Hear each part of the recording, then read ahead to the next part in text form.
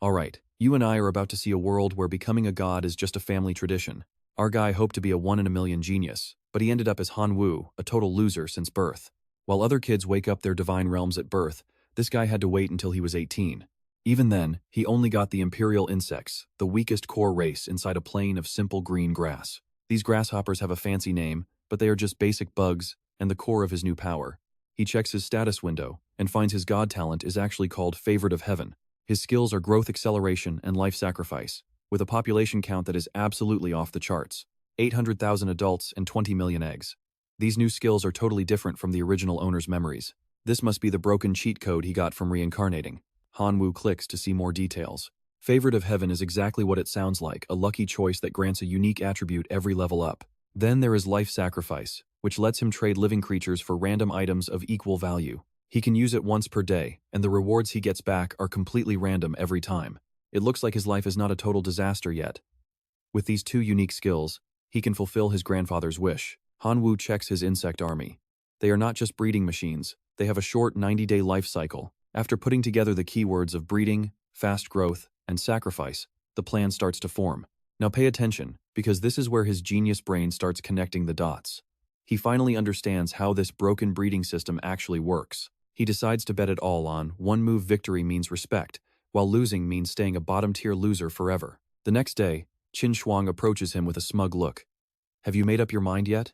She wants him to be her slave, promising protection from bullies and even a wife before he graduates. I refuse. Han Wu's blunt three-word answer leaves Qin Shuang looking completely humiliated in front of everyone. She warns him that without her protection, the others will squeeze him dry until he is a hollow corpse. Qin Shuang tries to intimidate him. Han Wu knows his situation is bad, but he still chooses to walk away. He might not have power, but he has his dignity. He refuses to hide behind a woman to survive. Realizing she cannot convince him, she leaves with a final warning. Han Wu sighs, glad she is finally gone. Next up is the arrogant Zhang Bin. Han Wu, do you have those 100 divine power points ready? Zhang Bin puts a hand on his shoulder, but Han Wu is not having it. Do not touch me. Zhang Bin's face darkens. He threatens to destroy Han Wu's divine realm core if the points are not handed over. Then try me. Han Wu snaps back so hard that Zhang Bin actually freezes in pure shock. He looks over at Qin Shuang, but she is ignoring the whole thing and offering zero help to Han Wu. It is clear she is not backing him. Zhang Bin's lackeys start cheering, hungry to see a real fight. You saw that too, right? Everyone is waiting for a shattered core. Zhang Bin sneers that if he wants to die, he will gladly give him that chance. Zhang Bin pulls out an invasion card worth 10 divine power points to finish this once and for all. Once it locks on, it tears open a massive portal right into the target's personal divine space. Han Wu is forced into his realm to defend. Standing before him is a massive, towering spatial gate. The door creaks open, revealing rows and rows of glowing red eyes staring out from the darkness. Zhang Bin's dwarf army stands ready, while Zhang Bin himself floats above them like a spectral god. I command you to destroy these weak insects and shatter the core of this pathetic divine realm. The dwarves roar together before charging into battle. Outside, the other students watch everything on the screens. Zhang Bin's army has grown by at least 1,000. That kind of power puts him in the school's top 50. His dwarves are fully armed, led by elite creatures that look much more dangerous than the standard troops. To deal with this, Han Wu sends out his self-destructing locusts. Everyone stares at the flying red swarm in shock. These exploding locusts are considered elite creatures, but the crowd is confused by how he got them. His core race is supposed to be normal grasshoppers, so how did he produce so many elite variants? Even with the elite title, the students still doubt him. Compared to dwarves, the insect's combat power seems low, and that is how you start a war, trust me. You and I are going to love watching this unfold.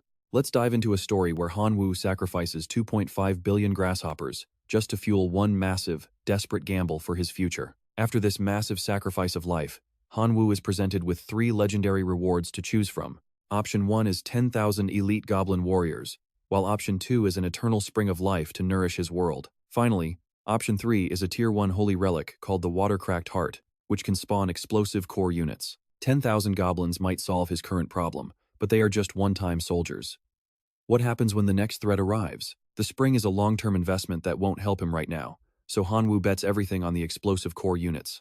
After a tense minute of waiting, Han Wu successfully obtains his very first self-detonating grasshopper. These mindless fanatics follow his every command and have a 180-day lifespan. He tosses one like a grenade, and it erupts. This single explosion obviously isn't enough to take down a sturdy dwarf warrior on its own. But Hanwoo has endless numbers on his side. It is quantity versus quality, and we have to wait for the smoke to clear. Once the dust settles after the first clash, dwarf corpses are seen scattered all over the ground. The last elite goblin standing is suddenly swarmed by a legion of suicide grasshoppers that refuse to let him escape. Now pay attention here. Zhangbin orders his dwarfs to retreat before they are wiped out, but it's way too late for an escape. Hanwoo orders his entire army to surge through the portal and invade Zhangbin's divine domain directly. The grasshoppers trigger a chain reaction of explosions inside the domain, and Zhangbin screams for Hanwoo to get out. Within seconds, the elite goblins are wiped out. Zhangbin desperately begs for a truce and admits defeat to Hanwoo. Hanwoo finds the sudden change in his enemy's attitude to be completely ironic. Zhangbin tried to destroy Hanwoo's core first, so now Hanwoo has every right to shatter his core in return. Panicking, Zhangbin threatens Hanwoo, saying his demigod parents will never forgive him if he dares to touch his core. Hanwoo doesn't care about threats today. He is determined to destroy this core so Zhangbin can never bully anyone again. Zhangbin starts weeping and begging for mercy, promising that he will never bully Hanwoo or anyone else ever again. He offers any condition Hanwoo wants. But Hanwoo doesn't want money, he just wants this bully to pay the price.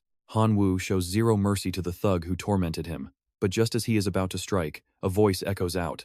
Enough, Hanwoo, stop this right now. Mr. Liu appears in the domain and tells him not to be so heartless. Zhangbin sees his savior and begs for help, claiming his parents will reward the teacher for saving him. Before the teacher can intervene, Hanwoo's grasshopper army slams into Zhangbin's core, leaving him screaming in absolute agony.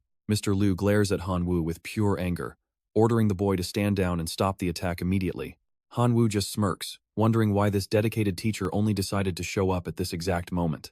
Mr. Liu claims he is just being a responsible homeroom teacher who can feel whenever his students are in trouble. But the truth is very different. When Hanwoo was being extorted and bullied by Zhangbin, this teacher was nowhere to be found. Mr. Liu mocks Hanwoo's naivety in his mind, knowing the boy has no powerful family to protect him. Unlike Zhangbin, Hanwoo is all alone in this world. The teacher demands that he end this matter right now. You feel that tension too, right? Hanwoo asks if the teacher would have saved him if he was the one being attacked today. The teacher's silence is the only answer Hanwoo needs. It is a bitter truth, but that is how this cruel world works. The final grasshoppers ignite like a massive fireworks show, shattering Zhangbin's divine core into a million tiny pieces. The domain begins to collapse, and Hanwoo kicks the useless Mr. Liu out before his space gets any filthier. Back in the real world, Zhangbin collapses on the floor, groaning in total despair as his future disappears. Everything is gone. He is now a complete failure. Mr. Liu storms into the room and screams at Hanwoo to get out. But Hanwoo has already left the building, leaving the teacher plotting ways to get him expelled from the school for good. Safely back in his own domain, Hanwoo starts calculating the total cost of his victory in that battle. His population took a massive hit, so he will need to breed way more explosive grasshoppers to rebuild his army. He also managed to loot fragments of Zhangbin's domain. He decides to merge them into his own world immediately. The domain expands to 160 square kilometers. And trust me, you and I just saw a massive level up. These rewards are definitely enough to graduate, but sticking around after destroying Zhangbin's core? That's the real challenge Hanwoo faces. After all, both of his parents are powerful demigods. Alright, stick with me, because Hanwoo is about to face some serious heat from the school board. In just 5 minutes, he gets a trade offer, lava magma silk. This stuff boosts fire elementals' endurance, and gives them extra explosive power, which is perfect for his suicide locusts. He pulls the trigger on the trade and upgrades them immediately. They're now magma exploding locusts with a 250-day lifespan. Hanwoo tests one, tossing it like a grenade. The blast packs the punch of a real explosive, spraying molten lava for massive area damage. Basically, he's sitting on a massive stockpile of high-quality bombs. Meanwhile, Zhangbin's parents storm the school looking for blood. The teacher stands firm, explaining that Zhangbin was the one who started the fight, and that he's a known bully. His father just explodes, so what? My son deserved it? Does the school take zero responsibility for what happened to him?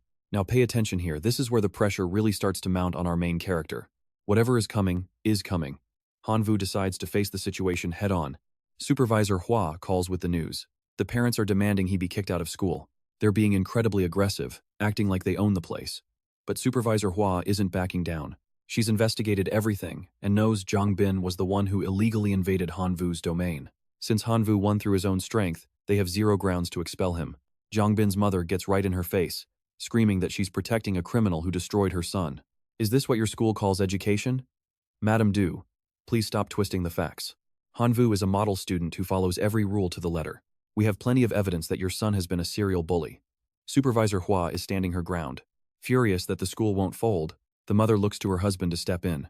He says, fine, if the school won't punish him, he'll take satisfaction his own way. If the school can't meet this small request, he won't be holding back anymore. You saw that too, right? 1,000-man army against one student? This is absolutely insane. Supervisor Hua asks if he can actually survive an elite squad of 1,000 demigods. Hanwu thanks her for the support and promises he'll be there tomorrow to settle the deal. This means he needs to level up fast. Time for the second life sacrifice. 3 choices again. First is a bloody demon eye, which boosts vision and blood-eyed offspring. Option 2 is a fireball skill stone, granting his followers basic fire magic. The third choice is the severing iron blade, a hero from the Blade Wind race. 48 billion locusts later, Hanwu picks option 3. A majestic, 4-armed old man appears. Behold the 150-year-old hero. His first words, "Oh God, grant me a sword." Hanwu is feeling generous after sacrificing 48 billion locusts for this guy. He doesn't hesitate to buy him top-tier gear. He's got 54 divine points left for shopping. Equipment comes in 4 tiers. Normal gear is just plain materials, with no energy. Faith gear uses the power of belief to add special, powerful effects.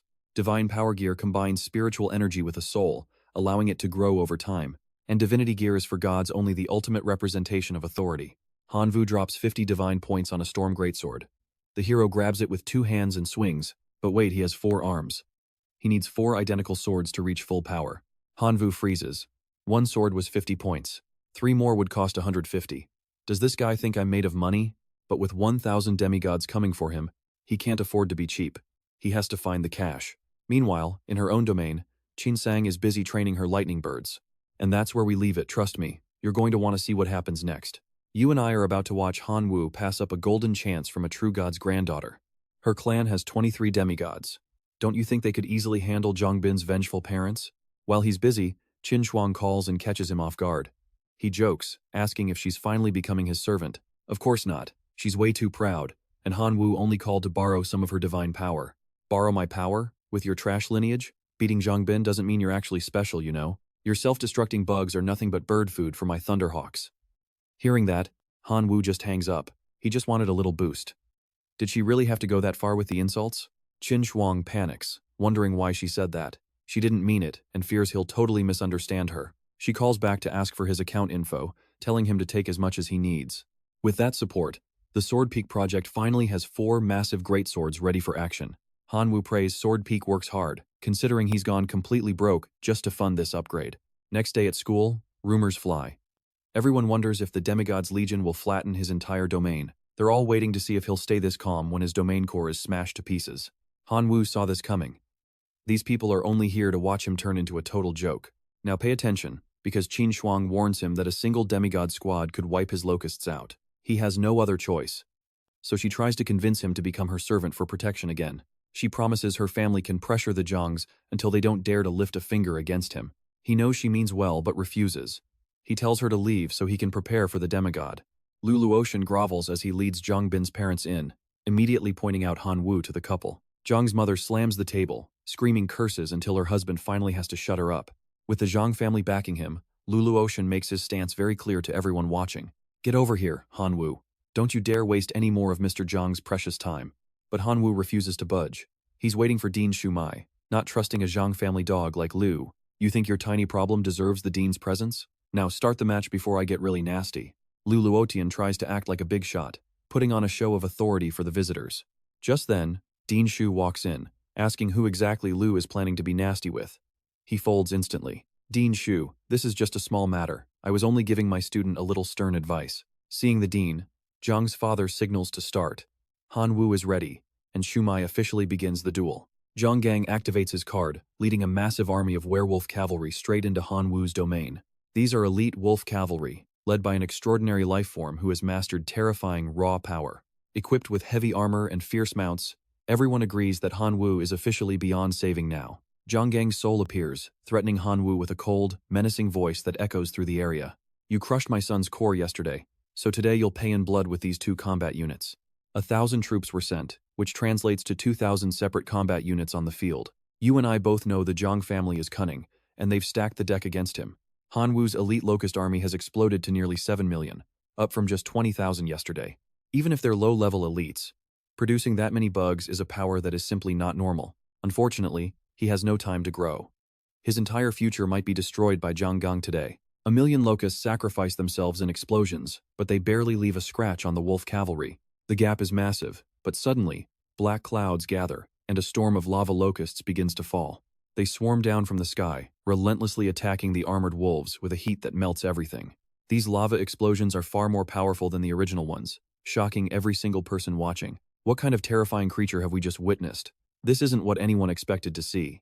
Dean Shu asks if any student has an appraisal skill to identify these strange, flaming new locusts. Trust me, you and I are watching a game changer as the scout identifies them as elite lava locusts.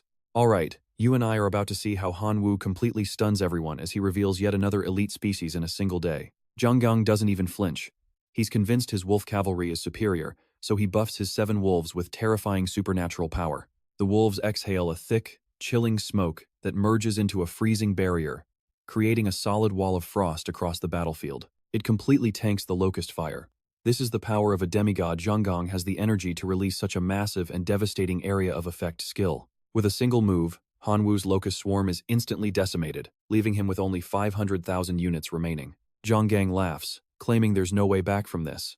He tells the kid it's time to learn the true meaning of despair. He plans to shatter Han Wu's core and collapse his god realm, which would get the boy kicked out of the school forever. Zhang Gang declares the boy's fate is in his hands. He commands his 1,000-man squad to charge forward and finally break Han Wu's core. Director Hua sighs and looks away, unable to watch the slaughter. It truly looks like this is the end of the line for Han Wu. But wait, you and I need to look closer at what's standing in front of the core. It's the windblade slasher, and the boss has been waiting. The crowd realizes those storm blades alone cost 50 divinity each. Carrying 4 of them means Han Wu spent 200 divinity on 1 unit. Everyone wonders where a broke kid got that kind of money. Director Hua realizes this windblade slasher is a species born with supernatural power. However, Zhang Gang is a demigod, and his own wolf cavalry captain is also a supernatural tier fighter ready for combat. Zhang Gang's plan is to have the captain stall the slasher while the rest of the cavalry rushes past to destroy Han Wu's Harktum. Despite the odds, Hua has a gut feeling that this windblade slasher isn't just a strong unit, he's a genuine hero tier character. It took Zhang Gang decades of struggle to cultivate a single hero, yet Han Wu is already commanding one in high school. The sheer quality of Han Wu's followers is insane. Zhang Gang realizes he needs to steal the windblade slasher's body for himself. He believes that once he destroys Han Wu's core, the powerful body of the boss slasher will belong to his own divine army. The slasher remains cold and silent. As long as the boss is standing here, no one is allowed to touch Han Wu's core. He unleashes his level 3 Storm Slash and level 1 Wind Slash techniques, absolutely pulverizing the incoming wolf cavalry like they were paper. One blue wolf breathes out a minty mist like a mouthwash commercial. It does no damage, but it's a signal to call in the reinforcements.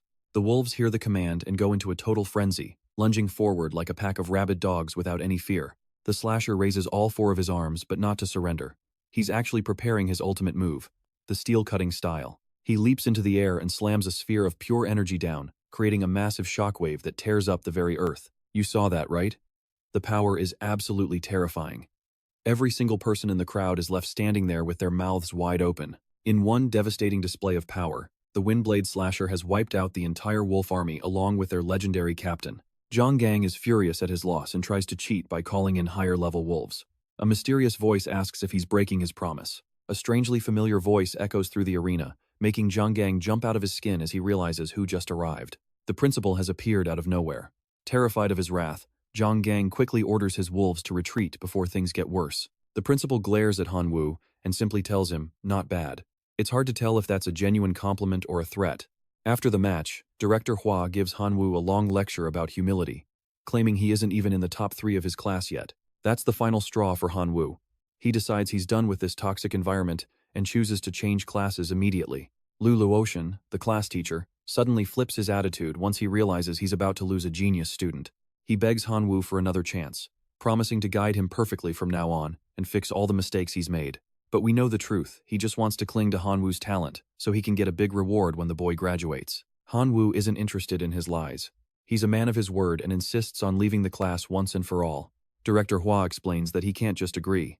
Changing classes is a formal process that requires following strict school regulations and rules. If Han Wu really wants out, he must pass a special transfer exam. If he hits the school standards, he can move classes instantly. Han Wu wants to start the test right now. But then Qin Shuang suddenly speaks up and says she wants to transfer too. Wherever Han Wu goes, she follows. Seeing his two best students trying to leave makes Lulu Ocean's face turn a sickly shade of pale. He begs Qin Shuang to tell him what's wrong, promising he'll change his entire teaching style just to keep her in the class. She coldly replies that she isn't dissatisfied with anything, she just doesn't want to be in his class anymore. The ultimate burn. Before the teacher can even process that, another student raises his hand and asks to take the transfer exam as well. Lulu Ocean completely loses his cool and screams at Zhang Xiaolong, asking why the class president is joining this student rebellion. And trust me, you and I just watched a massive rebellion. He thanks the teacher for the lessons, but insists he can no longer stay. Alright, stick with me, because you and I are about to watch Zhang Xiaolong play a dangerous game to keep Qin Shuang safe. Director Shu hides a smirk at the chaos, scheduling their test for tomorrow while sending Liu Luotian away for some tea and a lecture. After school, Qin Shuang chases down Han Yu, desperate to know the secret behind his powerful hero, the blade/sword peak. Han Yu just gives her a cold shoulder, telling her that his hero's origin is none of her business. She reminds him of the 150 divine power points he owes her, claiming that makes him her servant now. Han Yu just looks at her with pure judgment, clearly unimpressed by her logic. He offers to pay back 5 points as interest, but as for his hero's secrets, she can keep dreaming about that. With that, Han Yu vanishes into his divine realm, leaving a frustrated Qin Shuang standing there with no way to follow him. Back in his domain, Han Yu counts his remaining troops, realizing his small force won't stand a chance in tomorrow's big test. Suddenly, his hero reports that several wolf cavalry survivors are hiding in the nearby mountains, waiting for a chance to strike. The hero asks to finish them off, since Zhang Gang clearly left these dangerous remnants behind to cause some serious trouble later. Now, here is where it gets interesting. Pay attention, because Han Yu is too poor to just waste perfectly good resources like that. He orders his hero to capture the wolf cavalry instead of killing them, planning to find a better use for these enemies. 2 hours later, the wolf riders are brought back alive and tied up, ready for whatever Han Yu has in store for them. He decides to sacrifice 1 billion ordinary locusts and 24 wolf riders, because you never throw away free materials in this game. After the sacrifice, Han Yu is presented with 3 different rewards to help strengthen his divine realm for the upcoming battle. A high-tech alpha robot, a massive metal forge blueprint for crafting gear, or 3 sentry towers for spotting invaders from a distance. The robot looks cool, but his brainless locusts can't even drive, let alone operate complex machinery like that. The forge seems useless for locusts, and those sentry towers are pointless on his flat, open plains with no cover. Just as he's losing hope, he remembers the hundreds of dwarves he took from Zhang Bin earlier in the story. Wondering how they're holding up, Han Yu activates his eagle eye skill to check on his new captive laborers. To his surprise, they're working the land and actually thanking the gods for giving them such a wonderful new life. Han Yu is genuinely confused, since he only ordered them to dig up minerals just to keep them busy and out of trouble. It turns out these dwarves love crafting and mining, but their previous master, Zhang Bin, only used them as frontline fodder. Realizing their true talent for metalwork, Han Yu decides they belong in logistics, not on the battlefield.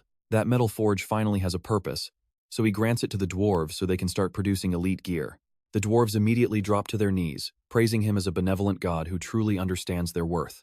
Meanwhile, Liu Luotian calls a meeting with the other department heads to discuss the upcoming student transfers. He announces that Han Yu, Qin Shuang, and Zhang Xiaolong have all applied for the class transfer exams. The school is letting the teachers design the test, and he asks the group for their input on the difficulty. One teacher laughs, thanking Liu for handing over 3 elite students to their classes on a silver platter. Liu Luotian is fuming inside, but he is already cooking up a plan to sabotage their chances of leaving. Now, you and I both know this guy is petty, but he is taking his revenge against Han Yu to a whole new level. He tells his colleagues he has never asked for anything before, putting on a fake act to gain their sympathy. He begs them to help him save face, playing the victim so well that the other teachers actually start to feel bad. Thinking Han Yu is just an ungrateful student, the teachers all agree to back Liu's plan for the exam. They have no idea he's just lashing out because Director Su chewed him out for hours the day before. The next day, he reveals the test requirements, giving the other 2 students an easy level 1 challenge to pass. They only have to stop 1,000 weak invaders, which is basically a walk in the park for students of their caliber. But for Han Yu, it is a level 10 nightmare with 10,000 invaders, making Liu's malicious intent obvious to everyone watching. Director Shu tries to intervene, but Liu smugly claims this insane difficulty was a unanimous decision by all the class teachers. Han Yu doesn't even flinch, accepting the challenge while tossing a sharp insult right back at his old teacher. He tells Director Shu not to worry, since Teacher Liu just wants him to show off his real power to everyone. Liu's face turns bright red with rage, while Qin Shuang continues her endless nagging about Han Yu becoming her servant. And that's where we leave it. Han Yu has heard her servant speech so many times, he could recite it from memory. Just like always, Hanwoo says no. He has an exam to focus on before worrying about anything else. Qin Shuang just sighs, thinking he is totally clueless. Zhang Xiaolong lurks in the back, secretly hoping Hanwoo fails miserably so he can have a chance to show off instead. Alright, you and I are about to watch the test begin. 10,000 red goblins storming into Hanwoo domain. Word is, his difficulty level is the highest. That is what he gets for provoking Teacher Liu. Everyone is waiting for a disaster, and even Hanwoo is starting to curse his bad luck. That Liu Luotian is being incredibly petty, sending a whole army of fire-resistant goblins into the domain to counter his insects. Liu Luotian is feeling smug, confident 10,000 goblins will crush him. A nearby student even congratulates him on his successful revenge. But Liu Luotian is still acting like a dedicated teacher. Why would there be a grudge between a teacher and his student? He claims that after this test, Hanwoo will finally understand the hard work and dedication of being a teacher. Hanwoo sends his locust army in first. The red goblins launch a fire dance, blasting the bugs and making them explode instantly. Normal insects are not doing any damage at all. So, Hanwoo decides to trigger his locust self-destruct skill instead. All those locust explosions only manage to take out 400 of the red goblins. Meanwhile, Zhang Xiaolong and Qin Shuang have already finished their tests. It looks like Hanwoo is in some serious trouble this time. Locusts are just low-level creatures, so he sends in the general locust army. They kill another 3,000 red goblins, but the remaining enemies have already swarmed the very core of his domain. Now watch, even the crowd is getting seriously worried for him. Even if he uses his sword windslash, he might only clear half of them. Director Su even tells him he can just surrender now. One failure is not the end of the world, and he can always make a quick comeback in the future. But Hanwoo is a man of his word. He is determined to transfer classes, so he is going to fight until the very end. Even if he is the last man standing, he will not hesitate to fight, and he has not lost yet. The sword windslash enters the fray, using a storm strike to cut down dozens of goblins instantly. The goblins combine their power to unleash a massive fire blast, creating an explosion right on top of the old swordsman. The poor guy is 150 years old. He cannot take much more of this. Liu Luotian cannot help but smirk. Hanwoo, this is the final lesson I will ever teach you, so you better pay attention. But his smile vanishes in 5 seconds as the crowd starts screaming, "Look, what is that? You and I just saw that, right?" A dwarf army appearing right inside Hanwoo's locust domain. Not only that, but these are the same troops Zhang Bin abandoned. The green goblins raise their weapons high, forged from the furnace Hanwoo gave them, to protect their god. The red goblins are stunned, their own kind now armed to the teeth and standing against them as enemies. The crowd is shocked that Hanwoo managed to recruit Zhang Bin core units. He is proving to be a once-in-a-lifetime talent. Within minutes, the red goblins are wiped out by the green ones. Hanwoo cheers them on. He almost lost his life there. Everyone is celebrating for him, except for Liu Luotian. All his dirty schemes and tricks could not take Hanwoo down.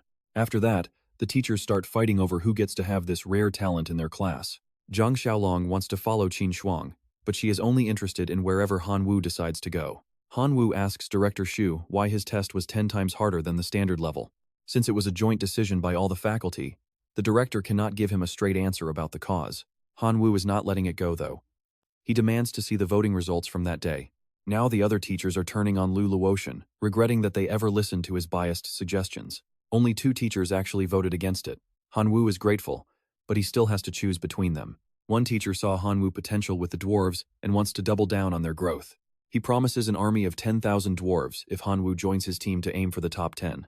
But the other teacher thinks focusing on his core insect species is the real way to go. He has rare resources specifically for insect types that could help Hanwoo perfect his locust evolution. Teacher Tianwen, I want to join your class. As soon as he picks, Qin Shuang and Zhang Xiaolong follow right behind him. Suddenly getting 3 top talents to join his class makes Teacher Tianwen feel like he just won the jackpot lottery. He is already dreaming of that Teacher of the Year award. To welcome his new students, Teacher Tianwen prepares a little gift. It is a level 2 insect nest card covering 1 square kilometer, capable of hatching 10 million insects every single year. It can be used with his current relics for a perfect effect. This gift was clearly made specifically for Hanwoo. And trust me, with those fire relics added in, his insect nest is becoming unstoppable. You and I will not want to miss what comes next. Alright, you and I are about to see how this insect nest finally pays off with those 2 items during the breeding process. With 10 million lava grasshoppers coming in every year, Hanwoo is so hyped he gives Teacher Tianwen a full 90-degree bow. Tianwen doesn't need a long thank you. He just wants Hanwoo to crush the exam so he can get his own teacher bonus. Suddenly, Principal Hua claps his hands to get everyone's attention for a big announcement. Today was just a small practice run. The real deal is the school-wide joint exam in 7 days, which determines every class's resource allocation for the future. and I don't think I need to explain just how massive the prize money is going to be. Back in his divine realm, Hanwoo does what he always does after a hard day. He counts his troops, but things look grim. He is down to only 2 million grasshoppers across all his different types. Looking at his tiny army, Hanwoo feels absolutely pathetic compared to the others. If he enters the exam with this level of power, he will definitely rank dead last and end up disappointing teacher Tianwen. But then, he notices his dwarves have changed their name to Cyclone Dwarves and rushes down to see the change for himself. It's true. Surviving that desperate battle pushed them to evolve into elite-tier Cyclone Dwarves. If only they were his core race. Now, he just has to rebuild his grasshopper swarm as fast as possible to recover his numbers. 4 days pass, and Hanwoo's hard work finally starts to show some serious results in his realm. Now, watch this.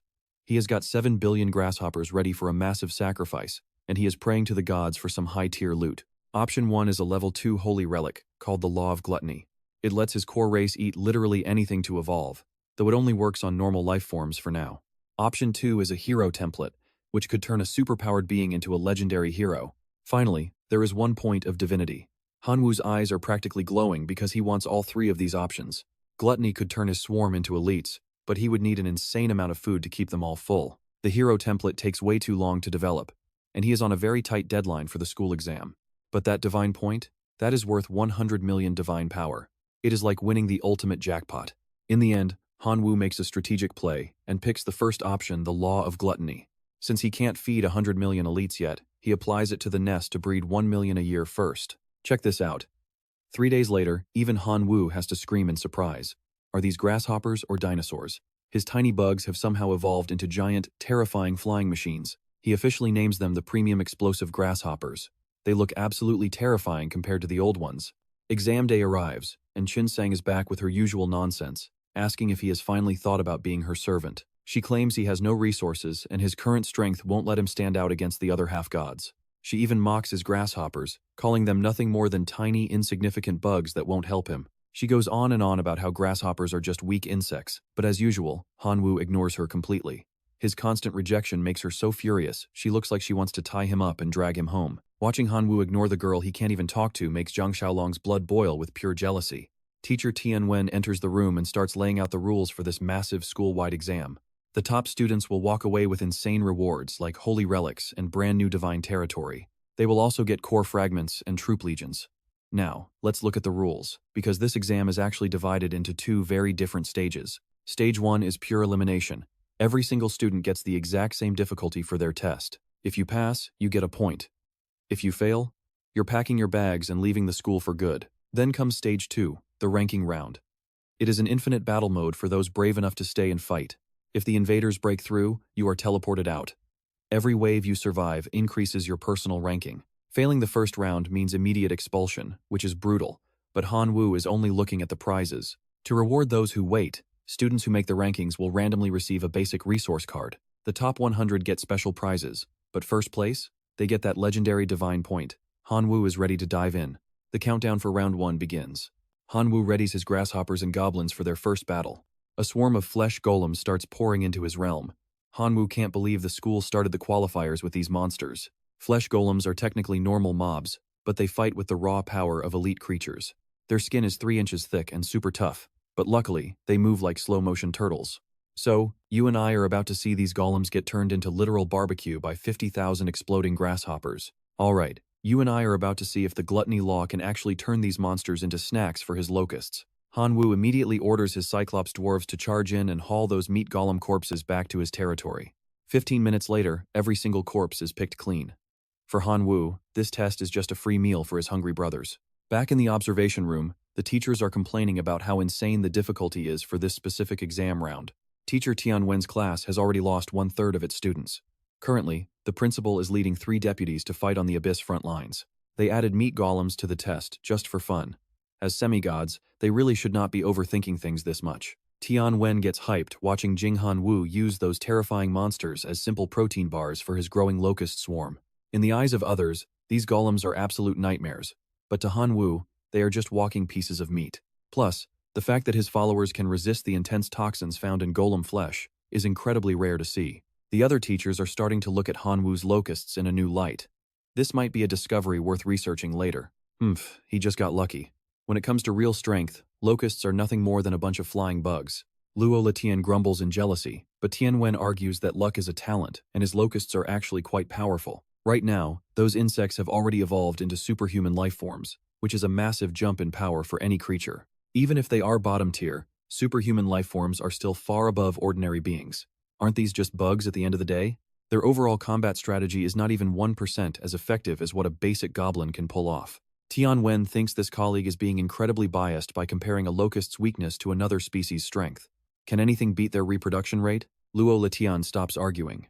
His class has a top student named Luo Mo, whose main followers are a tribe of goblins. Luo Letian bets that Luo Mo's score will be higher than Han Wu's. Tianwen does not hesitate to accept the wager. They both put 5 points of divinity on the line. Everyone here is a witness to this high-stakes bet between teachers. Luo Mo shares the same surname because he is actually Luo Letian's nephew. The teacher has spared no resources to help him win. He is just desperate to finally look down on Han Wu for once and claim total victory. The qualifying round ends with 430 passing. 130 students quit early like total cowards with no spirit. When the other teachers hear Luo Letian say that, they immediately snap back in defense of their struggling students. Watch closely, because the ranking assessment is about to kick off with a massive army of skeletons. This is where it gets real. The teachers are shocked. Is the exam board just giving away free points with such an easy-looking enemy wave?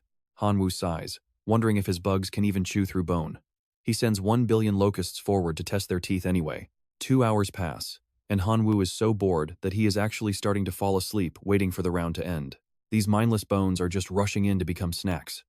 The second wave of skeleton soldiers explodes the moment they enter. Han Wu notices the enemy cannot swim, meaning they cannot cross the lava to enter his divine domain at all. So, he orders his Cyclops dwarves to take the molten lava from the forges and dump it all over the ground.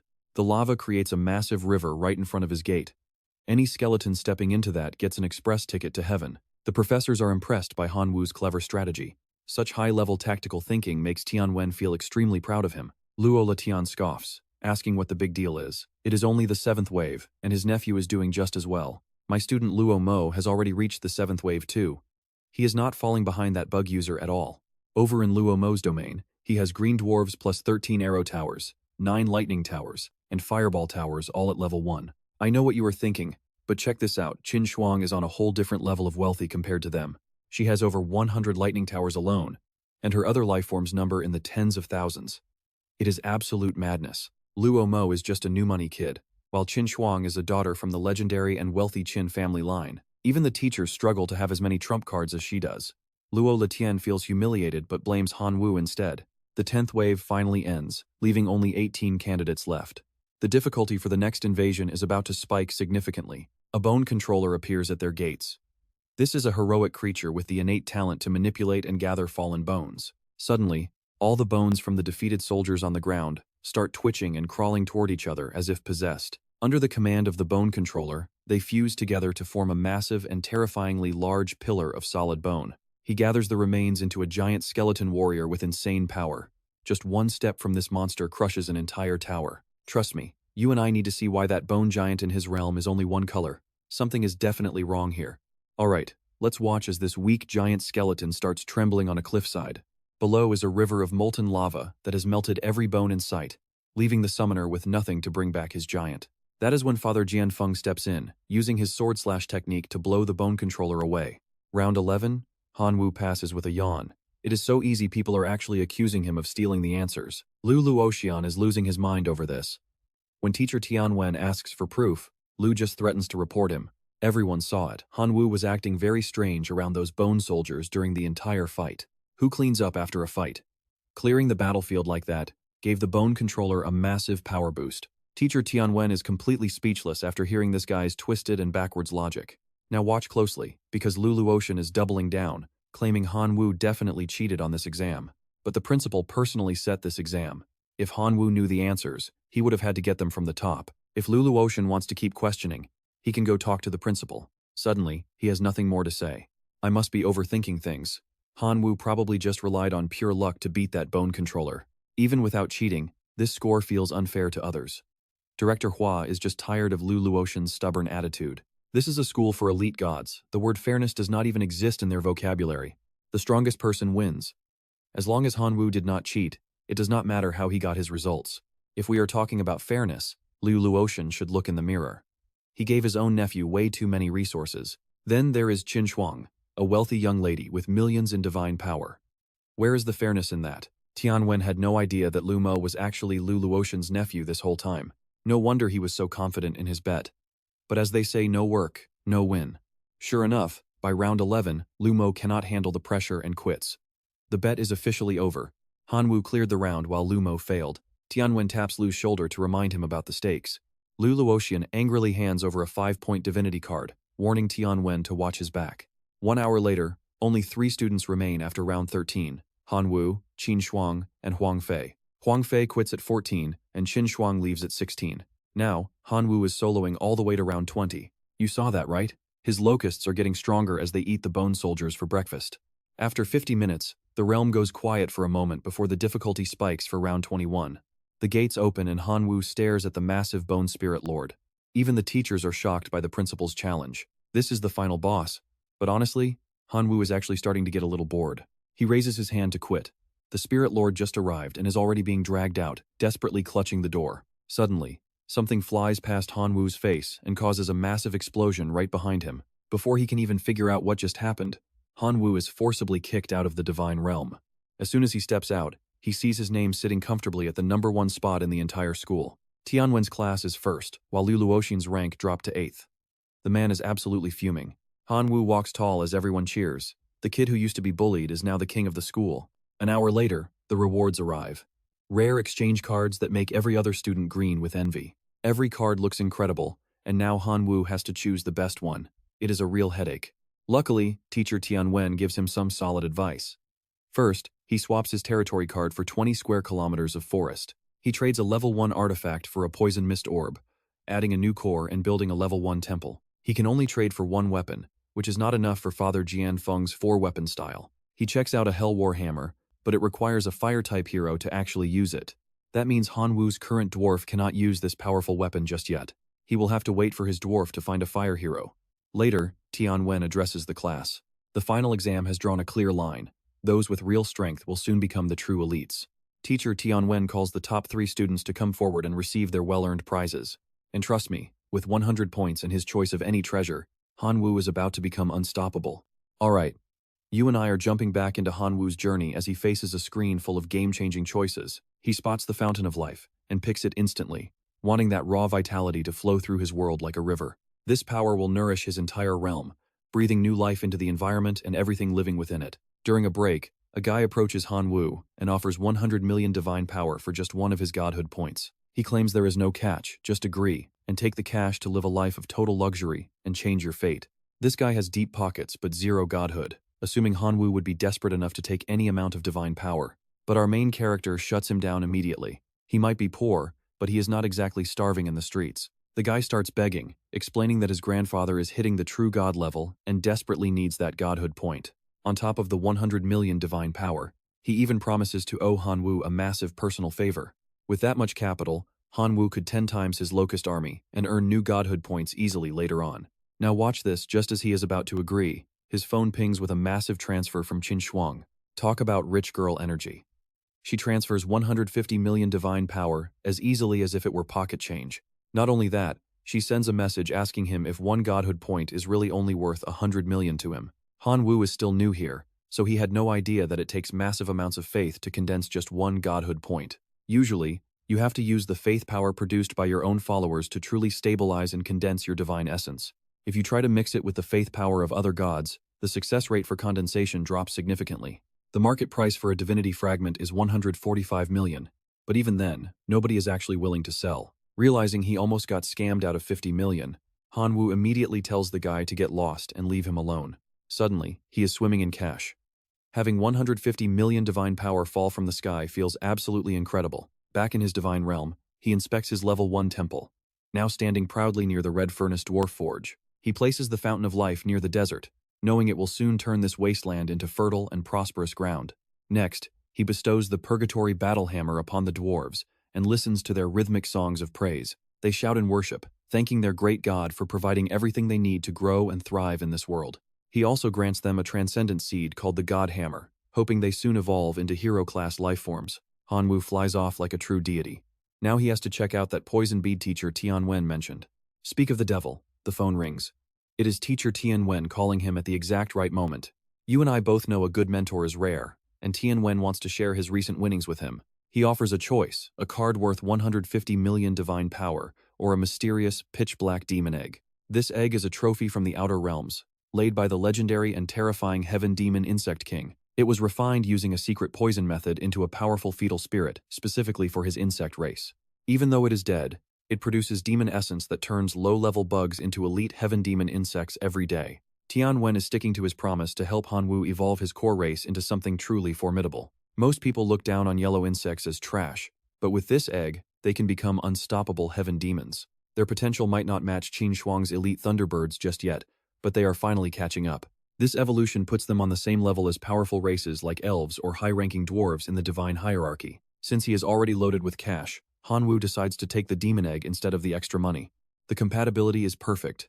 Tianwen suggests adding a level 1 mist bead for even more unexpected and powerful results. Besides thanking his teacher, Hanwoo asks if there is a way to get a massive and steady supply of meat. It does not have to be premium quality, as the standard market prices are just way too expensive for him. Tianwen realizes he is feeding his insects and warns him that store-bought meat is a total ripoff for the quality. He mentions the principal just conquered a demon abyss filled with countless monster corpses that Hanwoo could probably use. Hanwoo thanks him and hangs up, walking through his divine realm to plan his next move in the darkness. His level 2 artifacts are like hungry beasts that need a constant stream of energy to stay active and powerful. The local insect population is no longer enough to satisfy them, and the realm cannot keep up with their massive appetite. And that is where we leave it, trust me. You and I are going to want to see what hatches from that egg. Stick with me, you and I are about to watch Locust evolution turn into a nightmare once they consume the demonic essence. Hanwoo waits eagerly for the results as the egg cracks open, and a mutated black butterfly wings its way out. This is a common tier heavenly demon worm with a 200-day lifespan. It is 100 times stronger than normal locusts. These worms need demonic fetus essence to evolve. 10 liters equals 200,000 drops, enough to assimilate a massive swarm. If everything goes smoothly, Hanwoo will be producing 200,000 of these heavenly demon worms every single day. In just a few minutes, the heavenly demon worm has already doubled in size just by absorbing that potent demonic essence. If the law of gluttony works on it too, this creature will soon evolve into a powerful elite tier life form. Next, he places a tier 1 poison mist orb into the divine realm core to see what kind of reaction occurs. Now pay attention, because the worm instantly evolves into an elite poison mist form. This terrifying look is a nightmare for anyone. Meanwhile, the principal is having a massive headache dealing with a pile of rotting corpses and bones right in front of him. He is wondering how to destroy all of this. Besides the bones, there are rotting remains of demons everywhere. Sealing them in cards drains too much mental energy, and if they explode, they will just keep polluting the air. Just then, teacher Tianwen video calls the principal, catching him off guard. Tianwen awkwardly scratches his head for the interruption, but he is here for Hanwoo. He asks to take those demon corpses to use as food for the boy's followers.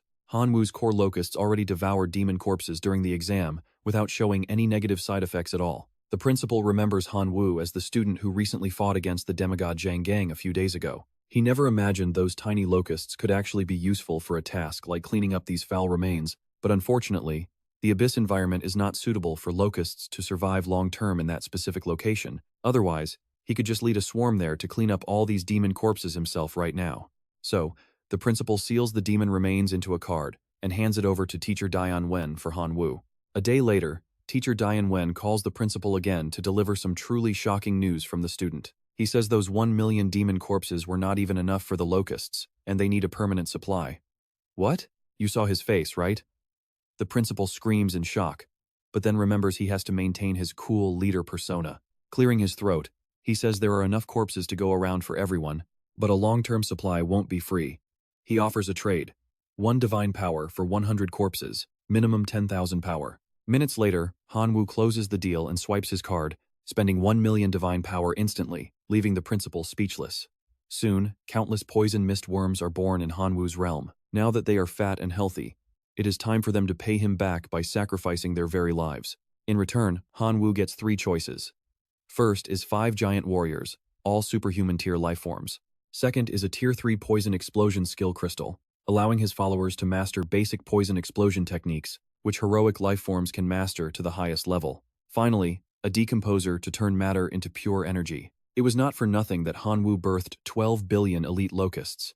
those 5 giant warriors are all superhuman tier. They have a fearsome reputation for destruction. Even if he sold them, they would be worth 10 million divine power each. Hanwoo tells himself to stay calm and not let greed blind his vision, because the second option is also incredibly tempting. Poison Explosion combined with his worms is a perfect combo, but his core divine realm is only tier 3. There is no room left for another skill after the other upgrades.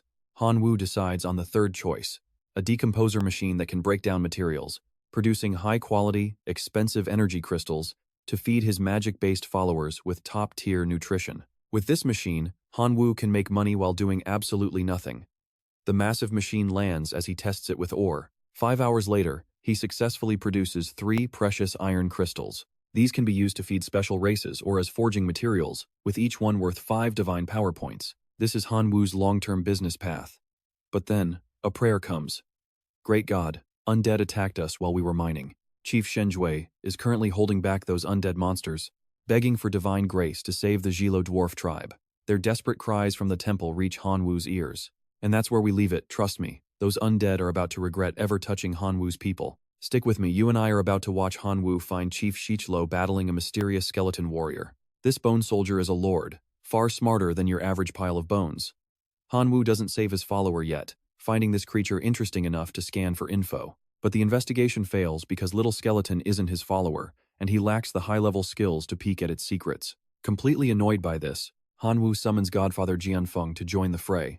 If scanning doesn't work, he'll just use brute force to beat the answers out of it. Jianfeng's strike shatters the enemy into pieces, but the bones immediately fly back together, reforming the skeleton's body perfectly. Hanwoo offers it a new life with real flesh if it submits, but Little Skeleton just swings its blade at him in defiance. The attack passes right through. Hanwoo is currently a divine soul avatar, not a physical body made of meat and bone. Unless it can somehow shatter his entire divine domain, it has zero chance of actually hurting this godly projection. Hanwoo orders Chief Shichlo and Godfather Jianfeng to deliver a massive beatdown until the skeleton finally learns some respect. After clashing for 3 days and nights, the skeletons finally kneel. Hanwoo pats their skulls, praising them for finally seeing reason. If it had just listened earlier, it could have avoided the pain. Turns out this skeleton is a sealed and weakened undead lord. Despite its state, its faith power is massive. Meanwhile, back at school, Hanwoo is buried in exams every single day. The next exam is the real filter, designed to separate the elite students from the rest of the pack. This test determines their entire future and college placement, making it a high-stakes moment that Hanwoo cannot ignore. His grandfather's final wish was for him to enter the Imperial Capital Academy to find clues about his missing parents. But that is a top-tier school in this divine civilization. Grandpa really knew how to set the bar high for him. Now, the students are being warped to the demon realm at coordinates C793826. Specific details will be emailed upon arrival, giving everyone exactly 1 hour to prepare for the upcoming trial. Now pay attention here, the students are whispering about this place being choked with a terrifying, corruptive demon miasma. Any normal being risks losing their mind to the miasma. Only demon creatures and the undead can actually survive in such a place. Zhang Xiaolong is thrilled, thinking this test is practically custom-made for his demon followers to dominate. Just as he's celebrating, a strange number calls him. It is none other than the vengeful Lu Luotian. The man wants Hanwoo eliminated. Xiaolong doesn't even need to hear the name to know exactly who the target is. If he helps, the reward will be massive. Lu Luotian even sponsors him with a powerful demon subdragon for the exam. This subdragon is a transcendent being, a powerful race that stands on the same level as heroic life forms. Lu Luotian is going all in. The rules require students to possess a follower, with a limit of 100 summons daily. The system will rank everyone based on the points they accumulate from completing various dangerous missions. The mission list is way too long to read, so let's just skip to the follower transformation part. If the avatar dies, the student just reverts back. But if their true body is killed, then it's game over for real. Hanwoo has 4 choices for his transformation: the locusts, the dwarf, the godfather, or the weakened and sealed undead lord. Since this place is thick with miasma, he chooses the undead lord form to avoid being corrupted by the demonic energy. I know what you're thinking, transforming into a skeleton sounds painful, and for Hanwoo, it's a total trip. With one quick shift, it feels like a high-speed roller coaster as his flesh vanishes, leaving only bones and clothes behind. This demon realm really is a paradise for the undead. Hanwoo actually feels better in this form than as a human. He summons 100 gluttony locusts to sweep the area, but they don't even make it a kilometer before the miasma kills them. The rumors were true. This demonic miasma is the ultimate hard counter for most regular followers. With no other choice, he has to rely on his 3 newly cultivated heavenly demon bugs to carry the team. The first task is finding food. He sends the bugs to gather fruits to see how they differ from normal world crops. But as soon as he steps in, a horde of rotting zombies rises from the foul mud and stumbles toward him. Hanwoo decides to test his skeleton's attack and defense power, taking them all on by himself. 10 minutes later, the zombies are cleared out. He effectively sent them all to the front of the reincarnation line. The bugs gather plenty of bone demon fruit, worth 20 points. The boss is worth 100, but it's a demigod. Right now, Hanwoo just doesn't have the confidence to take down a beast that powerful. So you and I are left with his new plan: choose quantity over quality and focus on gathering those fruits. You and I are about to watch Hanwoo pull off a genius move after stripping the entire demon domain bare of every single bone demon fruit. He messaged the class group chat, asking if anyone wanted to trade for 100 bone demon fruits to finish mission 49. A few people in the class objected while others quickly agreed. Finally, Teacher Dianwen had to clarify that only resources collected during the actual exam were allowed for trades. A first violation earns a warning, but 3 violations and you are disqualified from the exam and kicked out. Hanwoo stroked his chin, feeling smug about his business talent. Now he has all the resources needed to truly play the game. Meanwhile, that one guy we all love to hate saw the message and immediately used it to track Hanwoo's current location. He gathered a wolf cavalry army for a surprise attack. Hours later, Hanwoo's rank tanked because his units just could not compete. If he does not take the hardest mission, he will be dead last. Suddenly, a group of skeletons wandered toward him. He starts plotting in the shadows. He wonders if his Bone Lord transformation can actually command and suppress these dry bones. "Do you recognize me?" Hanwoo stepped toward them, and the bone soldiers instantly dropped to their knees in total worship. Hanwoo gasped in shock.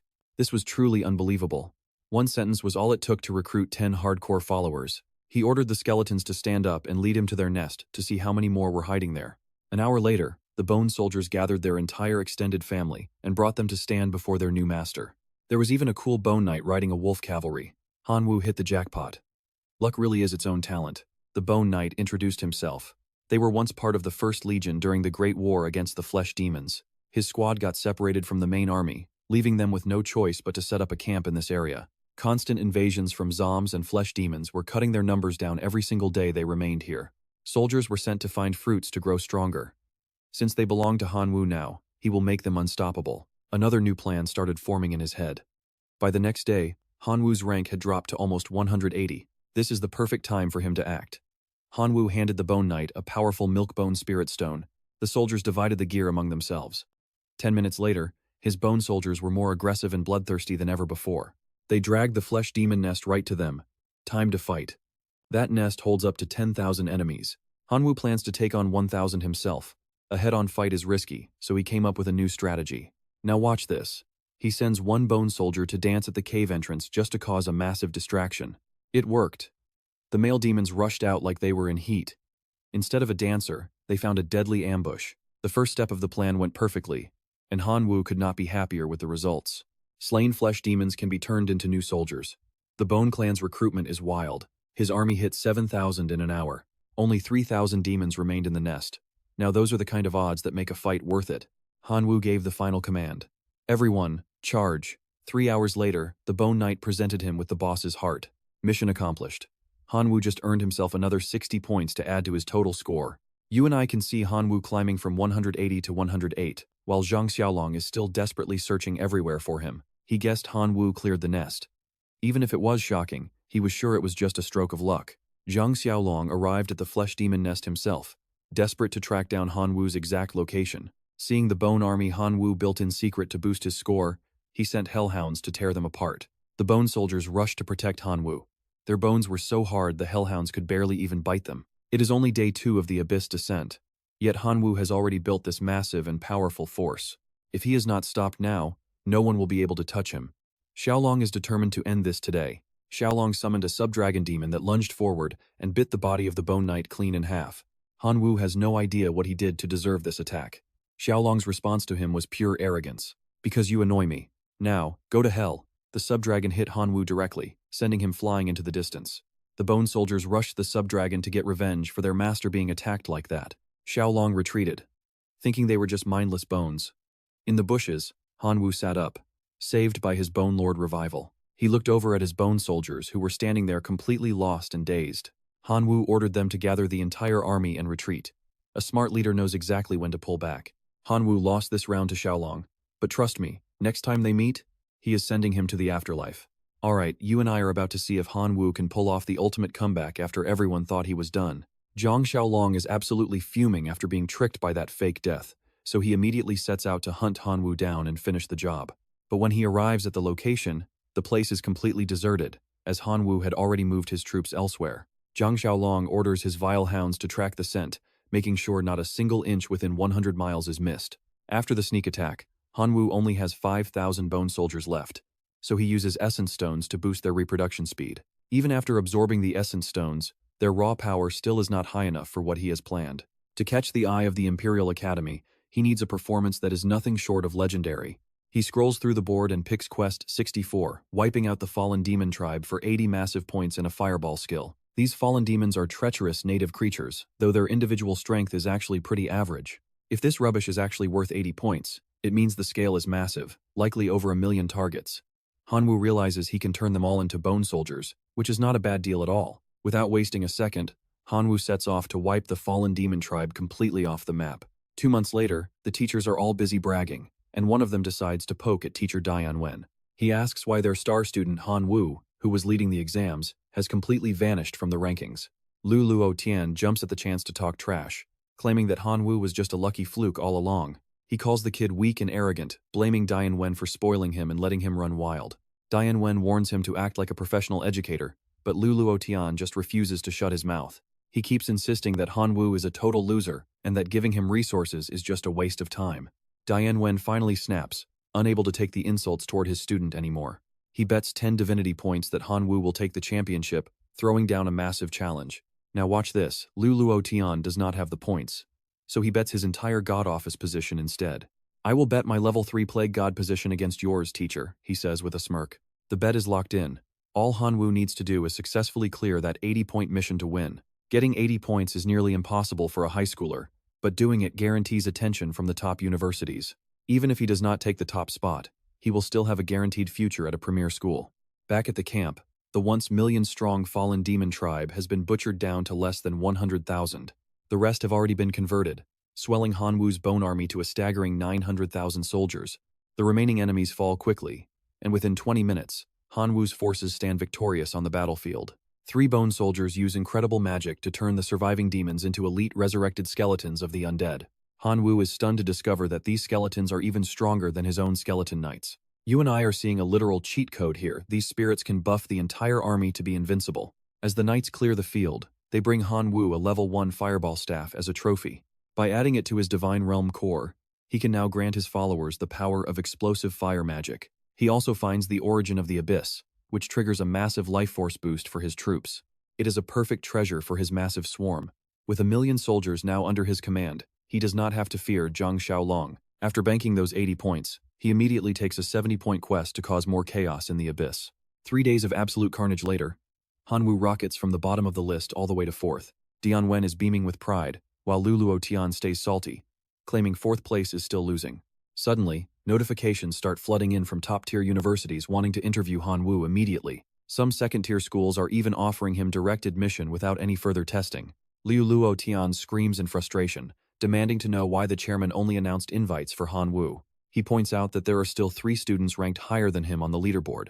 However, the rule requires 3,000 points plus an 80-point quest, and only Han Wu has met both requirements. Soon, Qin Shuang also clears an 80-point mission and starts receiving her own prestigious invitations. Lu Luo Tian tries to stay calm, telling himself that as long as Han Wu is not first, he wins. And that's where we leave it. Lu Luo Tian tells Zhang Xiaolong to stop focusing only on Han Wu. Alright, stick with me because you are about to witness Han Wu absolutely break the ranking system by snatching the final missions. Zhang Xiaolong nods, targeting the 90-point task. Han Wu scans the final 3 tasks. The 80-point mission requires clearing the Forest of Evil Trees, while 90 points come from wiping out the Bull Demon tribe and 100 for the Dark Frog demigod. He currently has over 3,000 points, sitting in 3rd place. If he can finish 2 more missions, he might hit the top spot. But it is definitely going to be a challenge. Luckily, he has over 20 million bone soldiers, 2 hero units, and plenty of other supernatural beings at his command. Because of this, Han Wu decides to head out and clear the Bull Demon tribe first. Over at the tribe, Zhang Xiaolong is struggling just to survive, teaming up with another student to attack the demons. The Bull Demon just smashes both their heads with a club, An hour passes with zero progress. Zhang Xiaolong realizes this is a disaster and decides to retreat before he loses his entire tribe. He figures if the two of them together could not win, there is no way a loner like Han Yu stands a chance. Now pay attention, the ground starts shaking as Han Yu's massive skeleton army arrives like a never-ending flood of death, outnumbering the enemy 1,000 to 1 in a terrifying display of power. Zhang Xiaolong and his partner see the bull demons getting swarmed and decide to jump back into the fight. They think these bone soldiers are individually weak and plan to charge in together to steal the credit. Han Yu is not about to let them nab his rewards, so he sends his 2 bone controllers into the fray. The bone controllers summon a giant skeleton knight to crush heads, while using resurrection magic to turn fallen monsters into new soldiers. Every corpse on the battlefield joins his ranks, causing his army's population to keep growing the longer they fight. Zhang Xiaolong and his buddy panic, ditching their own tribes and running just to save their own skins. The skeleton knight blocks their path, refusing to let them leave. Han Yu stands on his minion's shoulder and calmly greets his old rivals, Zhang Xiaolong and Si Dun. They are confused, wondering how his tribe became this powerful when they thought he only controlled insects. Han Yu gets tired of the chatter and delivers a lightning-fast kick straight into Zhang Xiaolong's face. Zhang tries to beg for a truce, but it is already too late. In a single second, he is sent straight to the afterlife. Seeing this, Si Dun starts pleading, claiming their past conflict was just a big misunderstanding and offering a sincere apology. Han Yu asks why he should bother sparing him. There is absolutely no benefit in being merciful right now. I know what you are thinking, and yeah, Si Dun immediately offers half his treasures to save his skin from Han Yu's wrath. He should have said that from the start. Si Dun turns and runs as fast as possible before Han Yu can change his mind. 5 hours later, the bull demons are piled high. The survivors drop to their knees and surrender, agreeing to follow Han Yu as his minions. This successful mission adds 90 points, moving Han Yu up to second place, only 40 points away from the top. There are only 2 missions left, and before Han Yu can choose, one of them is already snatched up. It was Qin Shuang. Han Yu is not surprised, knowing the rich young lady has massive family resources backing her up. Now, the only way to take first place is to complete the Dark Frog Demigod mission. This is easily the most difficult task for Han Yu. He usually avoids annoying trouble, but he has to do this if he wants to catch the eye of the Imperial Academy. He orders his bone brothers to move out, marching in formation toward the lair of the Dark Frog Demigod. Currently, 11 classes have finished their trials. Only 3 students from Teacher Dianwen's class remain: Qin Shuang, Han Yu, and Si Dun. Qin Shuang is in second, Han Yu is 10 points behind her in third, and Si Dun is down in 7th place. Teacher Dianwen wonders what the kids will do next. It is no secret that only one demigod mission is left on the board. Will they actually dare to challenge it? If they fail, they lose everything. Nearby, Liu Luotian watches with pure jealousy after his plan to stop Han Yu failed. No one in Class 11 has ever tried this mission before. In fact, no one in the history of the school has ever succeeded. But Teacher Dianwen has high hopes for his students. Both Han Yu and Qin Shuang are currently attempting this final legendary task. Qin Shuang arrives first and sends her flock of birds into the sky to begin the assault. These thunderbirds are small, but they emit lightning stronger than a high-voltage current, instantly turning the local frogs into crispy snacks. The Dark Frog Demigod is a talking, red-eyed beast. It casts a spell to create a protective barrier against Qin Shuang's birds. It curses them, screaming that anyone who dares to disturb its tribe will die a gruesome death without a grave. Qin Shuang senses a massive attack coming her way. She tries to fly away, but the blow hits her before she can escape. She spins through the air, looking like she is done for, but she uses purification magic just in time to restore her strength. Immediately after, she charges up a devastating lightning strike for a massive counterattack. And that is where we leave it. You and I are about to see if her combined lightning storm can finally shatter the demigod's shield. Alright, you and I are about to watch these frogs get absolutely wrecked by this volley of orbs. Next step, roast these frogs from the inside. But a final mission is never that easy for our team. Now the Dark Frogman summons the Mountain Swallower. A massive, bloody beast with a horrifying mouth appears out of nowhere, looming right behind Qin Shuang. To this monster, our girl is just a fly. It snatches her with a lightning-fast tongue before she can react. She cannot even flap her wings before being swallowed whole. Inside that slimy, disgusting mouth of the beast, her lightning powers are completely useless. If she stays in there, she will be digested by the monster soon. Right at the climax, Han Wu calls her. She is annoyed but answers. Where is he anyway at this time? This scene is bizarre. Han Wu's teasing makes her want to crawl out of the frog and punch him. Han Wu drops the act and proposes a partnership. He wants to work together with her right now. Otherwise, her Thunderbirds will become nothing more than frog snacks in 10 minutes. Faced with a complete dead end, she finally agrees to his terms. Her condition is simple. She gets the divine body while Han Wu takes everything else for himself. Han Wu closes the deal and waits for her location to send his skeleton army as support. She says she is trapped in a rift, a place where even he cannot come to save her. Now pay attention, she was totally joking. Her Thunderbird Legion is already arriving at Hanwoo's position, and they are faster than an X turning their back on you. Over here, birds. Hanwoo waves his skeletal hand and jumps onto the leader to take command. The rest of his skeleton soldiers hop onto the birds to follow their master into the battle. They arrive and rain lightning on the red-eyed frogs, but the enemy counters with a blast, instantly shattering Hanwoo's bone soldiers into a pile of useless trash. That is when he orders the bone controller to join the heat of the fight. Magic reshapes those bone piles into a badass skeleton knight wearing a cool red scarf and looking epic. The dark frogmen circle up for a ritual. They are trying to summon the terrifying hell swamp. The knight kicks them away. Hanwoo sends in the resurrected skeletons and the Minotaur mage to strike the enemy. One is bone, the other is flesh. The Minotaur hammers their heads, making them dance in total agony. The resurrected skeletons begin turning the fallen frogmen into a brand new army of loyal bone soldiers. It is frogman versus frogman now. With the added support of the lightning birds, the outcome of this battle is already becoming very clear. I underestimated you lot. It seems I have to start fighting seriously from this moment on. The demigod frogman uses dark divine arts to summon the Dark Knight. The sky turns blood red and ominous. You saw that too, right? This terrifying magic is draining the life right out of the skeletons until they crumble. All his warriors are here. Is he going to lose? Lord, please let us fight for you. Voices echo in Hanwoo's ears. It is Godfather Jianfeng and the dwarf, Shilo. Raising these two was worth it. With them, he can definitely expand his domain and get much richer. The divine gates open. Jianfeng charges with 4 swords alongside the fierce red dwarf army units. Even the locust swarm flies out, willing to sacrifice their tiny lives for their master. Hanwoo is deeply moved. To honor the loyalty of his people, he decides to sacrifice every single one of them in one final, massive move. This choice is perfect. It feels like even the heavens themselves are helping him out today. One option is a holy torch that dispels darkness and removes toxic vibes from his entire tribe, giving his warriors a massive boost in positive energy. Without any hesitation, Hanwoo takes the torch of light to purge every single shadow around him. The frogman is stunned by the light. Hanwoo is hyped to finally launch his big counterattack. The monster cannot believe a divine being like Hanwoo can just erase its dark divine arts so easily. It is simple because he is the favorite child of the story's author. Hanwoo flies on a thunderbird, purifying everything the light touches.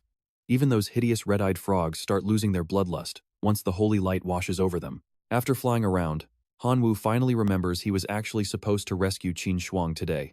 He spent too long playing Statue of Liberty. Time to take down that giant demon frog once and for all. Jianfeng and the dwarf chief charge together. They work together to butcher the massive beast. Inside the belly, Qin Shuang also fights her way out through the monster's thick stomach walls. Trust me, you and I would be mad too. She vents her rage with a massive lightning blast that shakes the whole place. Alright, stick with me because this demon frog is about to experience a level of paralysis that is totally out of this world. Then a swarm of thunderbirds and sickle dwarves rush in to finish the small fry. Even the skeleton knights join in, stomping frogs into the dirt. The dark-toed demigod tries to make a run for it, but not before dropping one of those classic villain lines. The villain says they will pay for this, but Hanwoo drops from above, using sacred fire to enlighten this arrogant demigod. Qin Shuang follows up with a massive lightning blast. Together, they turn this legendary frog into a pile of charred, dark meat. With the mission done, Qin Shuang claims the demigod corpse as her prize. Just like they agreed before the fight, the dying toad gasps for air, begging Hanwoo for mercy, promising everything he owns just to keep his pathetic life. But Hanwoo just coldly tells him that once he is dead, his loot belongs to the winner anyway. Goodbye, Froggy. 30 minutes later, they tally the hoard. It is hard to believe a single frog was hiding this much mountain of treasure.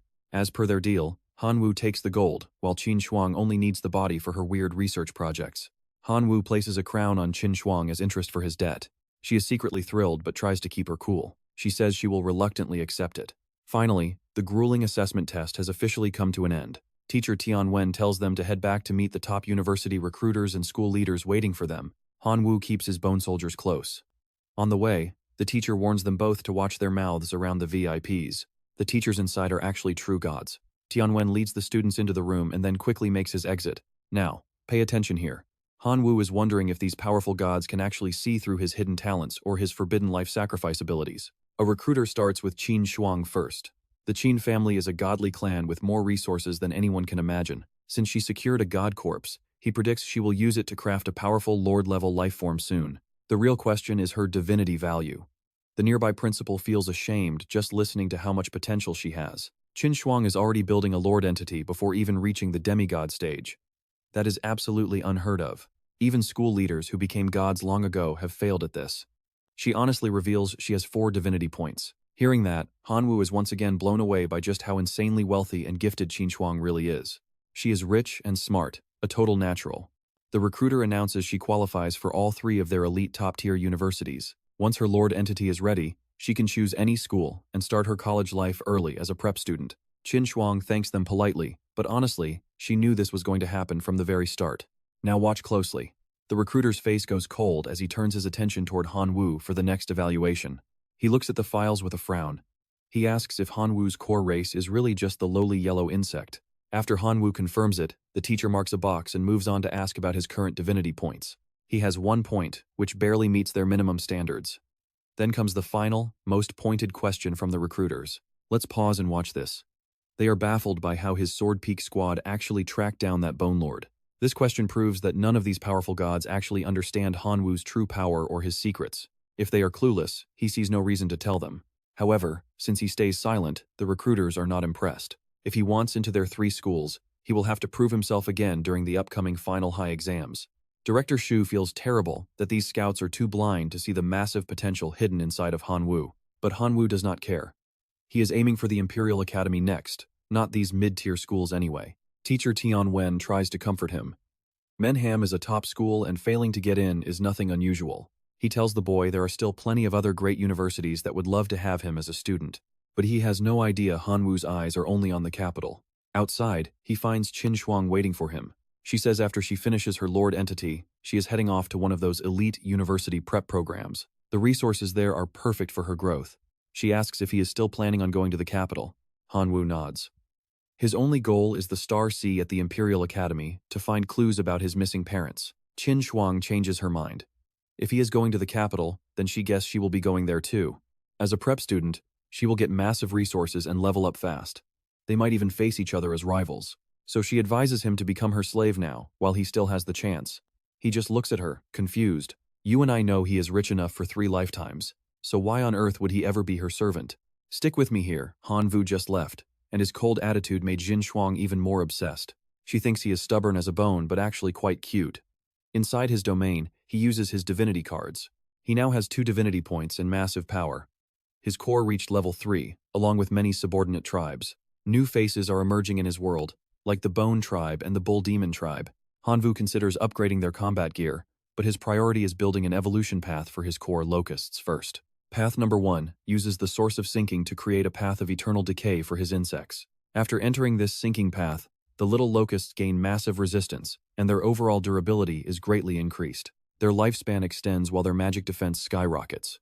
Basically, they evolve into defensive counterattackers known as the sinking locusts. Path number 2 uses the hearts of shadow frogs to construct a dark curse evolution route for them. Once they take this route, the locusts gain a special ability to flicker in and out while flying. Combined with debuffing enemies, this is a pure assassin path. These guys are now known as the Shadow Curse species. Suddenly, the desperate prayers of the Cyclo-dwarves reach his ears. "Oh great God, please forgive our tribe. This idiot accidentally dismantled the holy staff you gifted us while he was processing some basic metal ores. Please punish him." Hanwu curses. He feeds them and clothes them, only for them to bankrupt him like this. Arriving at the scene, the Godhammer chief is kneeling and crying, snitching on his own younger brother. He is the fool who accidentally dismantled the holy relic, great God. Hanwu is speechless and just tells them to be more careful next time. Then, he waits to see the results. Hanwu receives 2 fire crystals and 1 golden essence block from the broken staff.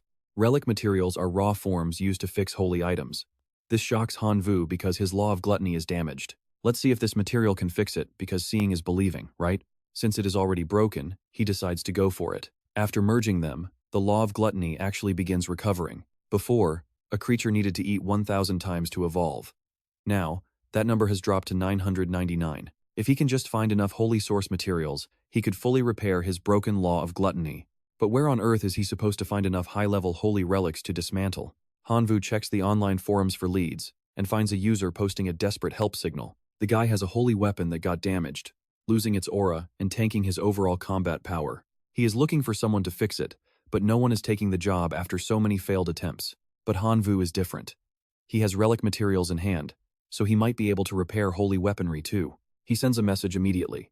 If the guy still needs help, he should reach out to him. Right after hitting send, a call comes in. Talk about lightning-fast response times. Hanwoo does not promise a perfect fix, but he is willing to try. Since the guy is desperate, why not? First, the guy just needs to send Hanwoo a few holy relics. Terrified of being scammed, the guy already downloaded the Divine Domain anti-fraud app.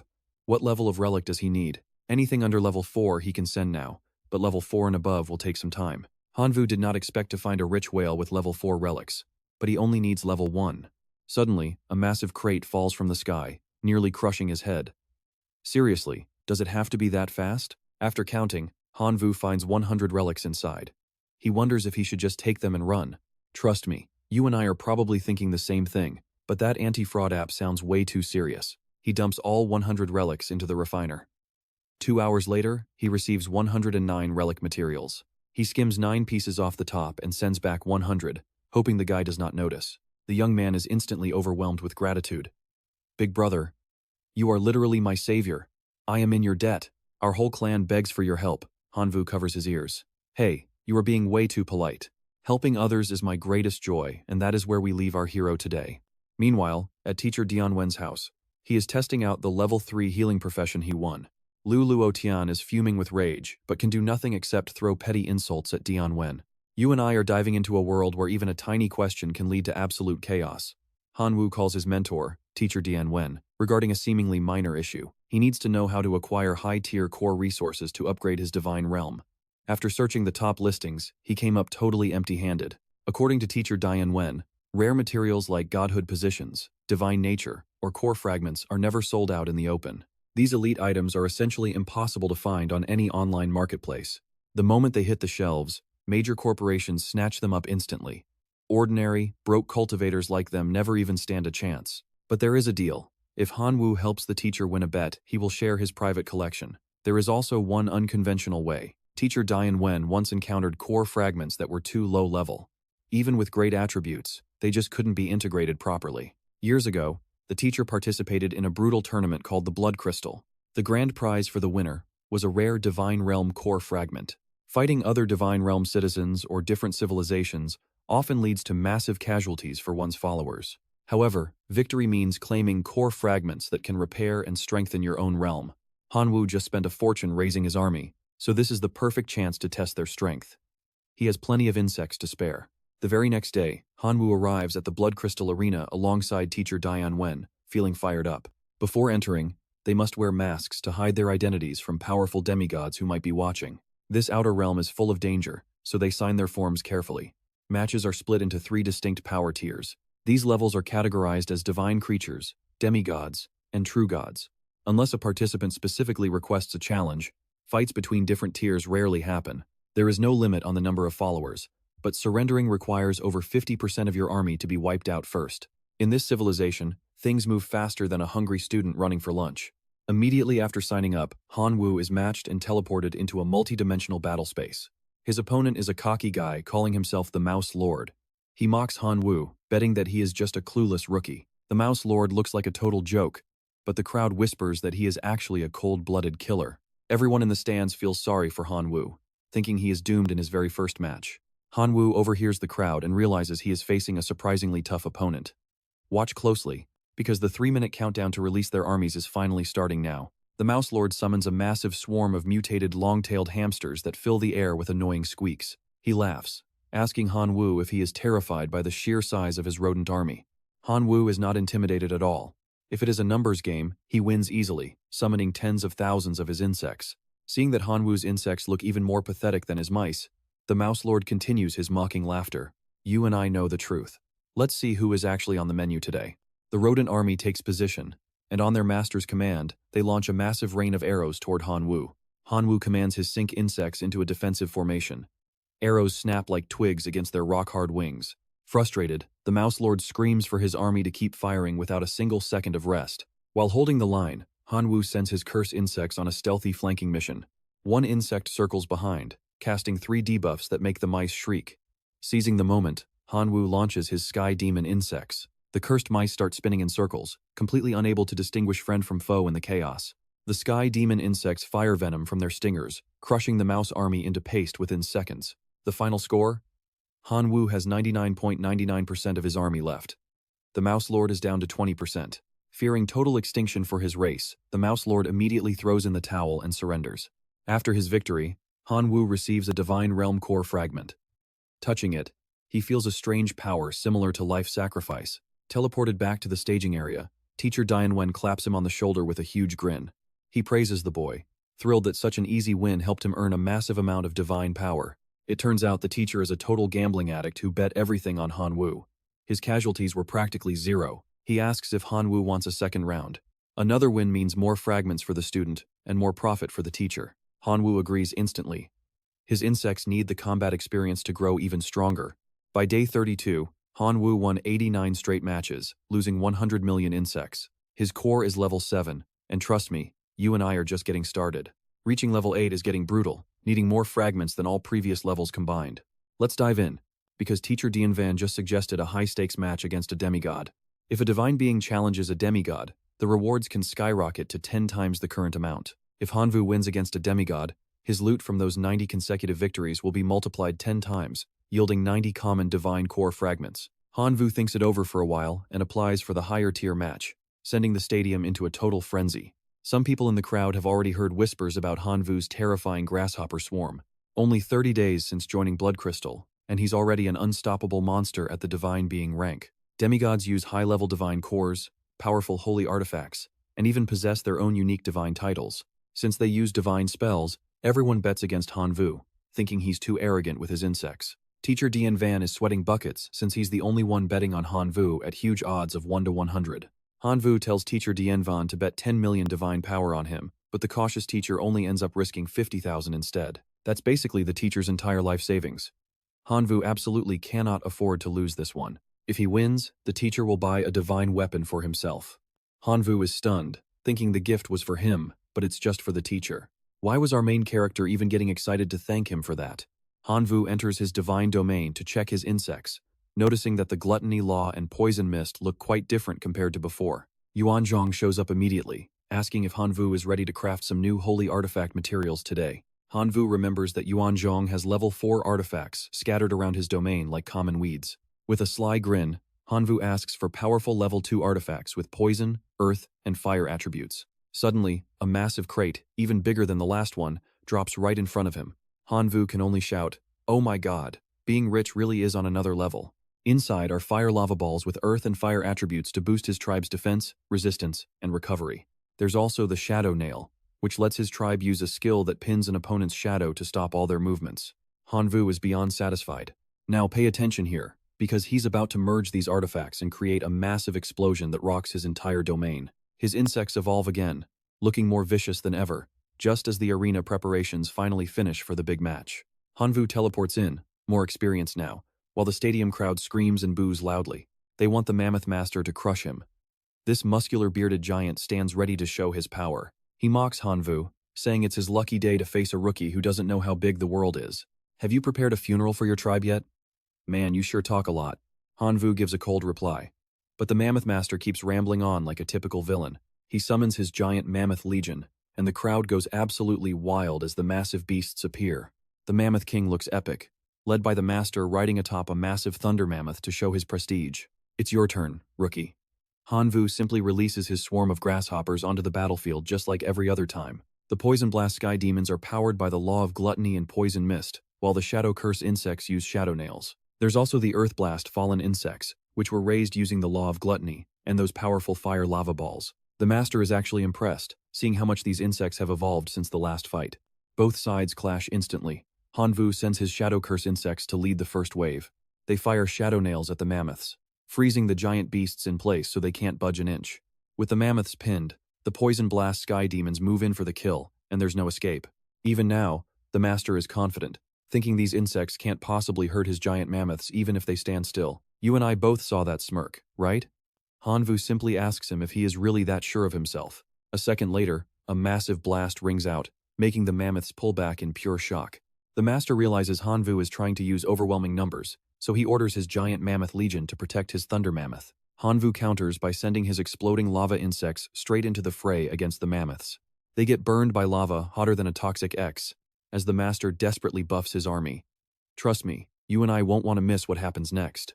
Alright, you and I are about to watch these buffed mammoths finally fight back against the plague insects.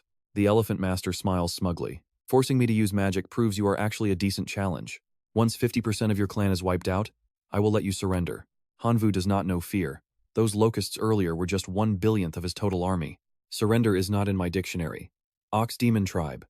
Hanvu summons a massive herd of bull warriors to charge. For this fight, Hanvu brings out a brand new species, catching the elephant master completely off guard. These ox demons hammer away at every mammoth head until they are turned into literal mush. But wait, there is more. Hanvu summons his undead legion, led by bone lords and elite skeletal warriors. Hanvu sits beside the bone lord, ordering his necromancers to raise every mammoth corpse into fresh skeletal soldiers. The elephant master swears helplessly. He hates these self-replenishing skeletons, but he is not a demigod for nothing. Time to get serious. Activating the Warstomp skill, the master orders his mammoth lord to crush the skeletons into dust. Seeing the massive amount of bones, Hanvu swaps the ox demons for his bone controller to harvest the remains. Now watch this part carefully. A giant bone knight is rising from the battlefield. Behold the strongest hero summon. Stunned, the master empowers his lightning mammoth into a titan to stand a chance. The bone knight grabs the long tusks of the massive lightning mammoth.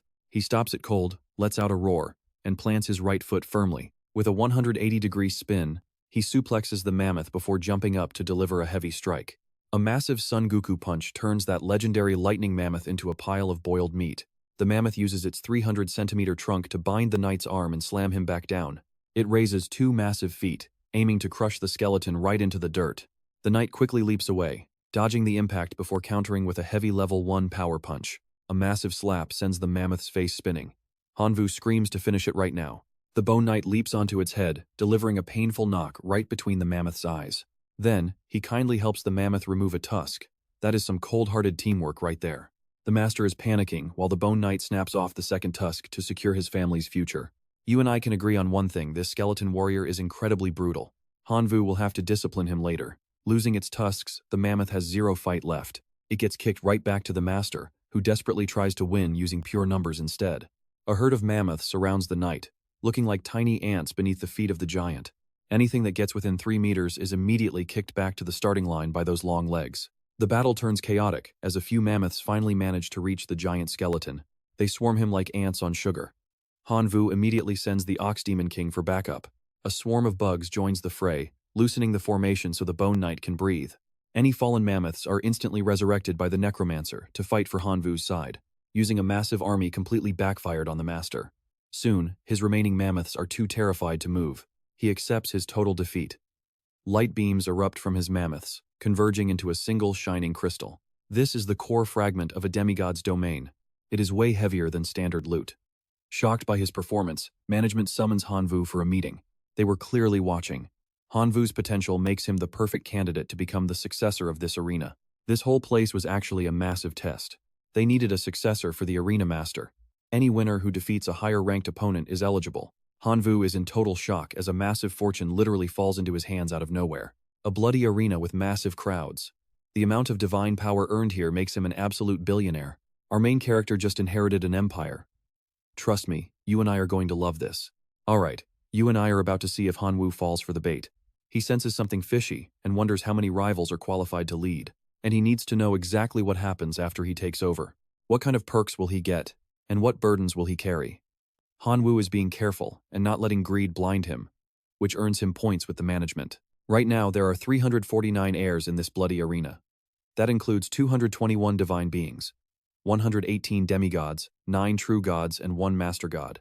Once he becomes the owner of the blood crystal, Hanwu will gain the permanent coordinates for this entire location. He will be able to teleport to fixed points instantly without needing any flight equipment to enter the arena. Every single trip like that will cost him 1 million divine power points.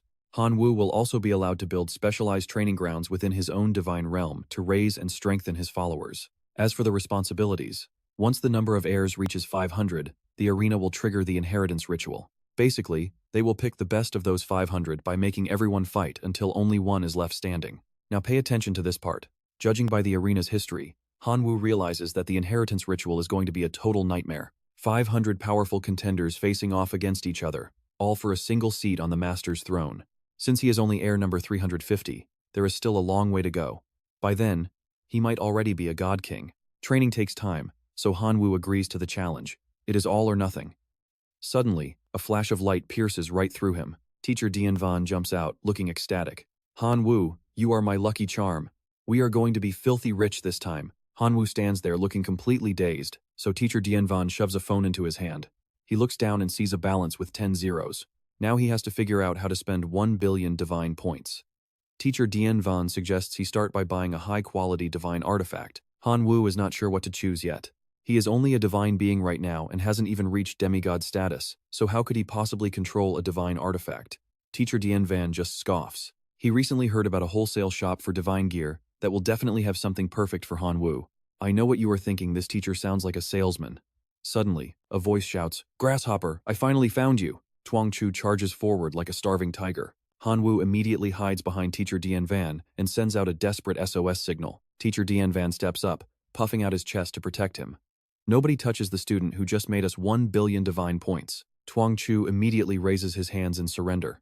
He is not here for revenge. He just saw Hanwoo's insane power and wants to be friends. "My name is Xiang Meng, and I am a first-year student at Xijing University." Hanwoo shakes his hand. "A student from Xijing? No wonder this guy was such a beast in combat." Xiang Meng looks at him and assumes he's just a regular college kid, maybe a preparatory student who hasn't picked a school yet. He is shocked to find out Hanwoo is still just a high school senior. Xiang Meng cannot believe it and thinks he is definitely lying. Hanwoo points to Teacher Dianvan to prove it. Teacher Dianvan clears his throat, ready to play his part. This grasshopper friend here is not a college student at all.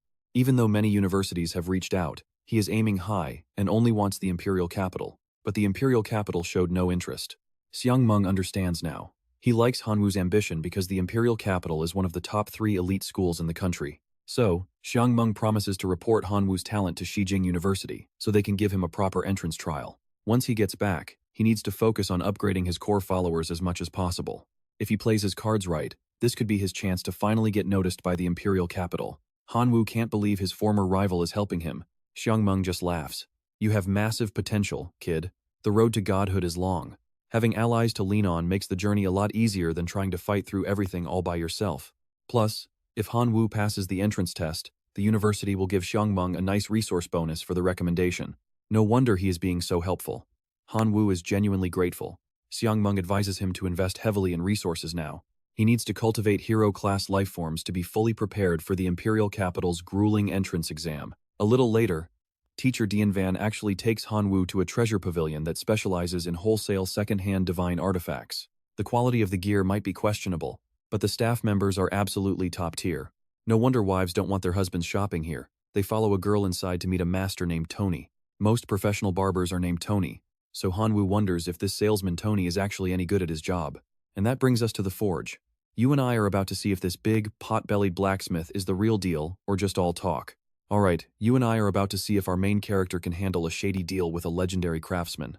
Teacher Dian reminds Tony to be serious since Hanwoo is his student, not some little pet to be teased. Tony fixes his hair and starts explaining the core mission of his shop before showing off any goods. Rule number 1, no fakes allowed. Only top-tier quality here, though the prices are absolutely soul-crushing. Hanwoo curses internally because no student has that kind of money. He struggled just to scrape together 1 billion. Teacher Dian explains that Tony might have a sharp tongue, but he is actually a master with a heart of gold. However, Dian has no idea that Tony's heart can be as cold and calculating as a venomous snake. If Dian stopped bringing in big spenders, Tony would have cut him off long ago. Now, he shows them his work. Behind the red curtain lies a massive room filled with divine artifacts, each one personally crafted and stamped by Tony. Dian asks Hanwoo to pick something he likes, making it clear he is not rich enough to buy it for him. Hanwoo starts calculating. To avoid being mocked at the Imperial Academy for being broke, this 600 million pot is worth it. He finally chooses a Tier 2 divine artifact, designed specifically for the ancient ritual of refining insects. Inside this jar is a special dimension that can hold 10,000 insects at once for the massive refining process. Now watch closely, because inside that space, a bloody war breaks out where only the strongest survive to become a heroic life form.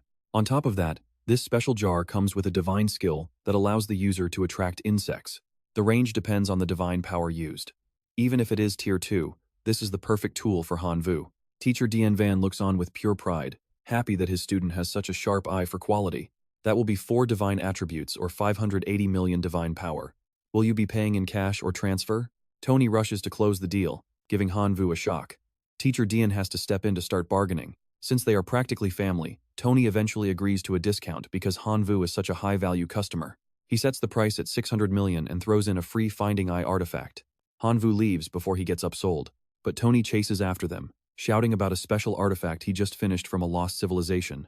Teacher Dian takes a close look to inspect the item, but he immediately loses his temper after seeing the stats. "I thought we were friends, Tony. So why are you treating me like an enemy?" Tony waves him off to explain. This relic is called the gluttonous wolf.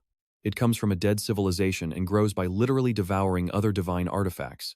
That ancient civilization was obsessed with stealing, especially when it came to high-level divine gear from their enemies. Normally, once an artifact has a master, no one else can take it until that master is dead. This golden ball looks useless, but it was created by the most elite craftsmen of an entire fallen nation. It took countless eras and forbidden knowledge just to bring this gluttonous wolf into existence. It grows stronger by consuming other artifacts and even inherits the unique skills of whatever it manages to swallow. This blatant theft made everyone hate them, eventually leading to the entire civilization being wiped out by a massive alliance. I know what you are thinking. 1 billion points is insane, but just imagine having an artifact that can swallow your enemy's power. It was powerful enough to destroy a civilization, yet the cheap price makes Hanwu doubt if it is actually real. Tony admits he only worked from a fragment, so this reconstructed version might have a few significant flaws. It still devours artifacts to grow, but it is 10 times slower and only inherits passive effects instead of active skills. So you are saying this thing is basically just an expensive piece of junk? Teacher Dian insults the item, but Hanwu actually wants it. He offers 400 million because that is all he has. He really wants to test a powerful artifact that his enemies cannot easily destroy in the heat of battle. If he feeds enemy weapons to the gluttonous wolf, it would also act as a way to weaken his opponents. While Teacher Dian tries to stop the deal, Hanwu starts using some expert-level flattery on the old craftsman. He praises Tony as a legendary master for even being able to restore a fragment of such a complex relic. Then he plays the pity card, claiming he only has 400 million left in his entire bank account. Tony loves the praise so much that his ego swells up, and he immediately agrees to the lower price. Money cannot buy a true soulmate, so the artifact is yours. Hanwu heads home to test his 3 new treasures. He drops a bit of blood to bind it. Stick with me, because next time, things are gonna get wild.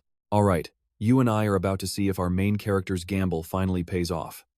The ancient lake stirs, so Hanwu sends in a grasshopper scout, only for a giant frog to devour it. Meanwhile, Tham Lang hasn't moved an inch, making Hanwu start to worry. He begins to wonder if old man Tony actually sold him into a pyramid scheme. Right as he starts talking trash about Tony, Tham Lang begins to glow. Out pops a tiny, adorable little husky. Hanwu stares in disbelief. This cute little pup looks nothing like the legendary gluttonous beast he was promised. Turns out this husky has a loud bark that means one thing: feed some divine artifacts into its mouth right now. Even as a newborn, the law of gluttony is already driving it wild. But since Hanwu is broke, he tosses the pup a scrap of a divine domain fragment to chew on. With a snack in its mouth, the husky finally settles down. Hanwu looks over his other races to see how they are progressing. His grasshoppers are busy predicting the weather, while the red dwarfs are deep in the mines hauling out gold. The minotaurs are pumping serious iron, lifting half-ton weights to push their physical limits to the absolute max. Using the treasures he swindled from those other races, Hanwu finally manages to upgrade his Law of Gluttony to level 3. The power at level 3 is insane. Now, just having a full stomach is enough to trigger an evolution into an elite being. If he keeps this up, even his most basic life forms could eventually evolve into legendary transcendent warriors. With food overflowing for his swarm, it means his entire army is about to hit that overpowered transcendent tier. Now pay attention, because this is where his billion-strong army starts to get truly terrifying. A week later, it's time for the next big sacrifice. Hanwu sacrifices 13 billion grasshoppers to the heavens. The list of rewards that scrolls down is absolutely massive, like an endless scroll. The first option is 10,000 transcendent-level Night Demon Hunters. Option 2 is a 3-star Tyrant Steel Blade, a divine artifact with massive damage buffs. Finally, there's a level 2-point evolution stone. This stone only works on non-human races, but the effect is legendary. It gives his core followers the chance to evolve into a semi-human form. Hanwu crushes the stone, and his swarm is instantly bathed in a blinding light. Moments later, a brand new army of humanoid grasshoppers stands before him. Hanwu's eyes go wide. This is a massive leap forward in his race's evolution. They've become locust people, all transcendent beings with low-level intelligence and a 10-year lifespan. Checking their faith points and breeding rates makes him even more hyped. Let's see anyone try to look down on his bugs now. Just then, teacher Dian Wen calls with news about the West Capital Academy entrance exam. The recruiter is coming to meet him tomorrow. The next day, a classmate approaches Hanwu, offering to sponsor him with some high-end resources. The guy is flexing his demigod collection and items you can't even find online. Hanwoo knows a golden opportunity when he sees one. He asks for domain core fragments between levels 7 and 10. The guy agrees without even blinking. But the price is steep, 400 million divine power points. Once again, Hanwoo's empty pockets are holding him back. The classmate offers a trade 1,000 transcendent skeleton knights to offset 4 million points of the cost. Hanwoo agrees instantly. You saw that right? He's got an entire farm of elite knights ready to go. His classmate is already regretting not asking for a much higher price. Teacher Diane Wen then leads him to meet the official examiner. The bald professor from before is stunned to see Hanwoo again. He clearly doesn't think much of Hanwoo since he failed the prelims. He warns that the West Capital test is way harder than high school. To stop cheating, only core races can participate. And the professor still thinks Hanwoo only has weak little bugs. The mission? Infiltrate the border of a giant settlement known as Duolong City. This giant civilization has a strict class system that can suppress both Hanwoo and his followers. If he's flagged as a dangerous monster faction, things will get ugly. The warriors in Duolong City will actively hunt him down until there is nothing left. His objective is simple: hunt down a guardian hero of the city. Hanwoo asks about their total military strength. The teacher breaks it down. The town has 10,000 residents, 10% are trained professional fighters, and there are 5 powerful heroes guarding the entire place. He'll have to find out the rest himself. He's got 1 hour to prepare before the test begins. Hanwoo swaps his points for 3 holy artifacts. Then, he uses fragments from his last fight to boost his own domain. And that's where we leave it. His domain is level 3, and Hanwoo is ready to shake the world. Alright, you and I are about to watch our main character load up some seriously broken power-ups. First is the poison gland to give his race core toxic traits, followed by the earth core for defensive power. Finally, there's the elf squadron bow, a dual-purpose holy artifact and divine domain weapon.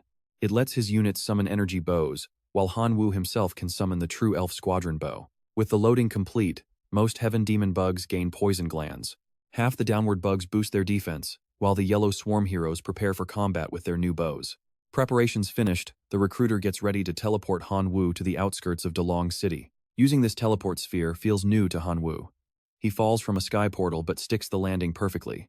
As soon as he lands, a high-priority emergency warning flashes across his screen. If he doesn't move, he'll be marked as a huntable monster. His level 80 Demon Emperor King alias is exposed. He uses this chance to check the stats of his 2 newly acquired Yellow Swarm hero units. They're level 60, but since they've never seen battle, Hanwoo has no idea how strong they actually are. Now watch this, a swarm is about to attack, and Hanwoo rides his units to investigate. Suddenly, the sky fills with so many monsters it's like a dark cloud has blocked out the sun. Even a second-tier professional explorer like Thon starts feeling the pressure of this massive swarm. But his first-tier monk teammate is actually excited, seeing all these monsters as a massive payday. The water sage and fire mage are also busy, either collecting core fragments or roasting some locust snacks. This team thinks they're safe, but Hanwoo is circling above, using firefly bugs to scout their every move. Thon even, at level 3, is the group's second-tier dragon blood warrior. All 4 wear matching medals, but Thon is the only one sporting a silver one.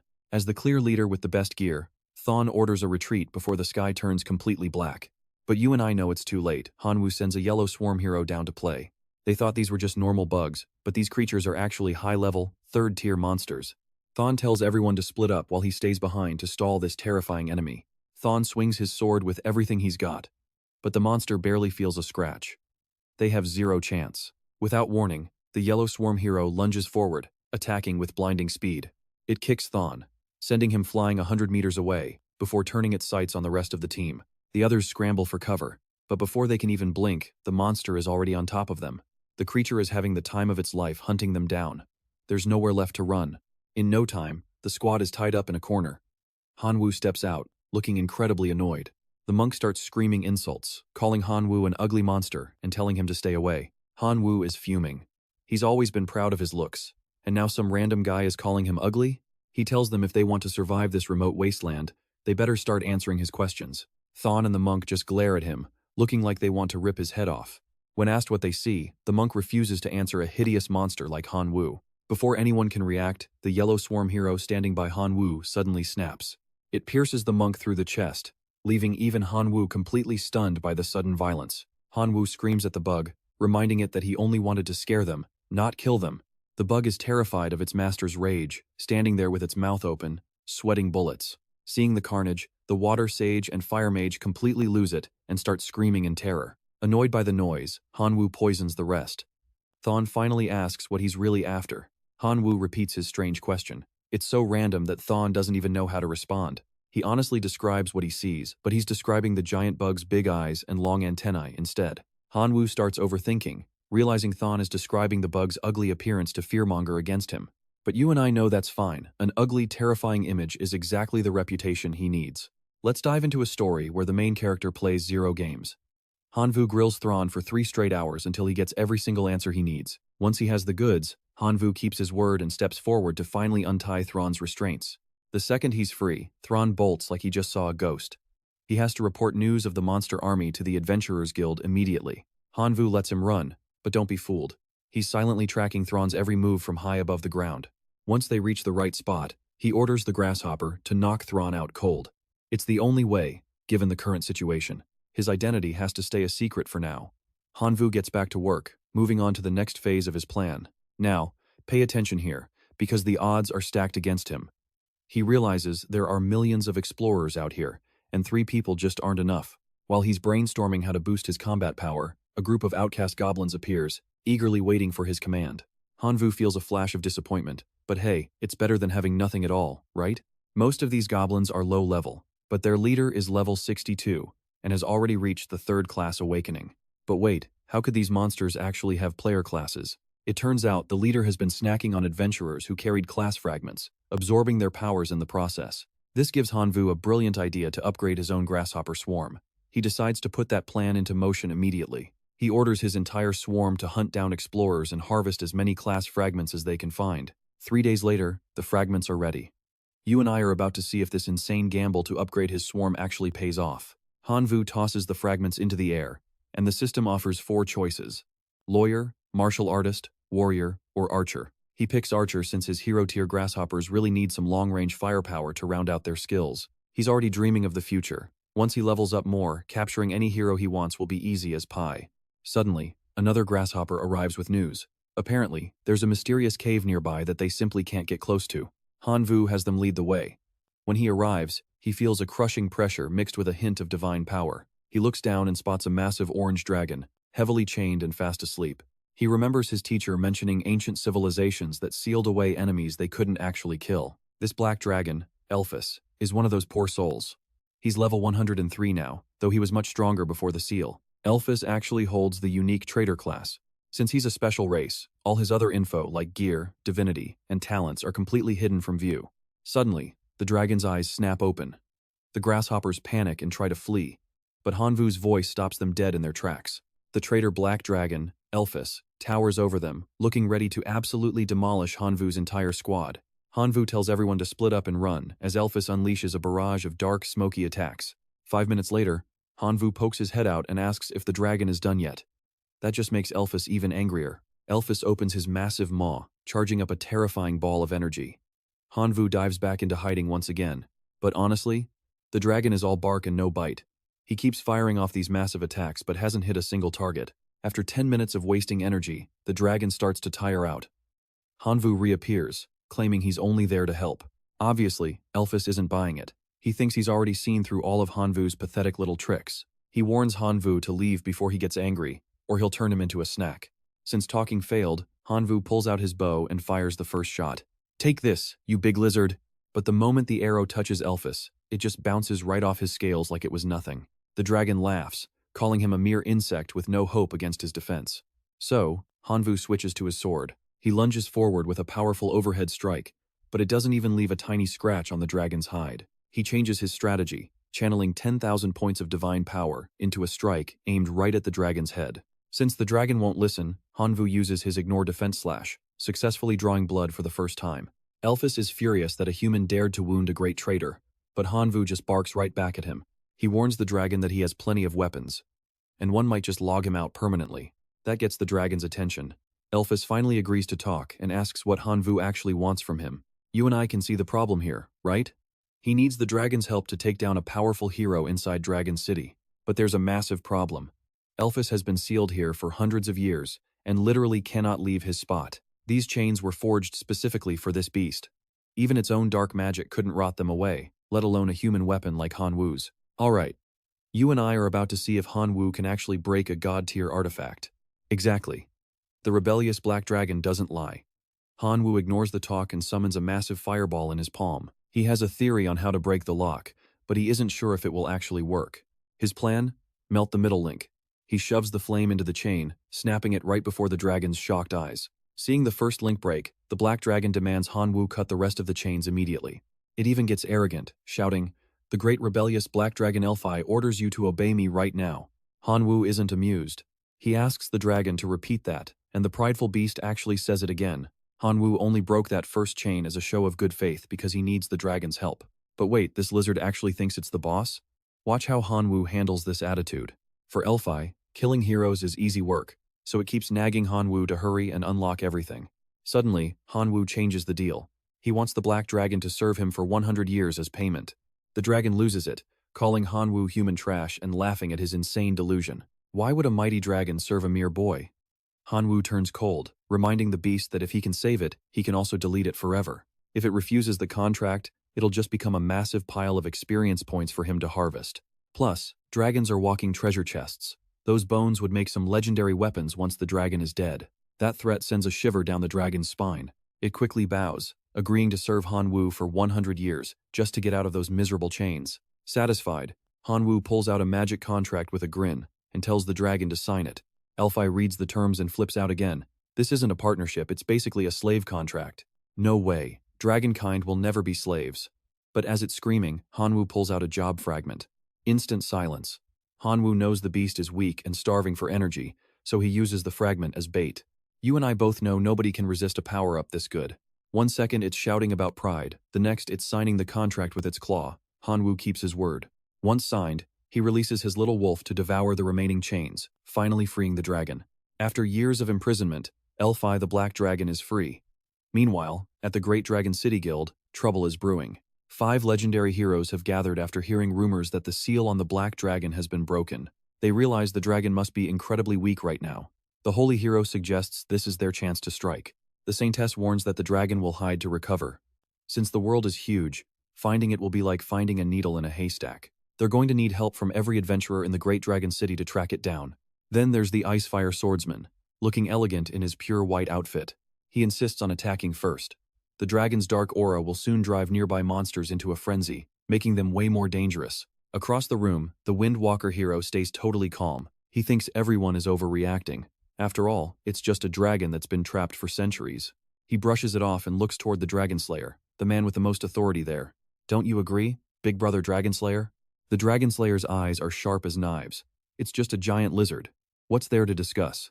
He once killed a wind-green dragon solo without causing any chaos for the city's adventurers. The holy hero warns him this isn't a normal dragon.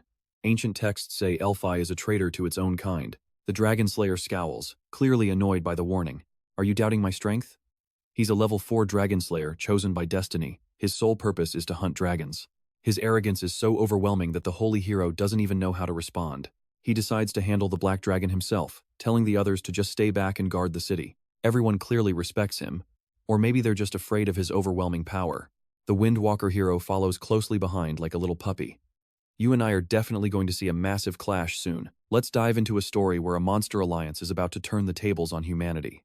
Every single one of them is now kneeling right at the feet of Hanwoo and the Heilong. Hanwoo calls for a rebellion, urging them to unite and form a monster alliance to hunt down adventurers. The monsters are absolutely stunned, their jaws dropping because they can't believe what they're actually hearing. They never dreamed of hunting adventurers due to their limited power. Their reaction makes Hanwoo stop and think. Honestly, his tribe isn't strong enough yet. To win, he needs this cannon fodder to maintain control. So, he promises the monsters that he'll personally help them upgrade their strength.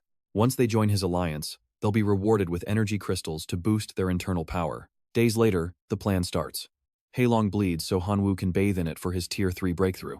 It also reminds Hanwoo to pay up 500 hay crystals because it feels lightheaded from the blood loss. Hanwoo knows the dragon is faking, but since it's sacrificing so much blood, he agrees to pay the price. Now pay attention, because this is where our main character truly starts his god-tier evolution. His physical stats and elemental resistance to various attacks instantly jump by an incredible 50%. His overall power surges significantly, especially his mastery over the Black Dragon transformation skill. Impatient to test it, Hanwoo immediately triggers the transformation power within his body. Purple smoke begins to swirl around him. In a flash, Hanwoo grows 2 sharp horns and a pair of wings. This is his brand new form. His codename is now officially the King of the Demon Emperors. He's reached level 125 with talents like Child of Heaven and Dark Element Sensing.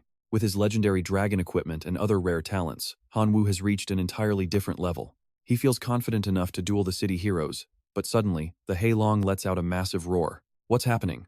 2 streaks of light, red and blue, hit the ground as 2 men appear. It's the Dragon Slayer and the Windwalker heroes.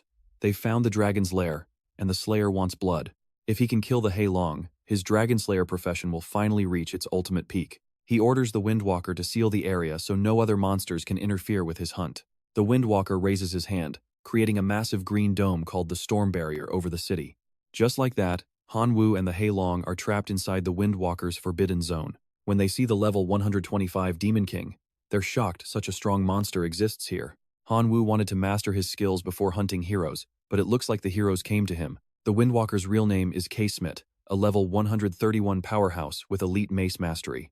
In terms of raw levels, Hanwoo and the Heilong are at a serious disadvantage in today's battle. The fight begins. Hanwoo strikes first, flying up and launching 2 daggers while telling K-Smith to taste his steel. K-Smith dodges easily, jumping high, and suddenly reappearing right behind Hanwoo to launch a counterattack. Turns out K-Smith can clone himself. Hanwoo takes hits from both sides, leaving his mind reeling. Nearby, the Heilong is also attacking. The Swarm tribe members are desperately trying to shatter the barrier. It's trying to break the seal K-Smith created while the Dragon Slayer keeps the dragon occupied in combat. The dragon seems to have the lead, but suddenly the hero appears behind it with his sword held high. You saw that too, right? Our legendary dragon just got taken out in the most brutal way. The Slayer orders the Dragon Souls to take it back to the city, then asks K-Smith for help. Confident he can handle Hanwoo alone, K-Smith tells the Slayer to go ahead while he finishes this. Without another word, the Dragon Slayer leaves for the city, dragging the captured Heilong behind him. Hanwoo refuses to give up on breaking the storm barrier. He has to do it, no matter the cost. The swarm rushes in like a flood, tearing the barrier apart until the wall finally collapses before the hero. K-Smith mocks Hanwoo's struggle and keeps attacking, but suddenly, he finds himself completely surrounded by the swarm. For the first time, the hero realizes that real danger is closing in on him. And trust me, you and I are about to see if he survives this nightmare. Alright, you and I are about to watch one of the craziest rescue missions in this whole series. In a split second, a level 131 hero is completely wiped out by swarms of insects. The swarms wrap around his entire body, stripping him down until only a skeleton remains. With that hero officially logged out, Hanwoo's mission is finally complete. Instantly, a message from his teacher pops up on the screen. The portal back is open, and he can leave whenever he wants. But the situation is complicated. Hanwoo has no intention of going home yet. His teacher knows exactly what he is thinking. Hanwoo is planning to charge straight into the enemy camp to save the Black Dragon. He cannot just leave it behind. They have a 100-year contract, and he refuses to let its life end like this. His teacher wears a devious expression, warning him about just how suicidal this move actually is. To save the dragon, he will have to face 4 heroes, even stronger than the last one, plus millions of explorers and tens of millions of armed citizens. Going after the Black Dragon is pure insanity. Even a demigod would likely fail this, and Hanwoo is just a minor divine being. Of course, he knows the odds are stacked against him. He makes a bold request, release all the tribes within the sanctuary so they can fight by his side. Now, watch this. Here is where he decides to do something absolutely insane. He wants to crank the difficulty up and take over the entire city of Dalong. Challenging a whole city sounds like a joke, but the teacher agrees to this dangerous and dramatic gamble anyway. Before vanishing, he gives one final, sincere warning: do not you dare lose your life in this place. Because his true body has descended, he must win and finish this mission no matter the cost. As the teacher fades away, a new group arrives. Their leader is a level 140 hero from the Sword Peak tribe. The squad includes a level 113 dwarf smith, a 135 minotaur, and high-level bone warriors ranging down to level 75. Hanwoo is satisfied with this lineup, but the sheer number of explorers in Dalong City is still massive. His followers are powerful, but compared to the human population, they are still heavily outnumbered. They need more help if they are going to keep the low-level explorers in check. This is the perfect time for the Monster Alliance to step up. Hanwoo orders his locusts to spread the word immediately. Every second they waste puts the Black Dragon in even more danger. Hanwoo takes his top warriors to a secret forest, where the other monsters are already holding a meeting. They think the Black Dragon is dead, so they assume the Monster Alliance has no reason to exist anymore. I know what you are thinking. Are these monsters really about to betray him? A wolf even suggests killing Han Wu for his energy crystals, but before the wolf can finish his plan, an attack from behind leaves him unconscious on the ground. The other monsters freeze in terror. This was Han Wu's warning. He will not tolerate traitors plotting against him. Han Wu glares at them. Do you all have a death wish? But a stubborn green goblin refuses to back down, pointing a finger directly at Han Wu's face. He claims they only followed the dragon and mocks Han Wu for being nothing. He is immediately silenced with a brutal lesson in respect. The loudmouth goblin is now writhing on the ground. This is not an invitation, it is an order to siege the city. Seeing the carnage, the remaining goblins quickly drop to their knees and kowtow. Lord, please spare us. We are willing to obey your every command. Han Wu's fighting spirit is white-hot. He is ready for a final showdown to rescue his dragon. The monster army marches toward Dalong City to snatch the black dragon from the hero's hands. The dragon is currently chained and helpless, surrounded by a massive crowd of mocking citizens. The Dragon Slayer hero sits comfortably on his throne, sipping wine while admiring his grand prize. A messenger reports that the execution ceremony is ready. Saint Rose wonders why the Windwalker hero has not returned yet. 12 hours have passed, and even the Dragon Slayer does not know where his companion could be. He tells the commoners that Windwalker is probably just running a bit late. He promises to find him after the dragon is dead. Suddenly, an earthquake hits, knocking the wine right out of his hand. On the horizon, Han Wu and his monster horde have finally arrived. Warning horns blast throughout the city, telling everyone to prepare for a massive monster invasion. Panic sets in. Women and children rush to shelters as the city descends into total chaos. And trust me, we are about to witness an all-out war as every explorer picks up their blade for battle. Alright, you and I are diving into the madness as Han Wu's massive flying locust swarm darkens the entire sky. They surge into the city in a massive, terrifying wave. Soldiers desperately scream for their mages to use magic and take down the aerial army. But before they can act, a rain of arrows from the insect men wipes them all out instantly. Down below, other mages desperately fire energy blasts at the swarm, but the insect men dodge every single hit with ease.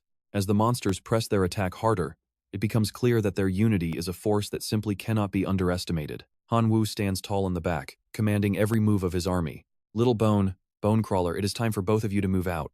Two powerful monsters leap to the front lines, leaving the soldiers with zero room to retreat as they get crushed. The hammer-wielding beast swings his massive mallet with increasing fury, but despite his best efforts, he cannot land a single hit on the forest hero, leaving him completely stunned. Suddenly, the hero of the Rosethorns forest begins to unleash a devastating counterattack. Thick branches resembling giant tentacles erupt from the ground, trapping the hammer beast and completely blinding him as they wrap around his face. Elsewhere, the wind hero slashes out walls of fire to block the monsters, forcing them into a complete standstill, with no way to move forward. Seizing the moment, the hero of infinite sanctity leads his troops into a defensive formation to wipe the monsters out. Encouraged by the heroes, the mages combine their power to launch a massive, unified magical strike against the invaders. The impact is so intense that the surrounding goblins are blasted 2 billion meters away. Now, pay attention here. As the magic of Dalong City grows stronger, the Dragon Slayer mocks Han Wu's army and arrogantly urges the adventurers to drive these invaders back. He vows to execute the Black Dragon himself, since the tide has finally turned in their favor and against Han Wu. That is when Han Wu finally decides to send in the Bone Controller. Like a god of death, the Bone Controller summons hundreds of bones that fuse together into a massive bone giant right before their eyes. Radiating high-voltage electricity, the giant marches through the flames and easily rips through the combined magic of the heroes with those thick vines. With their path cleared, the monsters regain their fighting spirit and charge inside like ravenous, mad beasts. Han Wu's power reaches its absolute peak at this moment as he shouts, "Elphys, I am finally here to save you." His voice echoes through the battlefield, causing Elphys to finally open her eyes. In a flash, Han Wu appears right before her, and after being held captive for so long, the Black Dragon feels her spirit soar as she wonders how he found her. Above them, the heroes look down with pure arrogance, mocking Han Wu for daring to invade a place like Dalong City. Without a word, the hero of infinite sanctity dives from the sky to strike Han Wu down. But the moment he prepares to strike, a warrior from the Minotaur tribe delivers a massive punch that knocks him out instantly. "Do not dare to insult my god, or you shall face certain death." You and I both know what happens next. The pink-haired hero attacks with thorns, but the Thunderhammer blocks her with 1 billion volts, causing her to freeze in shock.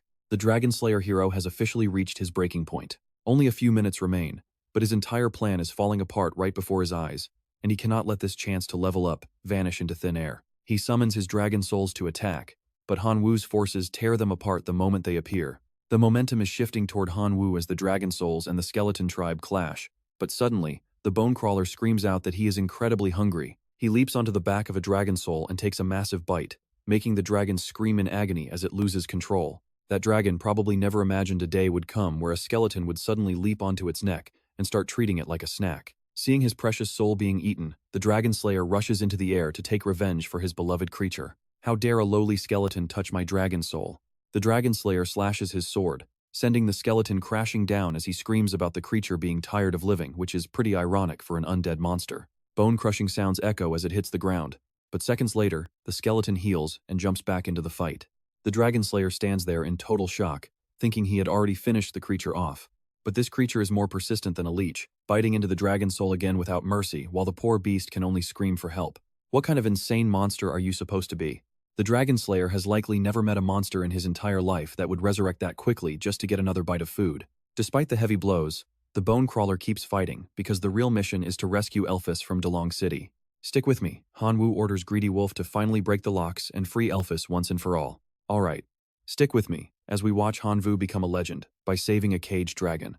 Elphys calls him a reliable partner and a great rebel. The black dragon promises to remember Hanwoo forever.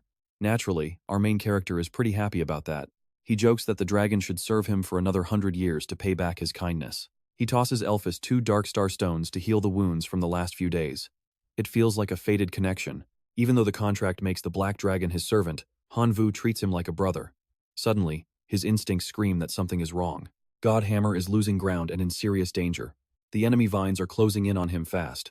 Hanwoo orders his locust swarm to help Godhammer immediately.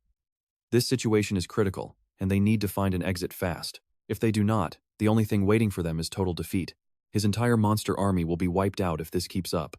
Sensing Hanwoo truly cares, the black dragon decides to grant him a massive gift.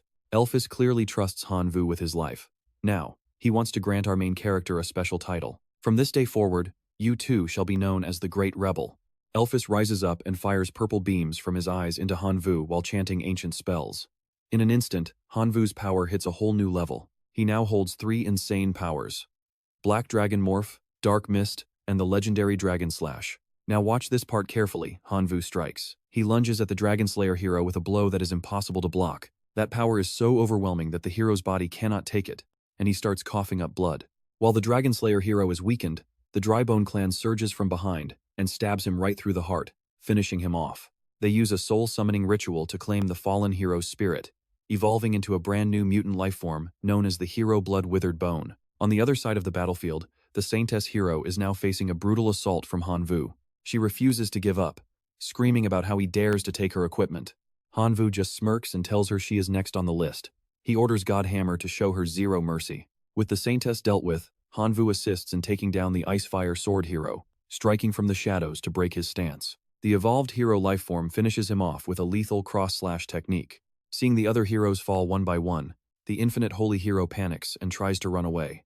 You and I both know there is no escape now. Delong City is surrounded, and the mutant hero is right in his path. The Bull Demon clan leaps down from above with a massive club, delivering a final, crushing blow. With all heroes dead, Hanwoo stands tall and announces to his monsters that the city is finally cleared. He keeps his promise, offering to trade star crystals for every piece of loot they have gathered. Hanwoo brings a bag of crystals to the Black Dragon. My friend, I hope you return to the Peak Pavilion soon. Moved to tears, the Black Dragon thanks him profusely and vows to follow Hanwoo for the rest of his life. Suddenly, the teacher's screen appears, congratulating him on successfully finishing the mission. His achievements have created an unprecedented miracle in the history of this school. The teleportation channel is ready, and Hanwoo has 3 hours to pack up his loot. Hanwoo asks the teachers to establish a permanent portal connecting his god realm to this new world. He is willing to trade all his recent spoils for it. The teacher goes silent, thinking it over. He understands Hanwoo wants to colonize a new civilization, but that comes with massive hidden risks. Setting up the portal is simple enough for them to do. But what happens if an outside civilization uses that gate to counterattack? If he is not careful, his god realm core will be completely exposed. But his mind is made up. Hanwoo shows his teacher exactly how determined he is to make this work. Sir, I have already thought this through. The teacher eventually agrees and decides to help him out. Over the next 10 days, he will stabilize the portal and provide Hanwoo with an early warning system. If any powerful entity from an outside civilization tries to use the gate, Hanwoo will receive an instant alert. 10 days pass, and the portal is finally stable. Hanwoo leaves the Drybone clan in charge of the city, with the bull demons guarding against any adventurers. Hanwoo speaks to the Drybone leader like a true friend. He explains that the city cannot be truly saved, so they should prepare to retreat back to the god realm before they lose too much. The Drybone leader goes silent and simply says he understands. And that is where we leave it. Hanwoo is heading back to school. He opens the portal and returns to his normal daily life. Alright, you and I are heading back to school where Hanwoo's body is going through some insane changes, especially his pitch black eyes. They have turned deep black, and as he walks through the halls, his new look catches his teacher's attention immediately. The teacher asks what is wrong with his eyes, and Hanwoo realizes this is just a side effect of his rebel class. Checking his status, he sees he has officially reached the divine being level and even unlocked the mysterious renegade talent for himself. Hanwoo wants to see more details about this renegade power, but the system blocks him, saying his level is too low to view the details of this high-tier talent until he reaches demigod rank. The teacher then announces that Hanwoo has officially passed the grueling Jingxi Academy trials with flying colors. He has secured a spot as a preparatory student at the academy, but there is a catch: he still needs to meet a few specific conditions to officially register as a student. To stay a prep student, he must have special skills and meet at least 2 of these 4 specific requirements. First, his core followers must become elite beings. Or second, he has to successfully cultivate a hero-level entity. Third, his personal divinity must be over 4 points. And finally, he needs to have a saint under his command. Right now, Hanwoo has already cleared that second condition, but he desperately needs one more to officially make the cut. Now pay attention, because this news came too late and is about to put Hanwoo in a massive bind. After giving a quick pep talk, the teacher starts to leave, so Hanwoo quickly turns to his other instructor for help. He begs for assistance in finding just one more divinity point as soon as possible, but the teacher just sighs and says it is too late. If he had asked just one day earlier, they could have saved a point for him, but now they are all gone. His only option now is to join the school evaluation in 28 days, where the top prize is a single divinity point. Hanwoo looks at him with pure suspicion, thinking there is no way this timing is just a coincidence. The teacher tells him to drop that doubtful look right now. He swears on his honor that he is telling the truth, leaving Hanwoo with no choice but to handle this himself. He retreats to his own god realm, knowing he has to gamble everything on a single high-stakes play. Hanwoo tries a life-sacrifice ritual to farm some divinity points, but the system shows a big fat 0 for his efforts today. He tries again the very next day, but the results are just as disappointing as the first time. For 7 days straight, Hanwoo grinds non-stop, trying everything to get that elusive divinity point, but get this, he fails every single time. And honestly, you and I can feel his total frustration. He used to have a divinity card, but he traded it for 150 million god power, a move he deeply regrets now. If the heavens gave him another chance, he would hold on to that sacred card and never ever sell it away. Suddenly, a message pops up from Yuanzhong, asking where the source of a certain saint relic is located. Hanwoo ignores the question and sends a message asking to borrow a divinity point instead, even though he suspects a true god might not actually carry any. On the other side, Yuanzhong is completely baffled by the request. He wonders if Hanwoo is actually a true god or at least a high-level demigod himself. Borrowing a point out of nowhere is bold, but Yuanzhong does not want to offend a powerhouse like him. He immediately sends a gift, but when Hanwoo opens it, he finds a ticket to the Divine River ruins instead. What on earth is this? Hanwoo searches the web and discovers that these ruins were an abandoned civilization project left over from their development phase. Because of over-research, the mineral structure of that plane changed, leaving behind dangerous amounts of radiation. Various lifeforms still struggle to survive in that wasteland. Most of them have been mutated by the radiation, with 90% turning into insane gene monsters. To survive, these beasts eat radioactive ore, using the poison to strengthen their own mutations. This process creates gene stones inside their bodies, which can actually stabilize and absorb mutated genes. These stones are legendary for nurturing followers and granting them incredible power-ups. Even a low-grade stone is worth millions of god power and is just as good as a Tier 3 saint relic. They are popular with both demigods and true gods, making this gift from Yuanzhong an incredibly valuable treasure. So what do you and I think? Is this ticket worth enough to save his future at the academy? Alright, you and I are jumping into a story where even gods go bankrupt thanks to some low-grade radioactive ore and a failed $100 billion monster farm. Hanwoo hears this news and remembers his own special decomposition machine. Even cheap ore can be refined into radiation crystals. Feeding these to beasts creates massive genetic mutations and powerful gene stones. It is time for a field test. Hanwoo gets straight to work and heads out immediately. He arrives at a small town near the God River ruins, fully masked and hidden in thick clothing. In a strange land like this, personal safety is always the top priority. A man appears behind him, offering a tour. Hanwoo stays alert. Give me one good reason to hire you. The man brags about his local knowledge, rambling on with useless information that Hanwoo definitely does not need right now. Hanwoo cuts him off and asks who is selling radioactive ore around here. The man is stunned. Would a great god really come here just for some radioactive ore? This blonde guy tells him all about the recent scams involving low-quality radiation material. He boasts that the other guy failed because he did not buy through him. Hanwoo starts paying attention. A bald man walks up, and the blonde guy introduces him as the biggest mine owner in the God River ruins. They call him Mr. Black, the absolute king of the local mining industry. He proudly introduces himself as Hazy, the biggest ore dealer in the whole God River. 70% of the ore comes from him, and he guarantees nothing but the best quality for customers. Hanwoo lays out his specific requirements for the radioactive material. He needs pure samples worth 10,000 divine power points for testing. Hazy happily accepts the deal. Spending 40,000 divine power for 21 crystals is actually a pretty good deal for him. Hanwoo tests it immediately on a wild wolf, a common first-grade mutant beast with a genetic mess. Let us watch what happens together when he tosses the crystal to the hungry beast. The wolf devours it, instantly growing horns and a mane that looks incredibly powerful. Hanwoo is shocked. Just one lick, and the creature jumped to a second-grade mutation. It keeps eating, and another level up occurs. Now it is a level 3 mutant beast. If he gives this to his own followers in the divine realm, the results will be insane. But suddenly, the wolf explodes into a red crystal. Turns out radiation is extremely dangerous. Without perfect control, the sheer power will make the user blow up instantly. This red gene stone causes fanged creatures to mutate, but it cuts their lifespan by 3 whole years. Suddenly, a voice demands the stone. It is demigod Zhonggang. Hanwoo asks, "What if I refuse?" Zhonggang cold-bloodedly replies that only death awaits him now. He summons a whole wolf pack to attack, but they are absolutely no match for Hanwoo. Hanwoo activates Black Dragon mode, unleashing a terrifying aura with massive wings. They are too stunned to react before he strikes. Zhonggang orders more wolves to jump in. A swarm of wolves rushes him, but Hanwoo just flies high above. "Idiots, I can fly. Stick with me, because here is the twist." Zhonggang uses a flight ban spell to drag him down. He orders the wolves to bite and tear Hanwoo apart. Trapped on the ground, Hanwoo runs toward a forbidden zone, hoping the wolves will stop there. But they keep chasing him anyway.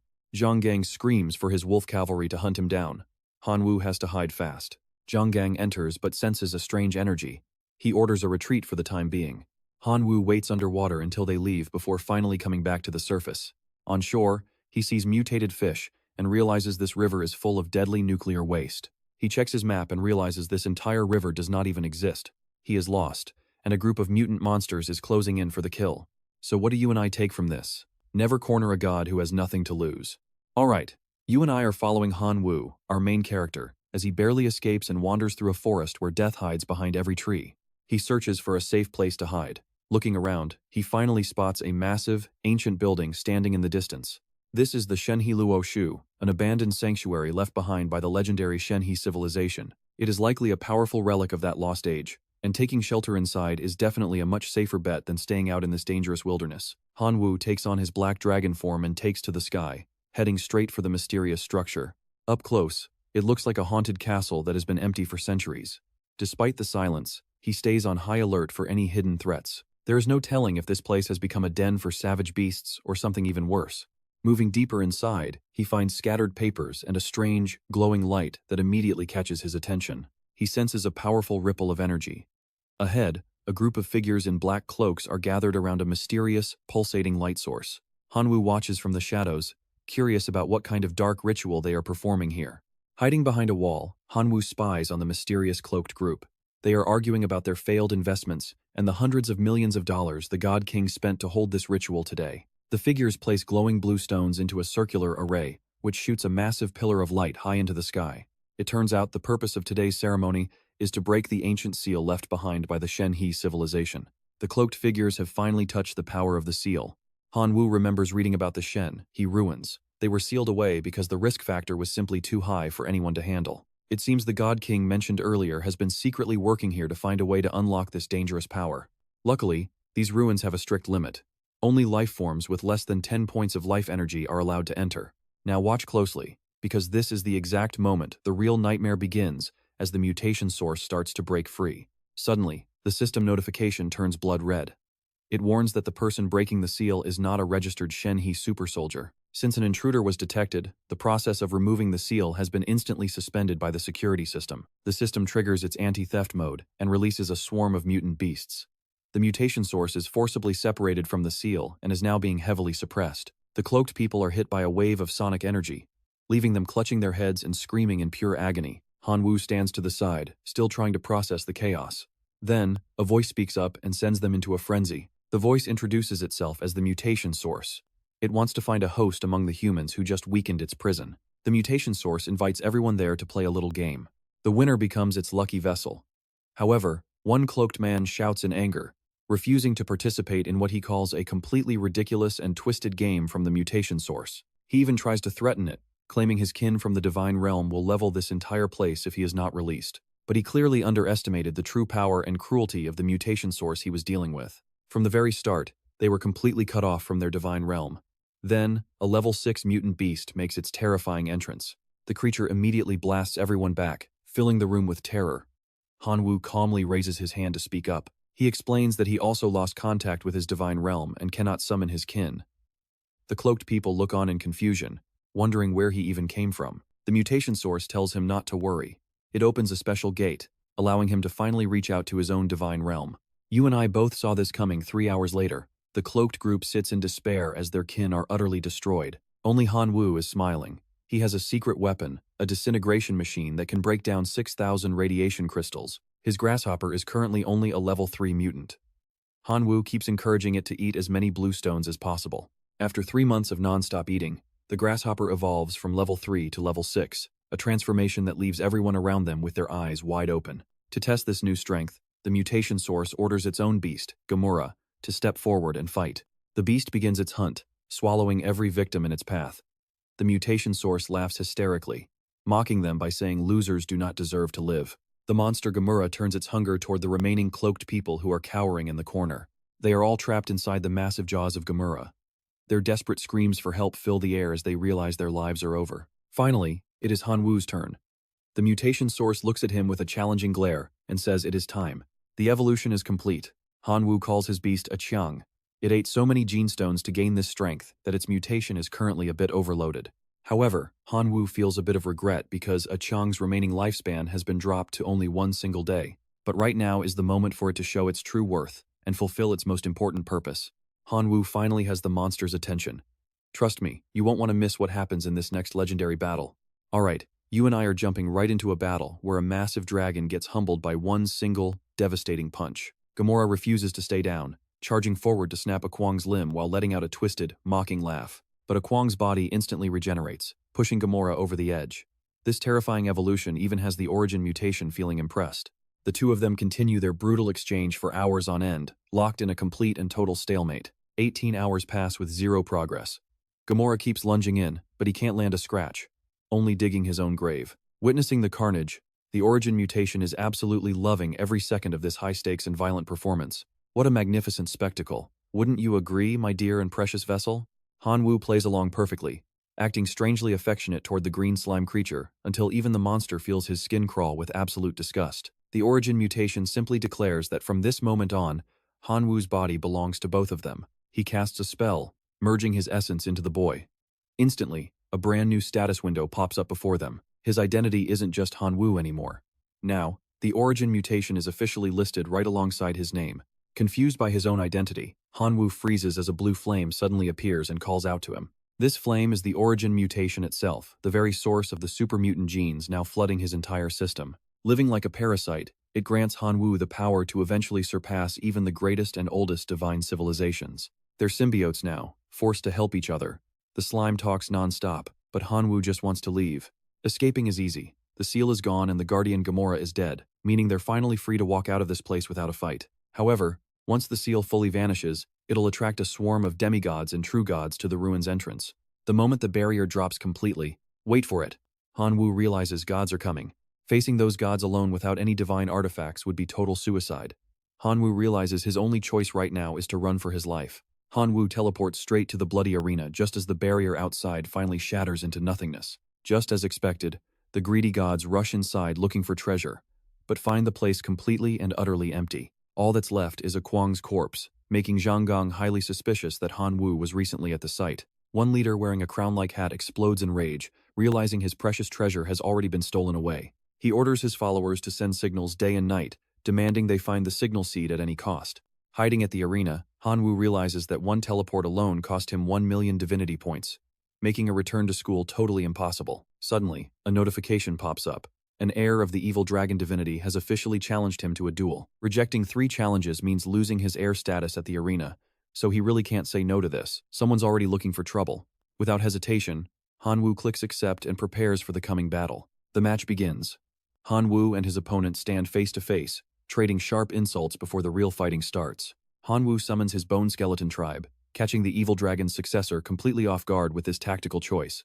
The guy acts incredibly arrogant, claiming Hanwoo has finally run into a steel wall he can't climb. Hanwoo unleashes his massive locust swarm, telling the brat to shut his mouth and fight so they can both get this over with. Surprisingly, it's the locusts leading the charge against the semi-dragon army instead of the usual skeletons. I know what you're thinking, locusts versus dragons? Stick with me, because this is where the real strategy starts. The semi-dragons unleash a torrent of flames on the insects. Hanwoo realizes he can't just sit back and watch. He commands his elite swarms to attack, but the increasing fire is incinerating his army faster than he ever expected. His opponent mocks him, telling Hanwoo he's running out of time. If he doesn't play as ace soon, the Locust Legion will be wiped out entirely, leaving him completely vulnerable. Hanwoo clenches his teeth, realizing his insects are dying for nothing if he doesn't act right now. He considers summoning the Bull Demon, but the Origin mutation stops him before he can reach out to his realm. The mutation insists on using the locusts to teach those arrogant semi-dragons a lesson in actual humility. Hanwoo doubts his insects can win, but the mutation laughs it off, claiming they aren't weak at all. Remember, it was these very locusts that managed to chew through and defeat the level 6 monster Gamora. And trust me, you and I are about to see that no race is truly weak under the right master. Alright, you and I are about to dive into a story where the Origin of Mutation demands Hanwoo use his new powers to crush the arrogant dragonkin. Hanwoo follows along, but it is not because he is being obedient, he just really wants to see what this new directed mutation skill can actually do. As he starts casting the mutation on his locust swarm, the big question is, will it work? And what will the results be? The Origin of Mutation asks Hanwoo exactly how he wants his followers to evolve. After some thought, he decides to boost the damage resistance of the sinking worms, so they can tank more hits than the others. 3 options appear on the system, getting stronger from 1 to 3, but the cost rises just as fast. Level 1 cuts 50 days of their life, level 2 takes 90, but the highest level is absolutely brutal, leaving the sinking worms with only 24 hours of total life. Hanwoo has no choice. Now pay attention here, because these half-dragon attacks are brutal, and since his swarm is being wiped out, he has to take a massive risk to survive. Hanwoo picks level 3, and the sinking worms transform into massive locusts that immediately charge in and trample the half-dragons. Watching his swarm evolve like that completely restores his fighting spirit. They do not let him down either, launching a relentless assault that leaves the half-dragons with absolutely no way to fight back. That red-haired guy who was talking trash just a second ago is now speechless at how fast Hanwoo turned the tables. He even wonders if they are using enhancers from the Pretty Nation, frantically calling for a referee to step in and stop this. Hanwoo keeps commanding his Imperial Swarm to push the attack, mocking the dragons to be careful of what is coming next. He draws his bow and rains arrows down on them, sending the remaining half-dragon kin scattering across the entire arena in a panic. Sensing victory, the mutated locusts follow Hanwoo's orders and dive straight back into the fray to finish off those dragons. Terrified and in tears, the red-haired leader begs Hanwoo to stop the slaughter and officially surrenders the entire match. One spectator who bet 500,000 points on the dragons starts screaming in pure rage at the loss, while Hanwoo thinks he should make a video warning about the dangers of gambling. The rewards for this challenge include 1 Shard of God Realm and 1 Bloody Arena Mark. The Bloody Arena building now belongs to Hanwoo's territory, a place where his followers can sharpen their unique abilities. Winners here have the chance to rank up. There is even a tiny chance to bypass the hero simulation and directly evolve a transcendent lifeform into a true hero, allowing them to rank up instantly, which is an absolutely massive surprise for him. You and I both know how rare a win like this is, but even against a powerful heir, Hanwoo actually managed to pull off the impossible. It is an incredible surprise, but the Origin of Mutation appears right behind him to scold him for being satisfied with such small and petty gains. Compared to their true value, this is just the tip of the iceberg. Since his power comes from the Origin, Hanwoo decides not to argue and just agrees with whatever his boss says. When Hanwoo asks about the next upgrade, the entity simply orders him to get down on his knees. He is beyond frustrated, vowing that once he gets stronger, he will eventually take down this green-skinned annoyance for good. They begin the life sacrifice, and a green whirlwind erupts, revealing several rare and powerful items floating inside. The Tier 4 Storm Battle Armor gives his followers the power to summon their own set of magical war gear. There is also a Tier 3 Observatory with a 10,000 kilometer range and a manual for creating bioengineered flesh puppets. That specific book immediately catches Hanwoo's eye. He chooses the book, knowing his rise to power starts now.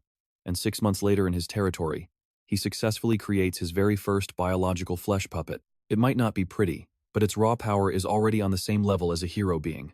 He names it Xiao Cheng, a tribute to the little guy who sacrificed himself during the battle against Gamora. With everything finally prepared, it is time to face the next set of challenges head-on.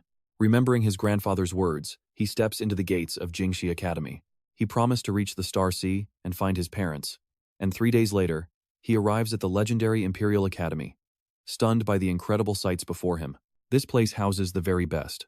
More than half the people walking by radiate the overwhelming power of demigods, until a man calls out from behind, asking if he is the new prep student from Jingxi Academy. Hanwoo confirms that it is him, and the polite man explains he was sent specifically by the academy to pick him up. Please follow me to the aircraft, and I will take you to complete your residency registration.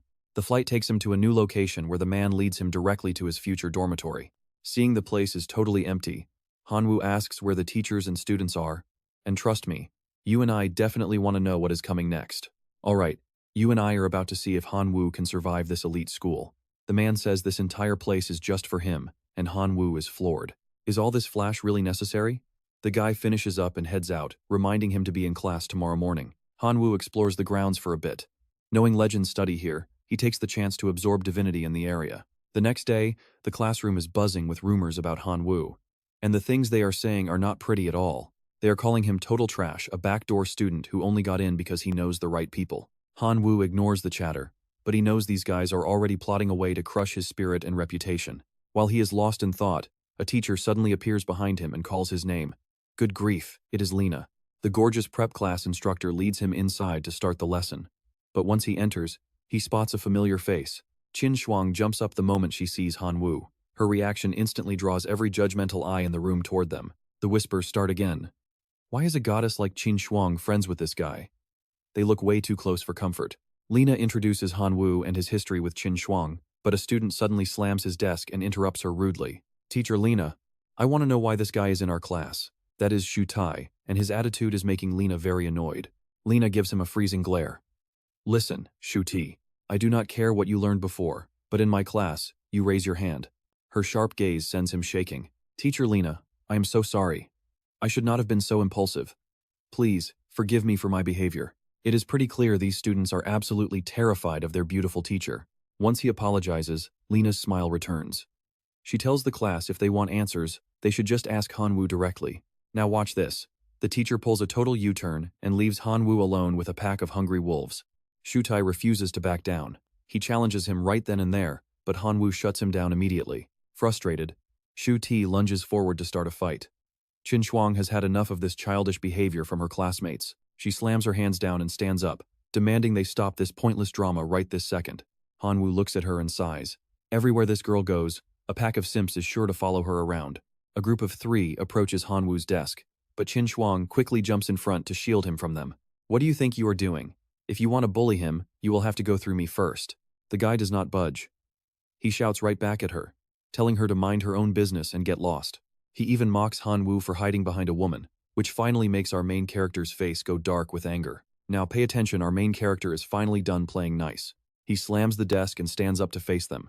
He just wanted a quiet life at this school, but it looks like these guys will not stop until they get bit. Fine then. Tell me exactly what it is you want from me.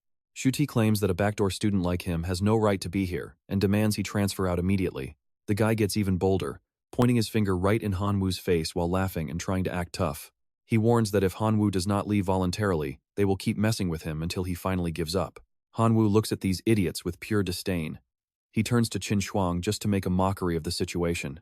Is it not embarrassing having to share a classroom with such brainless fools? Qin Shuang is caught right in the middle. She mentions that they are usually not this extreme or aggressive toward others. She has no idea why they are targeting him. This confirms for Hanwoo that they are not her friends. If they are not her friends, then he does not have to hold back when he beats the life out of them. Qin Shuang gets worried when she hears him. She warns him not to underestimate what Shu Tai can actually do. His core unit is the Iron Skin Man, an elite biological beast. Even her lightning might not be enough to stop him. Hanwoo just teases her, saying if she is that worried he will hurt them, he can just walk away now. She snaps back immediately. Fine, do whatever you want. See if I care. Shu Tai hears Hanwoo's taunt and explodes. He brags that his units will make Hanwoo regret ever being born. They all head toward the arena to settle this once and for all. Hanwoo just smiles, knowing he has got this. Trust me, you and I are about to see one hell of a fight. When did her friend become this stubborn? Alright, you and I are about to watch her help Hanwoo protect his pride as a man at any cost. The system displays combat modes, and Hanwoo has to choose. 6 options appear, but the 10 versus 10 battle catches his eye immediately. He locks it in. He is dying to test out his 10 Xiaochang summons, now upgraded to their new VIP Pro Max versions. 2T looks down on him, calling Hanwoo a complete idiot for choosing 10 versus 10 instead of a full Legion war. He is about to say that Hanwoo probably thinks his summons are actually strong, but before he can finish his sentence, the scene before his eyes stops his laughter cold. Surrounding Hanwoo are 10 VIP Pro Max Xiaochangs with shredded 8-packs and massive powerhouse builds. Now 2T is the one questioning reality. He never expected a life force hero to radiate such a terrifyingly weird aura. He realizes he cannot underestimate this guy. He needs to get serious, or he will look like a total loser in front of Qin Shuang. 2T finally calls out his own summons, the ironclad warriors, to enter the field. Now watch this part carefully. He is totally convinced his squad could make even a high-level Lord-tier powerhouse surrender as the entire school watches. Qin Shuang is stunned when she sees Hanwoo's lineup. Since when did he have access to summons that looked this high level? The friend standing next to Qin Shuang starts rambling about everything she knows regarding the 2 combat teams. She claims Hanwoo's summons are just puppets, even if they match the strength of heroic life forms. But against 2T's ironclad warriors, it is a total gamble. If they get smashed, it is going to be a painful loss. This classmate is dead certain 2T will win easily.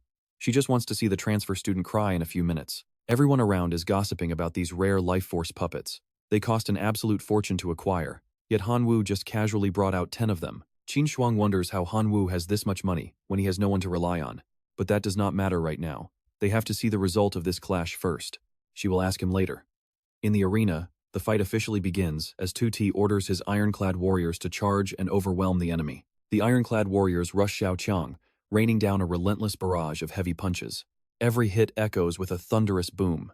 2T is wearing a smug grin, savoring his victory, but his dream quickly shatters. The Xiaochangs take the hits like they are nothing at all. They stand their ground without a single scratch or sign of injury. 2T screams in disbelief, asking what on earth Hanwoo did to their bodies. Now it is Hanwoo's turn. He orders the Xiaochang squad to strike back and show them what a real beatdown looks like. Xiaochang's attacks are so powerful, the ironclad warriors cannot even fight back. You saw that too, right? This insane power gap has everyone watching absolutely stunned by their sheer strength. Qin Shuang is completely shocked herself. She has no idea when Hanwoo became this powerful. Not long ago, he was just an ordinary guy, but now everything is different. Hanwoo starts taunting and provoking 2T until he starts losing his mind. 2T yells for Hanwoo not to get cocky because he still has a trump card. Ironclad fusion. Hanwoo laughs, mocking him for watching too many videos online. But when he sees the ironclad warriors actually merging into one, he stops laughing. After the fusion, the ironclad warrior stands 10 times taller. This fight just got way more intense. 2T starts bragging again.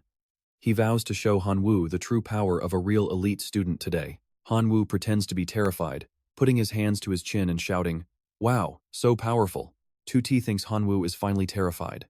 He rambles that if Hanwoo surrenders right now and begs for mercy, he might spare the Xiaochang squad. This offer only lasts 10 seconds. He starts counting down from 10, but at 8, Hanwoo cuts him off and jumps straight to 0, telling him to shut up and stop wasting time.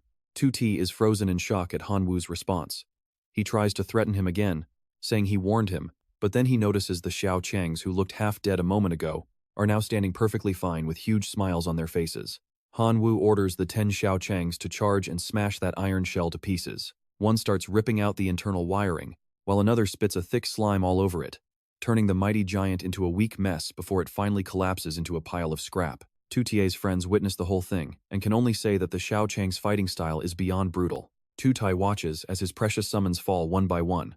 The sight of his ironclad warriors in pieces leaves him reeling. 2T collapses, his world shattered. Trust me, you and I just witnessed a legend rising. Alright, you and I are heading back to the academy as our main character returns with total confidence. Suddenly, a familiar voice calls out to him by that old grasshopper nickname. The owner of that voice rushes forward and pulls him into a massive, bone-crushing hug the moment they meet. It is Mengge, the guy Hanwoo took down in that bloody arena. But looking at him now, something feels totally different. Before, he was covered in a messy beard that did not look great, but now he looks like he has aged backwards 20 years. Turns out, He only rocked that old man look back in the arena to keep people from bullying him. But here at school, surrounded by female students, he knows he cannot keep that rough arena look forever. Meanwhile, the other students gather around to apologize for their past misunderstandings, and Han Wu is more than happy to blend back in with everyone. Manga throws an arm over Han Wu's shoulder, introducing himself properly as Xiang Meng, a first-year student here at Imperial Academy. From now on, he vows to be the one watching Han Wu's back. Anyone messing with Han Wu is officially picking a fight with him. Soon after, Xiang Meng introduces Han Wu to his close friends, Xia Tian and Ye Ling. They welcome Han Wu with open arms and big smiles. After the two friends finish their introductions, Han Wu takes a moment to introduce himself as well. He stays humble, claiming that his victory over Xiang Meng back then was nothing more than a stroke of luck. Ye Ling playfully replies that luck is its own kind of talent before cutting straight to the chase. In the school's upcoming exams, preparatory students will enter a low-level secret zone called Hidden Town, a simulation created by Imperial Academy to mimic survival in the outside world. Now pay attention, they want Han Wu to help them retrieve something from inside. Han Wu is not exactly thrilled and questions their motives. Why would three powerful, high-level demigods need help from a supposedly low-level rookie like him? Ye Ling tells him not to be so modest. If he is a rookie, then what does that make Manga? This makes the big guy blush, faking a cough so Ye Ling stops teasing him. She explains that the zombie town is a low-level secret zone. According to school rules, it is only open to preparatory students for their major simulations. High-level demigods like the three of them are not allowed to step inside at all. Manga agrees with Ye Ling, flexing his muscles with a look of pure self-confidence. He jokes that if he went in, the whole place would explode in 2 hits, leaving Ye Ling and Han Wu laughing at his antics. Ye Ling wants Han Wu to find the fruit of wisdom. It helps non-human types significantly boost their intelligence. They are willing to pay a high price for each one, exactly 1 divinity point per fruit. Hearing about divinity points makes Han Wu feel like he has hit the jackpot. Inside, he is celebrating this massive win, but outside he stays calm and says, "Fine, I will do it." Ye Ling hands him a seed, saying it will be useful for his next project. Think of it as a fair trade.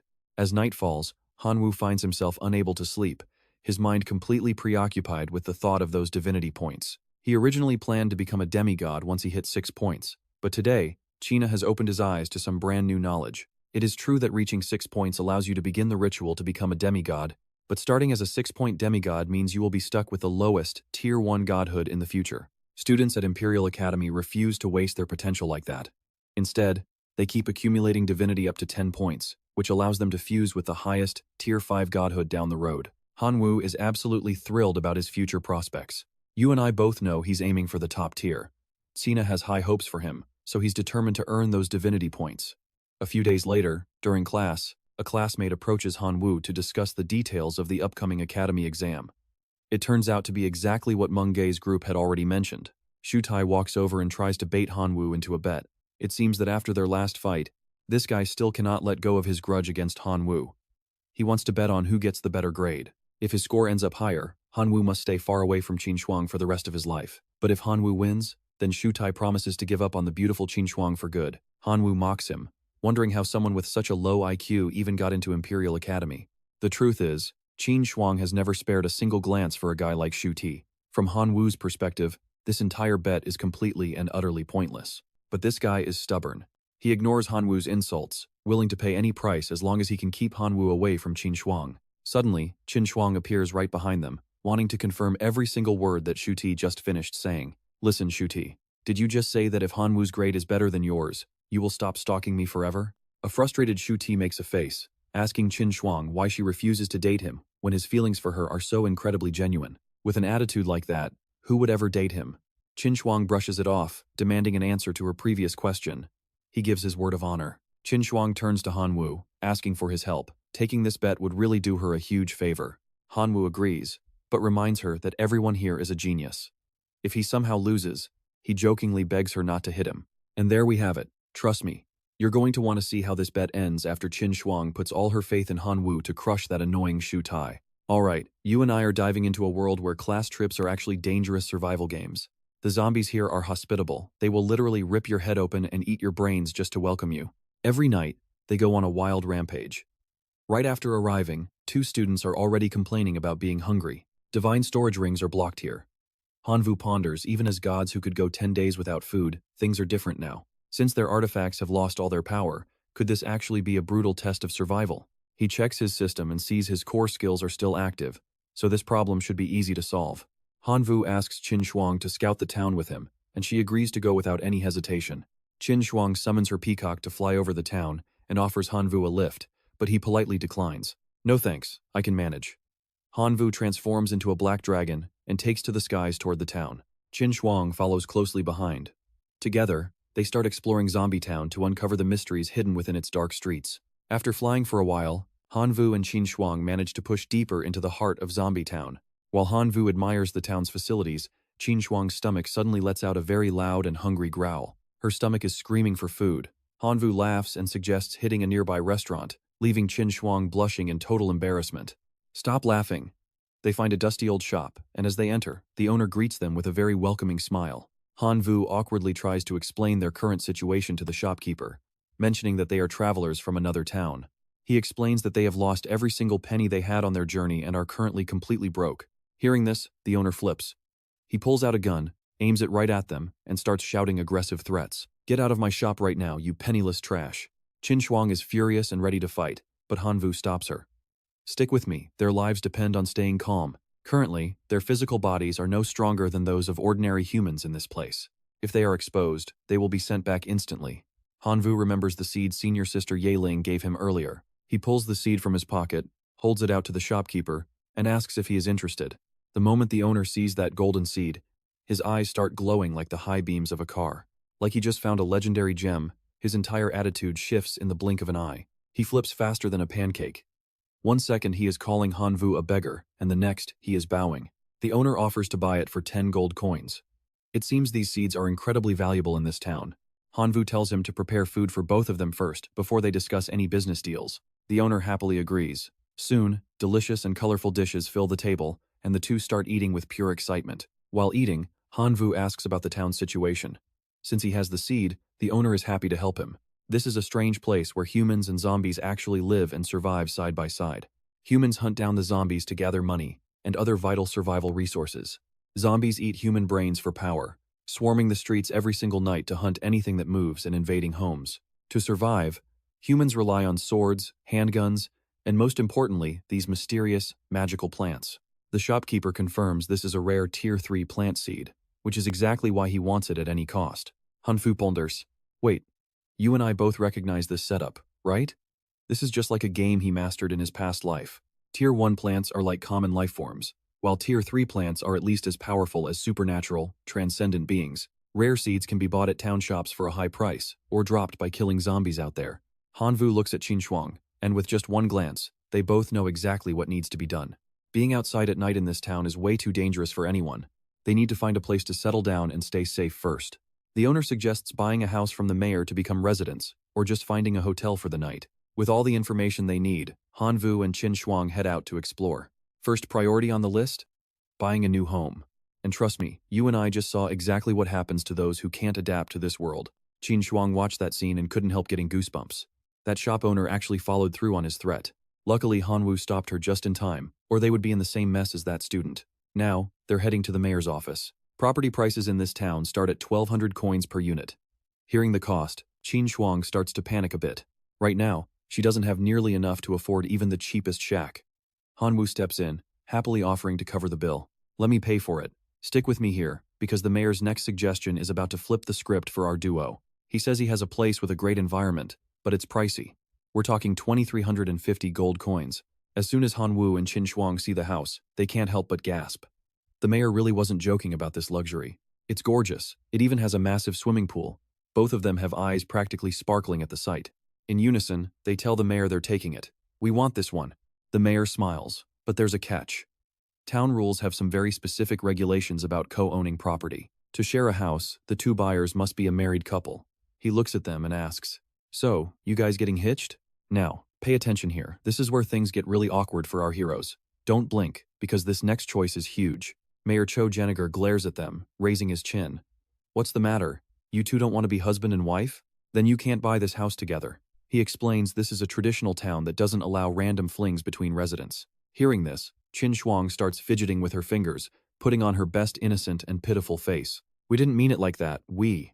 Hanwu sees the look and gets the hint, leaning in to whisper in her ear. Before he can even finish his sentence, Qin Shuang quietly agrees. Fine, let's just do it. She leans into him while he wraps an arm around her waist. Han Wu announces, we agree. Seeing their quick response, Cho Jeniger gives a thumbs up and pulls out a form. That's the spirit, I knew it. You two really are the perfect match. Just sign this form and you'll be recognized as a legally wed couple. He brings out a tray holding a key and some bags of seeds. Here's the key to your new home. As a wedding gift, have 130 pea shooter seeds and 50 coin flowers. Happy marriage, you two. They sign and then head out. Once they're away, Qin Shuang starts complaining about being forced into the situation. I only agreed because I had no choice. Don't go thinking this is real. Han Wu just smiles. Got it, not real. You and I saw that coming, right? Seeing his smug face, she turns red with pure frustration. She was thinking, I told him not to take it seriously, and he just obeys immediately? Since when was he this submissive? Suddenly, a notification pops up. By becoming official residents, they've earned 1,000 points. They've hit number 1 on the rankings. Arriving at the house, Han Wu's jaw drops at the luxury. This place is massive. Qin Shuang just crosses her arms, looking at him like he's a total amateur. You really haven't seen much of the world, have you? With that, they head inside. Qin Shuang heads upstairs, complaining about being exhausted. Han Wu, however, looks at the seeds. Time for the real work. 130 pea shooters and 50 coin flowers. Let's see what kind of special skills these things have. As the sun begins to set, the entire house is swallowed by the creeping shadows of the night. Han Wu walks down the hallway with his hands in his pockets. Man, over an hour has already passed by. He rushes to Qin Shuang's room to update her about the plants, but he's met with a sight that turns his face red. Turns out, she's in the middle of changing clothes. Once she realizes, she screams at the top of her lungs. Get out! It was an accident, he yells back. Once the chaos settles, the system status window appears before him. Plant name, Coinflower. Level 1, Special Ability, produces coins. For every unit of energy absorbed, it generates 1 additional coin. 10 coins make 1 silver, 10 silver for 1 gold, 1,000 gold for 1 diamond. Lifespan, 1 year. Watching the pea shooters grow at light speed, he's amazed. They're getting huge. I wonder how much damage they do. The details pop up. Plant name, Pea Shooter. Level 1, Special Ability, Pea Shot. Fires 1 pea per second, dealing damage to undead creatures. Lifespan is also set for 1 year. Qin Shuang walks up behind him, asking what he's mumbling about. Han Wu just shakes his head. Nothing, really. He turns bright red when he realizes she's there. Trust me, you and I just watched the start of one chaotic marriage. Alright, you and I are starting with Han Wu teasing Qin Shuang about why her face is so red. Qin Shuang points a finger at his face and screams, I am warning you, do not even think about it. They are right in the middle of a loud argument when a strange noise makes them both turn around. Qin Shuang looks confused and asks, what on earth was that sound? She raises her hand high, a golden light appears, and she activates her light magic technique. Suddenly, a pack of over 20 zombies charges in, growling with sharp teeth and pure killing intent. Han Wu just crosses his arms with a confident smirk. Let us see what you monsters can actually do. The pea shooters open their mouths and fire a barrage of peas, but the zombies do not even flinch. Han Wu raises an eyebrow. Is that it? Their combat power is honestly kind of pathetic. Now watch this, because this is where our main character takes things to a whole new level. Red light flashes everywhere as the normal plants transform into the much more powerful dark pea shooters. Now their shots are actually shredding the zombies. The system rewards him with points for every level 1 kill. A flag zombie goes down, dropping a small flag and earning him another point. He clears out a social zombie for more points while analyzing the battlefield and stroking his chin. These dark skills drain way too much stamina. If this keeps up, we will be surrounded and overwhelmed soon. Suddenly, Qin Shuang realizes something and shouts, this is bad. Shutai is already buying up property. His total has reached 1,300 points. If we stay at this pace, we are going to lose. Hearing this, Han Wu looks at his plants and mutters, I need a way to kill these zombies faster. He thinks to himself, these special plants are living things too, so they should be able to mutate. Han Wu gathers energy in his palm and fires a red beam at them, activating his directional mutation skill. The system screen pops up with options. First is range mutation, to increase how far they can shoot. The cost is 1 month of lifespan to double the range, stacking 13 times with 12 hours left. Option 2 is fire rate mutation. Increasing their attack speed costs 2 months of their total lifespan. Each boost doubles the speed, allowing for a maximum of 7 times the original firing rate. The third mutation adds extra heads to the pea shooters, giving them multiple barrels for every single attack. This costs 3 months of lifespan per head up to 5. The plants still have 12 hours left. The final option increases the size of the plants, doubling their scale for each successful mutation. This one is expensive at 6 months per upgrade, but Hanwoo just smirks at the new possibilities. You and I are seeing this, right? These plants just went from cute to absolutely terrifying. They fire massive peas 10 times larger than before, slamming into the zombies like high-velocity rockets. The undead are getting knocked back and destroyed instantly. The system notifications just keep rolling in. He kills an intellectual zombie for points, followed by a delinquent zombie that drops a hair dye bottle. A level 2 normal zombie falls, giving him double points as the pile of bodies starts to grow. Suddenly, a massive gray foot stomps the ground like a pillar, cracking the earth and kicking up dust. A group of buff, muscular zombies approaches, led by a giant monster carrying a large war flag. Hanwoo notes that these ones are much higher level. The leader charges and prepares to throw his flag. The monster steps forward, putting its entire weight into a massive throw aimed directly at our duo. As the flag crashes near the pea shooters, it creates a massive shockwave that hides everything in thick dust. The zombie leader stands there confused with a question mark over its head, wondering why nobody is dead. Before it can react, the plants fire a barrage of red peas. That thrown flag actually missed them completely. Hanwoo catches the flag, noticing tiny lightning sparks on the handle. It is made of pure, refined steel. What a waste of good material. I am taking this. Then he turns his attention to the coin flowers. I almost forgot about you guys. It is time for you to mutate too. The system window appears again. Option 1 is versatile mutation to double production at the cost of 1 month of lifespan per upgrade. Option 2 is absorption mutation. Stick with me, because this is where our main character becomes unstoppable. Alright, you and I are about to see the price of power doubling the coin flower's range costs 2 months of life. Pushing it 7 times leaves only 12 hours left. Hanyu doesn't hesitate for a second, shouting, I want it all. Infinite coins scatter everywhere as Tansang spots the rankings. She clenches her fists in pure joy, shouting with excitement. We pass them. His score overtakes Sutai. Elsewhere, Sutai stares at the leaderboard in total horror. What? Hanyu is first with 1436 points, while Sutai sits at 1313. Holding a level 4 fire dragon grass seed, he mutters, Hanyu, don't think you can win. Never. 2 hours later, the seed transforms into a massive blue dragon wrapped in a golden aura, letting out a roar that shakes the earth. Fire dragon grass unhinges its jaw, unleashing a torrent of searing flames at the zombies. The undead horde stands no chance, as the dragon's intense fire incinerates them all instantly. Shutai watches the points jump. Rank 1. Shutai, 1610. Rank 2. Hanyu, 1586. He smirks.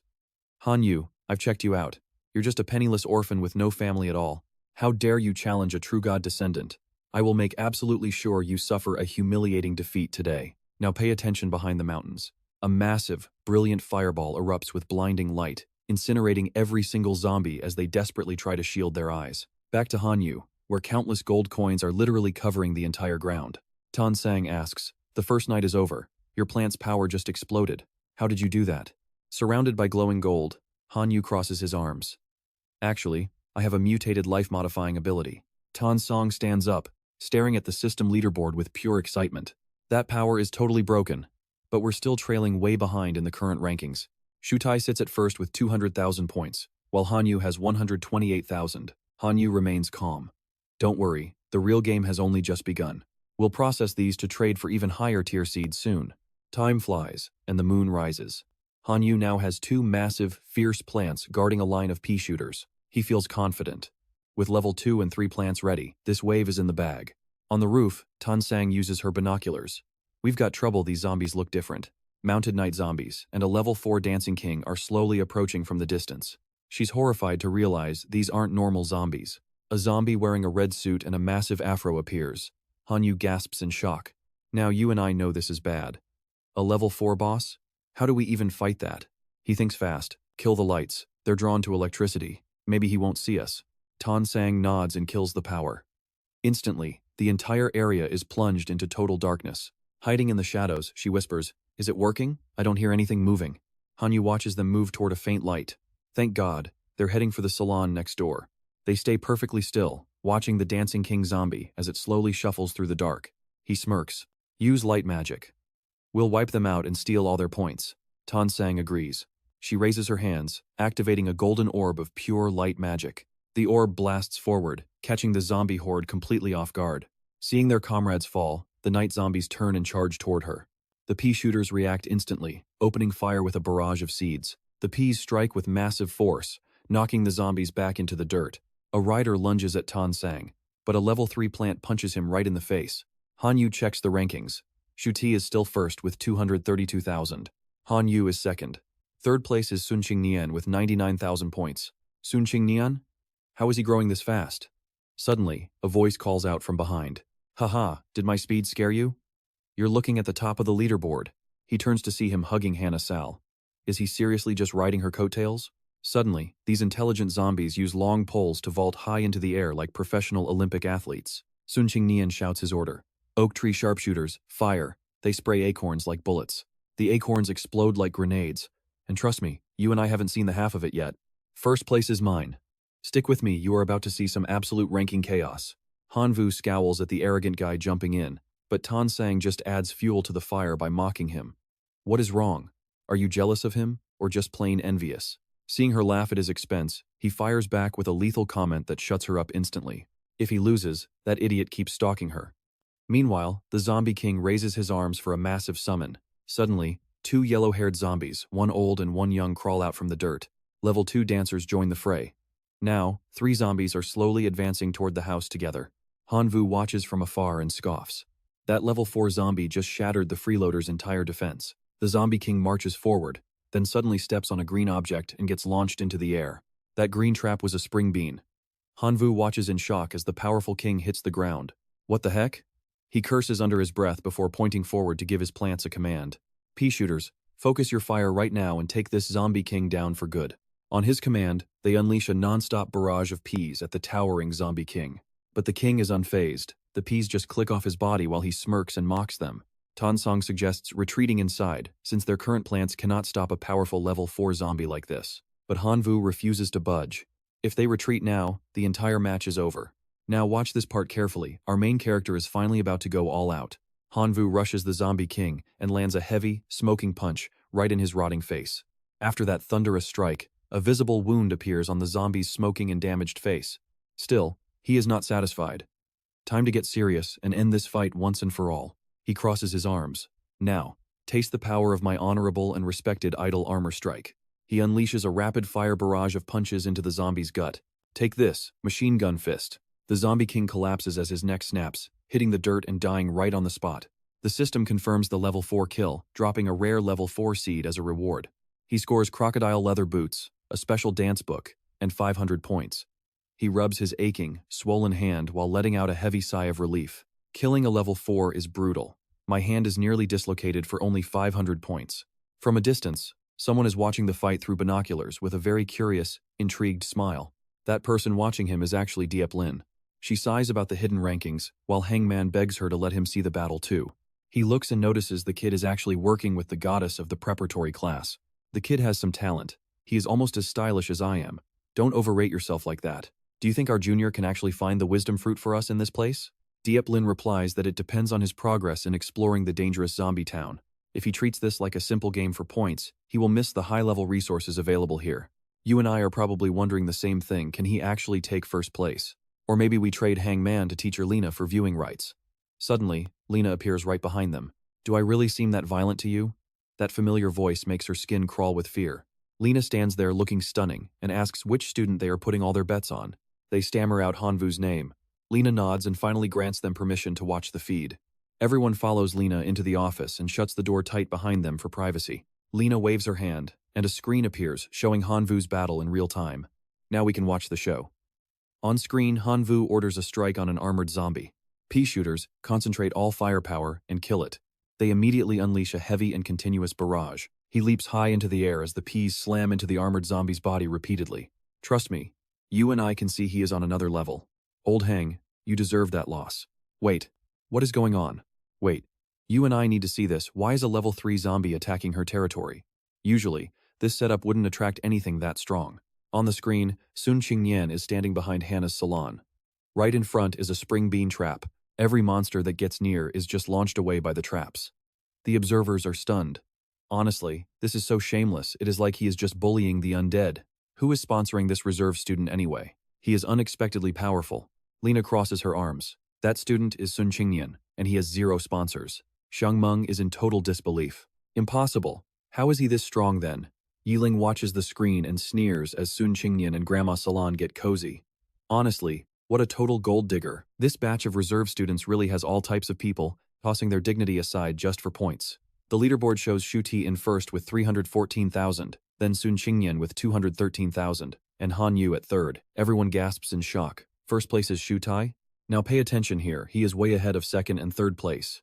We really need to see exactly what kind of strategy he is using. Back in the match, a fire dragon herb is wide open, blasting zombies with massive waves of flame. Shu Tai just stands there laughing his head off. Han Yu, let's see how you plan on beating me now. Ye Ling recognizes that herb. It looks like Shu Ti is sponsored by our biggest rival, Huang Shengjun. Xiang Meng clenches his fists in rage. That guy once dominated Zombie Town and walked away with serious loot. He is clearly trying to use this chance to rob the reserve students blind. Lena nods coldly. That is right. Shu Tai and Huang Shengjun have a secret deal going on. Shengjun provides the sponsorship, and in return, he gets 70% of everything Shu Ti loots from the town. Yi Ling's group can't help but curse. Dirty, shameless, absolute low-life behavior. Just then, the man himself appears. Who are you guys calling shameless? Xiang Meng's eyes narrow as he looks back and says the name Huang Shengjun. He immediately challenges them to a bet, looking like he has already won the whole thing. You three here to check on your little students? How about a wager? Let's see whose reserve student can grab the highest rank on that board. Xiang Meng isn't that easy to trick. He frowns and shuts it down. You think we're stupid? We already know Shu Tai is your guy. Shengjun leans in with a smug grin. So you don't even have the guts to compete? Man, you guys are just a bunch of pathetic losers. Imagine being at Imperial Academy, a top school in the God realm, and still playing these petty games. Starting these clubs just to feel big, being students alongside you people is honestly embarrassing. Xiang Meng snaps and tries to charge him, but Ye Ling holds him back. Today, it's personal between us. Ye Ling calms him down, whispering that he is just trying to provoke them in front of Lena. Then, she turns to face him. We started this club to help students who actually need resources. You and I both know you're just showing off. You want to bet? Fine. Let's see whose student pulls the better score. Shengjun shrugs and agrees without a second thought. Sure, 10 divinity points. Do you have the guts to take it? Yi Ling's face darkens, but she bites her lip. I'll take it, why wouldn't I? Shengjun walks away, telling them that Lena is the witness, so no backing out when they lose.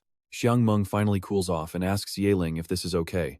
That Shu Tai guy looks pretty strong. Ye Ling isn't backing down. When people say I can't do something, that's exactly when I have to prove them wrong.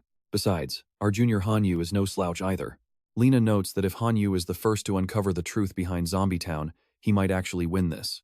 Daily check-in, Survival Day 2, total points added, 2,000. Han Yu collapses on the ground, groaning. I can't move. I'm so exhausted, I might just pee my pants. Right next to him is a massive pile of food and gold coins. Qin Shuang tells him he did a good job, and to just stay there while she cleans up the battlefield. Qin Shuang is secretly relieved Han Yu's powers stayed active in this realm, or they would have definitely failed last night. Han Yu just smiles and closes his eyes, ready to flirt. Sure thing, my dear wife. Qin Shuang snaps at the name and kicks him. What did you just call me? She starts pummeling him with kicks as he screams out in pain. Hey, isn't that our legal relationship in this place? At least pretend to be into the role for a bit. So what do you and I make of this? A total scoundrel, she says, walking away and leaving him there. Let's jump into it. Kan Nian mocks him from behind, sounding annoyingly relaxed, as if he is just flirting. He stands there with his arms crossed, laughing that breaking an arm only earned Han Vu third place. Tan Sang checks the rankings and freezes Kan Nian has jumped to second with 356,000 points. Tu Thiet is crushing it at first, while Han Vu sits at third. She panics, wondering how they will ever catch up. They are trailing by over 200,000 points, but Han Vu just stands up and shouts for everyone to hear. Relax. I have still got a secret ultimate technique tucked away for when things get real. Even with one arm, I am better than that Tan guy. Is his leg about to break? Tan Sang hides a laugh. Kan Nian snaps, yelling that he will send a nasty spring pea gift to Han Vu's house later tonight. Han Vu does not even care about the threat, giving him the most casual and dismissive response ever. Now pay attention, he spots a strange red seed on the ground and pauses in total confusion. It is a rank 4 seed. The system identifies this rare find as a rank 4 hypno shroom. This thing fires gas energy bullets that put zombies to sleep or even force them under your control. It turns zombies against their own kind, completely brainwashing them to fight on your side as loyal allies. The rank 4 corn cannon fires exploding corn that can instant kill rank 3 zombies with massive area damage. The moment he hears it is a hypno shroom, he sits down and grabs it with a massive grin. A hypno shroom? This is the ultimate puppet maker. And that corn cannon is basically a point farming cheat code. Tan Sang is over his rambling, so she tosses the loot into a cart and tells him to move. Let's go to the shop to sell our loot and buy some high-level seeds so you don't have to be so exhausted. He almost calls her his wife, but remembering her deadly kick, he quickly calls her Old Tan instead. Tan Sang blushes, secretly wondering why the nickname he was about to say stayed on the tip of his tongue.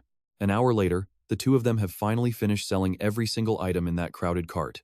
As they walk down the stairs, he complains that the shop would not even accept the Rank 4 Zombie King's special dance book. She stares at her bag of gold, thrilled with the 243 coins they earned for their hard work. The shopkeeper mentioned the mayor collects melee weapons and might trade something good for Hanvu's flagpole. He says the lady of the Han mansion makes the calls, but she asks why it is not the Tan mansion.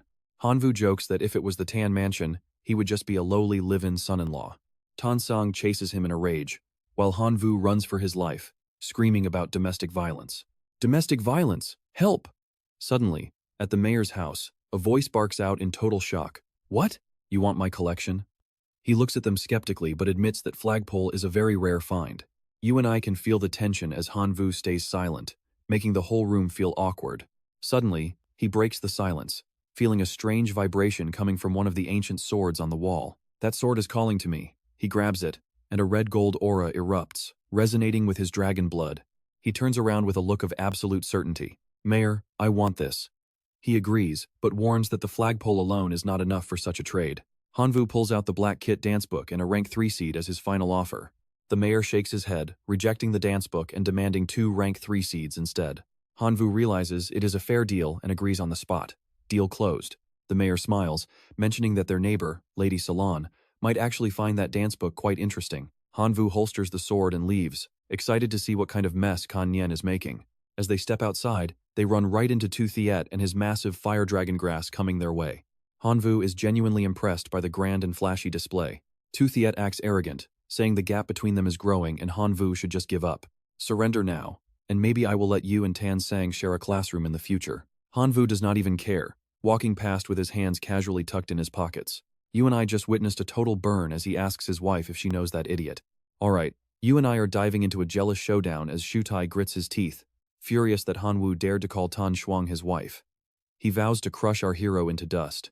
Hanwu does not care about his anger. He calmly takes Tan Shuang by the hand to leave, telling her to just ignore that guy so they can go have some fun. Seeing them walk away together, Shu Ti seethes with pure hatred. He rants through his teeth that he will not just win, he is going to cut those hands off personally. Hanwu and Tan Shuang arrive at a small house and knock on the door, calling out for the owner.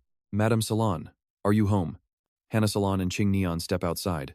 He asks with a fake smile, oh, look who it is, our friend Hanwu.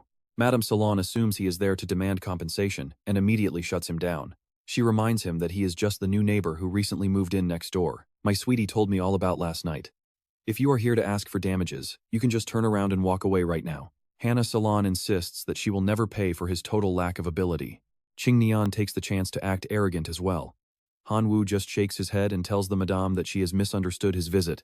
I came to admire your elegance. The chief said you were once the town's dance queen and truly, your aura is extraordinary.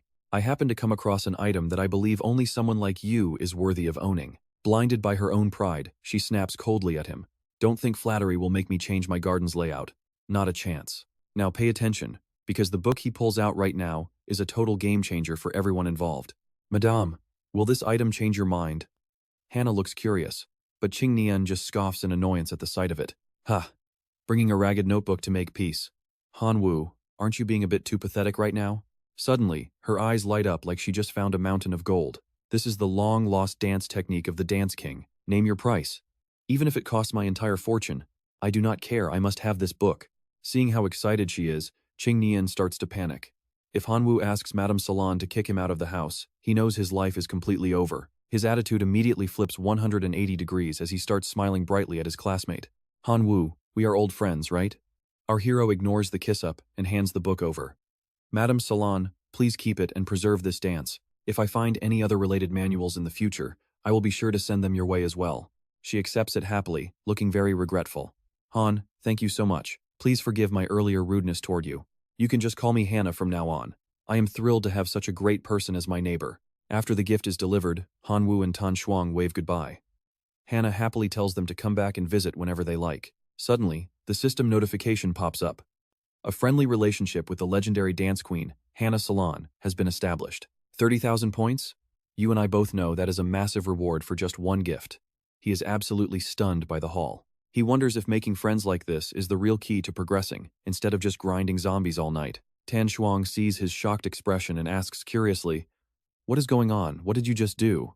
"I just got a notification about a friendship with Hannah, and my shop points increased by 10,000. Hanwoo realizes that because of their married status in town, Tan Shuang gets the rewards too. This is a huge win for both of them. This is way too profitable to ignore. He starts teasing her again. This is just what a good husband does for his wife. No need to be so formal with me. This time, she does not hit him. She just blushes and walks away, calling him shameless and saying she won't talk to him anymore. As she leaves, he checks the system to see what Madame Salon's shop has to offer for their points.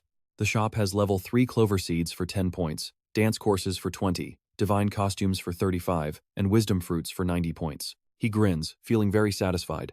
The wisdom fruit should finish that senior's quest, but I need 90 points. I will buy it after the exam is over. The scene shifts back to their house. Hanwoo stands there confidently. Both level 4 seeds have mutated. Tonight is the perfect time to farm some serious points. Suddenly, a horde of zombies attacks. He calmly orders his cannon to fire, launching a glowing golden orb of pure destructive energy. The golden sphere slams into the ground, causing a massive explosion that sends the zombies flying in every direction. Hanwoo is confused. Why are there only weak ones today? These little guys are not even worth many points. Then, something catches his eye. Way in the distance, Madame Hannah is standing at her gate and waving to him. "Han, I cleared out all the tougher zombies as a little thank you." He just closes his eyes and sighs. "Since there is no chance to show off tonight, you and I should probably head into town to see what happens next." "Alright, you and I are diving back into Hanwoo's climb to the top as he takes flight to scout the area." Approaching the zombie horde, Hanwoo realizes these aren't just monsters, they're easy points. Sword drawn, he charges straight into the fray. With a single powerful swing, he unleashes his signature move, the explosive dragon slash tearing through the undead ranks. His blade shreds through the zombies, leaving gold coins in its wake before he gracefully pivots and flies back into the sky. The horde struggles to keep up below, but he isn't interested in small fry anymore. Only level 4 beasts are worth his time. 4 hours later, Hanwoo stands atop a high tower, surveying the silent city as the wind whips around him. Checking the rankings, Sun Qingyan is first with 831,000 points, while Hanwoo is sitting at third with 723,000. He smiles, the gap is closing. Plus, a 3,000-point survival bonus for day 3 just hit his account. Returning home, he's surprised to find a mysterious man waiting at his doorstep. Confused, he asks who he is. The man introduces himself as Eric Green, the captain of the town guard. Impressed by Hanwoo's bravery against the zombies last night, Eric is here to personally invite him to join the defense force. Hanwoo looks skeptical. He's heard of the Galaxy Guard, but what exactly does a town guard do? Eric explains their mission is simple: protect the town at all costs. They guard the entrances to stop level 5 zombies from invading. Without them, this place would have been overrun long ago. Hearing this, Hanwoo's eyes light up with excitement. Now, pay attention. Because level 5 zombies mean massive point gains, it's exactly the high-level combat he's been looking for. He immediately agrees to join Eric's team, and the captain gives him a friendly pat on the shoulder. Eric welcomes him aboard, praising his spirit and noting that the town needs brave young men like him. Suddenly, system notifications flood his vision. Forming a bond with Eric Green has unlocked a new personal shop. He's rewarded with 60,000 points instantly, and joining the guard unlocks another shop, plus 50,000 merit points. The leaderboard updates instantly. The points from these rewards have completely flipped the rankings on their head. Hanwoo is now officially rank 1 with 836,000 points, narrowly beating out Sun Qingyan. He stammers in shock. Against all odds, he actually made it to the top spot. Eric departs with a reminder to show up tonight. Inside, Qin Shuang rushes out and tries to tackle him with a hug. She's ecstatic, shouting about his first-place rank and demanding to know what kind of miracle he pulled off last night. As she clings to him, a sudden noise at the door catches Hanwoo's attention. He opens it, annoyed by the interruption. A stunning blonde woman stands there, biting her lip. "Han," she purrs, "you were so powerful last night." Hanwoo's mind goes blank. He has absolutely no idea who this woman is. She leans in, shamelessly flirting. Watching him fight last night apparently left her feeling very excited. Behind him, Qin Shuang's gaze turns icy. She wants to know exactly what good deeds he was doing out there. You saw that look on her face, right? Hanwoo is in big trouble as cold sweat pours down his neck. Qin Shuang steps up, claiming to be Hanwoo's wife and demanding to know who this intruder is. The woman, Jessica, ignores her entirely. She leans close to Hanwoo, asking if being married feels too suffocating for him. She offers to be his secret lover instead, making a bold move right in front of his supposed wife. Jessica blows him a kiss and leaves, reminding him to meet her at the guard post later tonight. Hanvu instinctively waves goodbye, which only makes Qin Shuang's face turn even darker with jealousy. She snaps, grabbing him by the ear. She accuses him of being a scumbag who spent the night chasing girls for points. She rants that he must be following Sun Qingnian's example, becoming a playboy to climb the rankings. Hanvu yelps in pain, pleading his innocence and telling her she's completely misunderstood the situation. He explains he was actually grinding monsters and got recruited by the guard captain for his skills. The massive point jump came from joining the defense force, not from some girl. Realizing her mistake, she finally lets go. She mumbles an apology but remains annoyed, especially after Jessica's suggestive comments. Hanvu rubs his sore ear and teases her. Was she actually jealous? He only did this to help her win the bet. She blushes and denies it, claiming his business is none of hers even though she clearly cares. And that's where we leave it, trust me. You're going to want to see what happens when he hunts level 5 zombies tonight. Alright, you and I are diving back into the action as Hanvu gets some high-tier seeds. Qin Shuang warns him to stay safe tonight. He just smiles, cutting her off with a cheerful wave of his hand. He tells her not to worry. His black sword can drop rank 4 zombies instantly, so he will be fine. But as he leaves, she screams that he misunderstood. She meant, don't get seduced by any fox spirits while he is out tonight. Night falls on the town, heavy and silent. Hanvu arrives to meet Jessica's crew.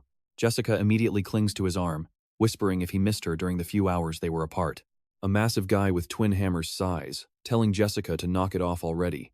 He reminds her Han is married before introducing himself as the heavy hitter, Johnson. David asks what Han's specialty is. Instead of talking, Han transforms, letting his power explode outward. He takes to the sky, revealing that he actually has a 2-stage transformation. Jessica is totally love-struck. This powerful, cool style is exactly what she is looking for. She begs the captain to let her lead him, since she loves working with handsome guys. Eric Grimm eventually agrees. He says Jessica will guide Han tonight, then looks up to warn him that zombie battles are lethal, so he must follow her orders. Jessica suddenly turns dead serious. She pulls out her fire and ice dual pistols, along with 2 rank 5 plants, calling everyone to battle. Han is stunned.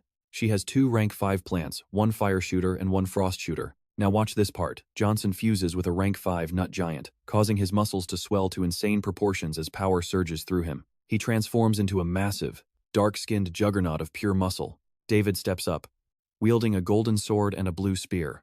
He summons rank 5 guards like the Orchid Swordsman, while Eric Grimm also transforms, his entire body erupting in a powerful jade-green aura. He detects the horde approaching and rockets straight into the night sky.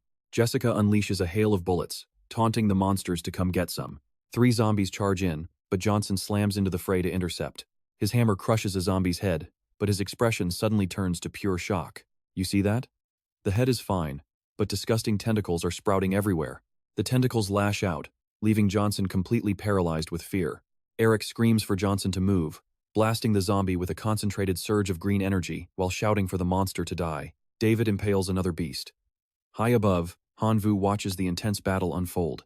He is impressed by this elite level of combat and refuses to be outdone. He dives down, punching a zombie while reminding himself he is Hanvu, the God Slayer. Drawing his blade, he delivers a strike that promises instant death. Suddenly, Jessica yells a warning and rushes toward him. She tackles him to the ground to fire her guns, leaving Han gasping for air.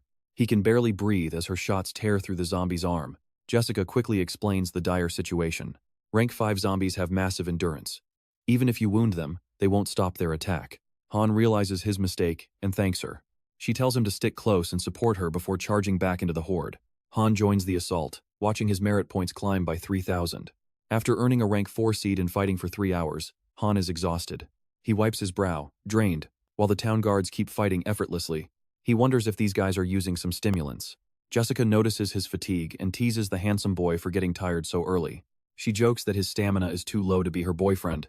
Trust me, if he still had his divine form, he would never feel this drained. He could fight until morning. You and I know he is capable of more. Alright, stick with me because Hanwu is about to hear a voice that changes everything. Guess who I am, representative.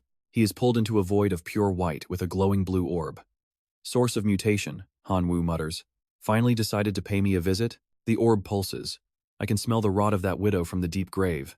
And I hear rumors that your health has seen better days. It mocks him with a sarcastic tone. You represent the source of mutation. Do not let some woman claim you are not good enough. It grants him a new authority to face that curvy woman. Chains and a lock manifest the genetic lock. Now, take a seat. It is time for us to head into battle. Pay attention now, because the chains shatter and a massive surge of energy floods through Han Wu. Golden radiance erupts, his eyes glowing with divine light as he shouts in pure excitement. This feels incredible. It is like I have an endless supply of life force. The lock allows him to mutate his cells by absorbing powerful biological traits. He grabs a sunflower seed. Fusing with plants creates unmatched durability. Han Wu decides he has to give it a shot. Without a second thought, he swallows the seed. His body absorbs it, releasing a blinding golden aura. He launches into the sky, channeling the sun's power to form a protective golden sphere around himself. The solar light incinerates the zombies instantly, turning the undead horde into piles of ash. They shriek in agony. Below them, Jessica shields her eyes from the overwhelming, brilliant glare. Light beams scatter everywhere. The guards wonder if an angel has descended, then they charge in to finish the job. Eric Greem leaps into the fray, rallying the troops as he tears through the zombies with ease. Out of nowhere, a desperate zombie lunges, reaching out with claws meant to crush Han Wu into dust. Seeing the danger, Eric Greem screams out, desperate to protect Han Wu from the incoming strike. Johnson rushes in but is slammed back by the zombie's massive arm. He hits the ground with a groan. Eric warns that a level 6 zombie is too tanky. He tells Han to run, but Han Wu doesn't budge. His eyes burn like twin suns. He gives a cocky smirk, inviting the beast to try its best. You saw that, right? The zombie punches him. But the solar light incinerates the monster's entire arm. Once the threat is roasted, the golden glow around his body slowly begins to fade away. Johnson stares in disbelief. We actually won. Han, you are absolutely legendary for that. The crowd goes wild. System notifications pop up, showing his reputation with the town has skyrocketed. He unlocks Jessica Smith's personal shop and gains 50,000 reputation points with the guards and Johnson. He also unlocks Dark Johnson's shop along with another 50,000 points for befriending David Ham. David is a key member of the town's defense force and a respected local resident. After opening David's shop, he nets 50,000 points, plus 23,000 merit for that level 6 kill. The source of mutation asks if opening the genetic lock felt good. Han Wu answers with pure excitement, but the orb cuts his joy short. It is time I gave you some bad news, Representative. Han Wu freezes. Bad news? What else do you want from me? I have nothing left. My divinity was hard enough to get, he complains. The orb just snorts at his petty words. Who wants your junk? You are so petty. The bad news is the lock has side effects. Han exhales. He thinks it is just a minor catch, but then, the reality sinks in, and his eyes go wide. Are you kidding me? There are side effects? Why didn't you say so earlier? What happens to me now? The source of mutation just laughs. Stay calm. You carry my supreme power, so do not be a coward. Why are you so scared? These side effects are not going to destroy your body or anything. It shrugs. You simply cannot use the genetic lock back to back. In your terms, it is on cooldown. Han Wu frowns. You know a lot, don't you? Fine, a cooldown is okay. But how long is it? What are the consequences? What happens if I try to use it before the timer is actually up? Trust me, you and I wouldn't want to risk it. With your weak body, you can't use it for 10 days. If you spam it, your genetics will spiral into chaos, causing permanent and uncontrollable mutations. All right, stick with me as our hero faces a permanent mutation. How about it? You are brave? Want to try? Han Wu immediately waves his hands and shakes his head. No way. I do not want to spend my life as a giant light bulb. Eric Greem walks up from behind with a look of concern. Han, are you feeling okay right now? Any discomfort? He turns with a bright smile and says he is fine. But then, Jessica starts flirting with him again. She lifts his chin with her finger and speaks softly. Handsome boy, that performance of yours completely won me over just now. Now, do you want to spend a wonderful night with me? Han Wu turns red as Joss Sohn finally steps in to save him. Jessica, please stop teasing Han. Do you want to drain him dry? Han, you should go back and rest. I can easily handle the remaining level 5 zombies on my own. Han Wu does not refuse the offer since he is drained. He smiles and admits he is tired, so the rest of the battle is in their hands. He is going to rest. As he leaves, Han Wu observes his surroundings and thinks. Since he cannot use Gene Lock for the next 10 days, he absolutely has to find a way to increase his base combat power immediately. He cannot afford to be vulnerable right now. Then he remembers the guard member shop. It is time to see what kind of gear he can buy with his current points. Watch closely, because he is about to go on an epic shopping spree. Call me the pay to win Little Tyrant. 30 minutes later, after browsing the entire inventory, he finally settles on the plant fusion technique. It looks perfect for his needs. He realizes this fusion skill can cover for his gene lock downtime. The mutation source standing nearby just squints and laughs at him. Haha, are you really satisfied with this literal pile of trash? It is so basic. This plant fusion is just a superficial trick to stitch life forms together. Hanwoo frowns and shoots a sharp glare back at it. This cost 70 friendship points. You call it useless, but isn't that just because your gene lock takes forever to recharge? It laughs loudly at his words. Isn't it actually because your tiny body is too weak? Do you really want to test me? With just a few tweaks, I can take this plant fusion to a whole new level. I will only charge 2 divinity points. He raises an eyebrow and rejects the offer instantly. I have no money, forget it. If it is not free, then we are done. Seeing that he won't pay, it starts pouting. Look at you being so stingy. Fine, just 1 divinity point then. It is a steal. Wait, you and I know he is the true deal master. He thinks this creature is a novice at bargaining compared to a pro. He pretends to be reluctant but finally agrees to the deal. Fine, it is a deal. As soon as he agrees, the entity snaps its fingers with a satisfied and wicked grin. Suddenly, Hanwoo's head feels like it is splitting open and confetti shoots out, leaving him completely dazed and confused. He looks at the system board and wants to curse. Holy cow, this thing is actually insane. The improved technique can merge 3 plants, and even has a slot for level 6 seeds. The entity gives him a gentle reminder. Don't forget, you owe me 1 divinity point.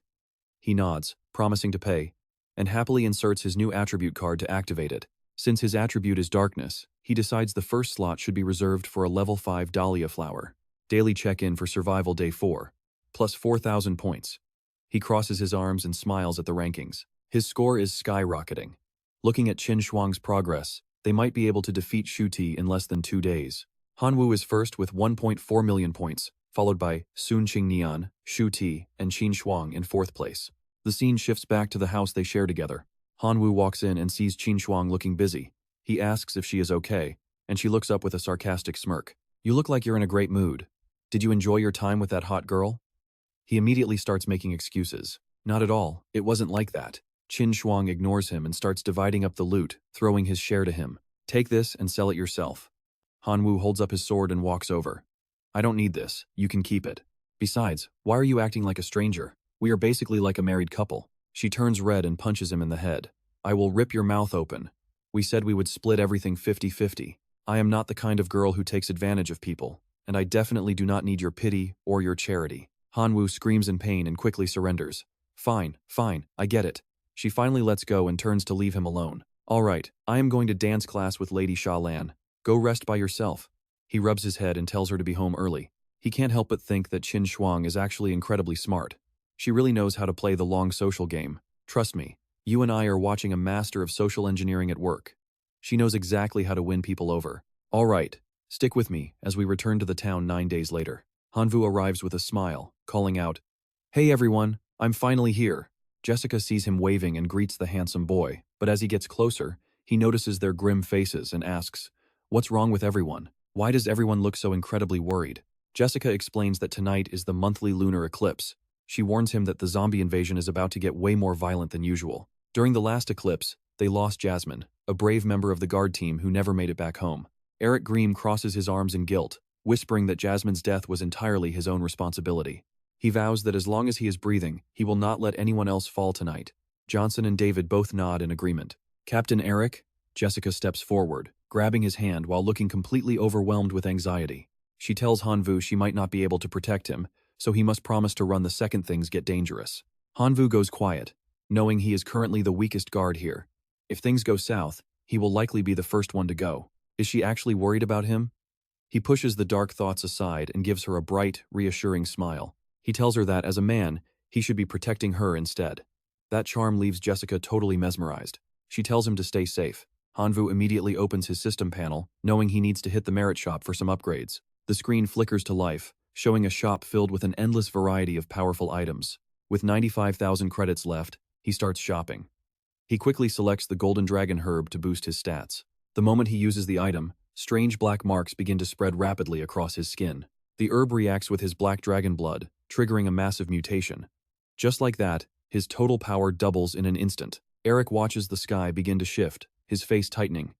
The time for the eclipse has finally arrived. Pay attention, because as the sun is swallowed by darkness, the zombies below start screaming in a terrifying frenzy. The monsters begin to mutate, transforming from scrawny corpses into a horde of shredded, muscular beasts. Eric Greem hovers high in the air, scanning the battlefield as the situation turns critical.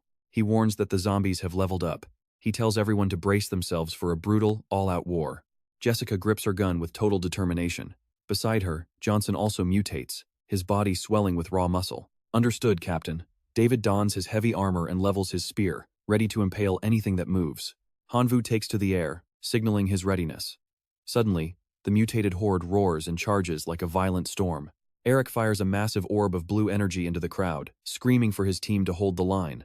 Over on the flank, Jessica unleashes a hail of bullets, but the monsters do not even flinch. She keeps firing, aiming for their heads with everything she has. But the giant zombie remains completely unfazed. Johnson pins the beast down, yelling for the others to keep up the long-range support while he holds the front. Hanvu streaks across the battlefield at blinding speed. He knows he cannot afford to lag behind now.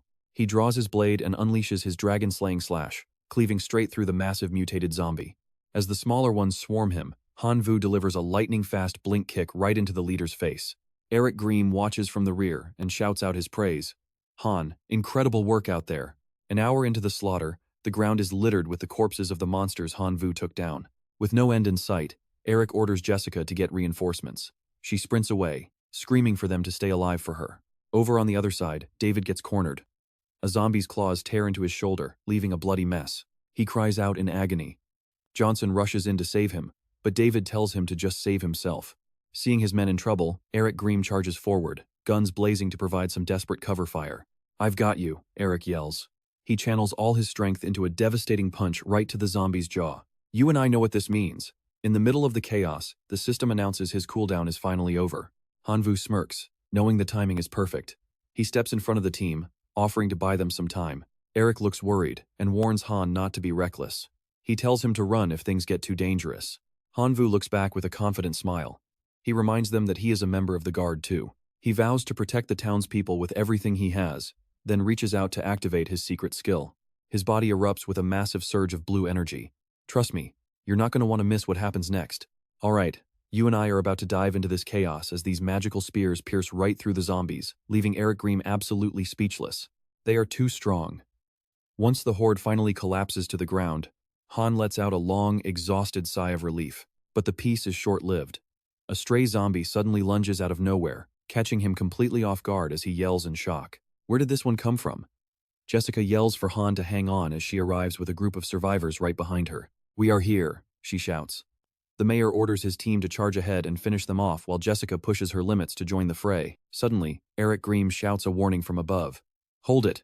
Now watch closely, because something is seriously wrong up ahead." The path is blocked. Mayor Schwarzenegger immediately grabs his binoculars to scout the area and figure out what they are dealing with. He scans the surroundings, noticing the fog is getting dangerously thick.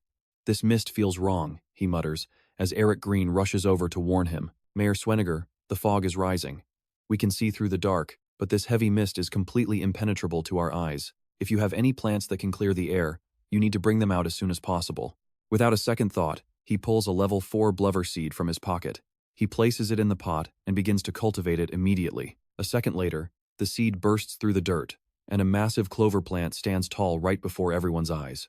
Hanvu watches the scene in total shock, thinking to himself that this plant grows way faster than anything he has ever seen. Instantly, the blubber turns into a giant fan, blowing the fog away. Han quickly pulls out his scouting eyes to track the enemy. Suddenly, the flower pot begins to glow with an eerie and mysterious light that illuminates the entire area. The system reveals it is a ceramic pot that boosts growth speed by 100 times. Han is floored, calling it a total god-tier item. Mayor Schwarzenegger looks back with a calm smile. "Han, if you like this pot, I can give you a few of them later. Eric told me you did great tonight. Once the eclipse ends, I will make sure the town rewards you properly for your bravery." Han is thrilled and thanks the mayor. But right then, a new system notification pops up that catches him by surprise. You and I both know Han loves a good reward. But this next part is a total game changer for him. He has built a friendship with Mayor Schwarzenegger, unlocking his private shop and earning 100,000 points. Han eagerly checks the list. The mayor's shop must be loaded with treasures. This plant looks incredible, a literal viral attack. I am definitely taking it. The shop screen reveals the Black Death mushroom, which is capable of firing off tens of millions of spores at the same time. These spores feed on the energy of the zombies, rapidly growing into even more Black Death mushrooms to continue the cycle. Without wasting a single beat, Han tosses the mushroom right toward the path of the giant blubber fan. Millions of spores are blasted into the horde, making the zombies scream in absolute agony as they are consumed from within. Han is hyped, thinking he can try a brand new playstyle. Keep going. He watches the battlefield unfold with intense focus. The Black Death has spread enough. Success or failure for the entire town all comes down to this one final move. He rises high, spreading his massive wings as a golden light radiates from his body. Black Death mushrooms, I command you begin the life sacrifice. Instantly, the massive swarm of zombies below is engulfed in a blinding golden aura that traps them where they stand. The golden light erupts with massive force, blowing those wretched zombies into a million pieces in a single moment. A new prompt appears. Option 1 is a level 9 wisdom tree seed for his sanctuary to maintain stability and long life. It produces wisdom fruit once it matures after 1,000 years, with a total growth cycle of 100,000 years. Option 2 is the golden flower pot. Any special plant seeds placed inside it will achieve a state of true immortality. Option 3 is a level 4 plant museum. It randomly generates a special plant seed for the sanctuary every 24 hours. The odds are 50% for Tier 1, 40% for Tier 2, 9% for Tier 3, and 0.9% for Tier 4. The level 9 seed only has a 0.009% chance. Han is speechless, cursing the system's impossible choices. How am I supposed to pick between these? He grumbles, feeling the pressure of making the right decision. With a deep sigh, he chooses the golden flower pot. I will go with you, he decides, looking at the item. With his mutation skills and this pot, he will create immortal plants.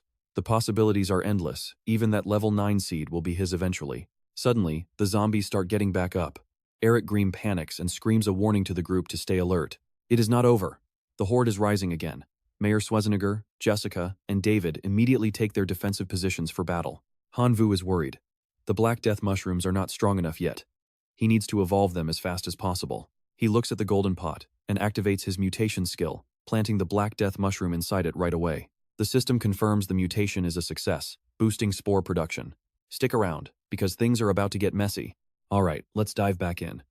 Hanwoo ramps up the spore growth, approaching the mushroom with a smirk as he orders 3 qualitative mutations to trigger all at once. Instantly, the clover grows to a massive size. Hanwoo clings tightly to its giant stem, shouting out as the transformation takes hold. Millions of spores swarm toward the zombies. Eric Green watches the chaos and happily announces that the horde is finally slowing down. The citizens below erupt into cheers. This is it. It is actually working, and hope is finally returning to the crowd. Suddenly, Mayor Jenniger looks up at the sky with a warning. The eclipse is reaching its final stage, meaning the zombie counterattack will be brutal. Hanwoo realizes something is very wrong. As the moon darkens, horns sprout from the zombies. They were dangerous before, but now, they are absolute monsters. Seeing the threat, Mayor Jenniger signals everyone to fall back. We need to retreat and regroup at the entrance immediately. Panic spreads through the crowd as people scatter. Are we going to die? I am so terrified right now. Hanwoo watches their morale plummet. If they lose heart now, the battle is over. He needs to fire them up, fast. He takes to the sky to rally their spirits. These zombies aren't invincible. We are going to win this fight. Hanwoo weaves through the lesser zombies, cutting them down one by one until the immediate area is completely cleared. The people's faces light up with joy. They cheer at the top of their lungs. What a magnificent fight. Hanwoo looks down at the cheering crowd with a smile. But then pay attention, a strange green tentacle lashes out toward him. It coils tightly around Hanwoo, leaving him completely stunned. He has no idea where this thing even came from. Jessica screams in horror. Seeing Hanwoo in danger, she charges forward, desperate to reach him before it is too late. Eric Green holds her back, warning that rushing in alone is a death sentence. We have to unite our power to break through. He steps forward with grim determination. Hang on, Hanwoo, we are definitely coming to get you out of there. Hanwoo snaps. He uses his wings to shred the disgusting tongue wrapped around him. Get this filthy thing off of me. He beats his wings and soars higher, leaving the reaching hands of the zombie horde far below him. Hanwoo scans the horizon, calculating his next move. If I fly toward the pole, I should reach the town soon, right? 30 minutes later, he is still searching. What is going on? Nothing looks right. Where is the town hiding? Suddenly, a familiar voice mocks him. Hey, haven't you figured it out yet? You are trapped in a cage, you idiot. Surprised, he asks the mutation source for a way out. The creature pauses for a moment before giving its answer. As the first super gene of the Shenhe civilization, do you really think a small trick like this could trap me? 1 divinity point, and you are out. Hanwoo's voice turns cold. Do you want the point, or your life? The mutation source laughs, trying to scare him. Fine then, pray for your own luck, because you will need it. As your super gene, I will give you some free advice. Don't wait for dawn, because time stopped the moment you entered this mist. He scans the area. If the source is right, he is in serious trouble. Every direction he tries leads him back to nowhere. North, south, east, and west are all wrong. Does this thing expect me to charge into the heavens or earth? Now watch this move, a sudden idea strikes him. Why not? Hanwoo changes direction and flies straight up into the sky. A minute later, he notices something incredibly strange looming directly in front of him. Is this a shield? Hanwoo stares at the massive barrier, draws his sword, and swings with everything he has got. Under his powerful strike, the massive shield only suffers a tiny, insignificant crack on its surface. Hanwoo is stunned. He unleashes a flurry of sword strikes, shouting in frustration at how incredibly tough it is. Let's see how long you can hold out. The barrier finally begins to shatter, piece by piece. The cracks spread rapidly until the whole thing explodes. Hanwoo looks out at the new world in shock. A colossal, ancient tree fills his entire vision. The mutation source greets him with a sinister welcome. Welcome, Outworlder, to my private domain. It has been a long time. Hanwoo grips his sword, his mind racing. Did this tree cause everything? And how on earth does it know my true identity? I thought my identity was safe within this survival simulation. How could a creature here possibly know who I am? Sensing his fear, the tree offers some comfort. Do not worry, little traveler. I have no intention of killing you. Hanwoo doesn't buy it. If that is true, why did you pull me into this place? The tree sighs. I need you to save this world. You and I? We are in for a wild ride. All right, you and I are about to see if Hanwoo can handle a deal with a literal monster. The great tree roars back with a shocking demand he must drive every single human out of small town. Hanwoo sits down, realizing there is more to this. Explain yourself. I need to know the whole truth. The massive tree begins to weave a tragic tale from 10,000 years ago. I am the tree of wisdom, protector of this realm. It was peaceful until an outsider claimed this place for himself. He sent a massive army to harvest the special seeds I had nurtured, treating my children like common products, turning them into nothing but a luxury resource for trade. Watching my descendants sold as mere commodities, how could I stand by? It pauses, hesitating, before continuing its dark history. We were peaceful for eons and had no power to fight back against a full-scale military invasion. So I turned to the god of death, praying for vengeance by offering my eternal devotion to his dark power. It sighs heavily. From that day on, I gained the power to raise the dead. Images of a massive zombie horde appear as the tree speaks with deep sadness. The war between humans and zombies lasted for a millennium until humanity was finally pushed to the very brink. Now, pay attention here, because this is the exact moment humanity was pushed to its final stand before a legendary warrior appeared. At the crucial moment, a powerful warrior appeared like a falling star. He wiped out hundreds of zombies using a mysterious method to cultivate a powerful fourth-tier plant, the legendary fire dragon grass. Its massive damage kept us at bay for decades. Seeing him listening intently, the tree finds the strength to keep talking. Years later, I realized that mysterious man was actually an outsider from the outer realms. His powers were unlike anything in this world. And today, I saw those exact same skills in you. You used the same tricks he did. Hanwoo is absolutely stunned by the revelation. So you want me to betray the town and help you? What is the reward? 10 fruits of wisdom. Hanwoo hesitates, deep in thought. 10 fruits? That is a legendary offer. That is 10 divine points. Seeing him waver, the tree adds, I will also give you 3 divine corpses. Though they died thousands of years ago, their physical power remains perfectly preserved, as if they were alive. Hearing this, his resolve starts to slip. He gulps, thinking this offer is just too generous to refuse. He is torn between high paths, his mind racing with the possibilities. Let's pause for a second. You and I know that betraying the academy means making an enemy out of a literal god. If I help this tree and betray my superiors, I am committing the ultimate sin. Hanwoo turns away coldly. I am sorry, but I cannot do that. The tree desperately offers one final, irresistible reward to stop him from leaving. Help me, and I will introduce you to the great death god temple. Hanwoo stops dead in his tracks. The death god? Is this his chance to obtain the powerful 5th-tier death divinity? If he gets that, he will be worshipped by 10,000 gods. The tree senses his interest and sounds hopeful. Exactly. So, do we have a deal now? He thinks it over, then turns back with a clever explanation. I will try, but I have one condition.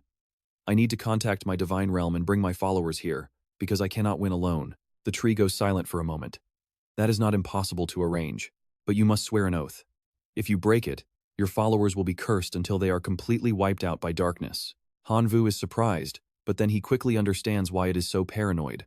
It is afraid he is just another greedy outsider, but it underestimates his desire for that 5th-tier power of death. He raises his hand to seal the deal and laughs. I swear it to the death god. A magical seal instantly burns into his hand. Wait, is it done? Just like that? The tree weaves its branches into a small circle to finalize the ancient pact. And that is where we leave it. You and I are in for one wild ride next. That sweet divine aura, I really should have reached the level of a lifeform lord by now. Alright, You and I are about to watch this divine tree kick our hero back to the lower world as soon as their deal is made. Go on now. As he gets shoved down, Hanwoo panics and screams, "Get back here, you old bastard." Boom. Hanwoo sticks the landing right in the middle of a zombie horde, looking up to curse the sky in anger. That old tree is way too rude. He did not even offer me a cup of coffee before kicking me out. He sighs, wondering how to move the townspeople before flying back to regroup with his team and come up with a real plan.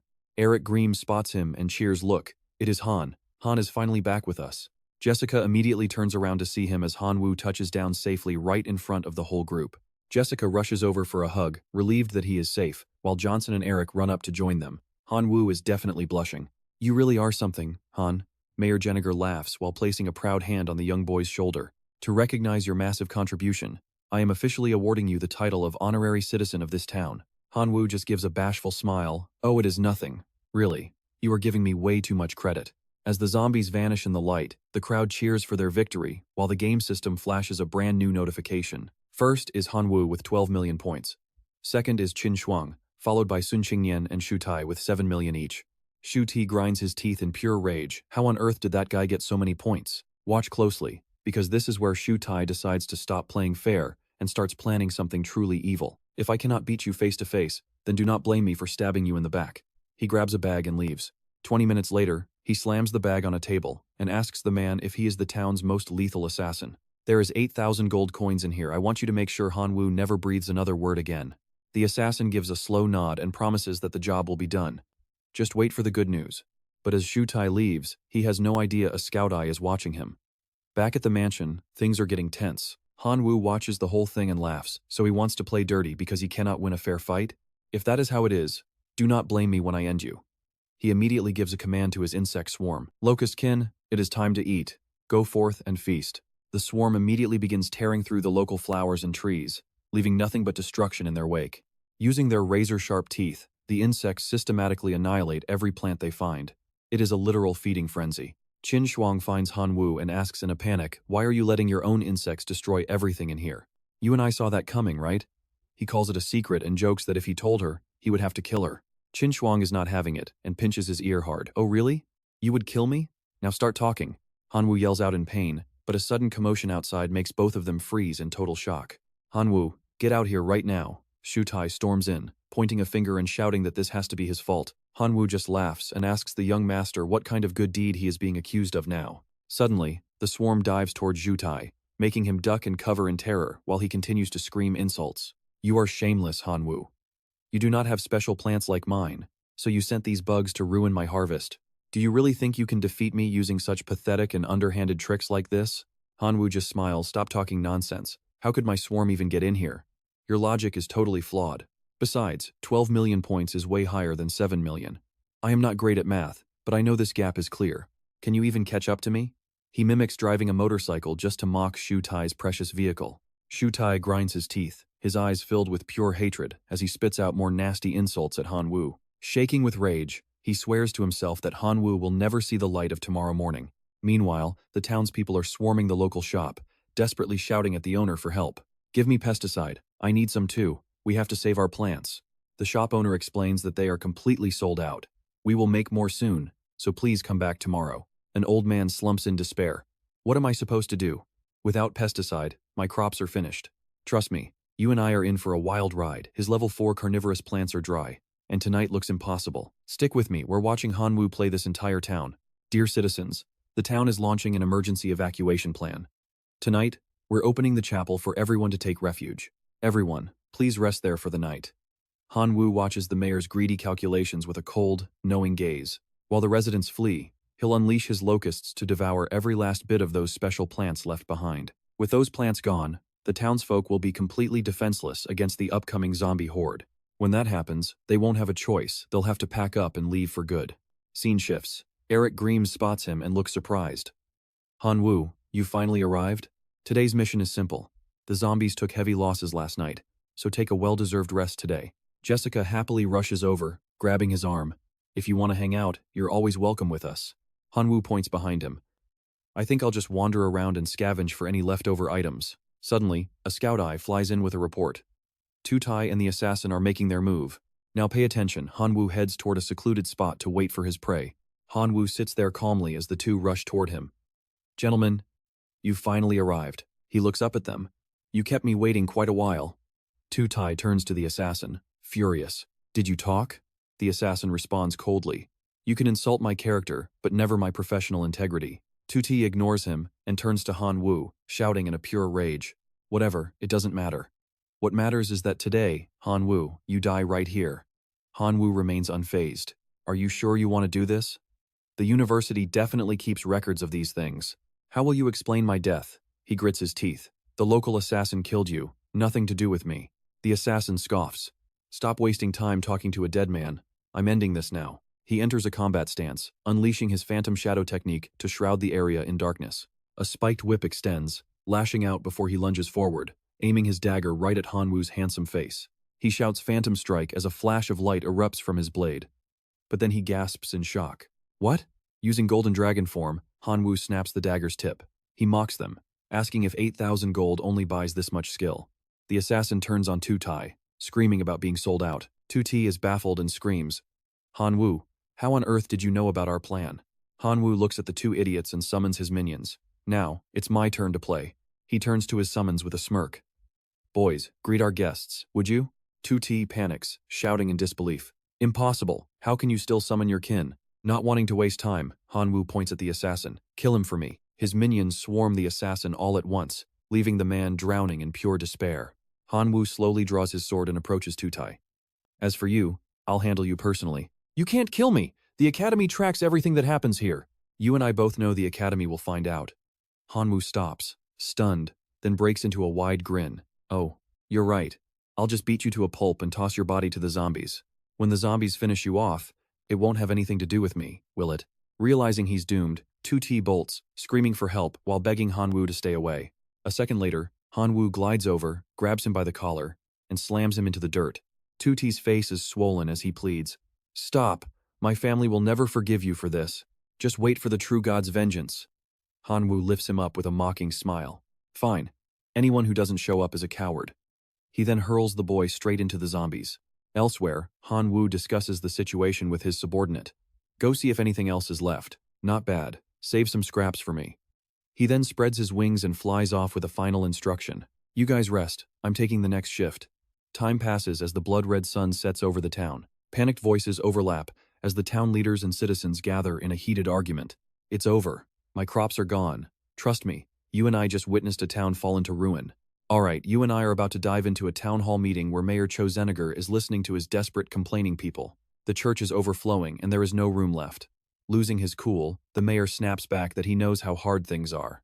Before he can finish, Han Wu cuts in with a daring proposal. He tells the room that he actually has one more way out. The mayor looks at him in shock and asks for details. With a calm smile, Han Wu suggests they all travel to another world. The crowd is stunned as they turn to the mayor with wide eyes. They whisper in disbelief, asking if such a journey is even possible. Most of them are exhausted from constant zombie attacks and lack of sleep. They are more than ready to leave this hellish life behind. Mayor Chozenegar is just as shocked by the suggestion. He looks at the young man with deep concern and calls out to him. He explains that the portal was destroyed during the war against the zombies, plus they have no idea where they could even go. Han Wu just places a hand over his heart and gives them a confident, reassuring smile. He vows that as long as they are willing to move, he can make it happen. Dalong City is the perfect place for them. Han Wu explains that he can rebuild the portal to the other world. He just needs everyone to give him a little bit of time. Hearing this, the mayor lights up with joy and shouts with excitement. He promises Han Wu full support. The scene shifts to a massive tree where Han Wu explains the situation to a mysterious ancient entity. He tells the great tree that the townspeople have finally agreed to relocate. All that is left is to restore the portal to find them a home.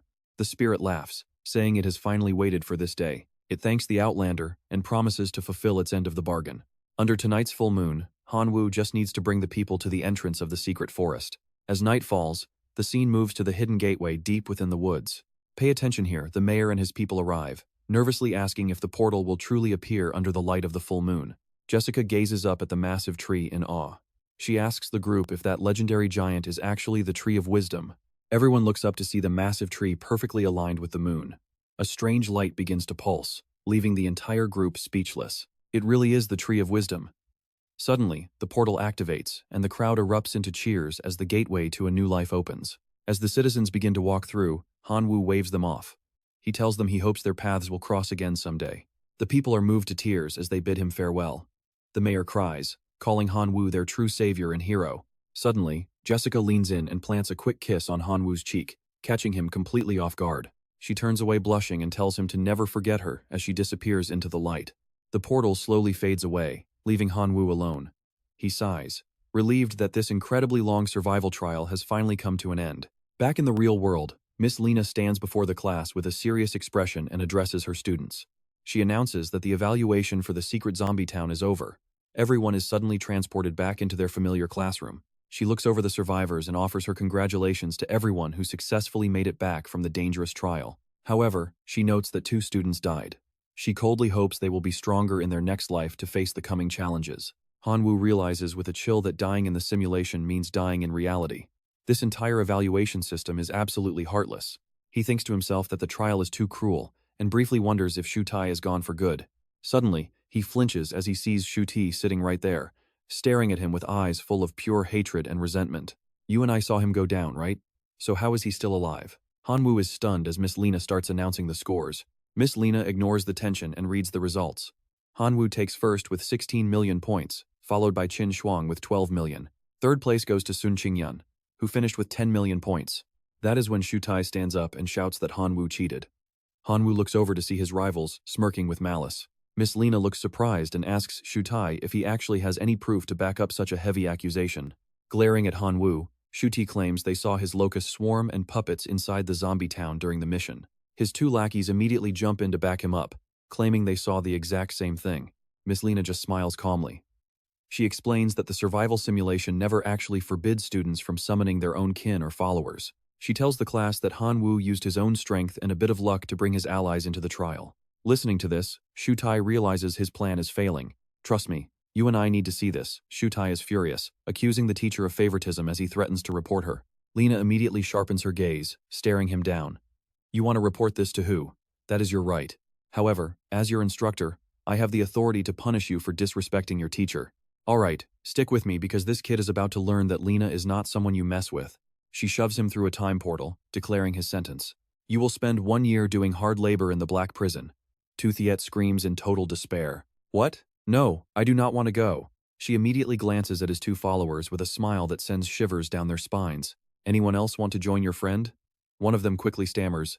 No, Instructor Lena is absolutely right. The other one scratches his head, forcing a smile. How could anyone disrespect a teacher? He definitely got what he deserved. Happy with the result? She continues the announcements. Next up, the rewards. Han-woo will receive a jade vase, and the award for Tan Sang. The ceremony ends, and as he walks down the hall, a voice calls out, Junior Han-woo, over here. Seeing the 3 seniors approaching, he greets them. I did not fail my mission. I brought back the wisdom fruit. Hangman smiles widely. You actually got it? So, did you find 1 fruit or 2? Han-woo thinks to himself.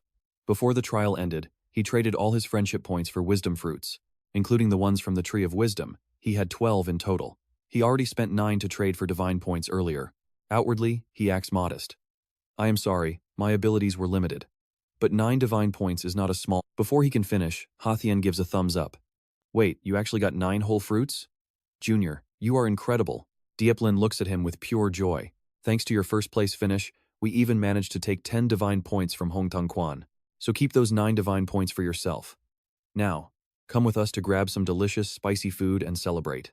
Suddenly, a cold voice booms from behind. Now pay attention, because here comes the guy who just lost everything.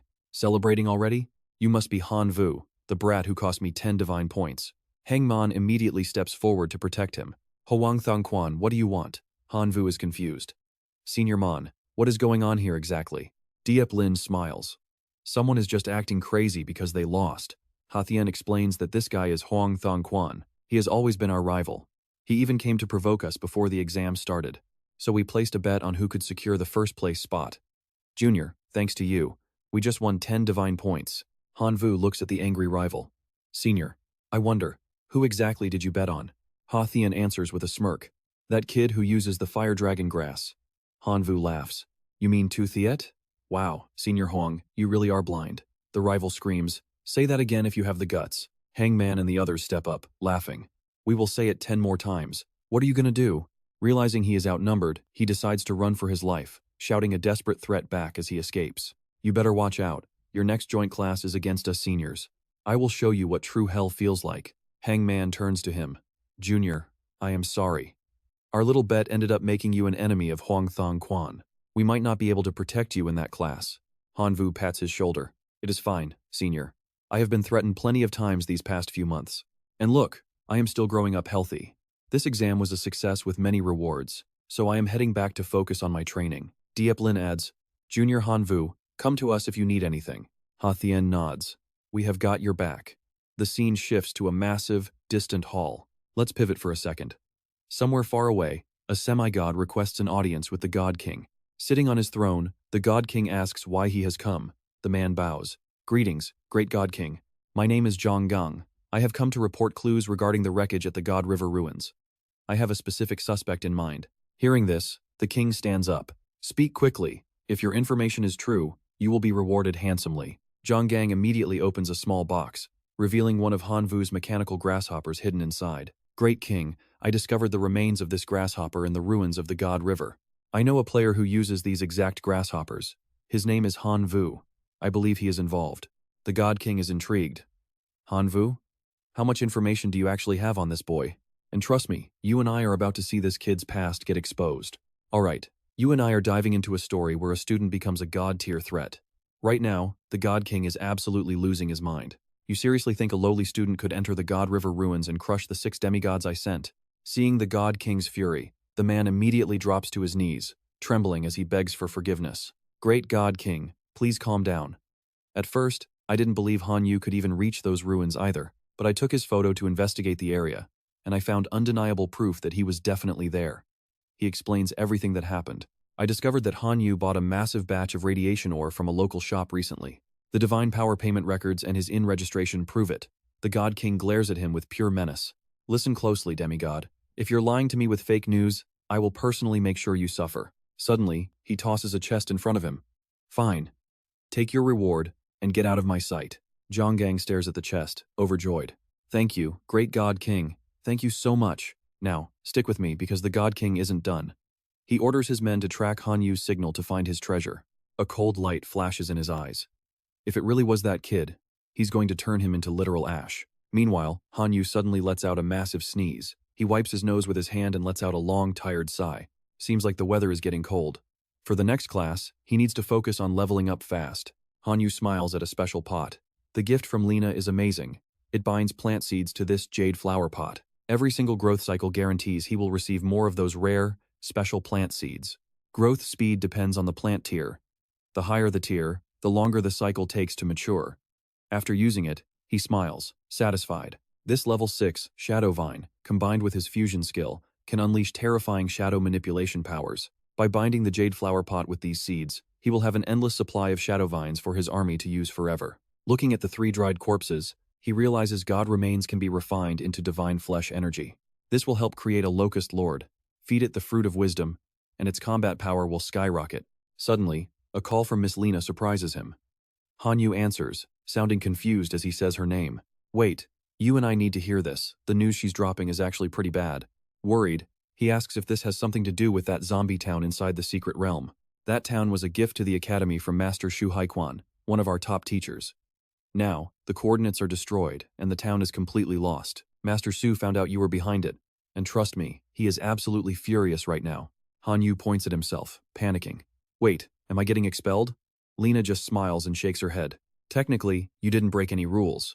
But Master Shu is still incredibly salty about his lost realm. So, he wants to duel you tomorrow. I'll be the referee. Hearing that, Han Yu finally lets out a breath. With you there, Lena, at least I won't be beaten to death. She puts her hands on her hips. Just do your best, kid. He won't be too hard on you, I promise. After hanging up, Han Yu sighs. Well, what's coming is coming. Can't hide forever. Time to sleep and then give it everything tomorrow. Morning arrives, and the scene shifts over to the massive martial arts arena. As Han Yu steps up, his seniors cheer him on. Just survive. Forfeit if it gets bad. Miss Lena points toward a strange man. Han Yu, greet Master Shu. He is the great god, Shu Haiquan. He bows politely. Greetings, Master Shu. Shu Haiquan looks at him with a serious, stern expression. In this duel, I won't use any divine spells. I'll only use 1 million followers to fight you. Win or lose, the destruction of my realm is forgiven. Han Yu smiles confidently. I wouldn't dare hold back, Master. I'll fight with everything I've got.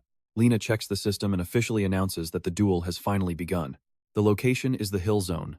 Both sides are now authorized to summon their tribes. The atmosphere gets electric. An epic battle is about to explode as Shu Haikuan summons a massive vortex. He gives a simple command. Come forth. Row after row of identical warriors emerge from behind him. A massive army of sapient beings stands there with terrifying, blood-curdling pressure. In the open field, Shu Haikuan's army lines up perfectly. Their overwhelming aura makes the seniors lose their cool. You and I have to admit, seeing those monsters, that's one hell of a terrifying way to end the day.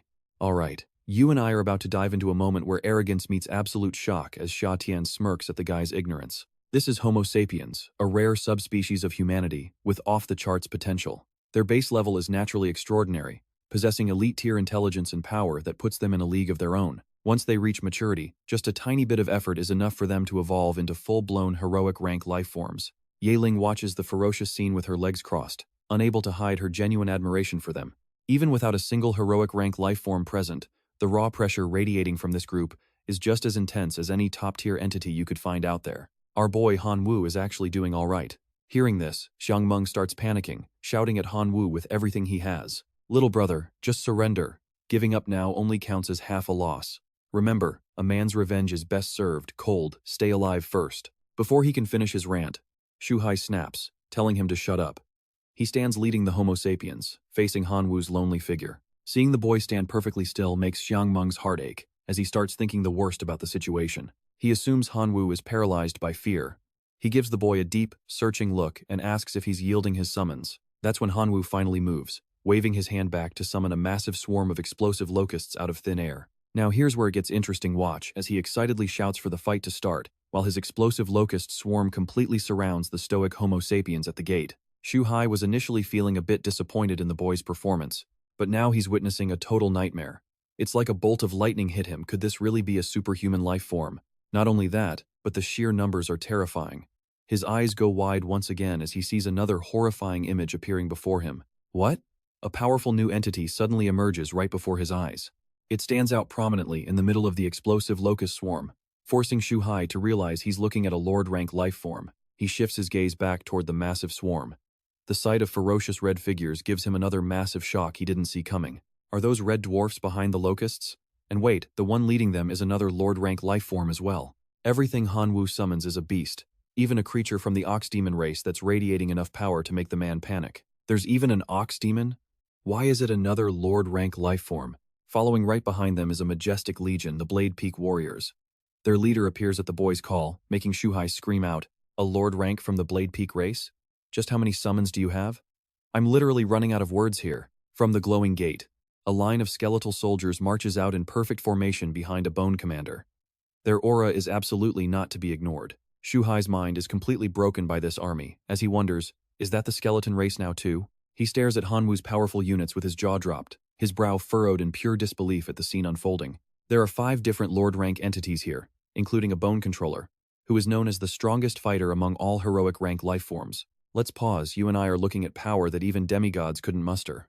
Is this kid really just a divine tier student? Xiang Meng, who was just sitting there watching, is also stunned by the boy's incredible summoning abilities. He keeps muttering to Xia Tian about how he thought he'd only lose in a bloody arena, but now he realizes he never stood a chance. Xia Tian is watching closely too, so when he hears that, he speaks up to offer some confident encouragement. Who knows, maybe not many of us first-year students could ever hope to create a battle formation as insane as Han Wu's. Unlike those two noisy guys, Ye Ling is focused on the boy's battle with a look of pure admiration on her face.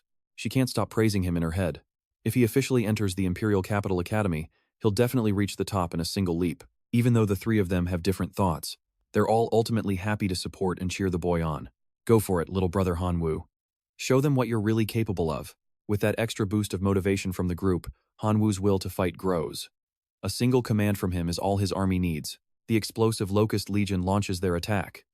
Following their master's order, the swarm flies rapidly toward the motionless Homo sapiens. It's a dance of blades. The Homo sapiens army remains calm, simply raising their hands and chanting together in a low mumble. From those whispered words, a powerful defensive barrier is instantly formed, making all the incoming strikes completely useless against the glowing shield. Seeing his counterattack fail to do even a bit of damage, Han Wu shouts out in shock. What? After successfully blocking the explosive locust waves with their shield, The Homo sapiens army immediately begins their own counteroffensive. They fire off rapid fireballs one by one, targeting the hovering units. In an instant, those attacks start wiping out Han Wu's front lines. Stick with me, because Han Wu is panicking, and we're about to see if he can turn this disaster around with a new command. Alright, stick with me. Things are looking bad as the locusts retreat and lava locusts take over. Instantly, a stronger swarm appears. These beasts follow their master's every command without a second of hesitation. Han Wu keeps attacking, but it is not enough. Hua Hai starts looking down on him with pure arrogance. He sneers, shouting that this level of defense cannot possibly stop his elite Homo sapiens army. Under the orange sky and across the ruins, Hua Hai's forces stand tall like unbreakable mountains. With one word, the Homo sapiens raise their hands to strike. He screams the order charge. Han Wu is surrounded by locusts when he spots a massive energy barrier. He is completely shaken by it. You and I are thinking the same thing. Is that a spirit bomb? Did this god watch Dragon Ball? Hua Hai raises his palm, letting out a roar as a massive wave of power explodes forward. Once the order hits, his army unleashes a devastating strike, turning the very air into a vacuum. Seeing his numbers dwindle, Han Wu summons his heavy hitters. We cannot keep losing like this. He needs to crack that turtle shell defense. It is time. Godhammer, take the stage. The Godhammer lunges forward, raising a massive mallet to crush the Homo sapiens formation. He leaps into the air, a striking red silhouette against the darkening sky, preparing his final strike. With a face full of pure rage, he slams the hammer down, creating a blinding explosion of light. The hammer hits the barrier perfectly, sending cracked spiderwebbing across the Homo sapiens' defensive shield. As the shield shatters, Han Wu yells out to his swarm. It worked. Lava locusts attack now. The locusts swarm in, surrounding the giant humanoids from every side in a massive black cloud. The onlookers are cheering, hoping Han Wu might actually pull off an impossible victory here today. Even with his shield gone, Hua Hai is calm. He silently watches Han Wu's army with cold eyes. Pay attention, because according to Hua Hai, the game is only just beginning. Dark locust swarms blot out the sky, encircling the enemy. Han Wu feels a wave of anxiety inside. His locusts are many, but their individual power is low. He is betting everything on sheer numbers. If he can just take down a few, there is hope. He glances back at his real plan. The Skeleton Lord stands ready. That is my real path to victory. Go now, Skeleton Lord. Han Wu turns back to the battlefield, watching the Homo sapiens tear through his entire locust swarm. He is stunned by their power. These humans are too strong. Their combat skills are clearly maxed out. The momentum is shifting back to the enemy. Han Wu's face goes pale as the reality sets in. Not enough of them are falling. He needs more power. Time for the mutation source to act. Suddenly, a voice whispers in his ear, making him jump. What he hears next is a total shock. The enemy is too high level. To stay hidden, the mutation source locks his genes and vanishes. Han Wu is absolutely livid. Are you kidding me right now? You are just going to leave me? You bully the weak but run from the strong. Get your cowardly self back here right now. Silence. He feels like he is doomed. Without mutation, he only has hope left for his skeletons. He watches the Skeleton Lord with desperate hope. I am counting on you to pull through this. As he speaks, a mysterious, brilliant light begins to shine from his undead soldiers. Hangman sees the tide turning and cheers. He is in total awe of Han Wu's resilience. Here it comes. The ultimate move is finally ready. But the Skeleton Lord is acting very strange. Suddenly, a massive explosion rips through the field, catching everyone completely off guard. Han Wu is terrified. What just happened? Hua Hai looks down and starts mocking his efforts. Han Wu, the spirit race is undeniably powerful. Their war-based evolution is a legendary nightmare. 10,000 years ago, their ability to grow through conflict made every civilization tremble in fear. He stares down at the boy like an ant. But that is all just ancient history, kid. Countless gods have researched how to crush the undead. Your tricks are not anything new. And trust me, you and I can see it. If this was Han Wu's ace, he is in trouble. Alright, stick with me, because you and I are about to see Han Wu rethink everything. Everything is collapsing. His locusts are failing to deal any real damage to the enemy lines. His skeletons cannot be summoned, and his puppet masters are completely suppressed. The few bull demons and dwarf units he has left are nothing to this massive army. Is this really the end? Is it time to give up? Nearby, Slashblade and the bull demon shaman are desperately fighting to defeat the Homo sapiens. The sounds of battle roar as Slashblade carves through the enemy ranks with lethal precision. Nearby, the massive bull demon shaman is brutally slamming every opponent into the dirt. It looks like they might win, but the reality is much darker in Han Wu's eyes. They are two lone warriors facing a relentless sea of thousands of enemies. Han Wu watches with growing concern. His summons might have the advantage for now, but they are slowly being surrounded. If this keeps up, they will eventually collapse from pure physical exhaustion. Now pay attention here. because Hanvu is about to drop his absolute trump card. The Emperor Bug takes flight with its bow drawn, following its master's orders as the Dark Emperor releases an arrow of immense power. That arrow streaks toward the sun, capturing the attention of every enemy on the field. Then, it suddenly transforms into 10,000 raining projectiles. The Phantom Arrow Rain has begun. These dark arrows corrode and paralyze. The Homo sapiens army is instantly frozen in place by the dark energy. Hanvu watches the sheer destruction. That wisdom fruit really made a massive difference in its power. Just a small bite turned the Emperor Bug into an absolute monster. While the enemies struggle, Slashblade and the Shaman dive back into the chaos to finish them. The tiny enemies are sent flying in every direction, but they recover with terrifying speed. No matter how many times they are crushed, they just keep standing back up and gathering together for more. Hanvu watches the growing numbers with a heavy sense of dread. But wait, you and I see that too, right? Something absolutely massive is entering the fray right now. The black dragon Amphius pulls a perfect loop right above his head and greets him with a massive, friendly grin. With a massive body and a flick of its tail, it summons a group of powerful reinforcements. The top 10 strong have arrived. This entrance has everyone on the sidelines talking. Deep Lin pulls on Hathien and points in total shock. Is that a pure-blooded black dragon? Hanvu was actually hiding a trump card as massive as this? Hangman is stunned. A purebred dragon that could become a sovereign entity. Hathien laughs at him. No wonder you lost so badly to our junior. This comment leaves him completely broken, sitting on the ground and cursing his own terrible luck. Master Suhai watches in silence, finally acknowledging Hanvu's incredible talent as a summoner. A mere student with this much power? The future of Tiandu is bright. He starts to speak, but the strange creatures Amphius summoned give him pause and make him feel uneasy. Wait, what kind of monsters are these? These new species are a revelation, but this fight cannot go on forever without someone getting hurt. He realizes that with their recovery speed, neither side can truly claim victory. It is a stalemate. Finally, he makes a move. Hanvu, why do we not call a truce?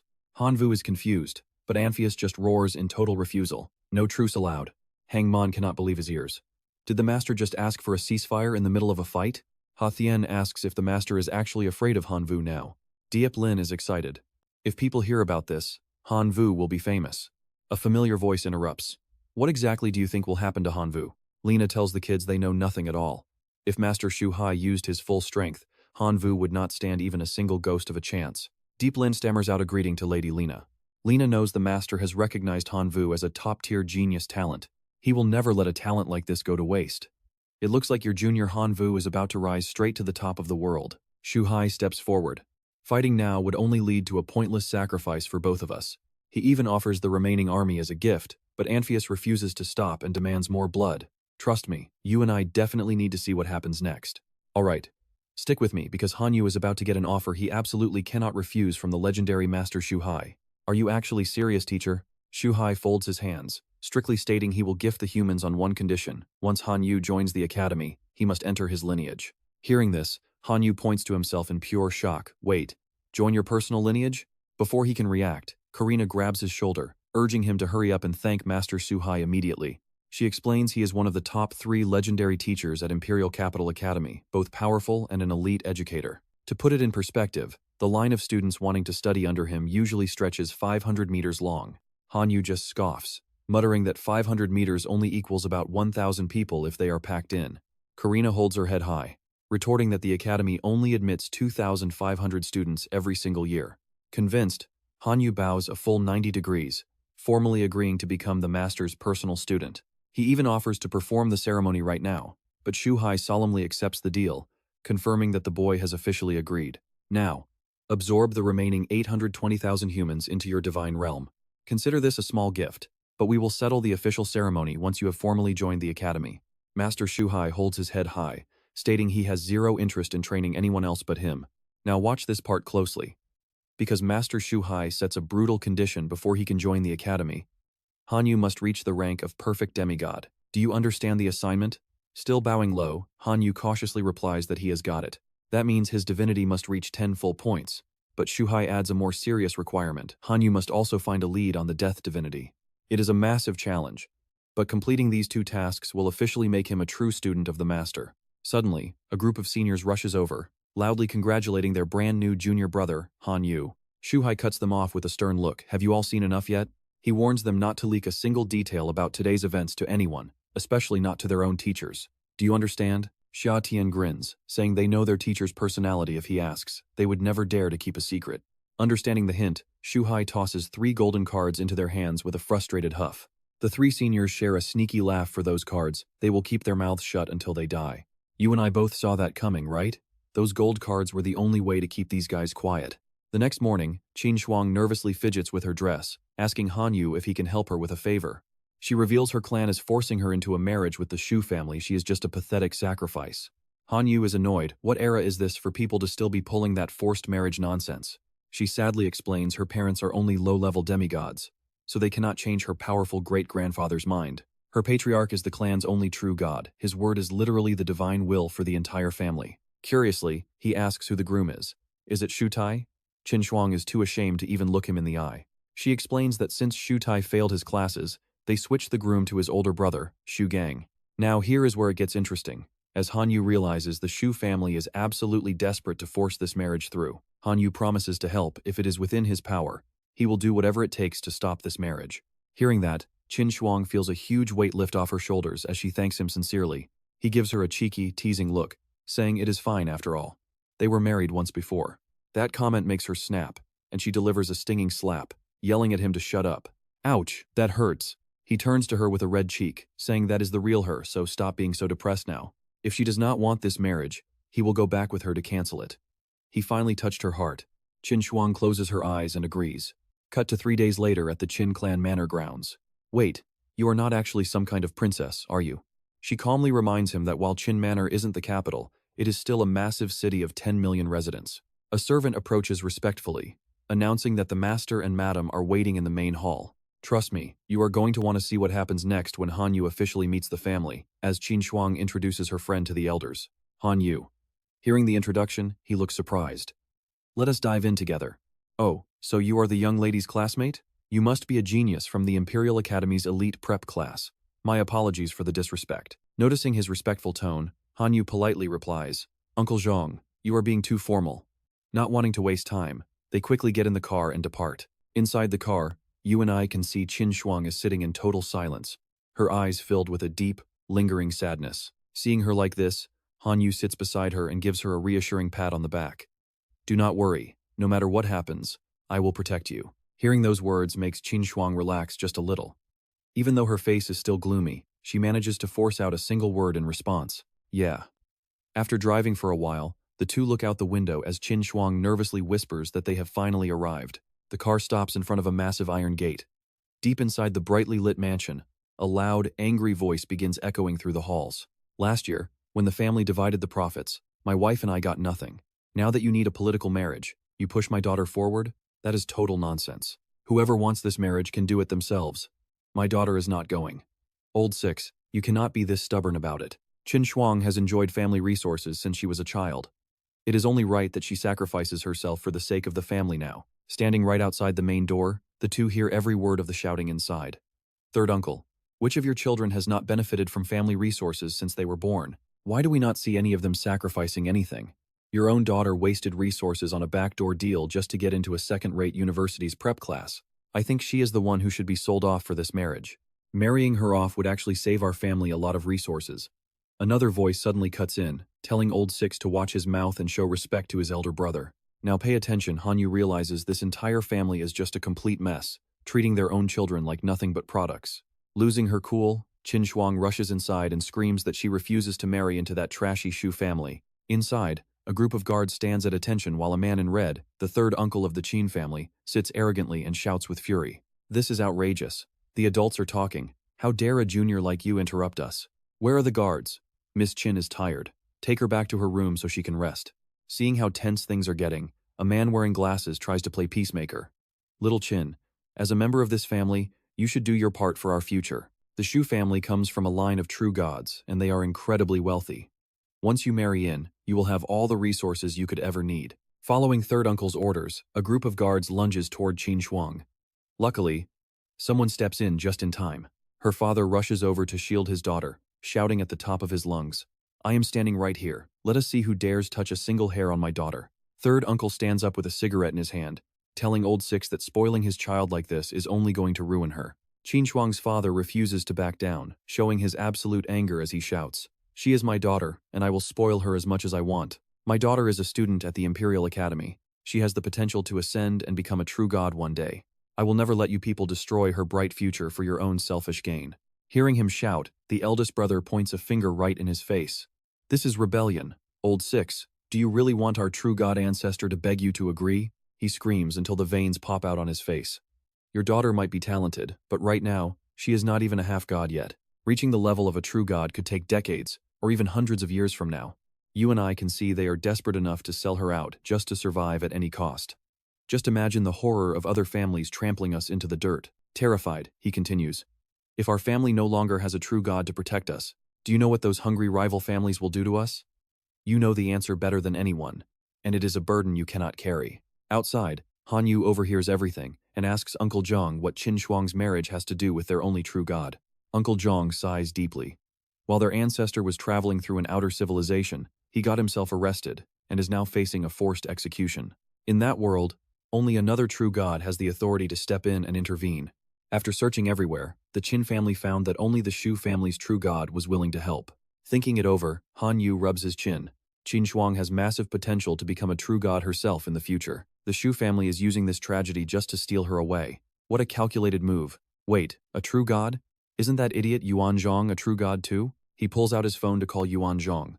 On the other end, Yuan Zhong is sipping milk tea and asks if he ran out of divinity again. He shakes his head and tells him no. This time, "I actually need you to do me a massive favor. I need you to go to an outer civilization and rescue a true god being held captive by another god." Before he can even finish giving the coordinates, Yuan Zhong cuts him off. "I have heard of that place before. That is where we leave it, trust me. You and I need to see the epic moment that happens next." Hearing his confidence, Han Yu's face finally lights up with hope. "So, does this mean you're in for this mission?" "Alright, you and I are about to see what happens when you try to hire a literal god for cheap." Han Wu walks out, thinking to himself that the price for inviting a true god is definitely going to be high. If the Qin family had to pay this fee themselves, charging a massive fortune would just turn the family against Qin Shuang.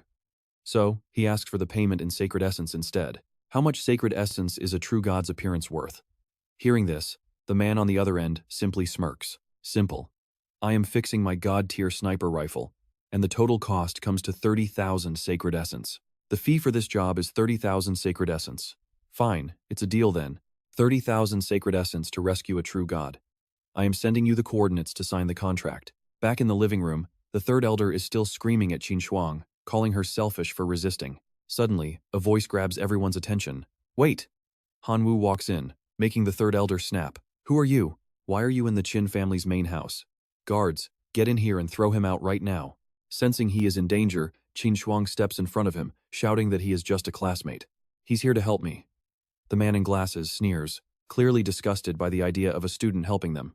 Let's see where this goes. He accuses him of being her secret boyfriend, the real reason she's rejecting the marriage alliance. "You lie," she fires back, but the first elder interrupts, telling her a descendant of gods needs a high-status man. "Listen, kid.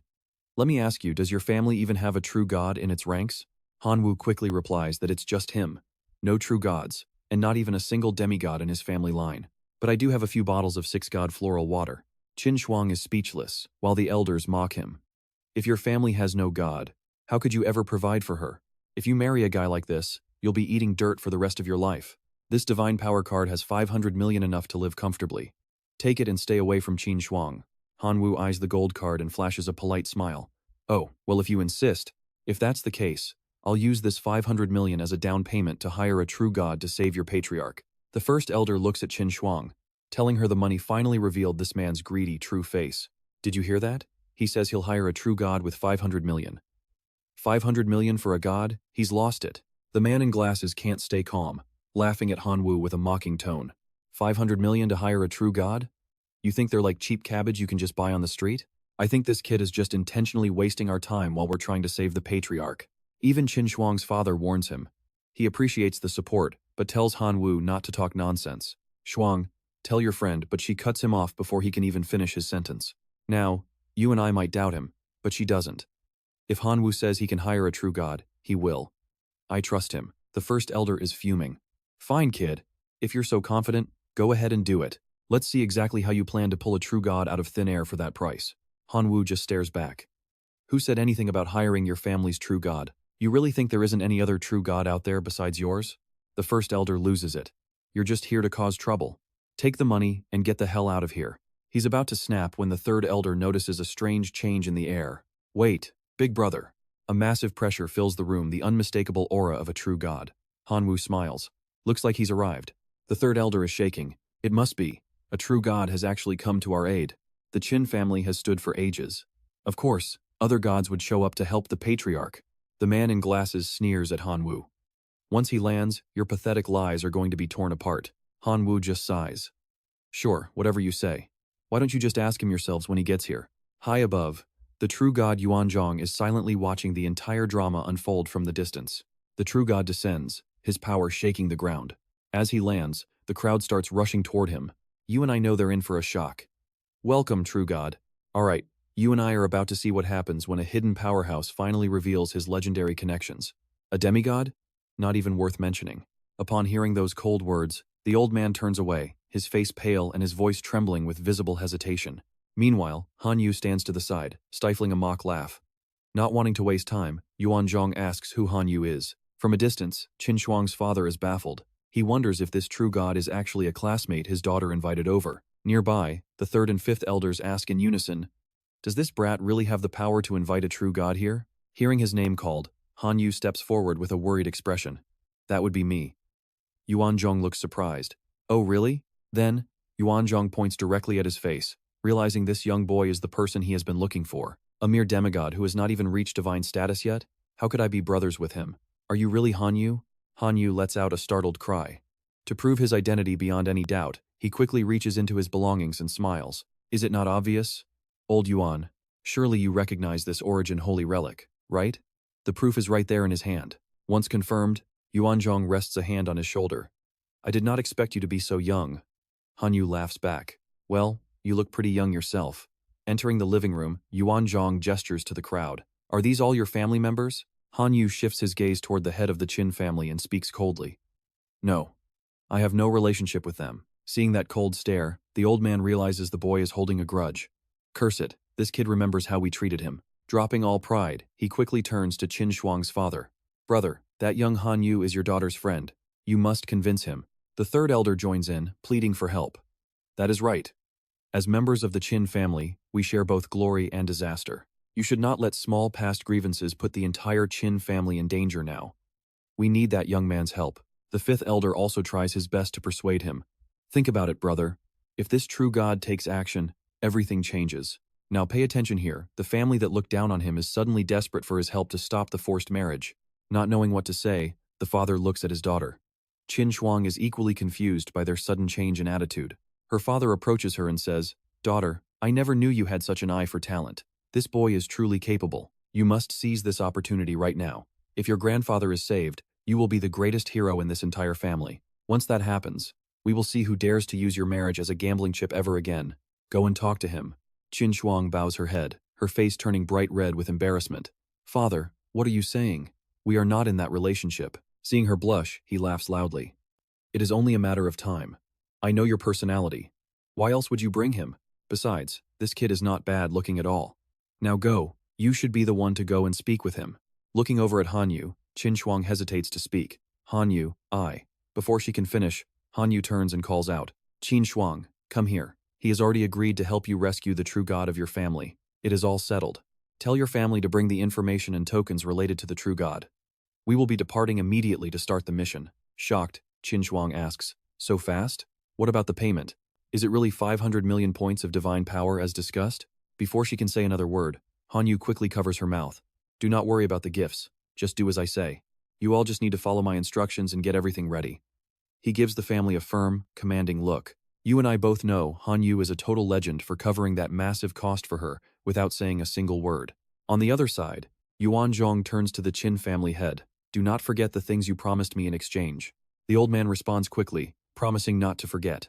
A moment later, Yuanzhong prepares his things and finally departs. Hanyu raises his hand and shouts, Old Yuan, take care out there. The three Qin family members are now beaming with joy. The eldest brother says, Young Hanyu, you have worked so hard. Are you hungry? Let us get you something to eat. The third elder adds, Hanyu, my brother, let me show you around the Qin estate. It would be my absolute pleasure. Hanyu pulls Qin Shuang closer. If she had not asked me, I would not be here. She is the one who worked hard. You all should be thanking her instead. Watching from afar, her father beams with pride. Good. This kid is really something. 2 days later at the Imperial Academy, Shu Ti blocks other students in the hallway, his face twisted with pure rage. The student on the left says they are not at the gym. The one on the right adds, not in the cafeteria either. He curses loudly. Damn it! How have these two not shown up for 2 whole days? Where could they possibly be hiding? They must have gone to the Chin family together. I swear, I will never let them live in peace after this.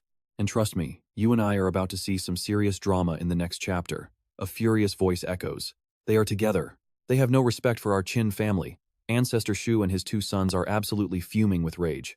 Alright, you and I are diving into a mess where his fiancée is caught running off with another man. Shu Ti, Shu Gang, follow me to the Chin house. The 2 sons grit their teeth and shout, Yes, father. Shu Tai thinks, Han Wu, you are dead meat this time.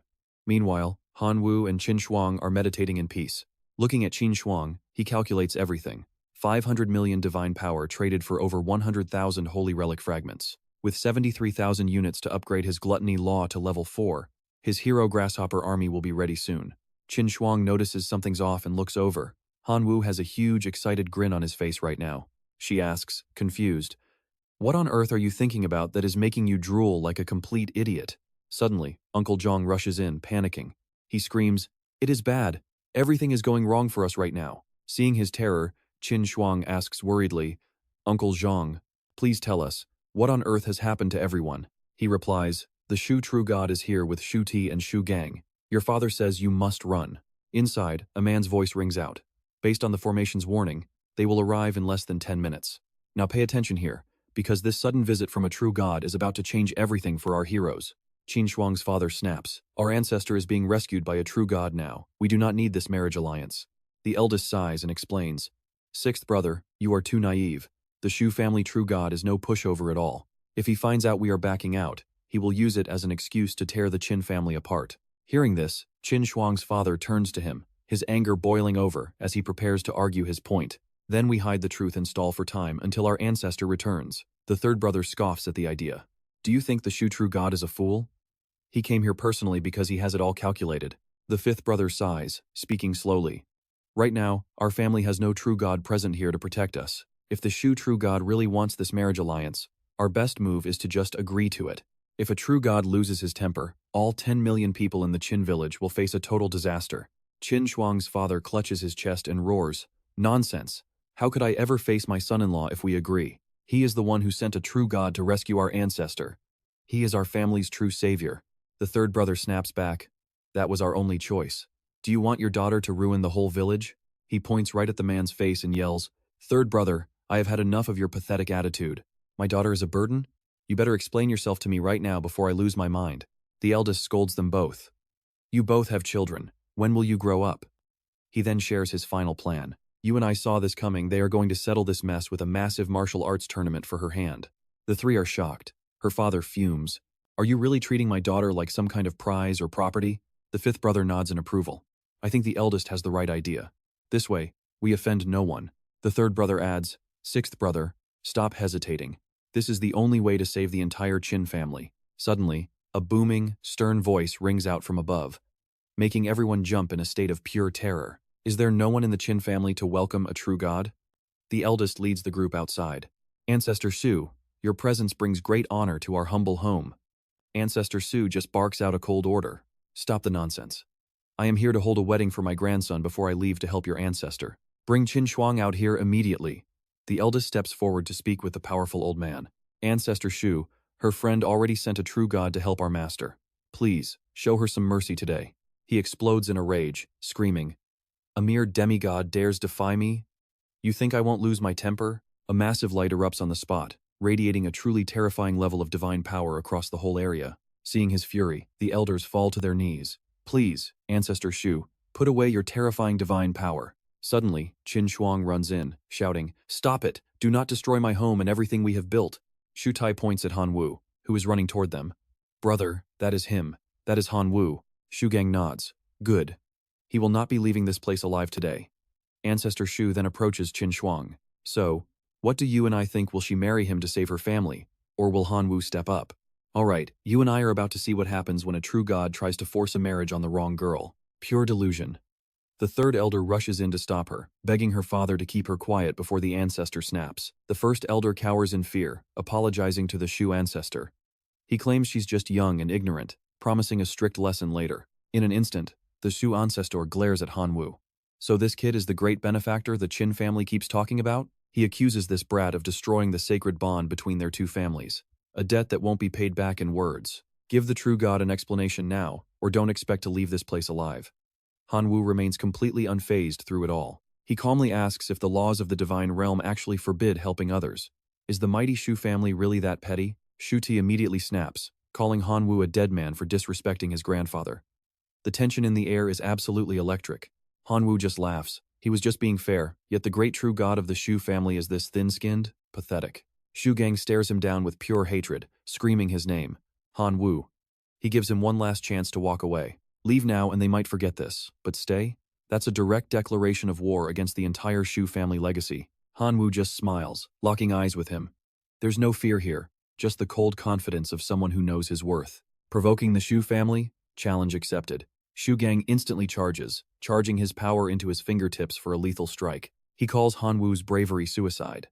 But just as the blow is about to land, Qin Sang's father jumps in to intervene. Not so fast. The Shu ancestor blocks him, declaring this a battle for the family's honor. Let the grandsons handle the mess. He warns the Qin family to watch their next move very carefully. Helping Han Wu now means making a very powerful enemy. Now pay attention, because here's where the real fight begins. Shu Gang opens his portal, laughing at Han Wu's primitive divine realm. He mocks the wasteland behind Han Wu's gate. To him, it looks like a backward, uncultivated trash heap compared to his own. Hundreds of soulless, armored soldiers emerge. The Steel Armor Corps. Superhuman rank warriors built for one thing: total destruction. They possess innate steel mastery, magic-infused plating, and the terrifying ability to reshape their metal bodies at will during the heat of battle. Han Wu watches them closely, calculating his next move. He's not just looking at soldiers, he's analyzing a complex weapon system. These guys are far beyond Shu Tai's previous minions. With their adaptive armor and perfect balance of offense and defense, they're elite. Shu Gang spreads his arms wide, screaming the order to kill. Crush every last alien creature until nothing but dust remains. Han Wu doesn't flinch. He summons his own swarm of grasshopper men, simply telling his opponent to bring it on. The two armies collide with earth-shattering force. One of Han Wu's warriors lunges forward, targeting a lead steel armor soldier. He swings his blade in a blur of motion. The armored soldier barely dodges, the cold steel whistling past his metal helmet.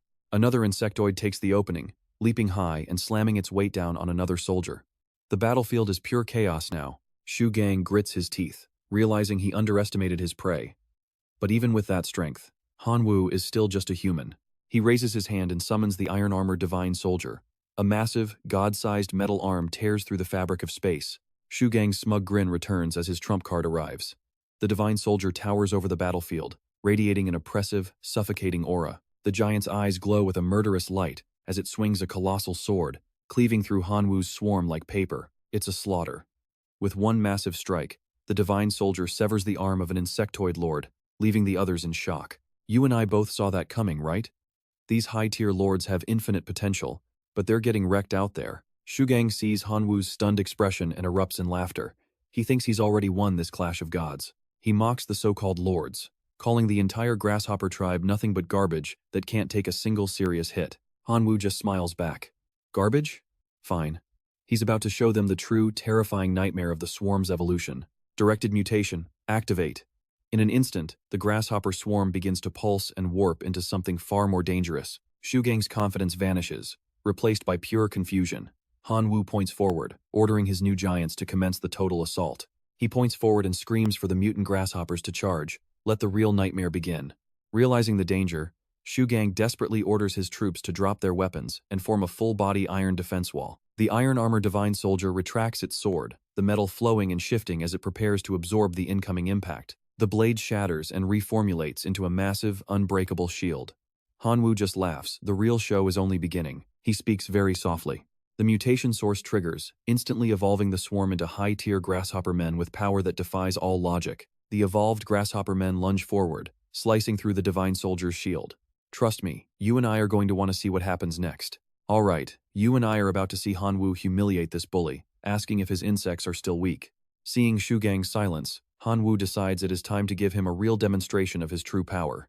He tosses 1,000 poison spirit cores to his one-armed mantis soldier and gives it a direct command. Go take your revenge. Immediately, a thick green aura wraps around the soldier. It is a concentrated poison shroud. In an instant, the mantis soldier regrows its arm and gains a terrifying new ability, corrosive venom. With its arm restored, the mantis soldier charges straight for the armored army to settle the score. It unleashes its full power against the armored guards, but they are protected by a defensive barrier.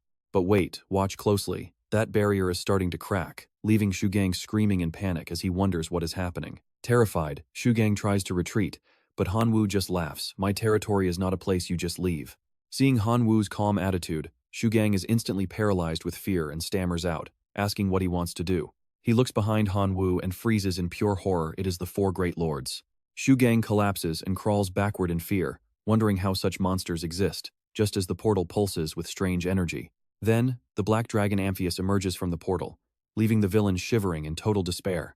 As he repeats his question, the bull demon shaman and the other lords continue their relentless and brutal assault on his army. The skeleton lord stands firm, summoning a legion of undead knights to crush what is left of the enemy forces. Shugang screams in terror, begging to stop the fight and promising to leave the domain forever. Hanwoo glares at him, asking if he really thinks this invasion ends just because he says so.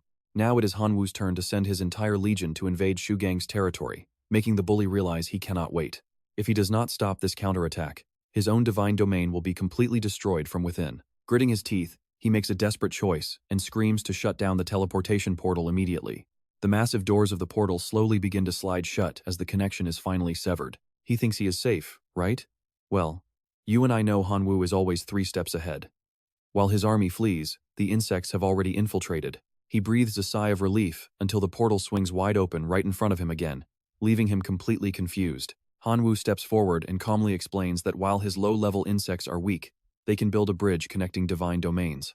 As long as those bugs are there, you will never be able to disconnect your world from mine. Now, just sit back and watch while I slowly devour every single part of your divine domain. He drops to his knees in despair. Broken and defeated, Shugang drops to his knees, pleading for Hanwoo to take his legion and leave his territory. Hanwoo looks down at him, reminding him that those who invade others must be ready to face the exact same fate. The insect legion has already infiltrated Shugang's territory, making the villain explode in a fit of rage. He demands that Hanwoo withdraw immediately, acting as if he is still in a position of power. He warns that his grandfather is a true god standing right outside, and no genius could ever hope to challenge a deity. Hanwoo just laughs at the threat, asking if he looks like an idiot who would believe that. If I let you go, you will just have your grandfather use his divine pressure to crush me out of existence. But as long as I hold you as a hostage, that old man will not dare to touch me. Shugang tries to bargain for his life, but Hanwoo just shushes him with a cold smile. Shh, do not speak. My insects are currently locating the core of your divine domain. Hanwoo lets out a triumphant smirk. 1 hour later, Ancestor Shu is pacing nervously outside, wondering why the battle is taking so long. His anxiety grows by the second as he realizes something must have gone horribly wrong inside the domain. He checks the virtual screen while the other elders follow along, curious to see the final results. Immediately, every person in the room stares at the screen with their eyes wide in shock. On the big screen, Shugang is floating helplessly with a look of pure despair, while his elite guards are dragged away by insects. One elder asks what is happening, and the leader explains that Hanwoo has captured the domain core. The mantis soldier stands victoriously, resting its foot directly on top of Shugang's divine domain core. Ancestor Shu projects his image into the domain and roars at the brat to release his grandson's domain core this instant. Hanwoo looks back, totally unbothered, and asks the old man if that was a threat. You and I definitely need to see what happens next. Stick with me. You and I are about to see Hanwoo absolutely dismantle his enemies with one single command. The old man screams in a total rage, asking what it takes to spare Shugang. Hanwoo just smiles. True God, you have it wrong. We should discuss what you will do to make me spare your life instead. The Shu ancestor grits his teeth, swearing a silent oath. You little brat, just you wait. He plans to torture Hanwoo for 3 days once Shugang is safe, but then a divine aura descends. Hanwoo brightens up immediately. Our backup is finally here. We are not alone anymore. Another true god arrives, and the Qin family rejoices. Their legendary ancestor has finally returned to them. The Qin leader steps forward with a mock bow and a smirk. Shu ancestor, what a surprise. Today is a day for celebration. Why don't you stay for a few drinks at our massive banquet? Shu ancestor refuses, his face twisted in frustration. The scene shifts deep inside the god domain. Hanwoo, you brat. The true god you were waiting for is here. Now give back my grandson's core. Hanwoo just laughs. I am not letting go until my friends are standing right next to me. Who knows if someone will play dirty and use their divine power to kill me the moment I relax. Now watch this. Yuan Zhong appears right in front of him, giving Hanvu an absolute guarantee of safety. Hanvu is stunned to see him back so soon. You are actually here? That was fast. He realizes the situation outside has shifted. The Qin ancestor must be back on the scene as well. He tells the Venom Emperor to pull the units back. With a snap, he dissolves the entire god domain. Shugang is fuming. Hanvu, I will remember this. Next time, only one of us leaves alive. Hanvu just laughs in his face. You should worry about rebuilding your pathetic ironclad soldiers first. Otherwise, you are not even worthy of standing on the same battlefield as me ever again. The Shu ancestor finally snaps and slaps Shugang hard. Shut up, you have embarrassed us enough. Let's go. The Qin ancestor watches them flee, cursing them out. You old coward, bullying my family while I was gone? The Qin family is cutting all ties with you.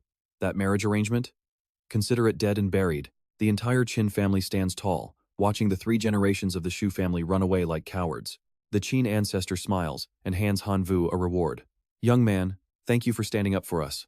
Hanvu looks at the item in shock. It is a legendary primal stone. This incredible stone can help any living being return their bloodline to its most ancient, original form. He thinks of his grasshoppers. You and I can only imagine the terror of a primal, ancient insect beast. The potential for destruction is honestly terrifying to even think about. 3 days later, Xiatian and the crew arrive. Hey Hanvu, we brought some intel for you. Hanvu smiles as he approaches his friends. Xiatian Yeling, what kind of news do you have? Xiangmeng warns him that the next class is starting. Huang Shengjun is definitely going to target you. He hands over a detailed handbook. This is everything they could find on the mysterious Huang Shengjun. Xiatian admits that even though it hurts his pride, this guy is the absolute top freshman student. Hanvu looks through the book and remembers the goblin tribes. He seems a bit confused. His main units are just ordinary goblins? To reach this level with goblins, he must be a genius. Yiling smiles.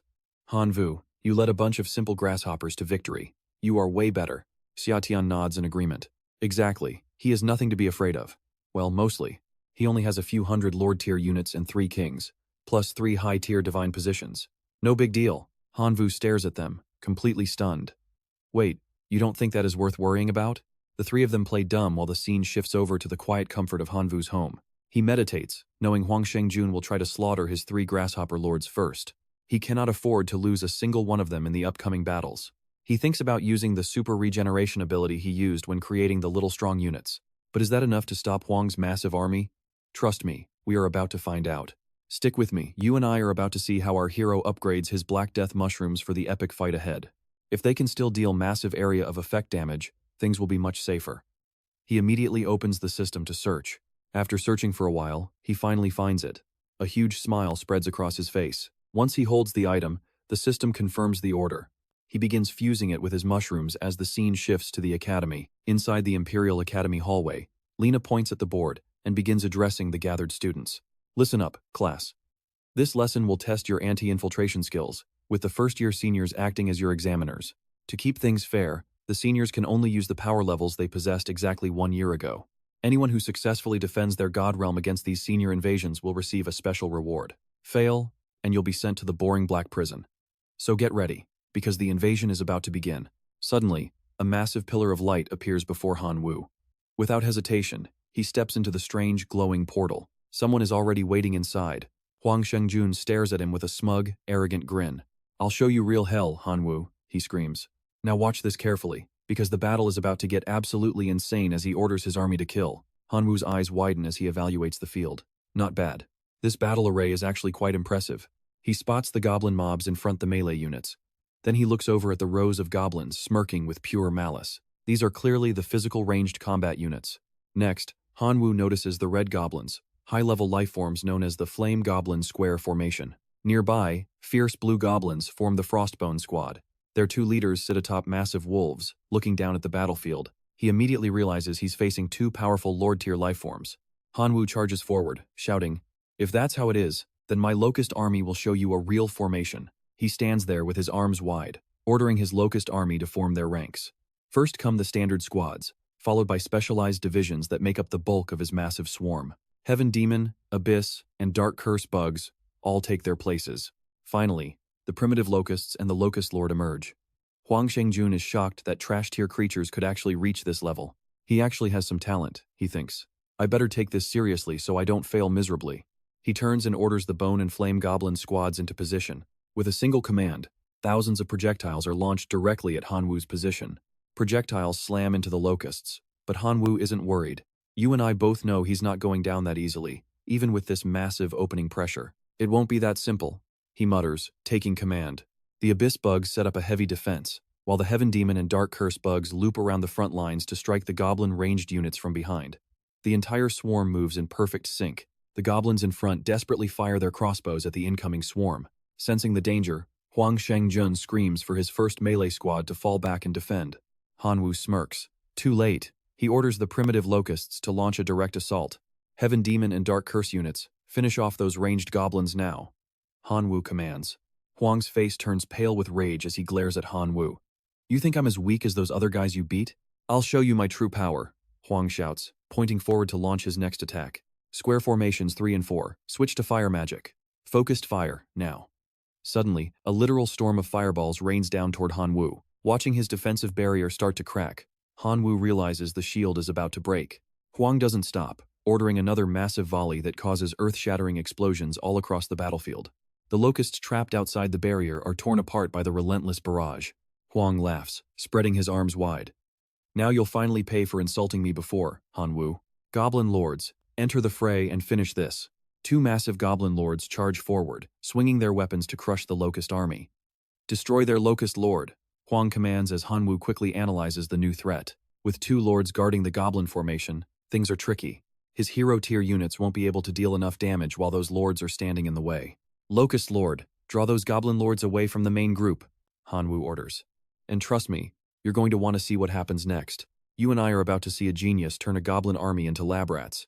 Hanwoo tricks the goblin lords, unleashing his locusts to infect them with black death spores. From the sky, the fungi release their payload. Countless infectious spores rain down, latching onto every single goblin lord in the formation. Suddenly, a twisted black mushroom starts sprouting right out of a goblin lord's head. Huang Shengjun's eyes go wide as he screams in confusion. Hanwoo just smirks, watching the goblins frantically try to rip the black mushrooms off themselves. He whispers that the time is near. Stick with me, because you'll want to watch what happens in the next 3 seconds. A massive explosion erupts right in the middle of the goblin formation. The leader screams, terrified by this unknown form of attack. The goblins stare in shock as the smoke begins to clear. Huang Shengjun sees that his troops are still standing and lets out a loud, mocking laugh. He laughs, asking if that puny magic was supposed to be a joke. Was Hanwoo just trying to give his goblins a little scratch? Hanwoo stays perfectly calm while explaining the technique. He wants Shengjun to understand exactly why he's already lost this fight. This is the continuous regeneration chain cannon. It doesn't just explode once and every single blast gets deadlier than the last. He asks how many blasts those goblins can actually tank. Right on cue, another massive explosion thunders across the battlefield. One by one, the goblins collapse. They clutch their wounds, screaming in absolute agony as the cycle continues. Realizing he was played, Shengjun curses him. He summons a surge of green energy toward his troops, invoking the ancient power of the divine wood to turn the tide. The energy blankets the goblins in a massive area of effect heal. This is the blessing of restoration, meant to save his army. Hanwoo sees his locust getting caught in the healing aura too. Instead of being worried, he starts laughing like a maniac. He mocks his senior, asking if he's secretly an ally. Shengjun snaps back, claiming he'll heal every single goblin that Hanwoo tries to blow up. Before he can even finish his sentence, another explosion rips through the center of the goblin ranks. He stands frozen, staring at the goblin corpses scattered everywhere. The losses are catastrophic, and he can't believe what he's seeing. Shengjun's jaw drops. This shouldn't be possible. Didn't Hanwoo say the power only increased by a little bit? Hanwoo scratches his head and grins. You saw that too, right? He explains that while his bombs were small, Shengjun's high-level healing magic acted like fertilizer, making the explosions grow massive. A goblin with a giant black mushroom on its head glares at Shengjun. He recoils in terror, stammering as he realizes the danger. Hanwoo sits down casually and offers some mock advice. He tells his senior that this situation is looking pretty bad. At this growth rate, the next blast will be big enough to wipe out Shengjun's entire army in one shot. Shengjun breaks into a cold sweat. This massive class was supposed to be his chance to show off his absolute power to everyone watching. If he fails here, he'll never be able to hold his head up again. He decides to throw everything he has into this fight. Regaining his confidence, Shengjun admits Hanwoo is strong. However, he claims the boy is still nowhere near his level. Hanwoo just raises an eyebrow. He asks if his senior has any more tricks hidden up his sleeve. Suddenly, a divine will battle legion appears. This buff heightens their spirit, physical power, and even numbs their pain. Shengjun charges a purple aura between his fingers, chanting for divine war magic. This is his absolute trump card to turn his army into an unstoppable force. The goblins' eyes flare with a murderous fire. They gnash their teeth, ready to tear through anything in their path. Now, they can lifesteal 25% of the damage they deal. Every strike heals them while they slaughter the enemy. The excess energy boosts their movement speed even further. He shouts again, calling upon the power of divine earth magic. A shimmering veil of light surrounds every goblin. It's a defensive shield designed to soak up massive damage. This shield absorbs the earth's energy to constantly heal their wounds. It's an impenetrable defense and an endless recovery system. Shengjun wipes his sweat with a sigh of relief. On screen, the poisonous mushrooms finally wither and drop off the goblins. Hanwoo's eyes go wide. He can't believe his killing move was actually neutralized like that. The goblins draw their blades and raise them high. They call upon the grace of their god to help them exterminate every single locust. They charge forward as one, screaming for the glory of their god. It's a total all-out assault. On the other side, Hanwoo points forward. He orders his locust swarm to fight until their very last breath. In the observation room, Lena watches the screen with the other teachers. She asks for their expert suggestions on how to grade these students. A bald teacher speaks up for Qin Shuang. He thinks the lightning sparrow life form the student raised is incredibly valuable for training. In his eyes, that student is more than qualified to enter the prestigious Imperial Academy. But a teacher with glasses disagrees. She's putting her support behind the iron-willed Shu Tai instead. Shu Tai's Iron Man is impressive, and his brother has an even rarer armored clan. You and I will have to wait and see which of these legends actually makes the cut. The teacher in brown strokes his chin, noting that Sun Qingnian's Foxkin have average combat power but high intelligence. Let's jump in as they discuss a promising logistics recruit, but Lena has someone else on her mind. Everyone's eyes shift to the screen, watching the intense duel between Huang Shengjun and Hanwoo. The teacher with glasses calls it a textbook failure, claiming Hanwoo's abilities are still lacking. But the bald teacher disagrees. I wouldn't be so sure about that, he argues. Pushing the #1 freshman to use his full power within the rules proves Hanwoo's true potential. Lena crosses her arms, reminding everyone that Hanwoo still has 5 powerful units he hasn't even used. Fighting this well with just his core locust units is already incredibly impressive. Even in defeat, he was brilliant, so she suggests giving him a top rank. The room erupts in agreement. Back on the field, a furious Huang Shengjun screams for his goblin army to slaughter the enemy lord. Suddenly, thunder crashes across the sky. Watch this. Because the match is over before the final blow. Both fighters are stunned. Is it already over? They ask as Lena's voice echoes through the arena. The assessment is finished. Huang grinds his teeth in rage, cursing his luck. Damn it, just one more step. He led 100 million goblins in, but only 50 million are still alive. He lost several goblin heroes and even a lord. Meanwhile, Hanwoo's leaders are all fine. A total disaster. Back in the classroom, Lena stands before the students with a sharp smile. She announces that anyone who failed this test will be expelled immediately. The top performers, however, will get a chance to participate in the actual Outer Realm War. She taps the board, listing Qin Shuang, Shu Ji, Sun Qingyan, Qian Lili, and Niu Fang as the elites. Hanwoo sits there, devastated. He lost so badly, is this the end of his school days? Beside him, Shu Tai smirks with his hands in his pockets.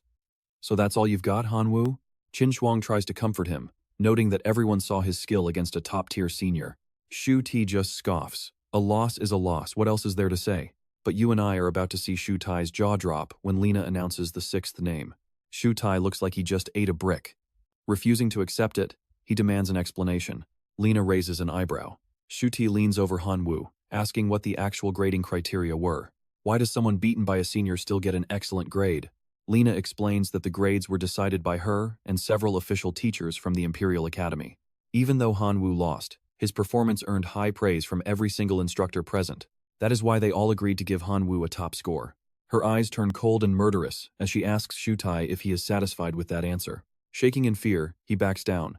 Satisfied, Lena slams her hand onto the desk, finalizing the results. The 6 top students have 1 day to prepare themselves. Tomorrow, the Academy sends them to the Outer Realm for a taste of real war. Then, she storms out. That desk? Shattered into pieces. Shu Tai breaks into a cold sweat. Teacher Lena is terrifying. That table was made from 10,000-year-old wood. She's truly the goddess of war. Shu Ti storms off, muttering that Hanwoo shouldn't celebrate just yet. Sun Qingyan runs over with a grin to share some juicy gossip. Apparently, Shu Ti and Huang Shengjun are teaming up to take Hanwoo down. Good luck with that. I'm off to find my rich sugar mommy senior, he laughs, waving goodbye. Qin Shuang clears her throat, asking if Han Wu is jealous. He just pouts, claiming he hates freeloaders. Suddenly, a familiar face pops in at the door. Han Wu, time for a break. At a nearby temple, a voice explains the 3 civilizations ready for student invasions. Xia Tian lists them out: the Rune Civilization, the Totem Civilization, and the Biochemical Civilization.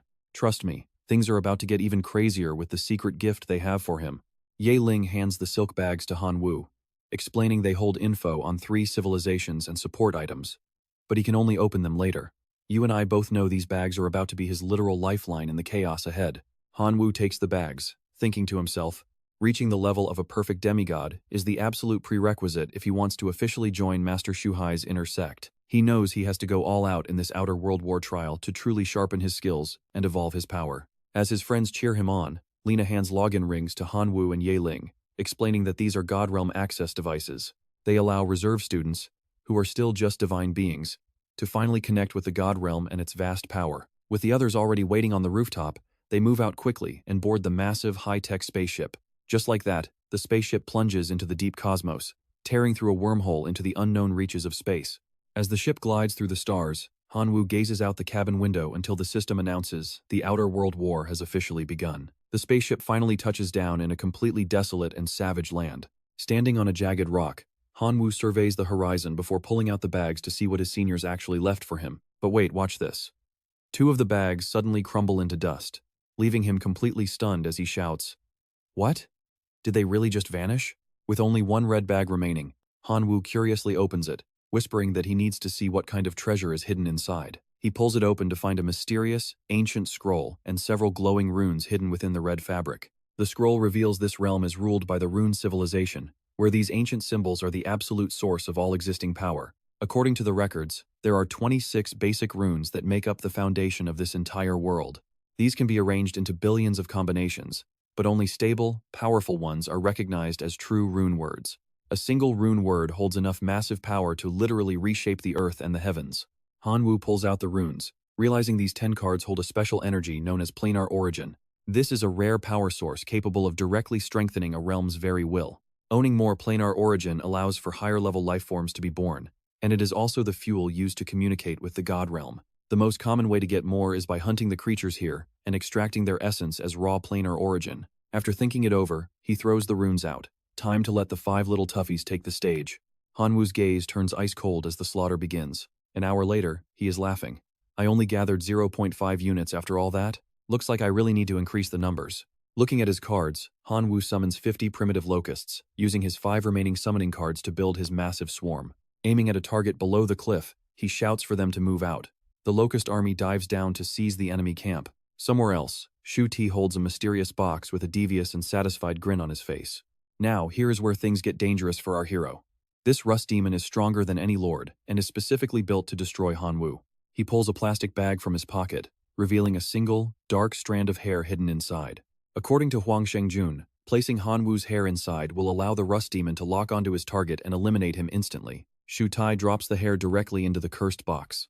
Suddenly, a sinister purple light wraps around the container, leaving him in absolute awe of its dark power. Shu Ti hands the box to a subordinate and orders him to smash it. The porcelain shatters, and thick, choking smoke erupts everywhere. From the purple haze, a massive and terrifying demon emerges, a true monster born of pure malice. The demon immediately tears the subordinate apart, making Shu Tai cheer that Han Wu's absolute doomsday has finally arrived. Ignoring the villain's trash talk, the demon turns around and quickly vanishes into the distance to find its prey. It roars for blood after 1,000 years of imprisonment. Meanwhile, Han Wu finishes off a wolf pack, gathering 10 units of essence. He closes his eyes, deciding it is time to evolve, finally unlocking his devastating black dragon form. He uses 5 more units to summon more allies. With the squad complete, the 10 little toughies enter the battlefield. Suddenly, massive wolf paws slam into the dirt as a red-eyed beast with a glowing mark on its forehead appears. Han Wu orders his squad to charge, and a terrifying roar echoes through the dense, dark forest. Inside the Wolf King's massive cave, he finds an ancient scroll, a giant fang, and 4 stones marked with strange symbols. He gasps in total disbelief as he picks them up, realizing he has just stumbled onto a legendary rune word. And that is where we leave it. You and I just watched Han Wu start arranging the stones to unlock a power that might change everything. You and I are about to see how this low wild rune boosts strength by 10% and defense by 20%. It also increases recovery speed by 20%. On bladed weapons, it adds a 20% bleed chance, 15% more attack speed, and 10% lifesteal. Once the preparations are complete, Hanwoo Lian pulls off his shirt to reveal his powerful physique. He feels the wild nature surging through his body and strengthening his muscles. As he circulates his inner energy, his power feels different, and his primitive grasshopper count hits 2. Suddenly, a loud noise from outside makes him frown. He wonders what on earth is happening out there. He immediately shifts into his dragon form and charges out. As he lands, a cat suddenly lunges from the shadows. It lunges straight at Xiao Qiang with a fierce, predatory cry. It uses its razor-sharp claws to slice the subordinate in 2. Hanwoo Lian frowns, identifying the beast as a demon cat lord, an elite life form. He orders his minions to swarm and kill it, but the cat fearlessly shreds the grasshoppers with its quick strikes. Even Wu gets hit. But to the cat's shock, Hanwoo Lian's leg grows back almost instantly. Gritting its teeth, the demon cat glares at him and prepares its claws for one final, angry strike. Pay attention here, because Hanwoo Lian's power is about to explode as the demon cat charges in at its absolute top speed to strike. With a cold growl, he clenches his fists and activates his black dragon transformation as red energy swirls around him. Before its claws can even touch his skin, he lands a devastating punch right in the middle of its face. His punch sends the beast flying back, killing it instantly.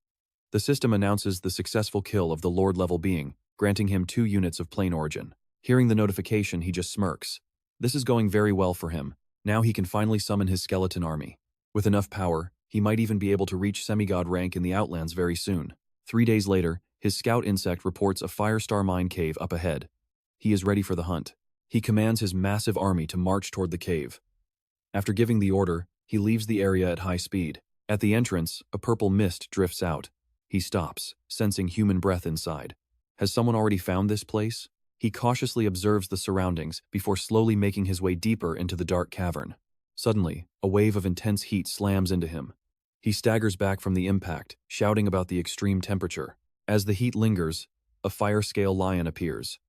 Hanwoo Lian transforms into a dragon, radiating a red aura. He taunts the lion to attack, but the beast suddenly slams on its brakes, looking completely terrified. You saw that too, right? This massive lion is actually being held back by a girl pulling its tail. She yanks the tail hard, yelling at it to stop running. The lion is literally crying, begging her for mercy. Hanwoo Lian looks at her and asks doubtfully, "Are you Niu Fang?" Niu Fang ignores him, still holding the tail. She tells him this is her territory and to get out now. He is not scared and even provokes her. He says he will steal this place even if it is her territory. Furious, Niu Fang leaves the lion on the ground and charges straight at Hanwoo Lian with a scream. She shouts that he is being too arrogant. If he does not leave, he will die right here. He stands still as a green aura erupts. He activates Deathrite and fuses with the ghost shadow vine. Vines begin growing all over his body. Niu Fang's eyes widen as she gasps in pure shock at the sight. She asks what kind of move this is. He draws his sword and says it is her death blow. She throws a powerful punch, but he vanishes instantly. He uses Ghost Shadow Flash to dodge the entire attack. Her fist hits the ground with a thud. She is stunned that he was able to avoid her strike completely. In a split second, he appears right behind Niu Fang. He whispers that next time, his blade will find its mark. She freezes, sweat dripping down her face, before admitting defeat. She tells him the fire lion is now his. He sheathes his black blade. Why would he want a lion? He has no use for such a thing. Killing one Lord-level beast barely gives any plain origin units. It is simply not worth the effort. He wants the whole mine. She thinks for a moment, then nods and suggests they collaborate instead. She keeps the lion, and he summons his skeleton kin to begin mining the Firestar stones immediately. Suddenly, the sky turns pitch black as demonic energy invades. A dark aura shoots out from the cave entrance. Niu Fang frowns and asks him if this monster is also one of his summoned creatures. You and I can tell things are getting dangerous. He jokes about being scared to death as the massive Iron Rust demon finally emerges from the shadows. Alright, you and I are about to dive into one of the wildest monster beatdowns ever. Seeing Han Wu, the demon strikes with Iron Rust palms, roaring that he will use our hero's blood to wash away his humiliation. Han Wu doesn't flinch, activating Golden Dragon Grass and Plant Fusion.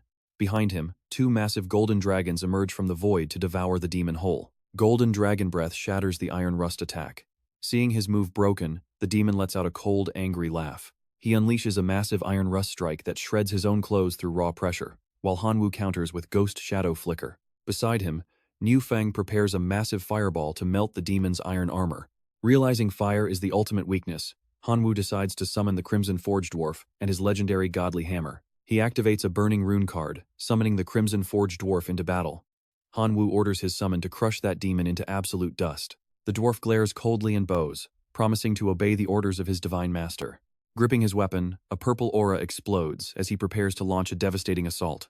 Now pay attention here.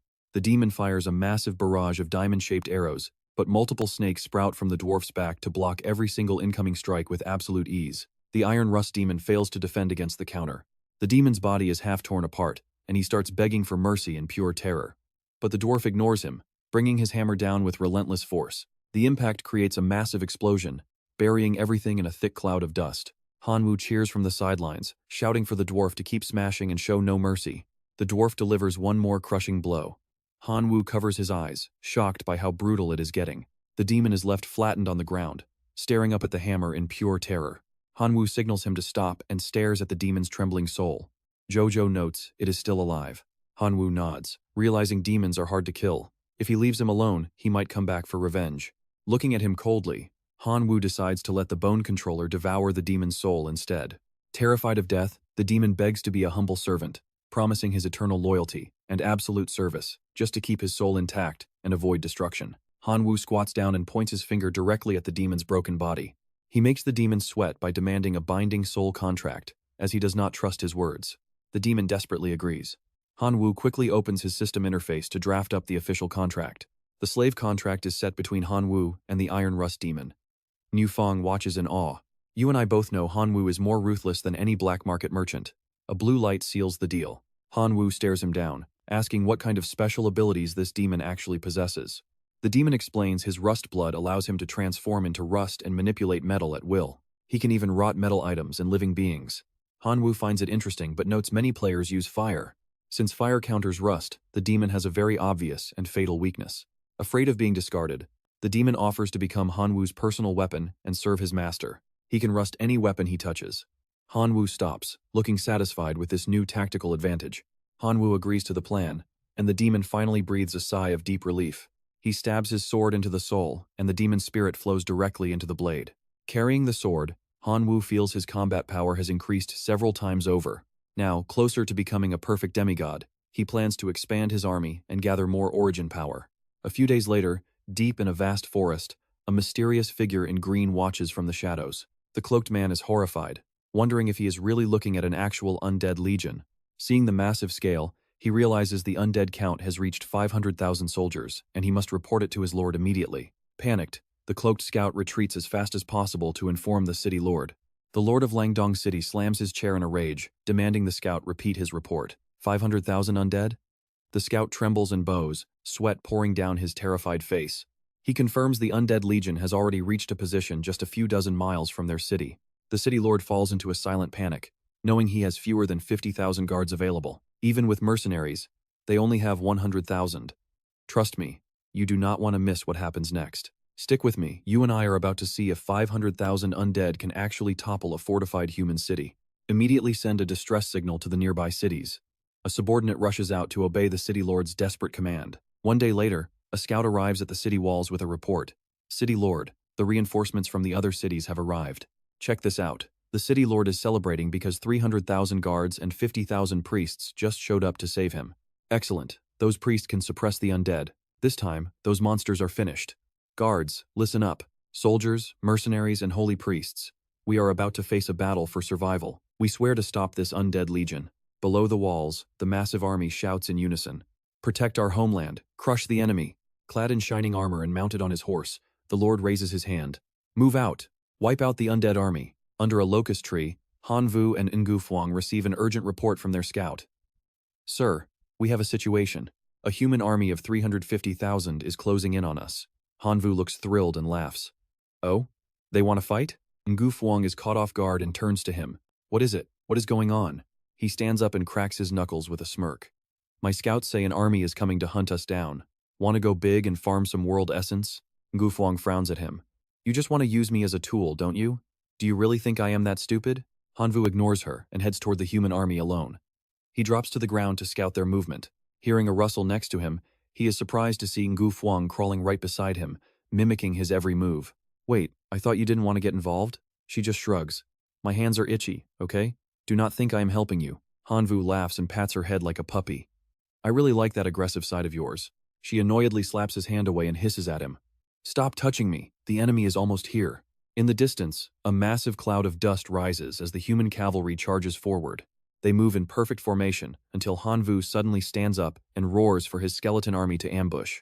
The human soldiers descend into pure panic. Defend. Form a perimeter. The soldiers turn pale as they realize they have walked straight into a trap. Good heavens, I just want to go home. From the shadows, sharpened claws and skeletal heads lunge at the terrified men. The two armies collide in a brutal mess. The skeletons, controlled by bone masters, begin a chaotic slaughter. Seeing the front line crumbling, the general of Winter City barks a command. Priests, activate the purification light. Following his order, the priests release a wave of blue energy. This holy power begins to dissolve the skeletal soldiers. Hanvu realizes the danger immediately. This is bad. Those priests are suppressing my army. We have to take them out first. Nu Fuang does not hesitate, launching herself forward at max speed and blurring past Hanvu. I know what you're thinking. Hanvu can't let her have all the glory, right? He transforms, determined not to lose. She slams into the group of priests, shattering their formation and cutting off the source of the blue energy. Hanvu follows up with a devastating slash, cutting the ranks in half. Back to back, he orders the final total charge. The Skeleton Legion hears the command and launches a massive, final assault against the broken human lines. A messenger stumbles into the city, stuttering in pure terror as he reports to the Lord. City Lord. We're finished. The undead have. The city lord rushes to the balcony to see the carnage for himself. Seeing his proud army being massacred, he screams in despair. It is over. Everything is lost. All units, retreat. Hours later, a tired Hanvu sighs. 350,000 skeletons traded for just a few thousand world essence. That really hurts. Ngufuang holds her cheeks in pure joy. We are rich. We are absolutely rich. Hanvu quickly shuts down her excitement. Don't get ahead of yourself. There are runes in the loot. Let's split them up. He opens the system to check the low-grade strength rune. It boosts muscle power by 40% and works best with mace-type weapons. It adds a shattering effect and low-level fire. Using it personally grants the user a fire-based magic spell. Fire resistance increases by 20%. Fire affinity goes up by 15% for those using staff-type weapons. This rune also grants the firebolt skill to the user. Fire magic power increases by 20% for armor. It also grants a fire shield skill and reduces fire damage by 30%. It comes with a protective light shield skill. This also increases armor durability by 50%. He rubs his chin. I still have 4 empty slots for runes. These levels are a bit too low for my summons though. And that is the loot. Trust me, you and I need to see what they do with these powers next. Alright, you and I are diving back into a story where a single flame can turn a human into a god. As Newfang touches the fire, red light consumes her. She is thrilled to be nearing the level of a monarch lifeform. She thanks Hanwu, and he just winks back with a playful smile. It is just a small favor, he says. Newfang smiles, thinking about his popularity with the ladies. Meanwhile, in a far-off castle, a shocked voice screams out in pure disbelief. The king sits on his throne, his hands white-knuckled as sweat pours down his terrified face. He gasps, asking if the undead legion has really launched an attack on Eastling City. The soldier nods firmly. The news is accurate. It is not just Eastling, 4 surrounding cities have also been completely destroyed. The undead army has grown to nearly 10 million soldiers. The king bolts upright, shouting for the archbishop and the leaders of the elves, minotaurs, and werewolves to assemble. In the meeting room, everyone is panicked. They cannot believe the undead legion is being this aggressive and bold. The werewolf leader speaks up first. We must unite against the enemy, he says. My warriors are ready for battle. The elf queen nods in agreement. Her elite elven army is also standing by to fight.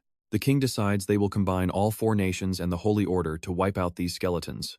Meanwhile, in the private chambers, the princess and Sun Qingnian are getting very cozy together. She whispers that her father is forming a massive alliance with the other races to crush the Skull Army. Sun Qingnian opens his eyes as he listens, leaning in close to her while his mind begins to race. Is it true? He asks. In his head, he is already cooking up a secret plan to finally take down Han Wu. Now pay attention, because this is where the plot gets really twisted. He knows those skeletons belong to Han Wu. In just a few days, his friend has become a threat so big that 4 kingdoms are teaming up to stop him. He calls Han Wu a valued friend, but his eyes are dark and cold as he looks away. He has been using the princess to find clues on becoming a demigod. He is deep in thought about his next move. In this advanced civilization, becoming a god is the only way to win. To reach the demigod stage, you need divinity plus the specific requirements of the current world. He is desperate to reach that stage just to finally crush Han Wu. In this world, that requires him to possess a top-tier special rune spell. But there is a catch that makes things difficult for him. Even the royals have never truly possessed this rune spell. He thinks, Han Wu, I am planning to work with you. If I provide the clues and you provide the army, we can definitely win that special spell. He needs to keep Han Wu safe so he can stay in his clutches. The princess gets annoyed that he is spacing out. I am talking to you, she snaps. What are you thinking about? The elf queen arrives tomorrow. He snaps back to reality with a charming smile. Don't worry, the queen is definitely not as beautiful as you. He lies smoothly. His hands roam over her as he thinks about the queen. Perfect, he thinks. We are saved. He believes there is no woman he cannot handle as he pins her down. She giggles while we switch back to Han Wu.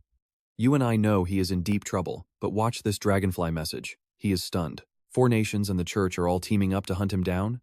Nufang tells him not to worry since he has so many skeletons, but Han Wu shakes his head. Having a large number of soldiers is not going to work here. His army is too weak against a trained, elite military alliance.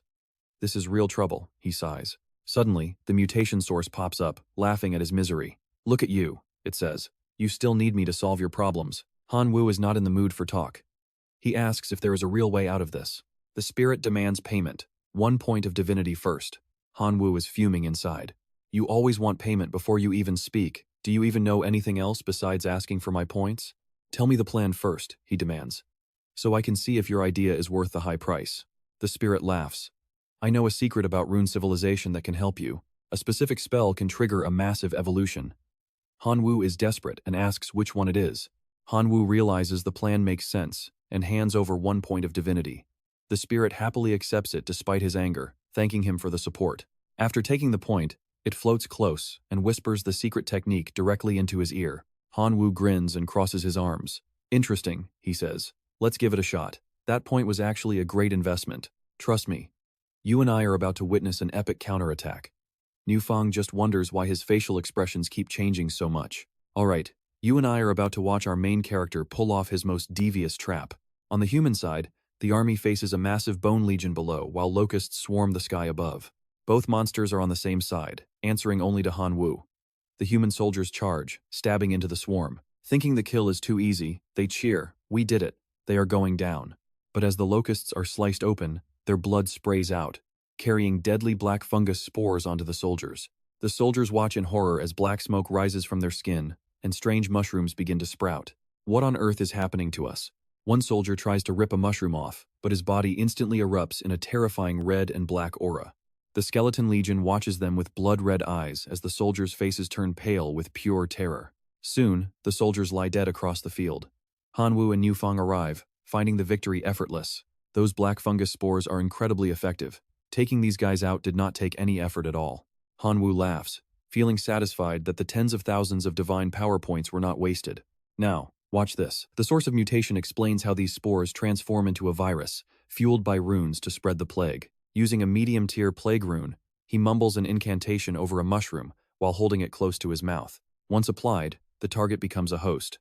Every single cell in their body now carries the deadly viral plague. With that sorted, Han Wu coldly issues the final order to start the real battle. Under his command, the Skeleton Legion launches a massive assault, raining down arrows until the human soldiers are wiped out. With the help of the plague rune, Han Wu crushes the entire allied forces in just 3 short days. 10 cities are successfully captured, and 5 special undead heroes rise to lead his growing army of the dead. The king grits his teeth in rage. Does anyone have a plan? At this rate, my kingdom is doomed. He suggests a truce just to negotiate. Even the werewolf sighs, realizing they have no other choice left.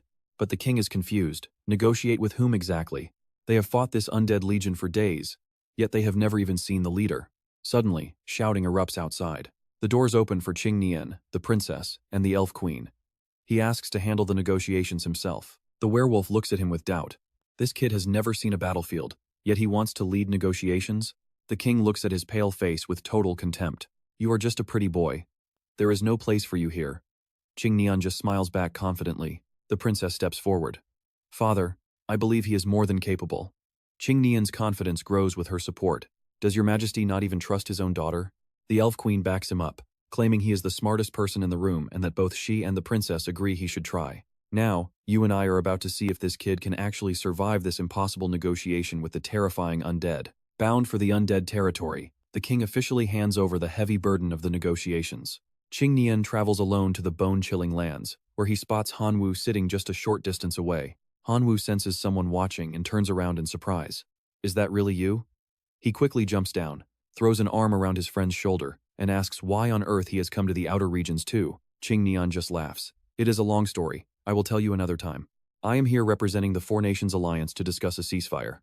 Han Wu asks if he is really teamed up with them. A truce is possible, but it depends on their price. Qing Nian nods, telling him to name his terms. Han Wu winks. Gold and jewels are a given, but he wants the rarest runes of language too. He demands high-tier ones, and at least a 5-digit amount of rune stones. Qing Nian starts haggling. He demands 20 runes from the human king, including one ultra-rare high-tier rune, along with 200,000 rune stones. He decides to be easy on the princess, since she has been helpful. Then, Qing Nian's gaze suddenly turns cold. He doubles the price for the elves, the werewolves, the fishmen, and the entire church. Turns out, he is playing both sides, having seduced both the human princess and the beautiful elf queen. And that's where we leave it, two legends sharing a laugh over a very profitable betrayal. You and I just saw a masterpiece. Alright, let's dive into this. Qing Nian smiles at Han Wu, telling him there is no need for such formalities. The only reason I blended in with humans was to find clues on becoming a demigod within this rune civilization. And now, I finally have a lead. He leans in close to Han Wu's ear and whispers his secret plan. As long as we find the ancient god ruins, the plan is set. Han Wu nods, agreeing to the partnership. With the deal sealed, Qing Nian prepares to leave, wanting to report these conditions to the others immediately. I will head back and inform them. Once their issues are settled, we will meet again soon. Han Wu nods. Fine, but tell them this: if they refuse to pay, I will lead my monster army to crush their city and turn everyone into undead spirits. Back at the royal castle, the Minotaur listens to the negotiation results and sounds a bit skeptical. We do not have that many high-level runes. How are we supposed to pay such compensation? Qing Nian just smiles and smirks. If you lack high-level runes, use information about the ancient god ruins or divinity instead. The elf queen sitting beside him wraps an arm around his shoulder, sounding quite annoyed. The elven compensation is way higher than I expected. Why do the humans have to pay so little? Because too many humans have already turned into spirits, and surely, the queen does not want her elves to suffer the same fate. On his left, the princess leans in close to Qing Nian, looking very interested in him. My father says he has no objections and will follow your lead.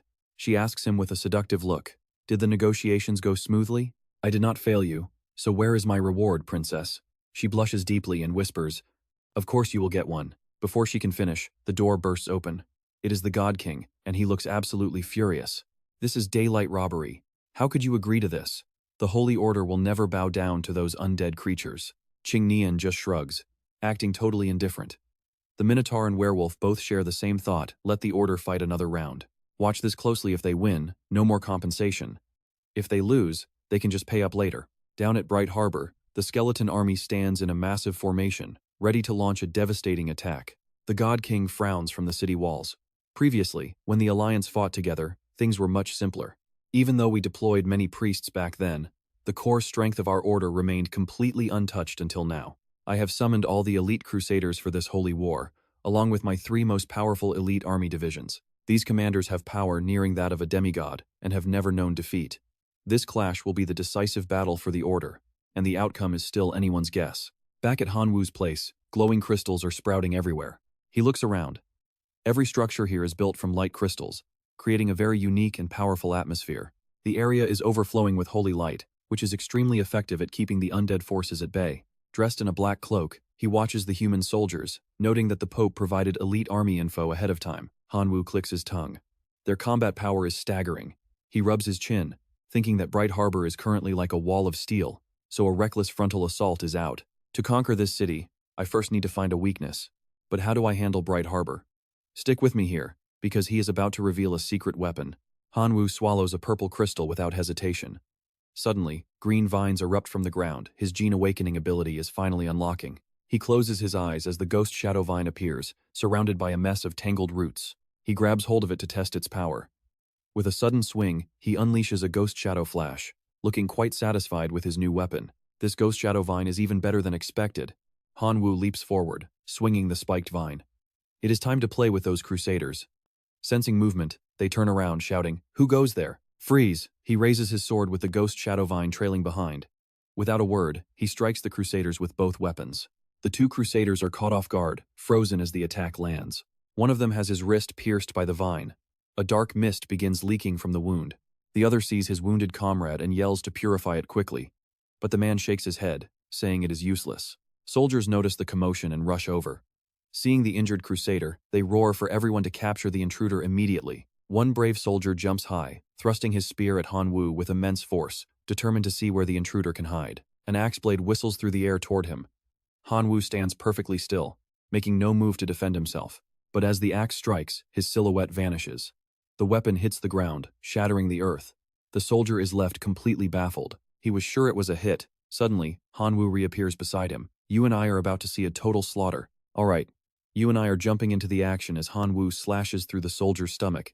The guard clutches his wound, leaps back, and hurls his spear in a desperate rage, cursing our main character for being so annoying. Once again, the spear's axe blade flies toward Han Wu, but he stands perfectly still, barely even glancing at the dying soldier. In a flash, Han Wu vanishes from sight and reappears right behind the guy.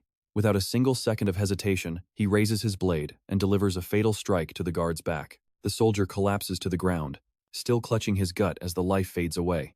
Han Wu simply turns around. Han Wu looks at the last standing soldier and smiles, saying that there is only one left.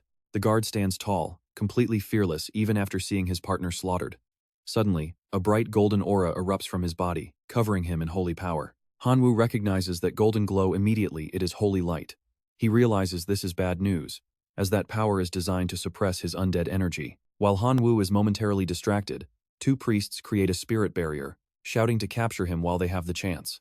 Han Wu pivots instantly and charges the priests. Without blinking, he swings his sword and decapitates both of them in one clean motion. If I cannot take him down yet, did you really think I would let you live? Before he can move, the holy light soldier strikes again.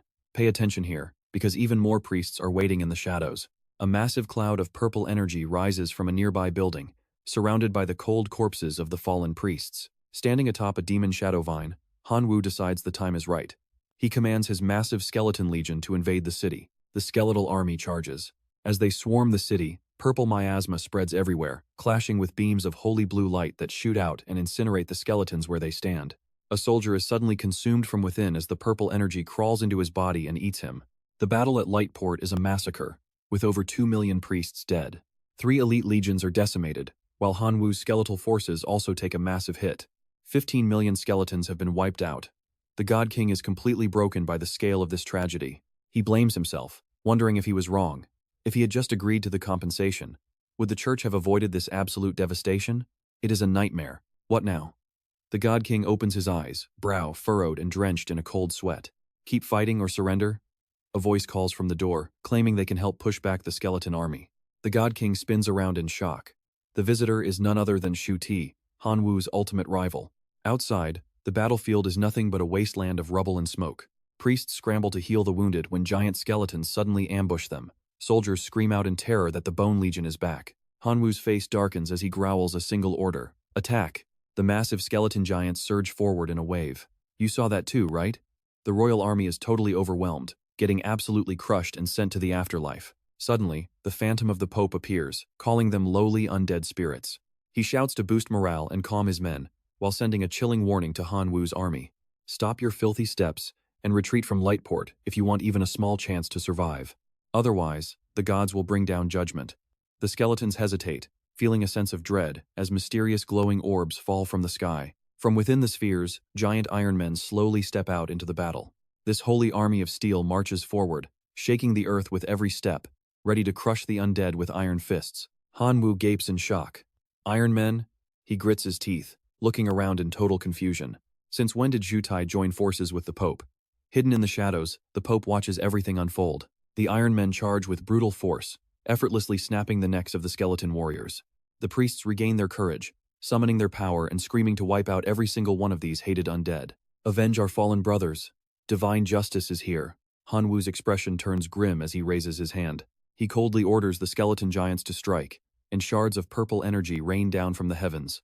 The purple energy swirls together, forming a massive titan radiating a heavy, suffocating aura of death. At the same time, something blurs through the air from the other side, slowly coming into focus. It shatters the Iron Men wherever it passes. A massive iron giant charges forward to take the lead. It slams a massive fist right into the skeleton giant's chest. The Pope watches the battle intently. He tells Shu Tai to release more Iron Men, promising whatever resources the church can provide. He is watching every move through a communication orb. Shu Tai just grins wildly, and trust me, we are only getting started. Deal. As he speaks, an army of Iron Men drops from the sky, and trust me, you and I are in for a wild ride. Flashback to a few minutes ago, inside the Pope's office. Shu Tai confidently proposes a deal for a new alliance. My Iron Men can crush any army, but I want the plain origin in exchange. The Pope frowns, asking why he should trust him. Shu Tai smirks with a cunning look. I will let you test the goods first, then you can decide for yourself. Tomorrow, Han Yu will definitely attack with his troops again. At that moment, the choice will be yours to make. Memory ends. Back in the present, the Pope's side is dominating thanks to the Iron Men. The Holy Knights immediately begin hunting down every skeleton. Han Yu sees the grim situation and realizes they cannot win like this. He decides to retreat and save the invasion for later. He shouts the order to fall back. The skeleton army retreats into the forest, where Niu Fang curiously asks about his next move. Now that Brightport is heavily guarded by these Iron Men, what is the main character going to do to get inside? Han Yu grinds his teeth in pure, regretful rage. I should have killed Shu Tai long ago. His ally warns him to stay sharp and pay attention, because things are about to get messy. Now the merfolk and werewolves are kissing up to the Pope, declaring they will join the Holy Church to hunt Han Yu's army. He just shakes his head. His voice is cold, having expected this betrayal. They just follow the wind. It does not matter. I will finish them all together. Suddenly, a skeleton messenger arrives. The human king has sent an envoy to meet with you. Han Yu's face instantly turns dark. He nods for the envoy to enter while staying alert. He wonders if the humans are trying to take advantage of the chaos. Qing Nian walks in casually and speaks first. The king wanted me to tell you that he accepts all your previous terms. He only asks that you do not start a war on human territory anymore. Han Yu laughs, satisfied with the king's smart choice. He really is a clever one. Tell him everything will be exactly as he wishes. Qing Nian leans in, asking how he plans to handle the Pope. Han Yu smirks, already calculating his next move. Let the Pope enjoy his victory for a few days. I will take out his lackeys first. Qing Nian excitedly volunteers for the mission. I am coming with you. I found a divine relic. Let's finish this and head there immediately. In the following days, the skeleton army remains on high alert, waiting for the perfect moment to strike. Han Yu leads his reinforced troops on a relentless series of attacks throughout the werewolf kingdom. Those brainless wolves are no match for him, and the kingdom falls faster than anyone expected. The war rages for 5 days and nights. The werewolves fail miserably against the resurrection and infection of the deadly black fungus. The final toll is insane. 12 million elite werewolves are now part of his undead legion. Under Han Yu's command, a nation is erased forever. The werewolf kingdom is dead. The Minotaur kingdom sees the werewolf massacre and gets terrified. They abandon the Pope and immediately surrender to the skeleton legion. Han Yu stands there like an absolute boss, hands in his pockets. Are you scared? Yeah, I know you saw that coming. It is too late for fear. Unless you agree to double the compensation you promised, I will flatten the Minotaur kingdom as well. The Minotaur king kneels and nods obediently. I agree to everything. I agree to it all. Just please spare my life. He is drowning in regret for siding with the werewolves. Now the werewolves are gone and the Pope did nothing to help. With those trivial matters settled, Han Yu gets back to business. He stands silently inside a glowing magic circle, arms crossed, surrounded by a matrix of blindingly bright light. These 10 high-level rune whispers are incredibly precious. But my body has limits, so I must choose the most useful ones. After evaluating his options, he excitedly points toward a specific set of runes. These are the ones I need. Han Yu opens his hand, feeling a massive surge of warm power slowly flowing into his entire body. The High Imperial rune merges with his body, granting him divine Imperial skills and increasing the power of all techniques by 100%. The War-Crazed rune grants a passive skill where his strength grows with every kill, up to a massive 1000% limit. Then the High Essence Blood rune is etched into his eyes, activating when he sees red and boosting attributes by 500%. Lastly, the High Natural rune allows him to communicate with any creature. Limitless energy surrounds him, lifting him high into the sky. His body is enveloped in endless power as he floats above the ground. Han Yu enjoys the rush, feeling absolutely electrified. High-tier power hits different. He launches into the sky, ready for war. You and I are definitely ready for this revenge arc. All right, you and I are diving right back in as the skeleton army gathers, ready for war. Han Vu glares with cold fury, promising himself that Tu Thiet will pay for this betrayal. Later at Guangmin Port, Han Vu leads the way until he senses danger and shouts for everyone to stop. Kan Mian is horrified, wondering who could be cruel enough to leave no survivors behind. Han Vu steps forward to examine the wounds on a fallen priest lying nearby. He notices the heavy bruising, realizing the victim was literally beaten to death with bare fists. They share a look, both reaching the same conclusion, the Iron Man. Suddenly, a faint voice gasps for air. Startled, Hanvu looks around frantically to find where the sound is coming from. He finds the Pope dying in a pool of blood and desperately asks where CHEATS went. Remembering the massacre, the Pope trembles as he replies that the traitor has already fled. Pay attention here, he explains that CHEATS drained the Order's power and slaughtered everyone. Mian just scoffs, mocking the Pope for inviting a wolf into his own home. The old man has no strength left to argue. His eyes roll back, and he takes his final breath. Hanvu watches him pass, finally understanding the truth of the situation. No wonder the church didn't help before CHEATS had already wiped them out. Mian just shrugs and tells him to hurry up. She urges him to move on toward the divine relic since this place is just a ruin now. Hanvu agrees but stops to grab some light crystals first, refusing to leave such valuable loot behind. After packing the spoils, they head deep into the lush, overgrown forest. Hanvu warns that these ancient ruins are likely packed with dangerous hidden traps. Soon enough, they find the spot. A mysterious purple energy drifts through the air. Mian explains that her fox scouts already marked the dangerous areas for them to avoid. The arrows lead them deeper into the darkening woods until a sudden, bone-chilling air makes them both shiver. Without warning, a massive beast lunges out, catching both of them completely off guard. Now watch this. Things are getting intense as Hanvu faces down this hideous monster. The creature says nothing, immediately swinging its heavy iron arm in a devastating attack. Hanvu dodges with lightning speed and prepares a powerful counterattack. He activates a high-tier Emperor rune, a skill that radiates pure dominance over others. The energy surges instantly, boosting the power of all his skills by 100%. The monster's spirit breaks, and it kneels before him as Hanvu makes a run for it. Mian is impressed, shouting back that his new Emperor's aura is absolutely insane. Hanvu just tells her to shut up and keep moving before more show up. They reach a stone stairway leading underground and immediately run into several massive guardians ready to attack.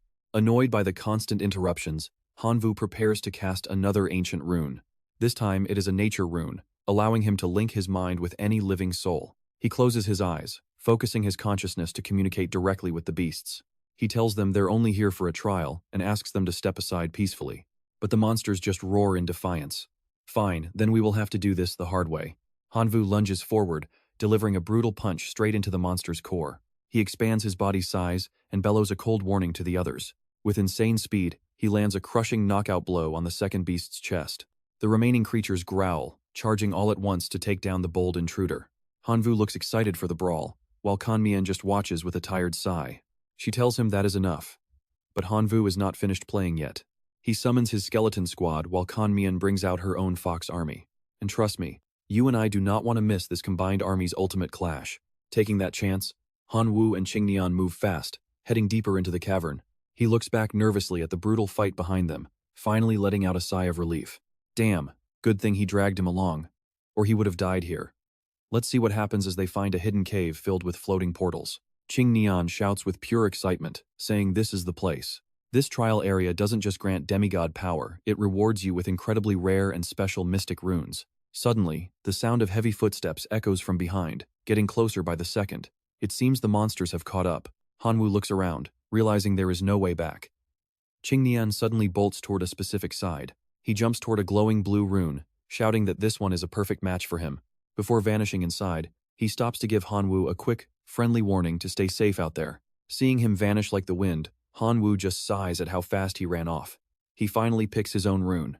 Choosing this one, he steps through the portal only to find a desolate, barren wasteland filled with nothing but wind and mountains. The system chimes in with a warning this is a land of extreme famine. To survive, he must eat constantly. Right then, his stomach lets out a loud, hungry growl. Hanwu isn't even surprised the hunger hit him the second he arrived. Luckily, he has an endless food supply through his divine connection. Now pay attention, because things take a weird turn. The signal starts fading, and no mission pops up. Could his connection to the divine realm be cut off? While he's panicking, he senses something approaching. Some uninvited guests are closing in, and he immediately goes on high alert. He turns around and freezes. These skeletal monsters are hungry ghosts, creatures that died of starvation in their past lives. He needs to fend off their attacks while making sure he doesn't starve to death himself. Hanwu grits his teeth. These things are both enemies and food? Does he really have to resort to that? The hungry ghosts growl and circle him, preparing to launch a massive, coordinated strike. One monster lunges forward to start the feast, but Hanwu sees right through its move. He summons skeleton soldiers to block them, taking the lead ghoul down instantly. While the battle rages, he plants a mysterious seed. Within seconds, a small sprout breaks through the dry, hard earth. It grows into a massive, terrifying tree with twisted vines and dark flowers. Hanwoo sits in the center, protected by its branches. He narrows his eyes, deciding he will kill these things, but he will never eat them. Instead, he uses 3 types of magical plants to pull nutrients directly from the earth. You and I can see he's got a solid plan. While his skeletons hold the line, he prepares for the massive wave of monsters closing in. He sighs and slowly closes his eyes, deciding to use his last resort. He forces his body into a state of hibernation to save energy. He just needs to last 30 days. Meanwhile, the royal city is in total ruins. Smoke and dust rise from every corner as the Iron Legion invades. Inside the palace, everything is destroyed. Bodies are scattered across the floor in a gruesome scene. Shutai stands on the throne, shouting arrogantly that this city now belongs only to him.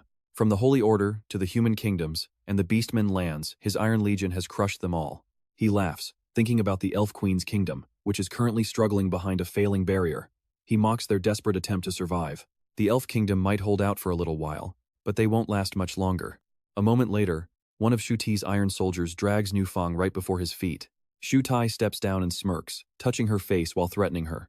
He didn't expect this prize, a girl who wanted to be queen of the Minotaurs. Now, she has finally fallen right into his cruel hands.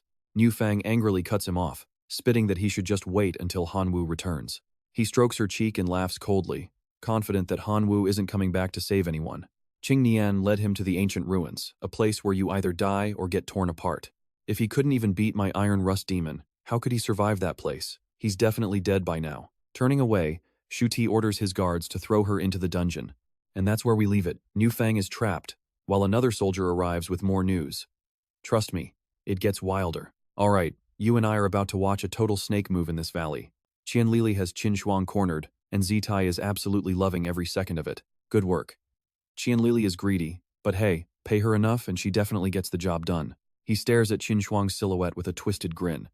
This time, there is no way she is escaping his grasp. Suddenly, a massive explosion rips through the peaceful forest, shattering the silence.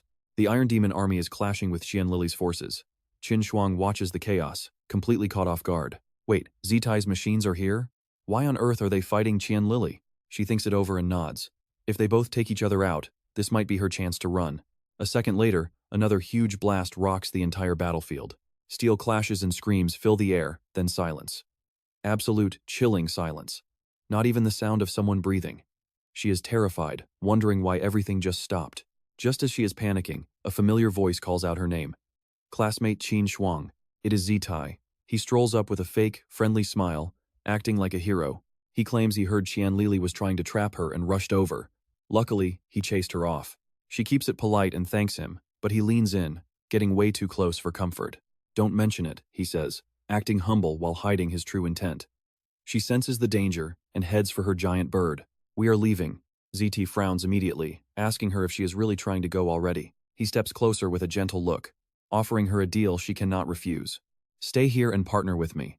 We can take down the locals and split the loot 50-50. Now watch this behind that smile, he is laughing. He spent a fortune on this fake fight with Qianlili just to trap her. Before meeting her, Zitai had actually set the whole deal up with Qianlili. She demanded her pay, saying she trapped Qin Shuang in the valley just like he asked. He praised her but added one more condition.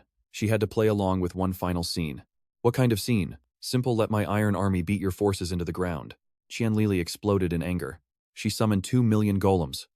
That cost her a massive amount of resources. You cannot just expect me to lose. Zitai just coldly threatened her with his own power. Maybe I should bring my 30 million iron soldiers here to negotiate instead? Frustrated, she backed down. She would keep 500,000 golems, but she wanted double the remaining payment. In her head, she realized she could not afford to turn against this guy. Her golems were strong, but he had the numbers. If they fought, she would lose her money and every single soldier she had. He smiled, satisfied with the deal. Fine, no problem at all. Back in the present, Qin Shuang shuts him down. Thanks, Zitai, but I will pass. I have things to do, so goodbye. But wait, you and I both know Zitai is not letting her go that easily. He shouts that Hanwoo is already dead, killed by his own iron demon beasts. She does not buy it. Hanwoo is strong, his skeleton army can handle your machines. Before she can finish, he cuts her off.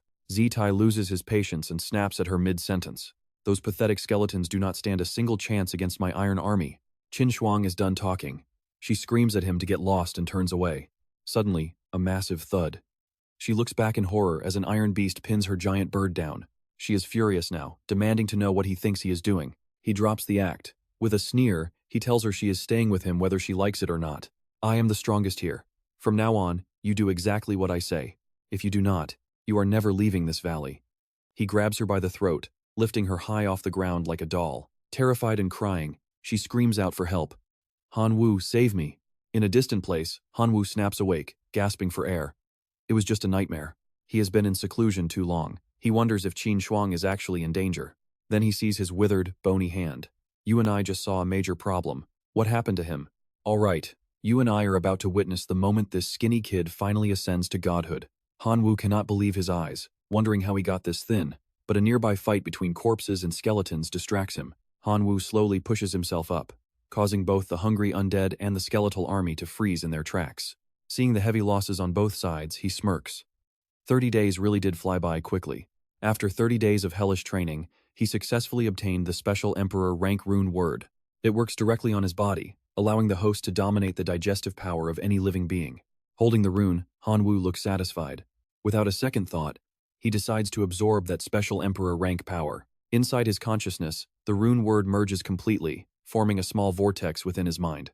A few seconds later, he feels a surge of abundant energy, and his body finally returns to its normal, healthy state. Han-woo wonders excitedly, did I really reach the demigod realm? Plus, the path to the outside world is finally open. He looks back and spots the exit. Worried about Qin Shuang, he decides to head out immediately and figure the rest out later. Han-woo leads the way, with his skeleton army following close behind. As soon as he exits, the rune's secret realm shuts tight. Now pay attention, because we are about to see exactly how broken his new stats really are. He takes a deep breath, eager to test things out. At his command, the system displays his status. Han-woo, mutation source, level 3, Outland Supergene Warrior, unique talent, Rebel Child of Heaven, godly ability, directed mutation, life sacrifice, unique Emperor rank gene lock. Skills include Extreme Slash, Dark Aura, and Emperor Presence. He has 9 divine points, with 5 more currently being absorbed into his system. At 10 points, he can become a perfect demigod. His divine power is nearly 4,000 million, mostly self-generated from within. His faith power sits at 49 million. He holds sacred objects like the level 4 sealed gluttony law and the fossilization stone, not to mention the shadow nail, poison line, and the special bow provided by the goblin squad. Han-woo scratches his head, feeling a bit let down. Reaching demigod rank only gave him 1 new ability? That is pretty stingy. Luckily, his mutation source hit level 2, granting the gene lock ability. He sighs, letting go of his frustration for now. Whatever. At least he reached demigod rank in the Outland. Once he absorbs all divinity and becomes a perfect demigod, it will be epic. Just then, a portal opens above him. Before he can react, Qing Nian tumbles right out of it. Not only that, the guy manages to land a heavy hit right on top of Han-woo. Han-woo is speechless, watching him mumble in a daze, bragging about finally becoming a demigod himself. Being a good friend, he tosses Qing Nian back into the portal. Is it really that bad? You are completely exhausted. He tells him to get some sleep. Suddenly, a massive explosion echoes near the exit path. Startled, Han-woo jumps to his feet and glares in the direction of the noise. You and I both know this is bad news. Someone is fighting outside, and it is Qian Lily's soldiers against the gate monsters. Following the noise, he runs out and is stunned to see her. He asks, "Why on earth are you here?" Knowing his bond with Qin Shuang, Qian Lili smiles and offers a deal. You two are pretty close, right? I have news about her life or death. Want to hear it? It will cost you 10,000 plain source points. Han-woo does not hesitate for a second. He transfers the 10,000 points immediately and barks, "Tell me now." Seeing how fast he pays, Qian Lili feels a bit of regret. This kid is loaded. She wishes she had asked for more, but she keeps her word and reveals the truth to Han-woo. Qin Shuang is trapped in a valley by Shu Ti. Panicking, Han-woo immediately summons his wings. Within seconds, he transforms into his beastman form, ready to fly out and rescue Qin Shuang. Han-woo blasts toward the valley, shouting her name. In no time at all, he reaches the location. He lands softly on a mountain peak. Looking around, he decides to use his divine power to track her aura first. But even after searching for a long time, he cannot pick up a single trace of her. Han-woo grits his teeth in rage. Damn it, nothing. Just then, something streaks past him from behind, catching him off guard. Turning quickly, he realizes it is the golden-crowned thunderbird. Its feathers are scattered everywhere. Below the cliffs, Shu Ti's iron men are currently suppressing and capturing it. Without missing a beat, Han-woo spreads his wings and dives down, activating an incantation. And that is how you make an entrance. Trust me, you and I need to see what happens next. The Emperor Presence rune glows as his wings blow the Iron Men away. Stick with me, you are about to see Han Wu unleash his absolute power. Han Wu decides to test his new god power, Famine. Instantly, an overwhelming force crushes the Iron Soldiers, forcing them to collapse and kneel in the dirt. Seizing the distraction Han Wu created, the Lei Kuei flaps its wings with everything it has, finally breaking free from its restraints. But the bird's celebration is cut short. It senses a massive, terrifying energy, rapidly approaching it from directly below. It looks back in a panic, only to find Han Wu leaping through the air. He grabs its tail and shouts out a command. Stop staring and move. Take me to Qin Shuang right now before it is too late for her. The Lei Kuei understands. It dives down so he can climb on, then takes off, soaring through the sky at lightning speed. Pay attention here, deep in the forest. Inside a hidden cave, Shu Tai is losing all his self-control. He violently tears at her clothes while Qin Shuang struggles and screams for him to let her go. With a disgusting smirk, he gets even closer, arrogantly taunting her by asking who could possibly save her now. Qin Shuang is exhausted and helpless.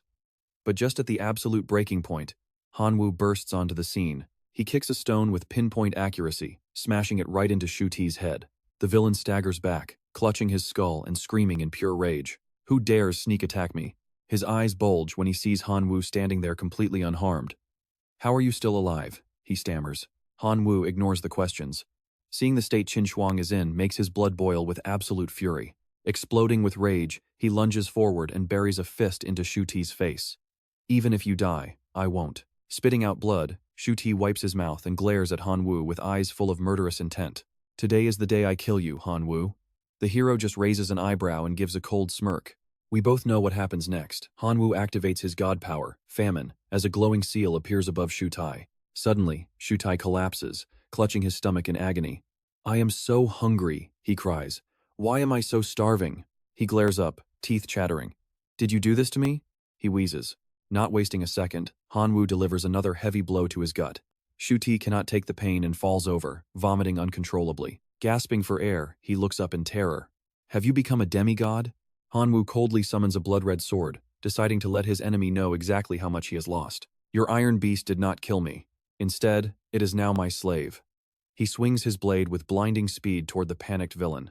Now, you can feel the agony of being consumed by your own iron rust. Blood splatters everywhere as the threat is ended. Han Wu rushes to support the weakened Qin Shuang. I am here now, he says. She gives a weak smile, insisting she is okay. Han Wu gently lifts her up in his arms and carries her out. Outside, the Lei Kuei is waiting, while Shu Ti's iron army has descended into total and utter chaos. He looks at the iron puppets with disgust. With their master dead, they have no one left to give them orders. Task complete, Han Wu leaps onto the Lei Kuei's back and gives the command to take off. As they fly, he holds Qin Shuang close, asking her with deep concern if she is feeling any better. She nods, asking if he has really reached the demi-immortal stage. He just gives a thumbs up and laughs to lighten the mood. That is amazing, she cheers. Han Wu gently brushes her hair back, looking at her with a soft, affectionate gaze. I know the location of an ancient ruin where we can gather more world essence for your power. Once you have enough followers, you will finally be able to rank up as well. She agrees, but wonders where they will find resources, since Shu Ti destroyed almost everything, leaving only the dying spirit kingdom behind. To him, it is simple. He smirks, telling her they can just explore the wild, uninhabited lands and try their luck there. A short while later, the bird carries them over a massive mountain range covered in strange, glowing purple rocks. Look, an iron mine, he shouts. We can use the decomposer to extract the high-grade crystals from those rocks. Suddenly, a massive roar echoes through the air, grabbing their attention. Qin Shuang warns him to be extremely careful. At the base of the mountain, a giant bear is launching soundwave attacks directly at them. But Han Wu just smiles. He snaps his fingers with a grin. Looks like our world essence just delivered itself right to us. He prepares to jump down, telling her to wait, but she stops him. Do not go alone, she says with a smile. Stick around, because you and I are about to see their true power unleashed. All right, you and I are about to see a beast tamer battle like no other. The majestic Thunderhawk leads the charge, diving fearlessly while the flock follows. It dodges with ease, clawing the bear's face into a bloody mess. From the dense smoke of the nearby forest, countless glowing eyes suddenly emerge. An endless legion of skeletons appears, swarming the massive bear like a wave of death. One bear gets hit by poisonous fungi. Seconds later, its eyes turn white as it lets out a roar. Its wounded body stumbles toward another bear. Without a word, it sinks its teeth into the other bear's shoulder, igniting absolute chaos. It bites every bear in its path, spreading the infection. Meanwhile, the system pings. It has absorbed 0.003 units of world essence. With the plan a success, Han Wu and Qin Shuang share a high five, celebrating their perfect coordination. The Thunderhawk lands, and they step onto the field, backed by their skeleton army. He gently leans his head against hers, telling her to rest while they gather more essence. Qin Shuang blushes and nods at Han Wu. 10 days pass. While the dwarf army works to gather iron ore, they stay close. Qin Shuang shyly pushes away the porridge he is feeding her. It has been 10 days, and we have enough essence now, she says. I want to go to the ruins. But he just smiles and keeps trying to feed her. No rush, your recovery comes first. You need to heal. Suddenly, Qingnian warps out of thin air, scaring them both. He stretches with a loud shout, bragging about his great nap. Qin Shuang greets him awkwardly. Long time no see. Classmate Sunday Qingnian does not respond. He just stares at them suspiciously. Where are we? And why are you two together? Han Wu stares back blankly, feeling totally annoyed.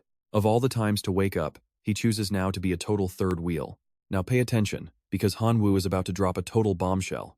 He smirks and asks if Qingnian really has time to worry about them. Princess Emerald was killed by Shu Ti, and the Elf Queen is barely alive. Qingnian jumps, shouting in shock. Wait, what did you say? Han Wu sighs and gives him a quick recap of the news. Qingnian is furious. That bastard Shu Tai. I only slept for a few days and everything is destroyed. My poor princess. The two of them watch his dramatic internal monologue, completely speechless at his over-the-top face.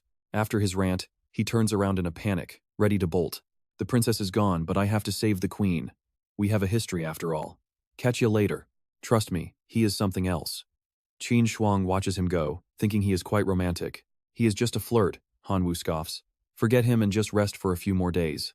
But Qin Shuang suddenly remembers something important. She looks at him with deep concern. You killed Shu Tai. Once we return to the academy, the Shu family will definitely come after you. Han Wu knew this. If I had let him live, would they have spared me? I only care if the academy punishes me. Speak of the devil. Lina appears out of nowhere, her voice sharp and commanding. Han Wu, Qin Shuang, return to the school immediately. Something big is happening. Qin Shuang whispers that she has his back. Meanwhile, at the academy, Shu Ti's father slams his fist onto the table in a rage. He points at Lina, screaming that he wants Han Wu's life for his son. The mother is sobbing nearby. Poor Shu Tai, right? Back with our lead, Han Wu reassures Qin Shuang. You are still healing, he says. This is no time for trials. Do not push yourself just for me. Qin Shuang smiles with determination.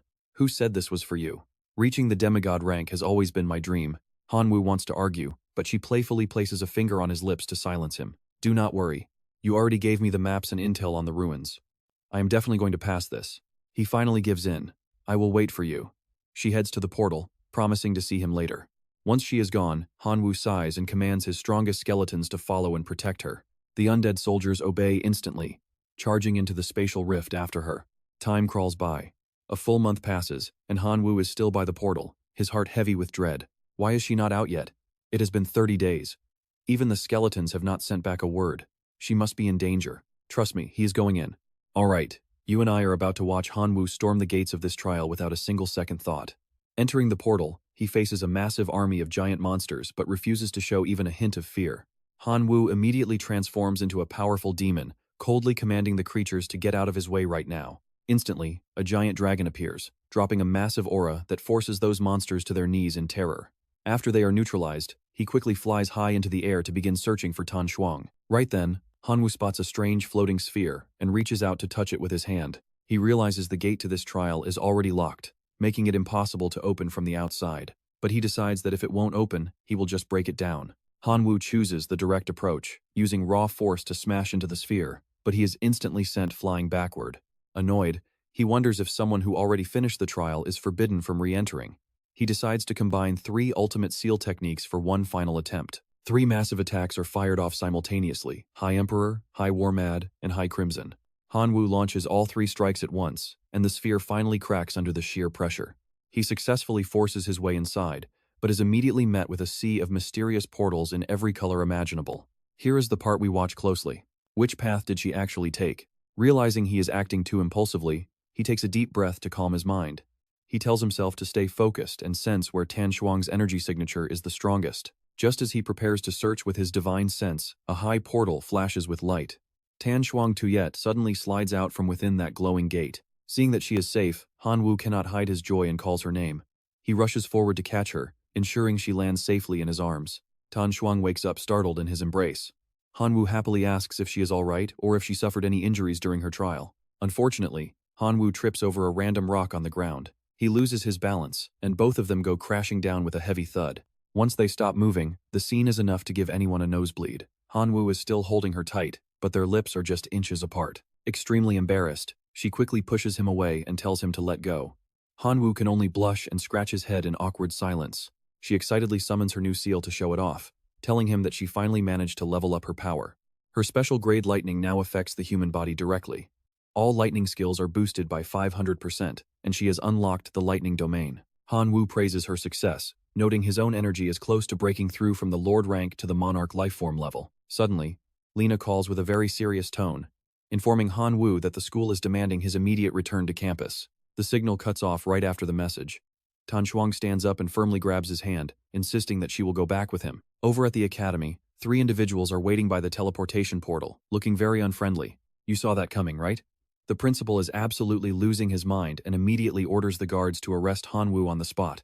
Radiating an intense and confident aura, Hanwu and Tan Shuang step out from the spatial void together. Tan Shuang quickly stands in front of Hanwu, explaining that he only acted because Shu Ti tried to do something terrible to her. Shu Tai's father refuses to believe it, roaring that everything she is saying is nothing but total nonsense. His mother also joins in, angrily asking why she is working so hard to protect this brat.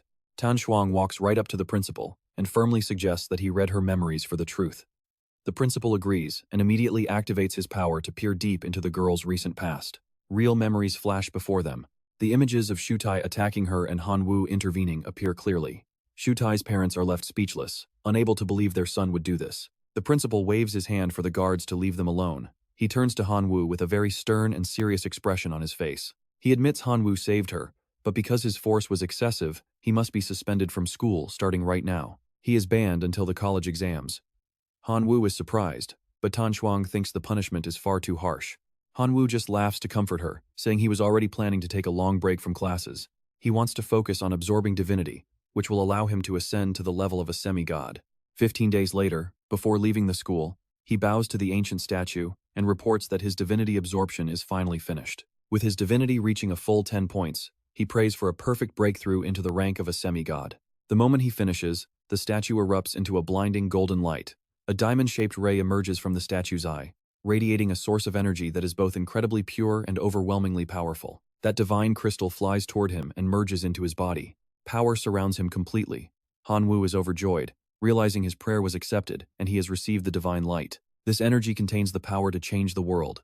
It can forge a stronger body and nurture everything within his domain to reach its maximum potential. He stands up and wonders if his breakthrough to the next level is complete. And just like that, you and I have a brand new Monarch tier powerhouse on our hands. Trust me, things are about to get even crazier. Alright, you and I are jumping right into a moment that changes everything for Hanwu. A new notification pops up, showing his mutation source Hanwu.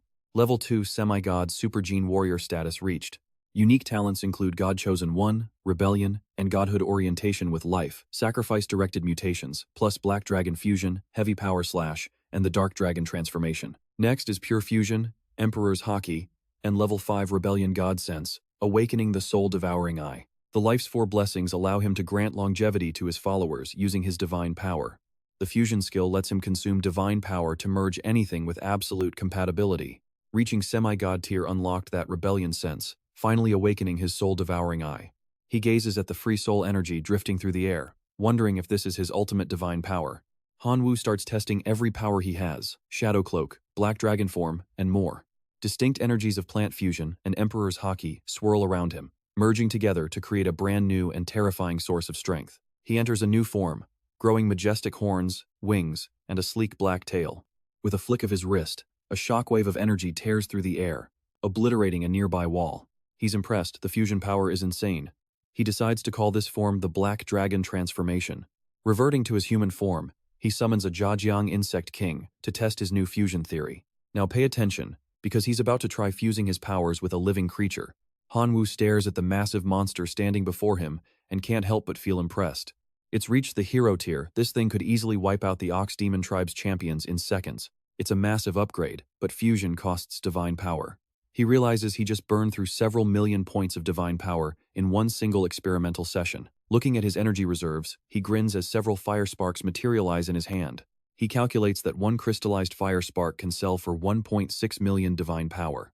If he fuses one spark daily, he'll earn hundreds of millions a year, enough to trade for a single godhood point. He laughs like a madman. Seeing a clear path to riches, it's time to keep fusing everything. A few days later, at the school gates, security is strictly blocking a suspicious visitor. The man being stopped is Hu-Hai, a true god who's absolutely fuming at being treated this way. But this is Imperial Academy. It's packed with true gods, master gods, and even god kings. He knows that throwing a tantrum here won't get him anywhere near his target. The tracking signal is getting stronger, meaning he's closing in on the thief who stole the god king's most precious treasure. You and I know it's Hanwoo, but Hu-Hai still needs to find a way inside to prove it. Just then, ZT's father storms out of the school, shouting curses at the top of his lungs. They're furious that the school is protecting Hanwoo, vowing that the boy will pay for what he did. Hu-Hai sees an opportunity and approaches them with a mysterious, calculating smile on his face. He offers them a massive reward if they help him, since they both share the same target, Hanwoo.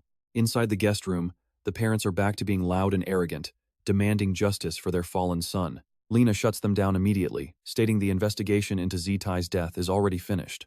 She warns them that harassing Hanwoo will accomplish nothing but more trouble for themselves.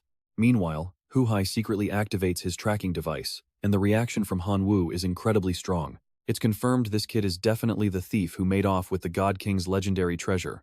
If he brings Hanwoo in, the reward will be massive. But he needs to lure him out first. ZT's father continues his bitter cursing while the mother keeps fueling the toxic fire. Fed up, Lena orders them to leave, reminding them that school isn't a place for their petty drama. Surprisingly, Hu-Hai agrees and leads the couple away. As the door closes, he's already planning how to trap his target. Outside, the father asks if they're really just going to let Hanwoo off that easily. Hu-Hai promises them a satisfying result, telling them to stay out of it and leave Hanwoo to him. And trust me, you and I are about to see just how dangerous this hunter really is.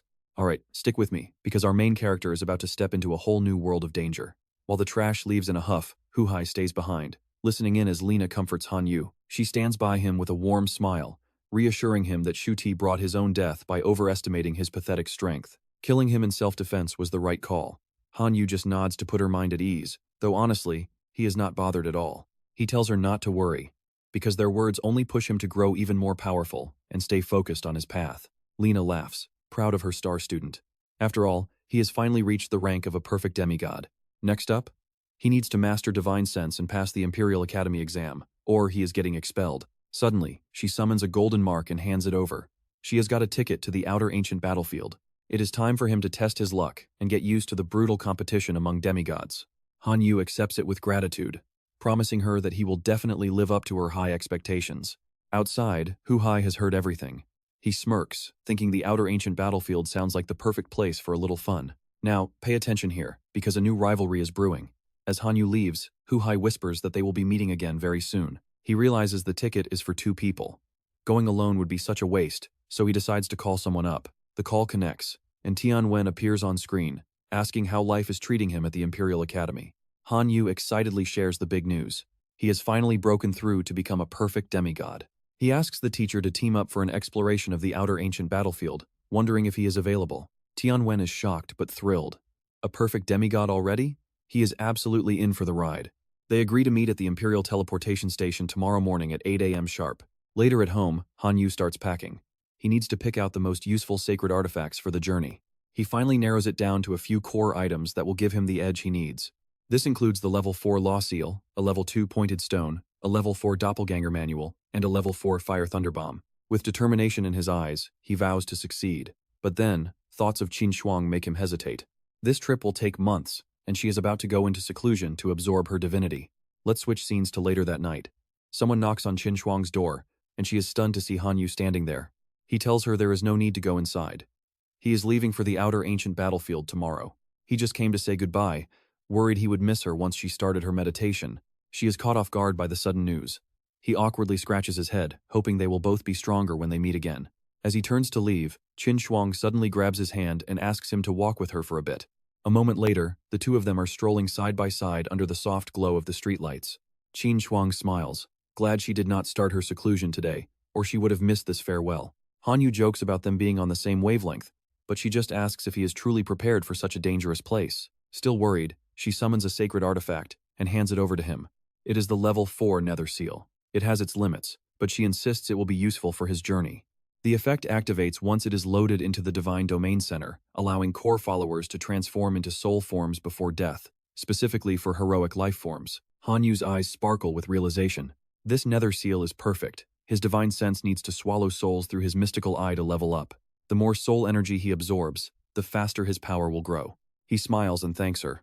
Suddenly, Qin Shuang gets emotional and pulls him into a tight, desperate hug. She tells him to be careful since she cannot be by his side this time.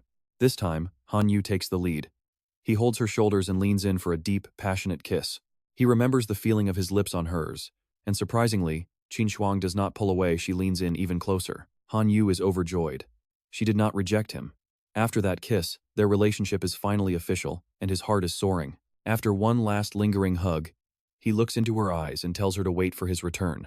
Her face is bright red, but she reminds him once more to stay safe.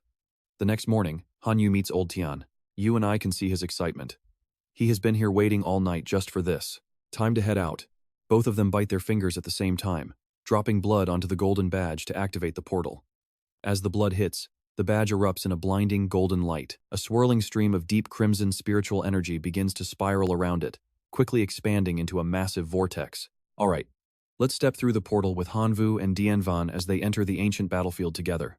As soon as they land, an armored guard who was already waiting steps forward to greet them. He briefly explains that this is their temporary home before turning and walking away without another word. Hanvu takes one look at the tattered, pathetic tent and nearly loses his mind with rage. This is a total joke. You expect me to live in this trash heap? He yells in disbelief. The guard just gives a knowing smile and walks away as if he heard nothing at all. Dianvan remains calm and pats his shoulder, suggesting that they should check the inside first. Feeling tense, the two of them slowly pull back the curtain to inspect their new home. But instead of a cramped mess, they find a massive, luxury space filled with every amenity you could imagine. Hanvu is stunned, but he quickly spots a guidebook sitting right in the middle of the room. Now pay attention here, because what they read in this manual is going to change everything for them. Turns out this tent actually masks their presence from the battlefield's scanning will, keeping them hidden. While summons are allowed, the competition rules strictly limit the total number of warriors they can bring. Hanvu slams the book down in frustration, his face twisted in pure disgust at the new rules. He's always relied on overwhelming numbers to win. If that's gone, what's his plan now? Dianvan smiles, telling him to wait and check the tent's operating system before he gets too upset. Hanvu pulls up the system interface to see what options he actually has left to work with. Sure enough, a list of potential summoning choices flickers to life on the holographic screen. He can choose 500,000 elite life locusts, 5,000 heroic life forms, or 5 massive lords. Other options include 3 million skeletons, 3,000 knights, or even a singular, highly intelligent machine lord. After weighing the options carefully, Hanvu decides to stick with what he knows best: pure numbers. You and I both know Hanvu loves a good swarm, but his teacher takes a different approach. The system warns that core units must be summoned inside and cannot be replaced once the battle begins. It also mentions that divine fragments found on the field can be fused into a complete consciousness. These shards can be traded for materials to upgrade the tent, or even for other rare fragments. Hanvu is fired up and ready to hunt down some fragments to level up their base immediately. They head out right away, with Dianvan explaining how these divine fragments actually work on the field. They are born from wandering deities on the battlefield, and you have to defeat them to claim a shard.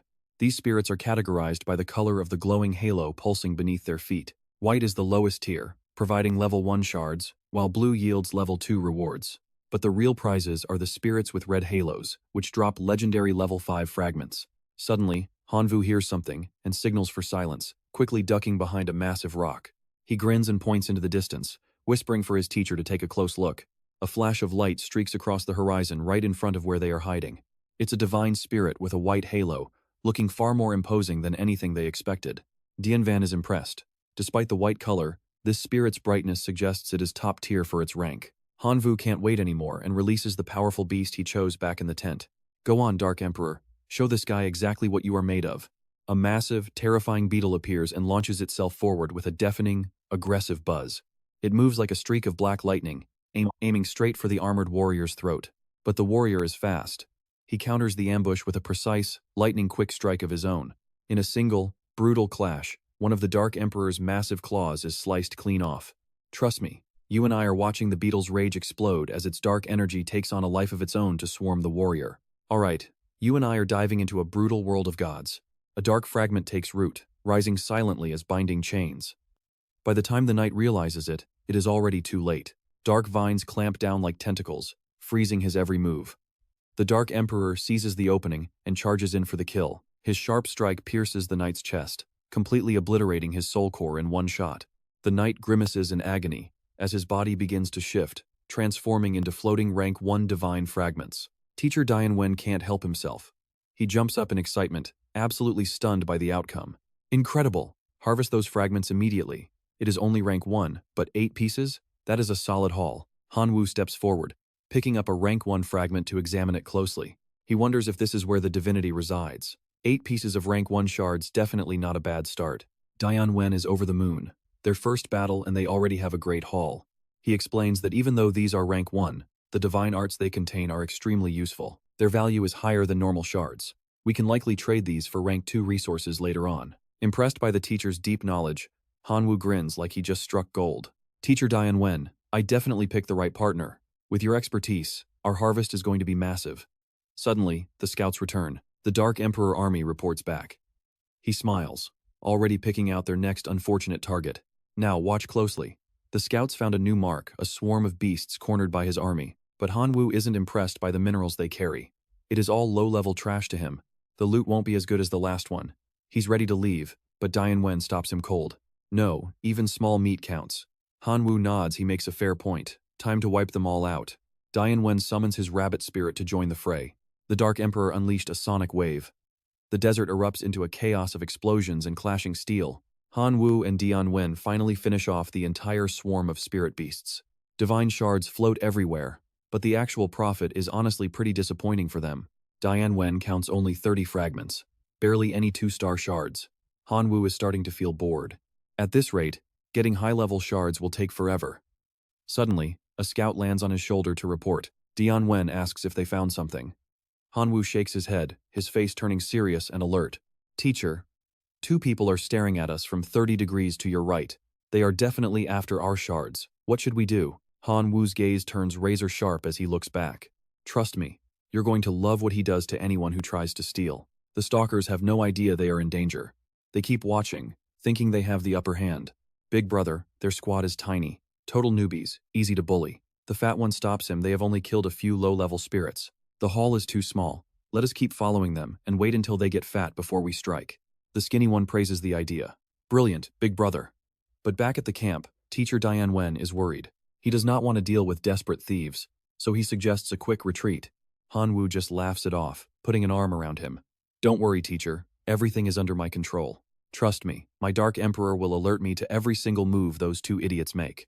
Dian Wen feels a bit better seeing that confidence. He nods, agreeing to keep going. He cannot help but feel a bit embarrassed being lectured by his own student like this. Before he can process it, Han Wu sends the scouts out again. They continue trekking through the silent desert. The Dark Emperor returns with some very exciting news. Han Wu lights up and immediately tells Dian Wen. They found a divine being standing on a purple aura. Dian Wen can't hide his shock. Purple aura? That means at least a rank 3 divine fragment. They set off immediately. Together, we have a real shot at winning this. Let's move.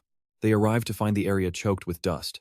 One person lies heavily wounded, barely clinging to life. Stick with me. Let's see how they survive that lethal purple light next time.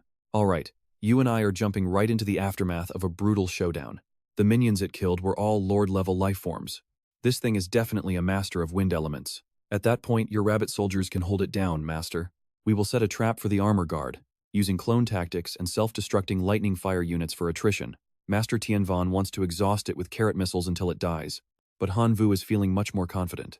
He sneers inwardly, thinking this guy isn't even worth wasting this much of his time. Master asks for a plan, but before he finishes, Han Wu transforms into his demon form and takes flight. He charges straight at the armored guard, shouting for a direct fight. The guard finally spots its enemy. It raises its fan, channeling massive spiritual energy from the air to prepare for the upcoming clash. Han Wu doesn't flinch, flying right up to the guard's face to unleash a powerful debuffing strike. Burn!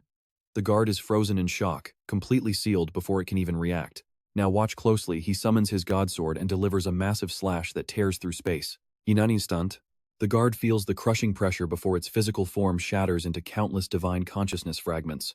2 stalkers nearby accidentally find a few small scraps, and they are absolutely losing their minds. It is a level 3 fragment. Hanwoo collects every single remaining scrap of consciousness while the skinny stalker watches him. They got what they wanted, but greed takes over since there are 8 pieces left. The other guy is smarter and warns him to back off. We are no match for him. The fat one agrees, saying catching a level 3 scrap is lucky enough. Let's get out of here. Before they can move, a dark shadow looms over them.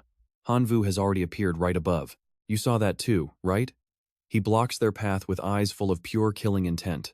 One of the thugs snaps back angrily, claiming this is an ancient battlefield where anyone can keep what they find.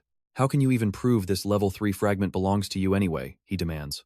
Hanwoo just scoffs at their stupidity. Without a word, he brings down a massive great dragon slash. Their defense shatters instantly under the pressure. The overwhelming power surges forward with such incredible speed that they are frozen. In the next second, both of them are knocked out and literally sliced into pieces. The stolen fragments fall from their bodies and Hanwoo pulls them all back to him. He grabs them with total contempt. Imagine trying to rob him with such pathetic power levels. Master Tianvan starts the process of merging the fragments. Once finished, he excitedly mentions they can sell these at camp to upgrade their tents. The scene shifts to the military camp where a massive spatial vortex opens up and Luo Tian steps out. Brother Zhang, you are incredible for getting a rare resource like an ancient battlefield pass. Zhang Gang acts humble, saying it is just a simple pass and not worth mentioning. But inside, he is gloating after receiving massive rewards for reporting to the God King. Suddenly, both men freeze. They see Hanwoo and Tianvan chatting happily nearby.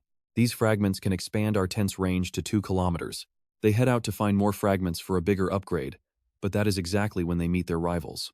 Tianvan quickly recovers and offers a polite, formal greeting. Brother Zhang, Master Luo, what a surprise to run into you two here. Zhang Gang puts on a fake smile, saying it is his good luck to meet them both. His eyes shift toward Hanwoo with a hidden, threatening message.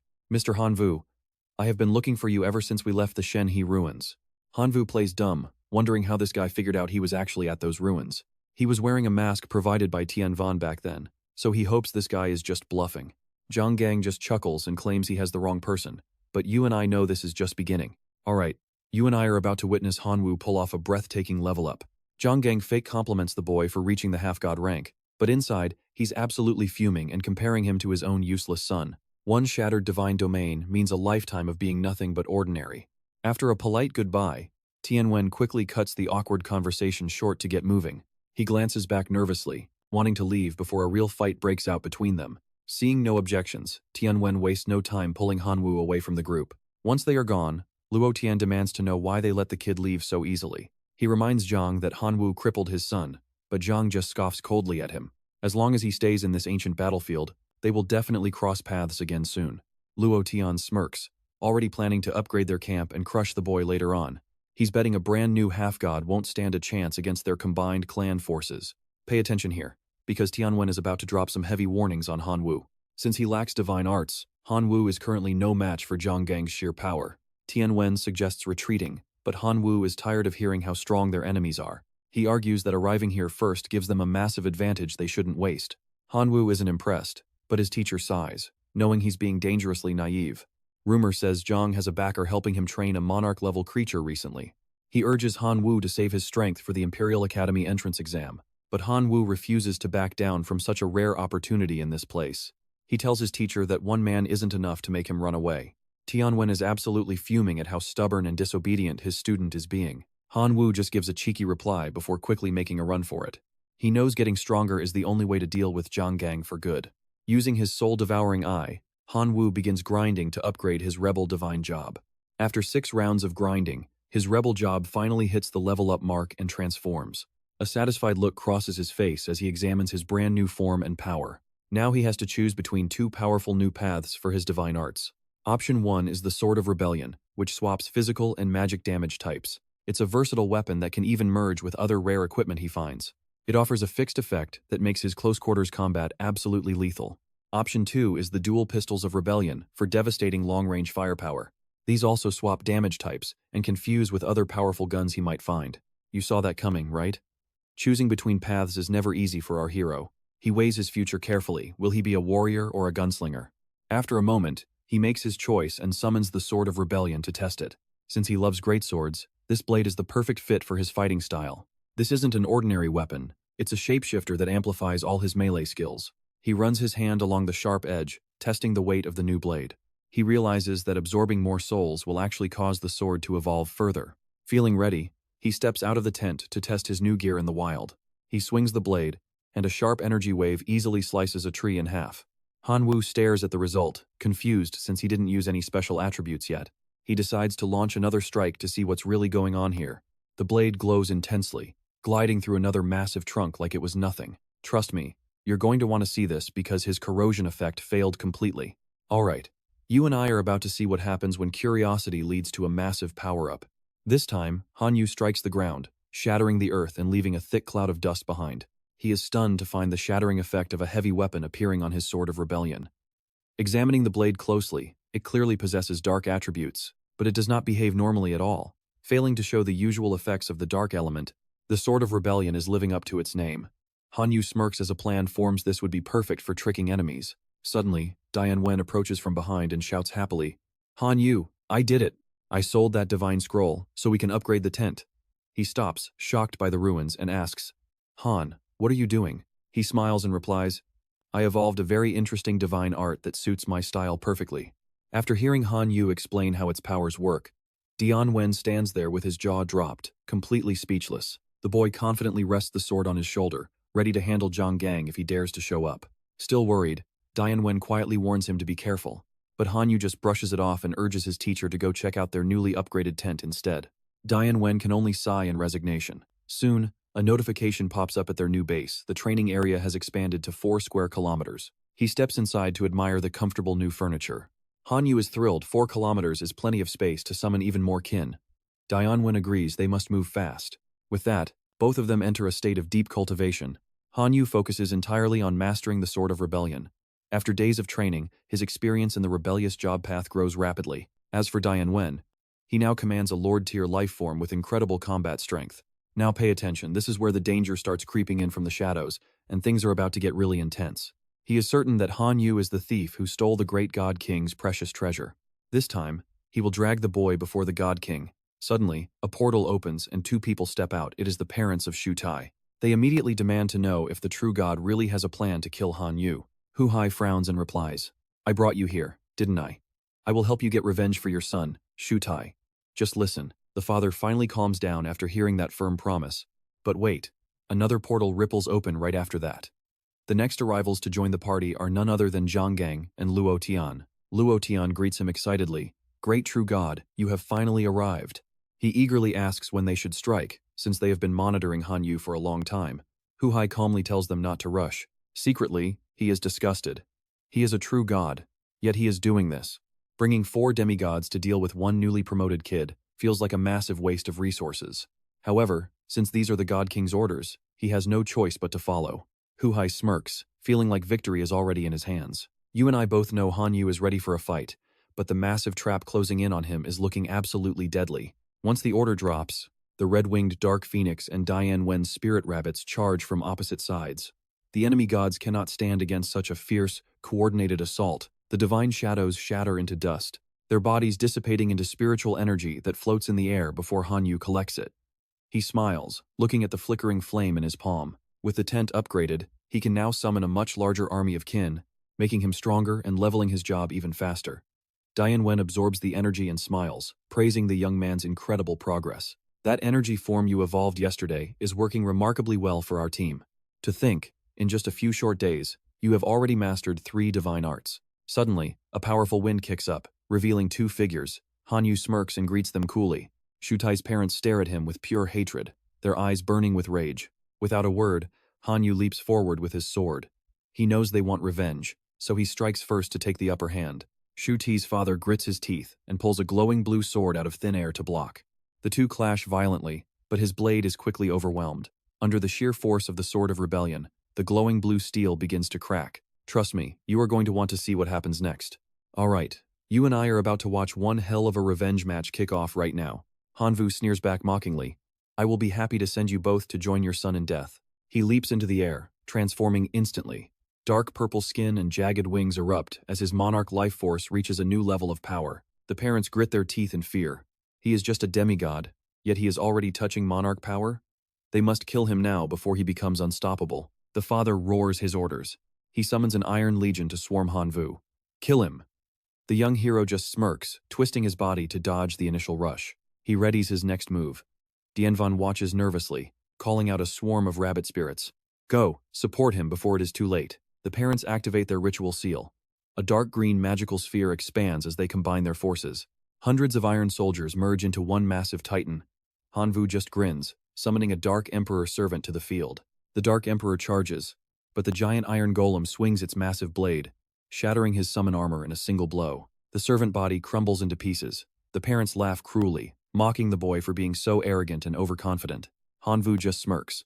This was the plan. Pay attention, because here is where the tables turn in an epic way. The iron giant does not even know what hit it. It freezes, trembling violently before slowly dissolving into nothingness. Enraged, the parents charge forward for a direct attack.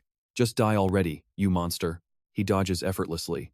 In the blink of an eye, Hanvu circles behind them and delivers a heavy strike to the father neck. With a loud thud, the father goes down. The mother eyes go wide with rage as she launches herself at Hanvu. Dianvan strikes from the shadows, blocking her path and landing a decisive blow to end her assault for good. Hanvu, watch out, the mother collapses, unconscious. Hanvu flies over with a grateful smile. Teacher Dian, thank you for the backup. Suddenly, Dianvan's face goes pale. He senses something terrifying and urges the boy to get out of there immediately. Too late. Zhanggang and Luo Tian appear on their mounts. Trying to run? You really think you can escape us? Dianvan stands on high alert, his brow furrowed. What else do you people want from us this time? Looking at the scorched bodies littering the ground, Luo Tian sneers. His expression darkens as he evaluates the carnage. Teacher Dian, Hanvu, your growth is impressive. Taking out 2 demigods without a single scratch? Not bad at all. Okay, let's pause for a second. You and I can tell this situation just went from bad to worse. Their army is massive and their energy is peaking. Hanvu knows their own forces have already taken hits. A direct fight now is a suicide mission. Seeing the boy's serious face, the teacher thinks to himself that at least one of them has to survive. Dianvan whispers a plan. They are too strong.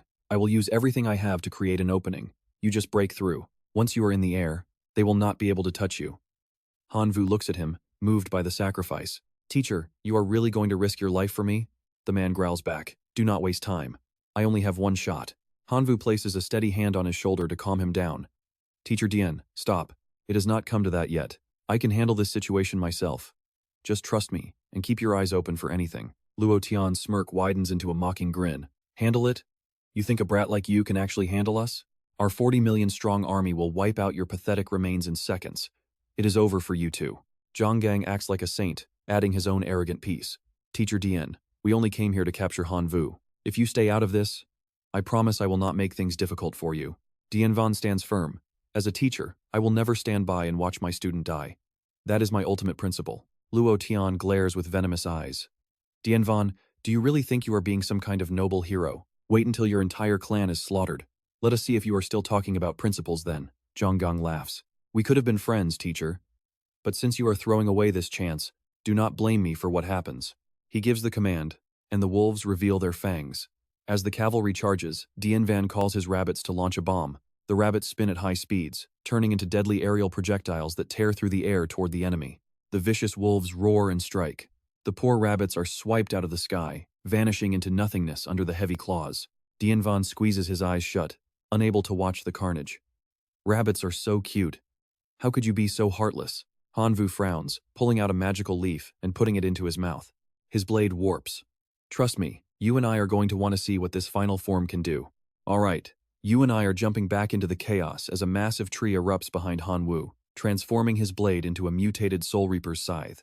He roars out a challenge to his enemies. Hanwu's face remains frozen and emotionless as he swings his razor-sharp blade, carving through the wolf pack with clinical precision. The beasts are shredded by his strikes, howling as they vanish into thin air, leaving only thorny vines growing from their fallen bodies. Massive branches rise up like a wall to block the charging wolves, making Zhanggang grit his teeth in pure annoyance. He has to admit, this kid has way too many tricks up his sleeve, so he orders his massive blue-furred wolf king to strike. The beast's eyes glow blood red as it shreds the king's vines, but Hanwu is already airborne right behind it, smirking at his successful bait. Blood sprays everywhere as Hanwu descends with a heavy axe strike, grinning wildly at his opponent's shocked face. He raises his weapon high, lunging toward Zhanggang and Luo Tian with a scream of, "Die!" Zhanggang desperately pulls out a fan-shaped jade charm just as the scythe slams down, triggering a massive, earth-shaking explosion. As the smoke clears from that devastating ultimate skill, The jade charm in Zhang Gang's hand crumbles into nothingness. Gasps of air escape his lungs as he thanks his lucky stars for the divine treasure that just saved his life. Now watch this part carefully. Right when Zhang Gang lets his guard down, blood suddenly erupts into the air from nowhere. Zhang Gang watches in horror as Luo Tian's head is severed from his body. Meanwhile, Han Wu's arm suddenly starts trembling. He looks back in a panic, realizing the time limit on his ghost shadow vine has finally run out. Dianvan screams for him to run, but Zhang Gang is beyond furious, vowing that nobody leaves after killing his riders. The Wolf King looms over them like a literal mountain, radiating pure, unadulterated killing intent as it steps forward. He commands Fenrir to stop them, and a single swipe of the wolf's massive claws sends both of them flying. In that exact moment, the vines wrapped around Han Wu's body begin to fade away into the air. Han Wu hits the ground with his eyes shut tight, screaming internally as the genetic lock reaches its limit, sealing his power for 10 days. With dark circles under his eyes and his body shivering, he desperately crawls forward to check on teacher Dianvan. But all he sees is Dianvan lying motionless as the giant wolf scoops them both up, like toys for Zhang Gang. You and I both know Zhang Gang is looking for any excuse to finish him off right here and now. Suddenly, Hu Hai appears out of thin air, demanding to know why Zhang Gang is trying to kill his prisoner. Breaking into a cold sweat, Zhang Gang lies through his teeth, claiming he was just about to deliver the boy. Hu Hai just scoffs, grabbing Han Wu and telling Zhang Gang to go collect his reward from the Divine King. Zhang Gang's mood instantly flips to pure excitement as he thanks the true god for the opportunity. He glances back at Dianvan with a wicked smile, thinking about the massive profit he'll get for killing a demigod. Han Wu uses every last ounce of his strength to hold a sharp spike to his own throat as a warning. If his teacher dies, he'll end his own life right now. Zhang Gang just sneers at him with total contempt. He asks if a pathetic wreck like Han Wu even has the strength to kill himself. Han Wu just glares at Hu Hai. If I die, you lose your mission report, Han Wu says, as a strange green aura begins to leak from his body. Hu Hai panics, shouting for no one to touch him as he prepares to leave with the boy immediately. Zhang Gang clenches his fists in frustration, leaving Dianvan's survival entirely up to the hands of fate. Hu Hai drags Han Wu by the wrist into a shimmering spatial gate, heading straight for the Divine King's palace. Zhang Gang points at Han Wu being dragged on the ground and asks with a nasty smirk, "Our journey back will take several days. Are you really going to carry this kid the whole way?" Hu Hai just laughs, telling Han Wu his powers are completely sealed before tossing him into the dark purple void. The vortex slams shut as soon as he enters. Moments later, a purple gate opens in a completely alien dimension. Hu Hai drops him to the ground and vanishes with a mocking laugh. He tells Han Wu to enjoy his stay in the divine domain where his kinship will care for him. Suddenly, a massive tiger man appears. Han Wu's instincts kick in, and he immediately tries to manifest his magic. But nothing happens. His face turns pale as he realizes all his skills and powers are completely locked away. No wonder Hu Hai left him here without any guards. Without his power, he's absolutely no threat at all. Suddenly, a bowl of water is thrust toward him, leaving Han Wu completely stunned. So what do you and I take from this? Is this tiger friend or foe? We're about to find out. Alright, you and I are about to watch a god-tier prison break. He refuses, so the tiger grabs his collar. Han Wu struggles as water is forced down his throat. He fights back with everything, but it is no use. Hu Hai's silhouette appears, reminding him that these tiger men can't hear or speak. They're basically biological puppets. I won't hurt you, just stay quiet. Han Wu wipes his mouth. So they're deaf and mute? Very cautious guards. Suddenly, the mutant origin floats above him. It asks smugly, "Host, do you need some backup right now?" Han Wu's eyes widen with pure joy. "No way. You didn't get sealed along with me, did you, kid?" It giggles. "Host, let me absorb your divinity. Once I upgrade, I can restore your strength for an escape." He smirks, his mind racing through the possibilities of what he can do to these beasts next. Right, I still have divinity. Time to gamble everything on this one shot. The origin asks, "Shall I start?" He sends a telepathic command. "Do it fast." He remembers Zhang Gang's warning about the God King's arrival in 3 days. According to you, what kind of reward will the great God King give us when he finally arrives here? Pay attention here, because the clock is officially ticking. Han Wu grits his teeth. Please, just 3 days left. Han Wu sits on the divine sands, stretching as he wonders what kind of transformation is coming his way. The origin reports happily. Host, evolution complete. You are now a level 3 gene warrior of the Shenhe civilization. He doesn't celebrate yet. What's the catch? What are the benefits? It explains the new powers to him. The new power is gene recombination. You can swap genes between targets without damaging the original host's genetic blueprint. A flood of technical data hits him, but Han Wu still isn't sure how to use this new power. A beastly hand offers him a bun. Startled, Han Wu gives the tiger a fake smile while taking the food. Suddenly, He grabs the tiger's hand as a brilliant idea strikes him. This is exactly what I need. He examines the tiger's palm carefully, despite its resistance. A sinister, dark grin spreads across his face right now. My physical stats definitely jumped. Even with the seal, I'm now at the level of a heroic life form. Suddenly, the tiger roars in alarm. A white-striped tiger and his goons stomp over, snarling a vicious warning. Behave. Hanvu seizes the chance, grabbing his hand to measure his power. Perfect. An extraordinary life form to test this on. He shouts the command. Activate gene recombination. The orange tiger's head begins to warp. Under the pressure of spiritual energy, 2 lumps start sprouting on top. Now that is what I call a biological upgrade. Crazy, right? The orange tiger finally has a perfect set of ears. He panics, touching his head. Where are my ears? Meanwhile, the orange tiger hears sound for the first time. Hanvu smiles. Thanks for the water and the bun. Think of these ears as a little thank you gift. The orange tiger suddenly drops to his knees in worship. This gives Hanvu a brilliant new idea for escape. If other people's clansmen can become my followers, then I have a real chance of winning this battle. I can convert more followers and storm the central hub. The white tiger loses his mind over his ears. Give them back to me right now. Hanvu catches the movement instantly. Hanvu spins and delivers a cold kick to the white tiger's gut. He orders the orange tiger to come. Confused but loyal, it reaches out. Hanvu grabs him, transferring power while fending off the other tiger guards. The orange tiger is reborn as a superhuman. An old blue tiger roars in rage, pointing at Hanvu. He is an evil god. Seize him for his blasphemy. Hanvu just sneers as the orange tiger stands guard. Die. Without hesitation, he unleashes his new power, tearing through the crowd of tiger guards like they're nothing. The others are no match for him. After the slaughter, the orange tiger kneels and begs for his mercy. Great God, please accept me. Hanvu pats his shoulder, setting his one and only condition for the beast. Fine, but you must help me escape. First, tell me where the center of this divine domain is located. I can lead you there, but the center is heavily guarded by the top-tier masters of our clan. He doesn't care. We'll handle that later.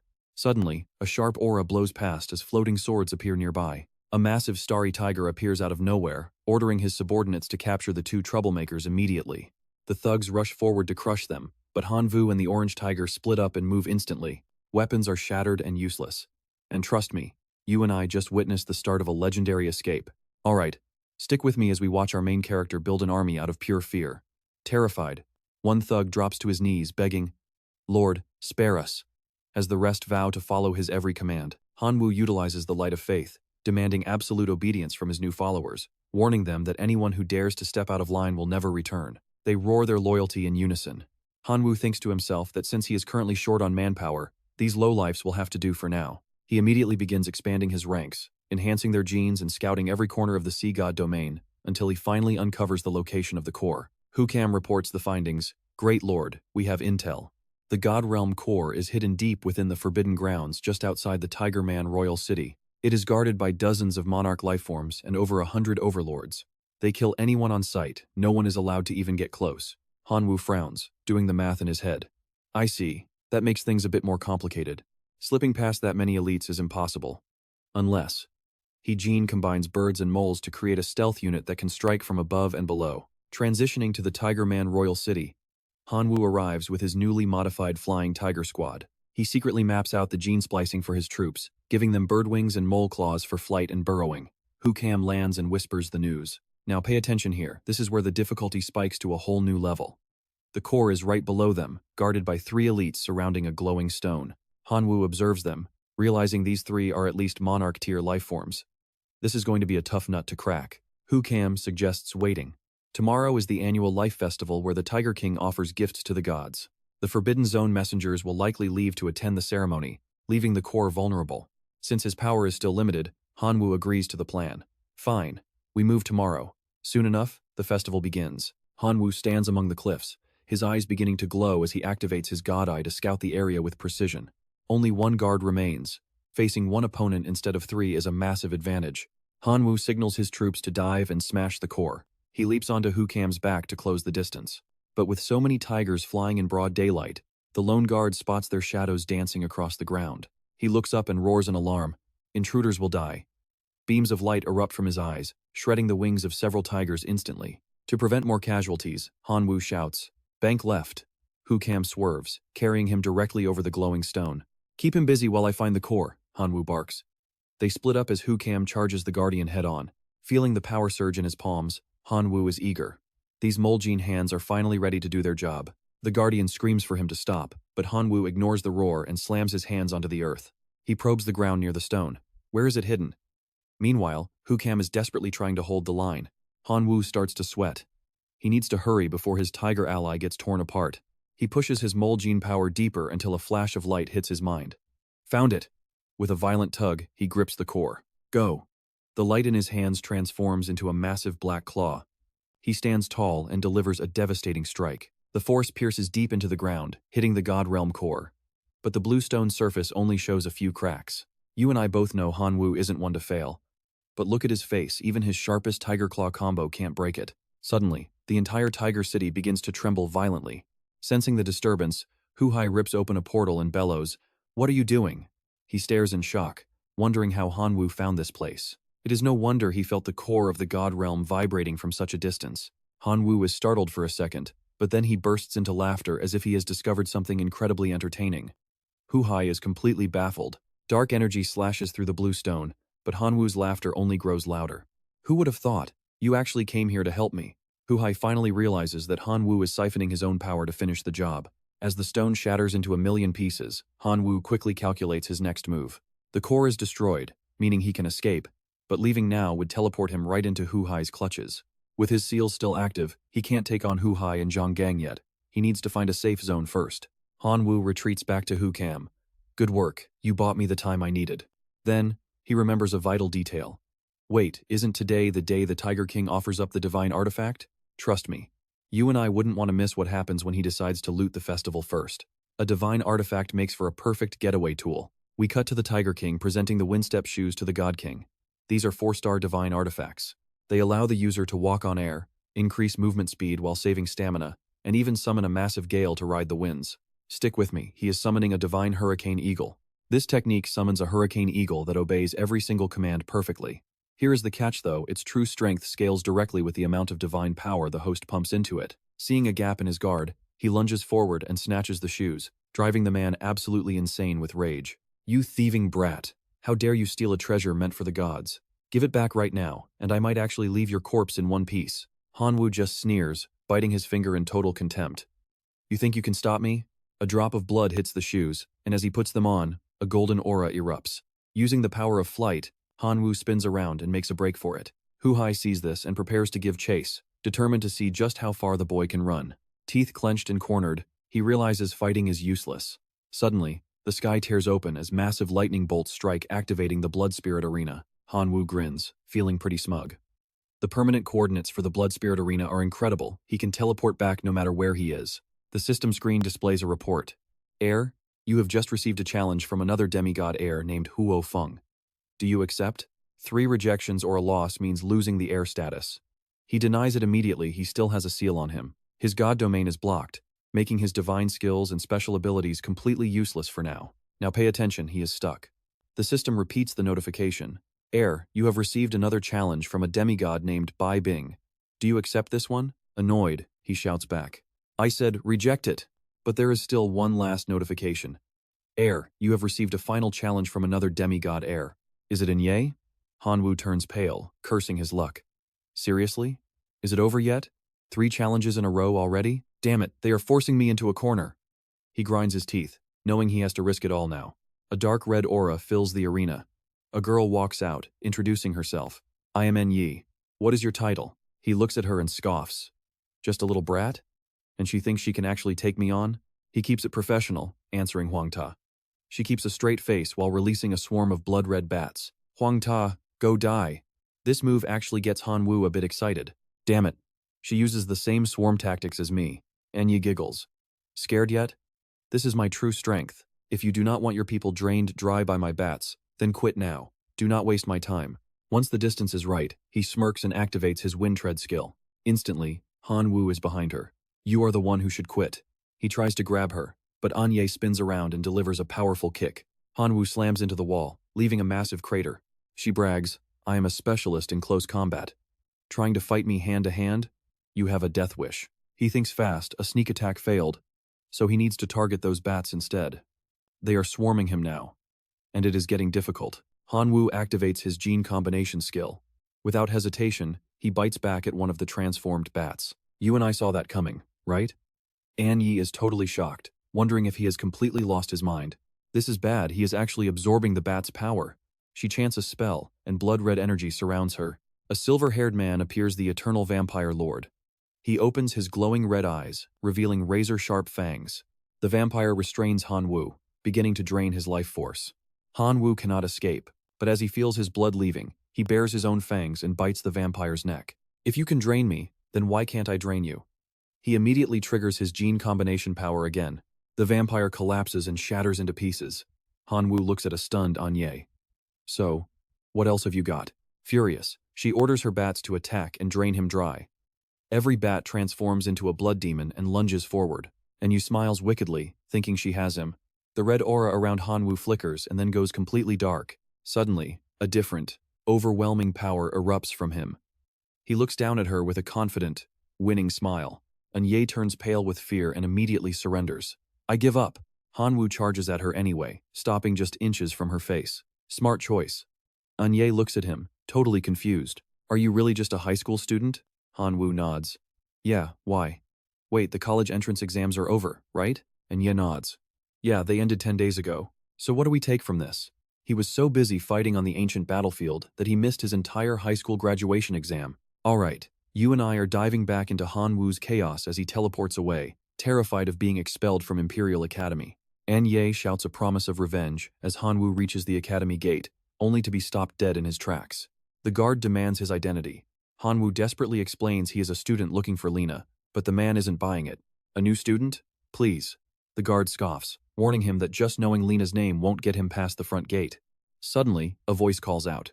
Ching Neon rushes over, frantic, asking where on earth Hanwoo has been for the past few days. They have been searching everywhere for him. Hanwoo ignores the chatter, focused only on his urgent need to see Lena right now. Ching Nian makes it look easy, snapping open a portal to send Hanwoo directly into Lena's private office within the academy. Hanwoo is grateful, but Ching Nian reminds him to check in with Qin Shuang as well. Business first though. Inside, he reveals the truth to Lena. Hu Hai and Zhang Gang kidnapped him at the ancient battlefield, and he barely escaped alive. The seal on him is still active. Lena slams her desk, furious that anyone would dare touch a student of her academy. She promises justice will be served, but there's a catch. That seal was placed by a true god, making things incredibly complicated. Even as a true god herself, Lena cannot break it. She needs Master Su Hai's legendary expertise to fix this mess. Hanwoo nods as Lena quickly contacts the master. Shu Hai, our student Hanwoo is in desperate need of your help. A rift tears open in midair, and Master Shu Hai steps through the gateway, appearing instantly before their very eyes. Now pay attention, because Shu Hai realized that Hanwoo surviving with his powers disabled is nothing short of a miracle. He vows to speak with the principal personally to make sure justice is delivered for Hanwoo's suffering. Lena adds that since he missed the final exams, they need a special way to get him back into the academy officially. Shu Hai turns serious. Rules are rules, and the academy must maintain its integrity. Hanwoo's power is top tier, matching any official student they have. However, missing both the national entrance exam and the final trials creates a massive procedural headache for his return. It is technically impossible to approve, but Shu Hai isn't giving up on his favorite student that easily. He promises to do everything in his power. Hanwoo beams with gratitude, receiving a fatherly pat on the back. First things first, Shu Hai focuses on restoring Hanwoo's access to the divine domain system immediately. While they wait for official word, Hanwoo is shocked to feel his connection to the domain buzzing back to life. That single strike cost Shu Hai 300 million divine power. He just smiles, telling Hanwoo to go check his domain. After days away, there must be chaos waiting for him. Hanwoo thanks them and prepares to enter his realm again. He waves goodbye. But as the scene shifts to the divine domain, monsters are already tearing each other apart in total war. You and I saw this coming, right? Hanwoo is baffled, wondering why his followers are fighting and where his locusts went. Thousands of locusts swarm behind him, but they look pathetic. He can't believe how weak his own army has become. Their numbers are growing, yet their quality is plummeting. They don't even look like hero-rank lifeforms anymore. He gets straight to work, ruthlessly sacrificing the useless ones to keep only the strongest members of the swarm. Only a few remain after the purge. He sighs, unimpressed that his superhuman rank has dwindled down to these measly few survivors. Suddenly, the brawling monsters sense his presence. They all drop to their knees, welcoming their god back to the domain. The system offers sacrifice rewards. Option 1 is an ice phoenix. an Imperial life form with rank 1 freezing divinity. Option 2 is 50 divinity points. Option 3, rank 5 destruction divinity. Hanwoo instantly picks option 3. He is starving for divinity right now, so this choice is a complete no-brainer. He looks at his new prize. Once his rebellion divinity hits its peak, he can fully absorb this power of destruction. With death divinity in his sights too, he feels unstoppable. Then, a massive tremor shakes the core of his palace. What was that? Someone is actually trying to destroy his domain core. He rushes to the center to stop the sabotage. A black dragon roars as a monarch-level bone skeleton lord stands right before the core, ready to smash it. Hanwoo shouts in anger. I treated you well, so why are you trying to ruin everything I have built? The skeleton lord's eyes glow with an eerie, haunting light as he looks back at his master. He claims God only needs him, no other races. Hanwoo freezes, horrified by the sheer madness in the creature's eyes. This is insane. Hanwoo acts fast, tearing open a spatial rift and tossing the crazed skeleton through it instantly. You can't stay here anymore. Trust me, you and I wouldn't want this traitor nearby either, so he's banished to Duolong City. Alright, you and I are back as the withered Bone Lord falls into the portal, which finally seals shut. After the battle, Hanwoo turns back and gazes at his divine core for a very long time. Channeling flickering blue energy, he realizes he relied too much on his followers' potential before. That nearly ruined everything. He must upgrade his realm's defenses. Suddenly, that energy wraps around the divine core, emitting a mysterious, hazy light. From there, the protective barrier slowly expands to cover the entire massive city. Seeing him emerge, his followers drop to their knees and shout, "We swear eternal loyalty to our Lord, never to betray." Suddenly, Dian Wen's face flashes through his mind, and Hanwoo's expression instantly tightens with worry. The realm is safe, but teacher Dian Wen is still stuck on the ancient battlefield. He can't just leave them. It is almost like his mind can sense the danger. The sword inside his sea of consciousness suddenly vibrates with a fierce power, as if calling to its master. Back at school, Hanwoo teleports in and shouts, "Lena, I am here!" But wait for it, he stops dead in his tracks, completely caught off guard by what he sees. Qin Shuang is standing there. She hears his voice and turns around with a bright, relieved smile. She rushes forward and pulls Hanwoo into a tight hug, telling him she ran here the moment she heard he was back. She was terrified for him. Hanwoo just chuckles softly, trying his best to reassure her. "I am back now, aren't I?" Watching these two act so lovey-dovey, Lena can't help but let out an awkward cough. Flustered and blushing, the two quickly pull apart. That's when Lena remembers something very important. She mentions teacher Luo Tian is gone and was the culprit. Hanwoo isn't surprised and just shrugs it off. He asks for a pass to the battlefield. Qin Shuang grips his sleeve, refusing to let him go alone this time. Seeing the determination in her eyes, he gives in. Together, they head back into the deadly ancient battlefield. Arriving at the campsite, Hanwoo quickly pulls the tent flap aside, calling out for teacher Dian. There is no answer. He steps inside and realizes the teacher never actually made it back to this base. This battlefield has no supplies and suppresses divine power. Staying here for too long is basically a death sentence. Hanwoo immediately summons a swarm of locusts, ordering them to scout every corner for any sign of Dian Wen. Right then, a massive pillar of energy erupts from somewhere deep within the arena, piercing the sky. Hanwoo feels the resonance instantly. It is his sword. Qin Shuang points toward the source, coming from deep underground. They reach the location in no time. Hanwoo anxiously sends his locusts swarm down a dark hole to investigate. Following his command, the insects pour into the deep opening in the earth. The two of them slowly approach the pit. Once it is safe, they cautiously descend into the dark abyss. After walking a bit, they find a shimmering golden door. Hanwoo tries to push it, but it does not budge. You feel that too, right? The spatial pressure is insane, and his followers must be trapped right behind it. As he speaks, a powerful wave of golden energy suddenly bursts forth from behind the heavy door. Qin Shuang panics and jumps in front. She activates her ability, and her eyes glow with an eerie light. The beam from her eyes slams into the golden aura, completely shattering the barrier into nothing but dust. Once the energy has totally vanished, things finally calm down. She carefully places her hand on the door and gives it a light shove. It swings open before them. They step inside without realizing the door is slowly closing. Within seconds, it shuts completely, locking them in. Suddenly, a massive pincer and a razor-sharp tail emerge from the shadows, swinging wildly through the dark. A swarm of monsters rushes out to surround them. Hanwoo shouts a warning for Qin Shuang to be careful. They unleash powerful attacks, wiping out the entire wave. As they die, divine fragments scatter everywhere. But more monsters are already crawling out of the ground. Qin Shuang whispers that something is seriously wrong. Hanwoo shields her. He realizes these creatures are just jumping out to be slaughtered on purpose. She notices the gate has vanished and screams. Their only way out is gone, leaving them totally trapped. Hanwoo clenches his fists as the grim realization of their situation sets in. They are being drained on purpose. With no connection to his realm, it is only a matter of time before they starve. And that's where we leave them, trust me. You won't want to miss what happens next. Alright, you and I are jumping straight into the action as our heroes leap onto their mount, leaving the confused monsters in the dust.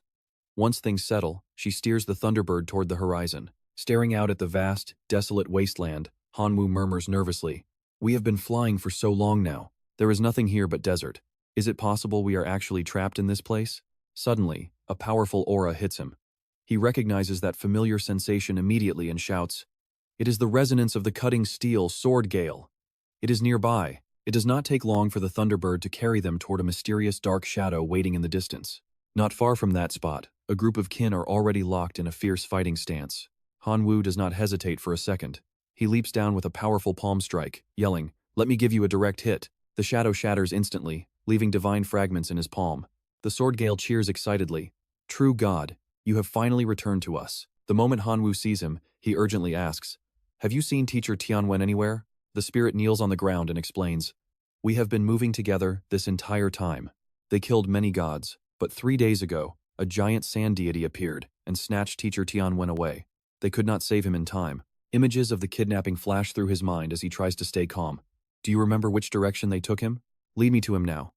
The sword gale stands and points toward the horizon. They went that way. Following the trail, they soon arrive at a massive city made of sand. The duo quickly leaps off the Thunderbird. Now pay attention here, this is where things get really creepy, as they hide behind a rock to scout the city. It is crawling with sand giants. As they talk, a cactus suddenly wiggles and rises out from the deep sand. In an instant, it grows eyes and a mouth, turning massive before cornering them and firing a barrage of deadly needles. Hanwoo reacts fast, pulling Qin close and using magic to block the incoming projectile attack. "Be careful," she warns as more monsters appear, but he just gives a scornful smile. "You think you can outnumber me?"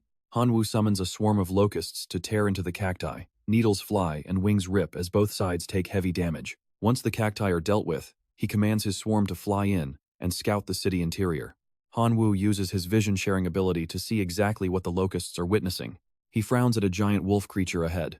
There is a werewolf in there. Everything else seems terrified of him. Soon, a familiar figure appears. Teacher Tianwen is tied to a stone pillar right before his eyes. Hanwoo growls in frustration. This is bad.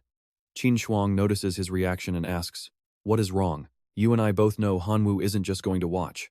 They are using Teacher Tianwen for a sacrifice. No time to waste. "I will save him, you cover us." She can only watch in shock as he rushes off. He grits his teeth, thinking there are too many unknowns in the city to risk putting Qin in danger. Hanwoo decisively orders the locust swarm to level the city and start tearing everything down. But after only a few seconds, a massive flock of birds appears in the sky. They dive straight down, devouring the locusts. Seeing his swarm's natural enemy, Hanwoo realizes they are in serious trouble. Just when things look hopeless, the Thunderbird sweeps in to attack the birds and provide backup. Qin appears on its back, looking right at him. "Do not think you can just leave me behind like that." She pokes him in the chest and shakes her finger. "I told you we would save the teacher together. Why would you break your promise?" He takes her hand and pulls her close, his voice turning deep and warm. "Fine, let us go together then." Above them, the Thunderbird uses its sharp claws to shred the enemy birds. Below, the locusts manage to take down one foe, but elsewhere they are being crushed by the sand giants. Luckily, the cutting steel sword gale strikes from behind, wiping out the giants with a single swing. The sand giants quickly crumble into nothing more than piles of ordinary desert dust. He notices the wolf pack is growing. The more he thins them out at the altar, the better their chances. Hanwoo swallows a green seed, activating his gene lock as a brilliant light erupts from his entire body. He has entered his ultimate monarch form, the Black Dragon King, with a blood-sucking domain. Fully transformed, he charges forward. "Teacher Tianwen, hang on. I am coming to save you. Trust me. You are going to want to see the absolute carnage that unfolds as he leaps into the pack, his thorny vines forming a deadly shield. Alright. You and I are diving back in as Hanwoo forces those vines to shred the 7 wolves. It is over in seconds. The wolf pack is completely wiped out. Hanwoo lands and retracts his vines. He marches toward Master Dianvan and unleashes a powerful strike that shatters the frost chains instantly. Finally free, the teacher stares in total disbelief, wondering if he is just trapped in some impossible dream. Hanwoo gently wraps his tail around Dianvan to ground him. "Master, you just had a nightmare, but I am here to wake you up." Without wasting a second, he flies toward Tansang and reaches out his hand. "We saved him, now let us get out of here." Tansang reaches out and Hanvu catches them both, using his wings to escape that dangerous fortress. Once they hit a safe zone, Hanvu immediately starts channeling his healing energy into the teacher. "Master, are you okay?" Tansang asks anxiously. He smiles weakly. "Don't worry, my strength is coming back already. You have both reached the demigod rank." "Incredible." Tansang beams. "I only made it thanks to Hanvu's help, but honestly, we still need a plan to escape this god-forsaken place." Dianvan turns serious. "While I was captured, I overheard the gods talking. Now pay attention, because we just discovered the only way out of this nightmare. A space mirror in the king's castle is the key to escape." Hanvu frowns. If the lower gods are already this strong, how powerful must their king be? Tansang cannot hide her anxiety either. The pressure is getting to her. If we stay here, our entire legion will be wiped out. Dianvan stays silent, pulling out a small bag from his robe. "My own followers are gone. I cannot help you fight anymore, but take these fragments. These are the divine positions I have scavenged over the last few years." Hanvu takes the bag and summons even more fragments. "We have got some too, master. Now, let us find our way out of here." Tansang places a hand on his shoulder, giving him a quick reality check. "Fragments alone are useless, and we cannot absorb any more mythic energy right now. We cannot even sell these in this strange place." Hanvu just grins. "Leave that to me. I can fuse them together." He starts the process. The fragments swirl in a beautiful light, leaving Tansang absolutely speechless as she watches. In no time at all, a powerful level 5 divine position appears in his palm. Dianvan gasps. "A level 5 position? I cannot believe you actually did it." "I will fuse the best ones for us quickly," Hanvu says confidently. "Then, we go for that mirror." Hope fills the air as they both nod. "Let us do it." 2 days later, the trio returns to the Sand City, with their legion following close behind. Suddenly, a massive sand giant lunges out to block them, but Tansang just smirks and leaps into the air with excitement. "Watch this." Tansang is about to show us exactly why these new divine positions are absolutely broken. She pulls out her staff. New skill, Spear of Thunder. 3 flaming phoenixes scream across the sky as Hanvu warns her not to be too reckless. The giant gods can regenerate. Throwing all those thunder spears at once might not do anything at all. "Then what is the move?" she asks. Hanvu steps up. "I will lead. I am adding some flavor to your spell." He channels his rebel divine art. "All right, let it rip." The attack tears a massive hole through the smoke monster, followed by a sudden flood that douses the shifting sands. The smoke figure evaporates as his mana fades, but a pack of red-eyed wolves immediately takes its place. They charge all at once. "Let me handle this," Dianvan shouts, stepping forward to fight. He summons razor-sharp thorns that impale the wolves, giving Tansang the perfect opening for her 10,000 thunder attack. Thunder strikes the spikes, incinerating the beasts. The red glows in their eyes finally go dark. She laughs. "With these new powers you made, we do not have to fear these monsters anymore." But a strange noise stops them cold. Sand and black smoke swirl into a massive, terrifying silhouette in the sky. It is the Scorpio Great Emperor himself. Tansang trembles. What on earth is that thing? The Emperor glares down as swarms of flying creatures begin raining heavy stones upon their position. "Stay behind me," Hanvu yells, transforming to block the impact. "Trust me, you and I are about to see a real fight. All right. You and I are about to see Hanwu unleash his most terrifying and legendary weapons yet." The Scorpion Great Emperor stays silent but launches his own weapon straight at our hero with lethal speed. Blades clash with equal force as Hanwu braces himself against a truly devastating dragon slash attack. Despite the blinding sandstorms, Hanwu stands tall while his enemy smiles, thinking no human can block this. Suddenly, the Emperor uses his massive tail to strike, surrounding Hanwu with everything from bees to boulders. Scanning for a single opening, he instantly activates his Ghost Shadow Flash technique to escape the deadly trap. The monster is stunned that he missed, but as they clash again, Hanwu's power begins to dominate. Before the Emperor can even react, he is sweating in pure terror as Hanwu slices him apart. Even headless, the body thrashes wildly, nearly crushing Tansang as the three of them stay on guard. Since it is blind now, they decide to finish it together with one final and all-out team assault. Now watch this. They combine their ultimate moves, thorns, blades, and lightning, to wipe this monster from existence. Just like that, the battle is finally won, and the team takes a moment to celebrate their victory. But Hanwu spots wolves lurking in the distance, though they quickly flee into the desert in terror. When asked to give chase, Hanwu refuses, knowing they simply cannot catch such a large, fast pack. Suddenly, he collapses in deep agony, leaving Tansang panicked and asking what happened to his health. He just smiles, explaining that burning through so much divine power has simply exhausted his entire body. He tells them to check the godhood fragments, while Tansang summons the shards for a closer inspection. "We're looking at top-tier loot here, 5th-rank fragments like the Golden Spear and the Demon Lord. They have found a gold mine of treasures, especially a golden spear that Tan Sang clearly really wants. Han Wu generously hands it over, noting the spear perfectly boosts her natural and powerful lightning attributes. She is shocked this is a sacred godhood relic that will grant her immense and legendary power. While she gets stronger, Han Wu is confident enough relying on the strength of his own rebellion sword. By devouring more souls from other tribes, he knows he can unlock even more powerful weapons later on. He then offers the sandburst fragment to Dien Van, who gratefully accepts the gift as a perfect match. Stick with me as the group heads to the ancient city to find a mirror at the ritual altar. Upon finding the desolate altar, Han Wu punches a massive hole straight through the center of the court. They find an ancient mirror, and Han Wu sends his insect scouts inside to investigate the path first. As they watch his butterfly pass through the glass, Tan Sang shouts out in pure and total shock. Han Wu calms her down, confirming the faith connection is stable and the way home is finally safe. He steps onto the glass surface, and they all dive through to return to their original home world. Just as expected, they are back at the academy, but a cold voice immediately interrupts their happy return. It is Professor Lena, ordering Han Wu to her office for an urgent talk about his recent disappearance. After bidding Dien Van a quick goodbye, Han Wu rushes off to meet his very impatient teacher alone. Inside, Lena reveals the school finished investigating his kidnapping by the high-ranking god named Hu Hai. The martial god king sent a special gift as an apology, making Han Wu light up with anticipation. Han Wu carefully examines 2 golden cards, wondering what kind of treasure a god king would give him. He realizes these cards represent a failed investment in a mutant beast farm worth over 100 billion. He is thrilled though, being gifted an entire god domain is a massive and unexpected win for him. But the second card looks different, causing Tan Sang to ask why he suddenly looks so concerned now. The card shows an unconscious man with a purple godhood fragment floating directly above his broken body. Lena explains that it is Hu Hai, punished by the God King for acting out on his own. Han Wu scoffs, realizing Hu Hai's entire life was wasted, serving a master who just threw him away. Looking at the charms, he wonders if this domain actually belonged to his former captor this whole time. Lena warns him that a complete true god's body is priceless and absolutely should not be wasted here. Trust me, Han Wu is just getting started, and you and I will see him rise to godhood soon. Stick with me, we're about to see Han Yu refine a literal god's body. Tan Shuang nudges him, wondering if it's actually possible. Miss Lena, I need your guidance.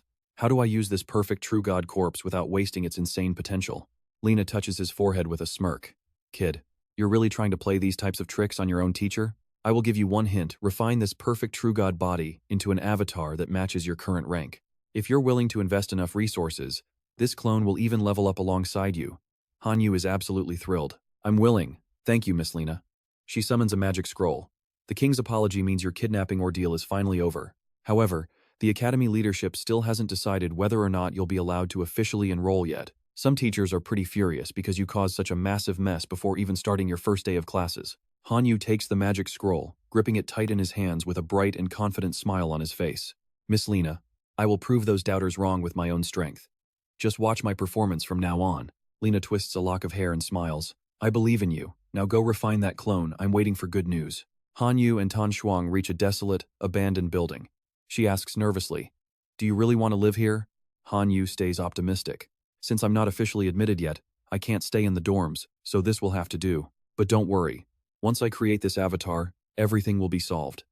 Tan Shuang pats his head, promising to wait for him. Han Yu promises it won't be long. Now watch as the scroll opens. His soul is pulled into a vast void. He reaches out to touch the swirling vortex of magic directly in front of him. A perfect double of Han Yu stands there with closed eyes. He begins the refinement, and the clone bows in submission. Satisfied, he gives it a name. From now on, you're Han Wen. Together, we're the perfect duo. Now, show me your power. Basic data on Han Wen. Rank, True God. Divine talent. Wind, forest, fire, and mountain. His physical stats will double every single time he levels up. Divine skills include Wind Walk for speed, Forest Shield for protection, Fire Strike for offense, and Mountain Burst to shatter entire ranges. 42 Divinity Points. Martial Path Vocation. Summons were tigers. Combat Expert. Heart of True Martial. Skills include Flash Kick and Whirlwind Kick. Tiger Fist. Mountain Crusher. 187 total skills. Divinity Progress is 40% out of 100. Han Yu is ecstatic. You and I can see why he's hyped 42 Divinity Points and endless skills. He starts channeling techniques into Han Wen. Let me help you merge these skills and your divine vocation together for a bit. The clone's body tenses up. Skills merged. He now possesses 2 top-tier moves, including the unstoppable Divine Martial Kick. Every object can be crushed with 1 kick. Divine Martial Shield Strike. In the world of martial arts, only speed is king. Sacred Wood Summon merges into a Chaos Herald, Luo Dai. Two Chaos Saints appear briefly elemental giants from the Creator race. Rank, Emperor Lifeform. Talent, Chaos Power. Merges 4 attributes, Wind, Forest, Fire, and Earth. Level 5 Gale. Level 5 Forest Sea. Level 5 Blazing Flame. Level 5 Earthquake. Level 6 Chaos Strike. Divine Technique merged. True God Tiger Transformation, which turns the target into a powerful martial tiger. Physical stats improve drastically. Body control is permanently enhanced. At least one martial skill will be mastered instantly. Hanyu grins with excitement. Hurry! Cast the martial tiger trait on me right now and let's see the results. Expressionless, the clone begins to manifest the divine characteristics through his hands. Hanyu wears a wicked smirk. It worked. He mastered 3 high-level claw skills. He shouts, "Now, come at me." Hanwen transforms into a massive beast, and the two of them clash with explosive, earth-shaking force. Hanyu strikes without hesitation before ordering the clone to stand down. Hanwen stops instantly and begins healing. Hanyu thinks smugly. If I use this skill, I can handle Emperor Lifeforms without even using my Black Dragon form. He holds a glowing card. The clone is ready. Now, for this God Realm fragment though, its core is already destroyed. It doesn't have much utility left, but he strokes his chin, thinking about the other monsters trapped inside. There are plenty of Tigerkin in there who can still provide a massive amount of faith power for me. Hanyu holds out a blue card and gives a direct order. Transform into Huhai immediately. Enter the God Realm and make those believers submit. The clone transforms and obeys. Han Wen lands, shattering the ground beneath him. Disguised as Huhai, he's surrounded by an ominous, swirling black smoke. Hanyu's image appears, asking if he's okay. He stands tall. Trust me, you and I won't want to miss this.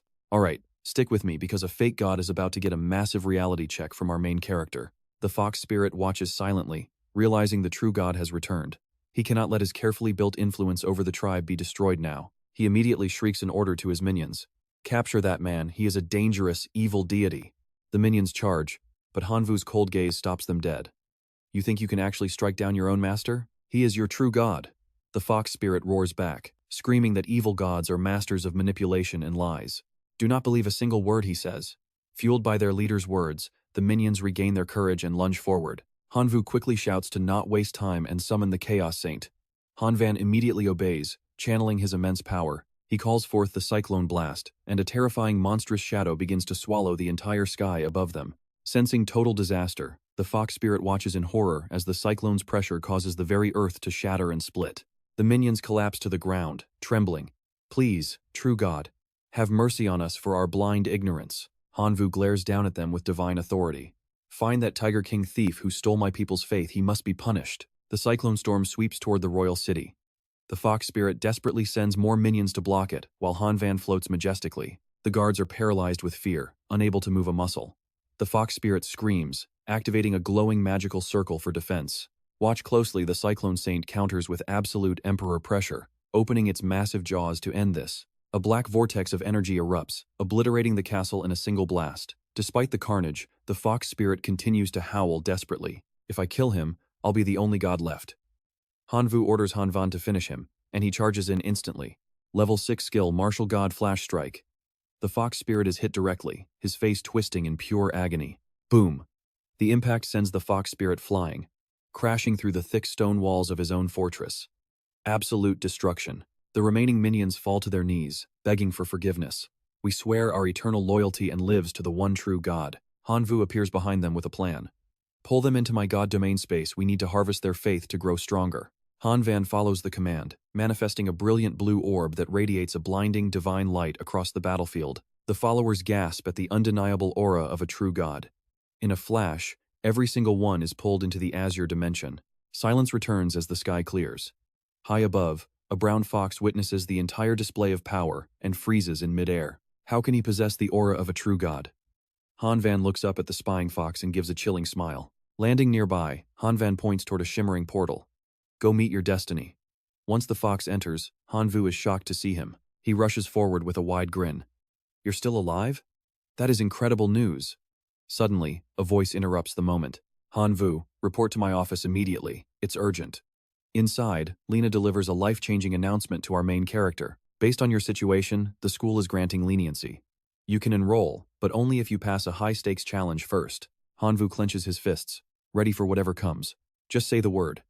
No matter how tough the trial is, I can handle it. Lena sighs, explaining he will be sent to an unexplored outland civilization, a place where the danger level is completely unknown. If you can gather high-value intelligence within 1 year, you'll be granted full student status. It's a dangerous mission to prove your worth. You and I both know this sounds crazy. An unknown world? You're using me as a test subject. She places a hand on his shoulder, admitting the difficulty is impossible to predict for this mission. During the trial, all your God Domain player abilities will be sealed. The decision is yours. Do you take the risk? Hanvu laughs confidently. No matter the danger, if it gets me into the Imperial Academy, I am all in on this, he thinks to himself. Even without my domain powers, I am still a rank 3 supergene fighter. As a demigod, I have more than enough power to survive. But Lena still tries to talk him out of it. With your current resources, you could just train in seclusion for a year. Your growth speed wouldn't even lag behind the other students. Why risk your life on this? You could just wait and apply as a transfer student next year instead. Hanvu blushes slightly. Someone special is waiting for me there. Lena realizes he's thinking of Tansang and finally smiles. She wishes him luck and tells him to pack for tomorrow. Hanvu promises her that he will return with the mission accomplished. In a desolate, dark land, a massive stone crashes down from the sky. Glowing cracks begin to spiderweb across its scorched surface. Hanvu steps out of the wreckage to find a pack of wolves waiting. So, is this the mysterious outland civilization? They seem like ordinary creatures. The sound of my arrival must have drawn them in for an easy meal. Trust me, you and I are about to see this world's true face because the real battle is just beginning. You and I are about to watch as mysterious mists enter Hanvu's body and a system screen suddenly pops up. What is this? The screen displays level 10 stats and a Black Iron Wolfslayer title he can earn. It boosts damage against wolves by 10%.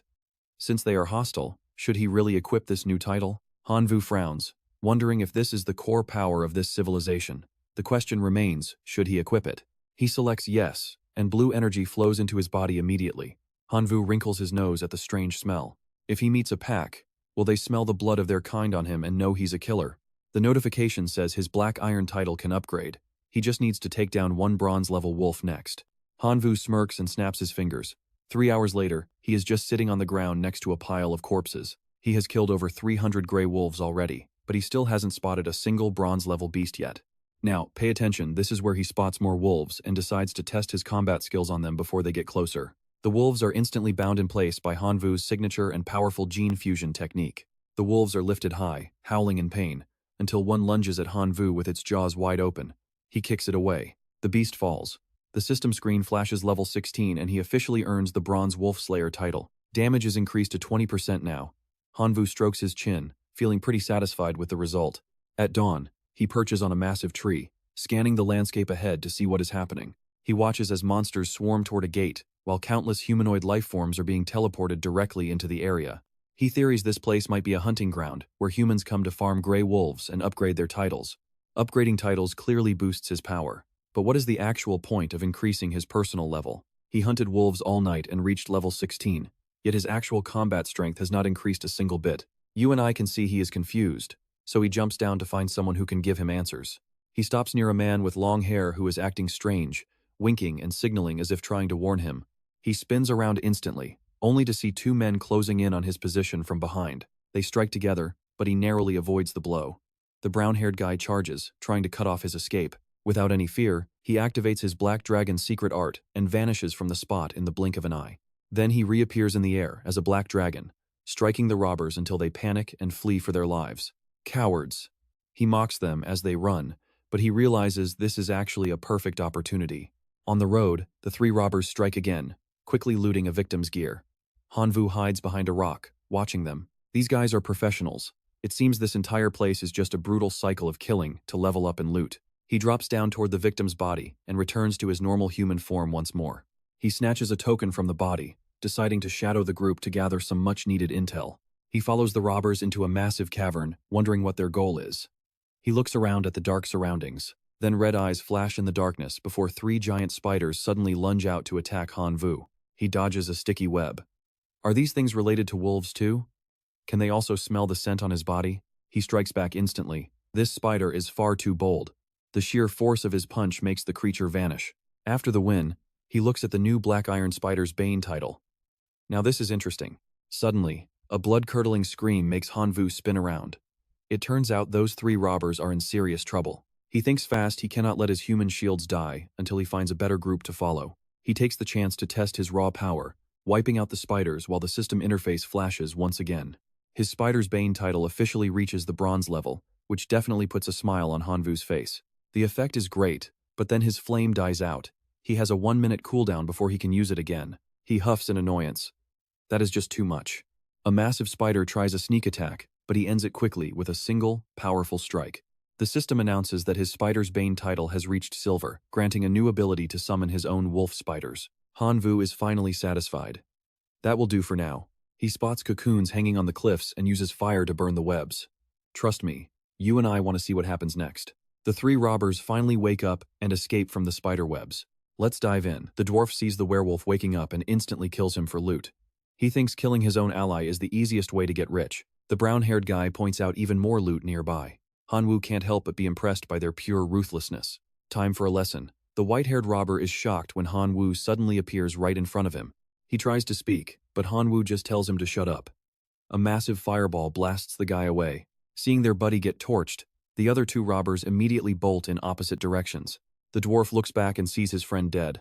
Panic sets in as he realizes he's next. Suddenly, Hanwoo appears right in front of him. Behave yourself, or I promise you'll die much more painfully than those other 2 idiots did. The dwarf is shaking like a leaf. Hanwoo doesn't beat around the bush and demands to know exactly where they are. This is the title civilization realm. Every single thing you do here can earn you a special, powerful title. Pay attention here. Ranks start at black iron, moving through bronze, silver, gold, and platinum, before finally reaching the absolute peak diamond tier. These walls are where you rank up. Hanwoo demands to know the exact rules for ascending to the next level. He explains that killing monsters here is the key. Once you hit level 100, you can finally upgrade your title to the next rank. Hanwoo thinks a diamond title would be a perfect report. Maybe then he can finally go back home. But Minghang is only at level 40. They're still far off. The dwarf drops a bomb. Killing monsters is for commoners. The secret to obtaining high-level titles is held tightly by the great families. Hanwoo is stunned. Great, so even in this world, the elites have everything rigged in their favor. He notices a card on the dwarf. What is that iron card you're carrying on you? It's an identity card. Every person coming here to rank up is issued one of these. Mine is just black iron, but the elite families have high-quality cards. Those let them move around freely. Hanwoo realizes this is the key. If I steal someone's high-level card, could I explore even more of this mysterious new world? The dwarf tries to run while Hanwoo is distracted, but he doesn't make it far before getting deleted. Hanwoo sighs. I told you to behave, but you chose death. He loots the white-haired guy's card. He heads for the gate, but red text flashes everywhere. Giants descend from the sky to stop him. They accuse him of stealing the card. He runs, knowing he can't reveal his true power in front of this crowd. A mob of muscle-bound giants starts chasing him, determined to hunt him down. You and I are about to see him cut loose. He quashes the giants, leaving them burning while realizing that a quick escape is simply impossible. I can't waste any more time here. I need to find some useful information, and I need it fast. He thinks of the Imperial Academy. She's waiting for me. That's when a truly wicked idea pops into his head. If I can't leave through the front door, I'll just have to start a little riot. Standing over the dead monsters, he uses his gene fusion skill to stitch their remains back together into one creature. A terrifying wolf-head spider is born from the fusion. Hanwoo orders it to smash a giant hole right through the wall, allowing him to leap through the gap. System alert. He broke through the level cap and officially promoted his title to the bronze rank. Time to choose a new map. Hanwoo clicks the screen, ready for the next stage of his journey. His body starts to fade away. Teleportation in progress. He lands in the bronze rank Greenland forest. Suddenly, a voice from the shadows asks if he's just another newbie here. A blonde guy appears out of nowhere. Hanwoo spins around, instantly on guard against this new stranger. We have a full squad of attackers, but we're missing a healer. You're our new team nurse, kid. A tanned guy reaches out to grab him, but Hanwoo shuts them down. Not interested. Find someone else. Why should I be a walking health potion for total strangers? Then, he spots a vendor selling some very interesting items by the road. Decomposition gloves.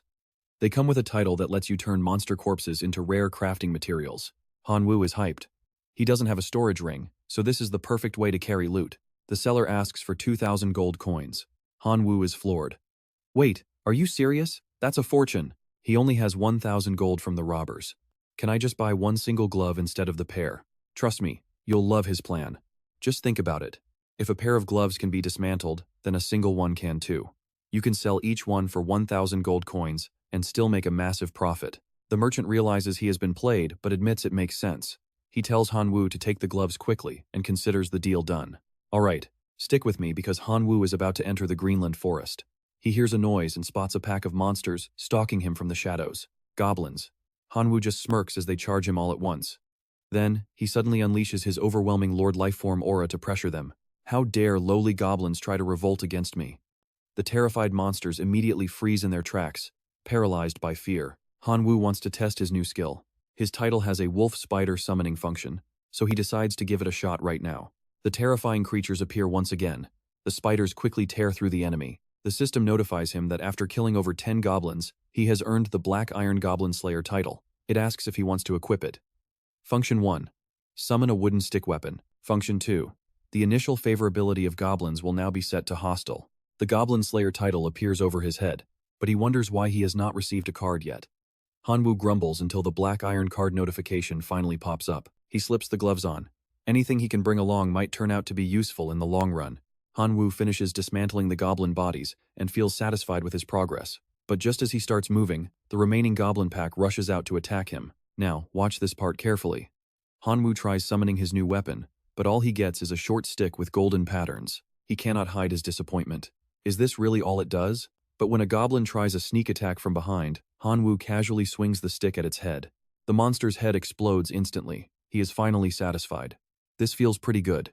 The goblins are now too terrified to even step forward. Before long, the entire forest is filled with their agonizing screams of pain. Once finished, Han Wu starts casually dismantling the monsters. Suddenly, a voice rings out, mocking him for having such a great harvest for a kid. 4 people emerge from the shadows. Han Wu silently evaluates them. One warrior wears a silver tier badge, while the other 3 only have bronze badges. The silver tier leader points his blade right at Han Wu's face and threatens him. Leave your loot and get lost, or I will cut you down right here. Han Wu narrows his eyes in caution. These guys are not weak, but he is not scared at all. Instead, he just asks them a simple question. Do you happen to have a spatial ring?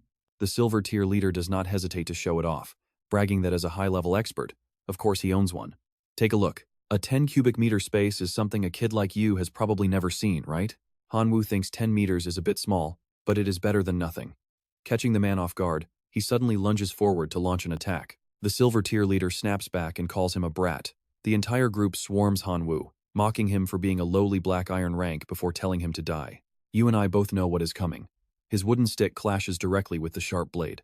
The wooden stick in Han Wu's hand slams down, directly overpowering Huo Lin's sword. The force is so intense that the blade is instantly knocked out of his grip. The sword flies through the air and stabs another team member in the forehead. He immediately screams in pain. Witnessing Han Wu's incredible power, Huo Lin and the remaining 2 men are frozen in shock. He cannot believe what just happened in front of his eyes. How can a simple counterattack be this powerful? Is this guy really just a black iron rookie? Huo Lin snaps out of it and screams at his teammates to get moving.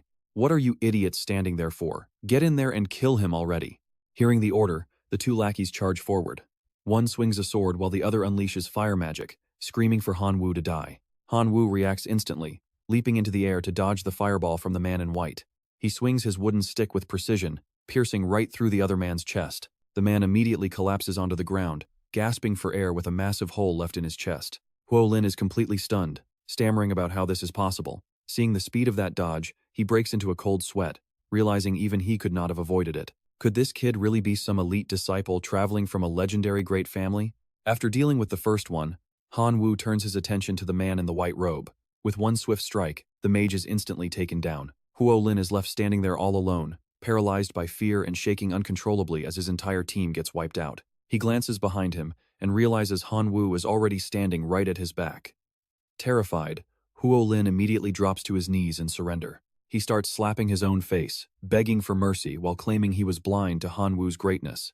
He pleads for just one chance to live. Han Wu crosses his arms and smirks at the man.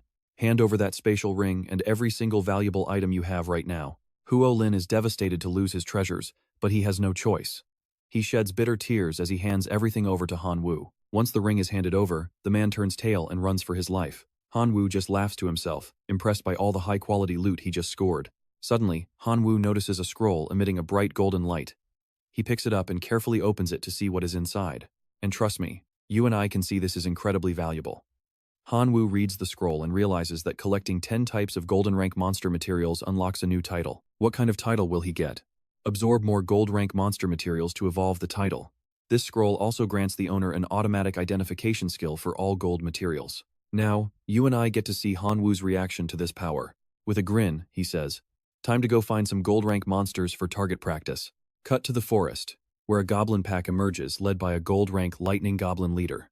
Hanwoo stumbles upon them, locks eyes with the lightning goblin, and says, "I choose you." The goblin is furious and orders the others to charge. Hanwoo instantly wipes them all out with one powerful staff strike, leaving nothing behind. He shouts, "Get lost. Don't get in my way." After harvesting their genes, Hanwoo smirks at how fast it's going. The system notifications start rolling in one after another to confirm his rewards. Group level 76. Goblin Slayer title upgraded to silver. New skill unlocked. Rock throw. This skill lets him instantly manifest a solid rock in his hand to throw at enemies with deadly speed. Another skill unlocked. Magma throw.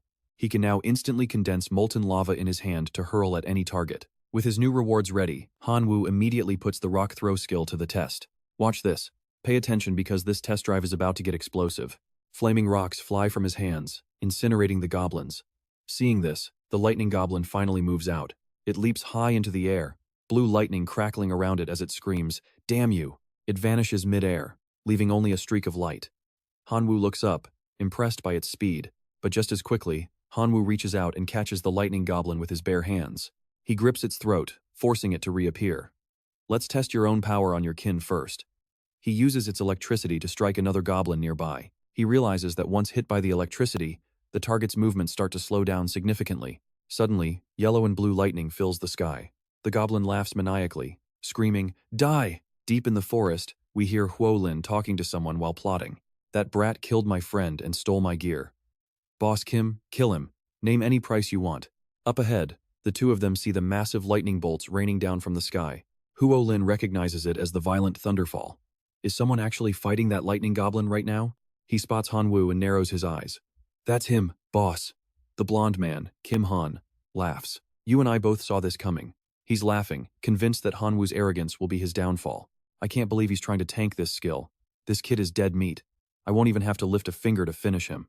But to his shock, Hanwoo absorbs every single lightning strike hitting him. Instead of dying, his own power flares up like a massive, raging inferno. Kim Han's jaw drops. He can't believe his eyes and stammers in pure disbelief as he watches. How is this possible?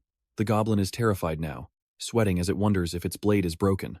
Hanwoo thinks back to Qin Shuang and cracks a small, confident smile. This goblin's lightning is nothing compared to hers.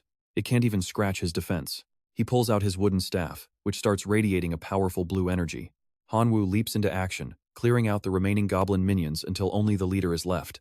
Besides hunting this gold-rank goblin, he also needs to slaughter countless normal goblins to max out his progress points. Seeing Hanwoo's overwhelming strength, the gold goblin is finally paralyzed with real fear. Hanwoo lunges forward.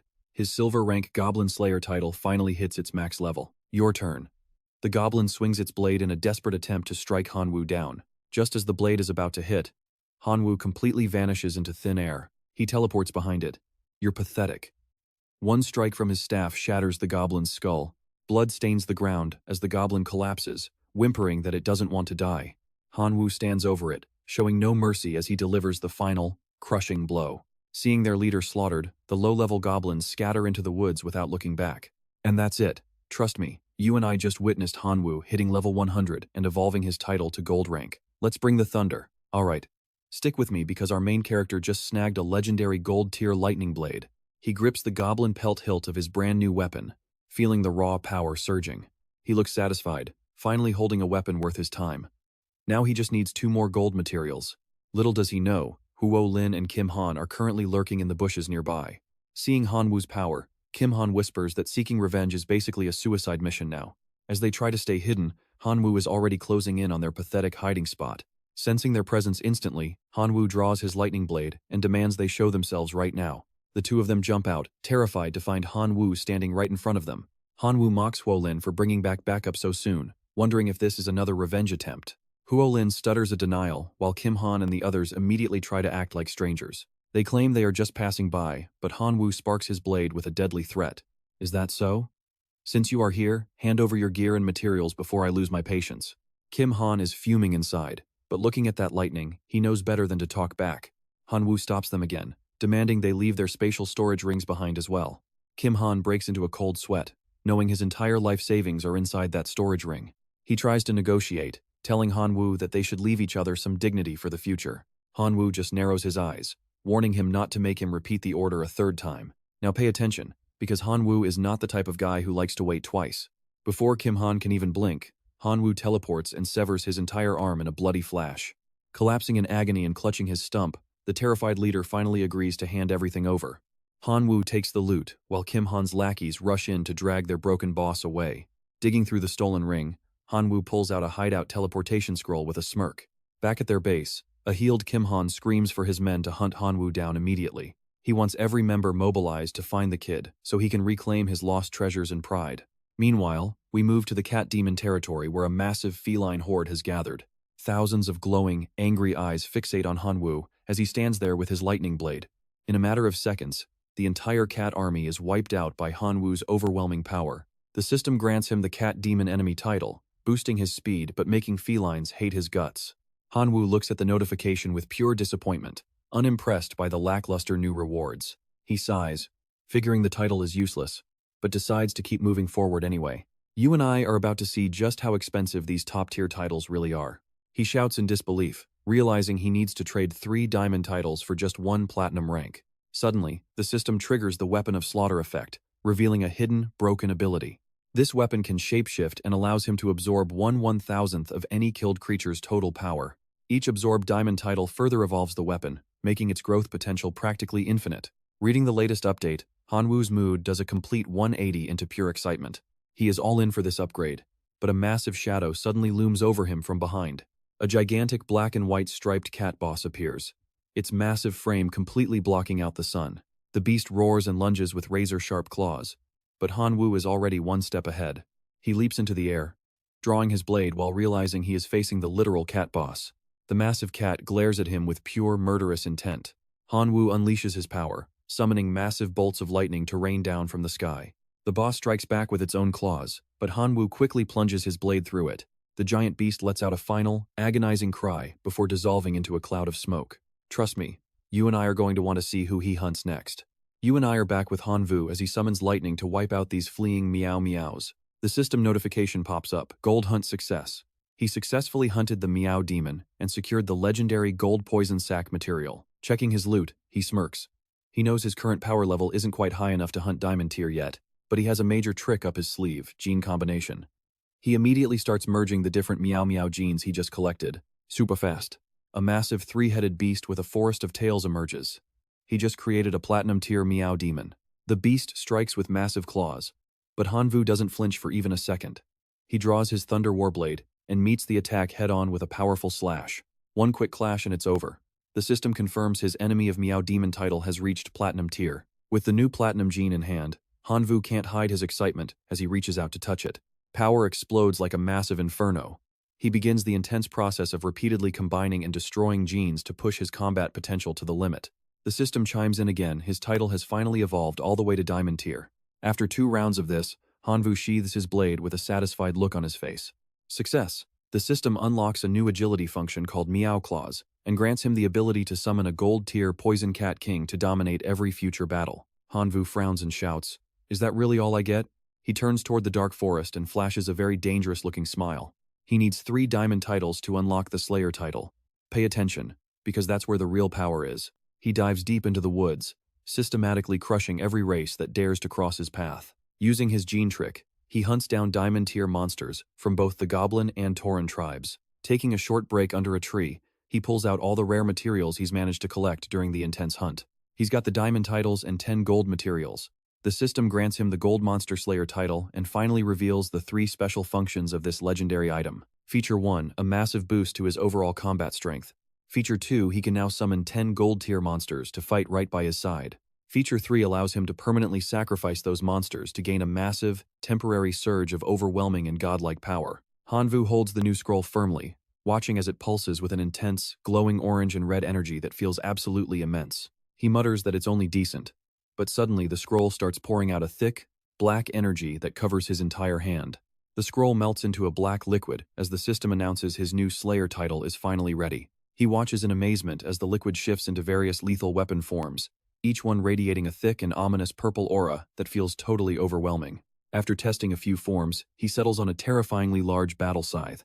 You saw that too, right? A weapon that transforms based purely on his thoughts is absolutely broken. Suddenly, a familiar shadow appears behind him. It's Kim Han, and he's not alone. He's back and he's absolutely livid, screaming that he's finally tracked down the brat who humiliated him before. Hanwoo calmly scans the group and realizes the strongest guy among them is only silver tier, definitely nothing for a guy like him to fear. Kim Han points a finger and yells that his silence isn't going to save him from the absolute nightmare that happens next. He demands that Hanwoo hands over every single piece of gear and material immediately. He's not going to ask him a second time. Hanwoo just gives him a mocking smile and asks if his hand has finally healed up. Kim Han loses it, shouting for his men to beat the kid into the ground. The goons charge forward on command, summoning their massive beasts to crush Hanwoo right where he stands without any mercy. Hanwoo doesn't move. He's just thinking this is the perfect time to test his new toy. In a flash, his weapon transforms into the massive Great Sword of Slaughter. He swings once, and Kim Han's summoned beasts are wiped out in a single, devastating explosion of pure power that clears the area. He smirks, asking if that pathetic display was really all they had. The sight of his raw power has the entire group completely paralyzed in shock. Kim Han panics, screaming at his men to switch to ranged attacks immediately. But they've seen enough. They ditch him and run, leaving Kim Han's face looking as pale as a ghost while he stands all alone. Now that it's just Kim Han left, Hanwoo snaps his fingers and summons his own monsters. 4 gold-tier beasts appear, and trust me, you and I are going to love seeing exactly what he does to them next. Hanwoo turns back to glare at them, asking coldly, "Still want to steal my gear?" Facing that high-level beast, Kim Han's entire group trembles, begging for mercy and promising they will never try it again. Before they can even finish, Hanwoo wipes the entire group out in a single flash.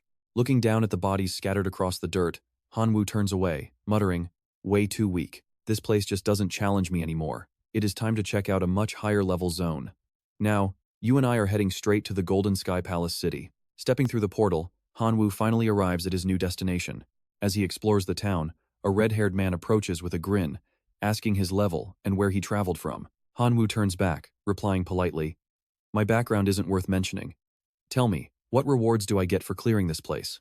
The red-haired man, Manhwa, laughs as he claps a hand on the young man's shoulder. "Watch your mouth, kid. Nobody has ever managed to break through this Sky Palace City before. Every single floor of this tower traps a different ancient race. But if you actually manage to break through, they say you will earn a blessing and a legendary diamond title. 7 floors and 7 races?" Hanwoo smirks, thinking, now that actually sounds interesting. Suddenly, the manager steps forward. You and I can see he is unimpressed by what looks like a black iron rancor. Pointing a finger at Hanwoo, he shouts for everyone to hear, "Get out! This is no place for you." Manhwa and the crowd burst into laughter, completely mocking the kid's ambition. A tiny black iron rancor wanting to challenge the Sky Palace City? Keep dreaming, kid, you have no chance. Hanwoo just scratches his head, smiling. Then, he suddenly pulls out a silver-grade badge. Looking at the badge tied to his waist, he mutters, "Trading for this thing cost me a ton of gold." Nearby, someone shouting about rare items for sale catches Hanwoo's attention immediately. "Platinum title scroll, come and get it." A massive crowd gathers around the stall instantly. A woman steps forward, demanding the price for that platinum scroll, as more people crowd the street. One man points and shouts, "The Eagle Expedition Group already claimed this scroll. Nobody else better touch it." The Eagle Group talks big.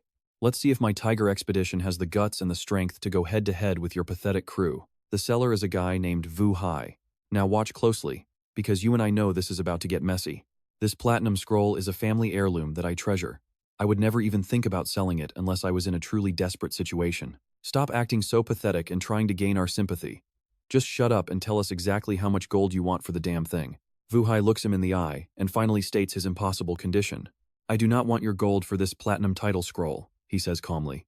"I only want one item, the crystal ball of prophecy currently held by the City Lord of Light on the 3rd floor of this tower." The entire crowd falls silent, completely stunned by the merchant's insane demand. Someone yells from the back, "What? You have to kill the City Lord of Light for that to drop." Vu Hai just holds the scroll high, smiling. "Exactly. Bring me the crystal ball, and this platinum title is yours." The crowd starts to scatter, muttering that the stall owner has officially lost his mind. The City Lord of Light is definitely not someone you want to mess with. Hanwoo steps closer as the woman from before asks, "What exactly is even inside that scroll? Show us the contents. We are not going to risk our lives against a powerful city lord for some trash that might end up being totally useless." Hearing this, Vu Hai doesn't hesitate. He slowly opens the scroll for everyone to see the truth. The scroll clearly displays the legendary platinum rank title Space Traveler. Skill 1 open a personal dimension that ignores all restrictions, anywhere and at any time. Skill 2 point-to-point teleportation. You can warp to any area you have visited before, with the mana cost increasing based on how far away you are traveling. The third skill is hidden until the title is claimed. Seeing this, the crowd erupts in excitement. The Eagle group members growl. Now that is worth it. Hanwoo just smirks, watching from the side. Space Traveler? That means going anywhere instantly. With that, he could save a massive amount of travel time. Suddenly, the entire crowd starts sprinting toward the massive tower in a frantic race. They scream at the top of their lungs, "Kill the city lord! Get that platinum scroll!" Hanwoo watches them go, thinking, let them fight for it. If I get it, great. If not, well, you and I both know he is just going to take it by force. Alright, let's jump into the City of Heaven with our main character, Hanwoo. He steps into the pitch-black first floor, ready for whatever is lurking in the shadows. The place is a total wreck, completely holed out. He scans the ruins, feeling the heavy silence of the tower around him. Suddenly, a massive shadow blurs past. Hanwoo flinches as a giant creature with a thick fishtail reveals itself in the dark. He stares at the monster, wondering what he just stumbled upon. Without wasting a second, he unsheathes his weapon, ready to strike. He lunges forward in a blur, cleaving straight through the beast. Just like that, the creature's massive tail is sliced clean off. The monster collapses in agony. Then, a system notification pops up. Floor 1 completion progress is now only 0.1%. Hanwoo is definitely not happy about that. He wonders how a whole half-dragon only gives a tiny fraction of progress toward the goal. If the grind is this slow, how long will this take? But he doesn't have time to complain before a whole horde appears. Electricity crackles around their bodies. These half-dragons are absolutely furious, snarling and baring their teeth at the intruder. Now pay attention, this is where the difficulty spikes as lightning flashes right in front of Hanwoo. It seems they have skills too. More of them emerge from the dark, showing off their bright yellow hair. The first floor is getting crowded very quickly. Hanwoo just summons a flame in his hand, mocking them. He laughs, asking if they think they can win just by outnumbering him. It is time for backup. He summons his own golden rank beasts to tear through the massive pack of half-dragons ahead. These golden beasts have glowing red eyes and a thirst for blood. Their terrifying roars echo through the entire ruined floor. He gives the order to kill, and his summons absolutely demolish the enemies. They make quick work of the half-dragons. Looking at the severed tails scattered across the floor, Hanwoo shrugs. He wonders if this is really the best they can offer. The system pings again. 100 kills confirmed. He gets the silver title, Draconian's Lament, which comes with some serious perks. First, he gets a transformation skill. Second, he gains permanent hostility from all half-dragons he encounters from now on. Hanwoo is genuinely curious about this new power. He wonders what kind of transformation a human can actually pull off here. He decides to test it immediately. A second later, horns sprout from his head as he transforms into a half-dragon himself. It is an instant cast skill that fuses half-dragon genes into his own body. He can feel the raw power surging through him. This changes everything. He wonders if this means his black dragon form is finally ready for a real combat test. More yellow-tailed enemies show up to play. Hanwoo just smiles, grips his blade, and admits he wants to kill a few more. His blade swings in a deadly arc, instantly wiping out every single monster standing in his path. Talk about overpowered. Realizing they are outmatched, the survivors call for their leader. One of them screams that a human is slaughtering their entire tribe. A new figure emerges with flaming red hair and a single horn. This guy looks much more dangerous than the previous trash. Meet Baka, the platinum rank king of the Draconians. He is the final boss of this specific level. Baka tells his men to stand down until they know who this kid is. Hanwoo just smirks, clearly unimpressed by the king. Now, you and I know exactly what he is thinking. This big guy has a lot of experience points written all over him. Seeing a shortcut to finishing the level, Hanwoo charges straight at the king with his blade raised high. Baka is not taking it lying down. He raises his hand, summoning arcs of brilliant blue lightning to blast Hanwoo back. Hanwoo stays calm and puts his sword away. He summons pink lightning in his own hands, ready to fight fire with fire. Both fighters unleash their electrical power at once. The impact creates a massive explosion of energy that blinds everyone watching. In a split second, Hanwoo vanishes. He plans to use the chaotic visual effects to get within striking distance of the king. He teleports right in front of Baka, then blinks away again. He keeps moving, using his speed to disorient the giant leader. He reappears right behind him. Baka is completely stunned, gasping at how a mere human can move with such insane speed. Hanwoo swings his blade at the king's back. He tells Baka that he is nothing more than a stepping stone for his next level. But Baka is fast too. He uses his tail to knock Hanwoo back, shouting that he is not some common weakling.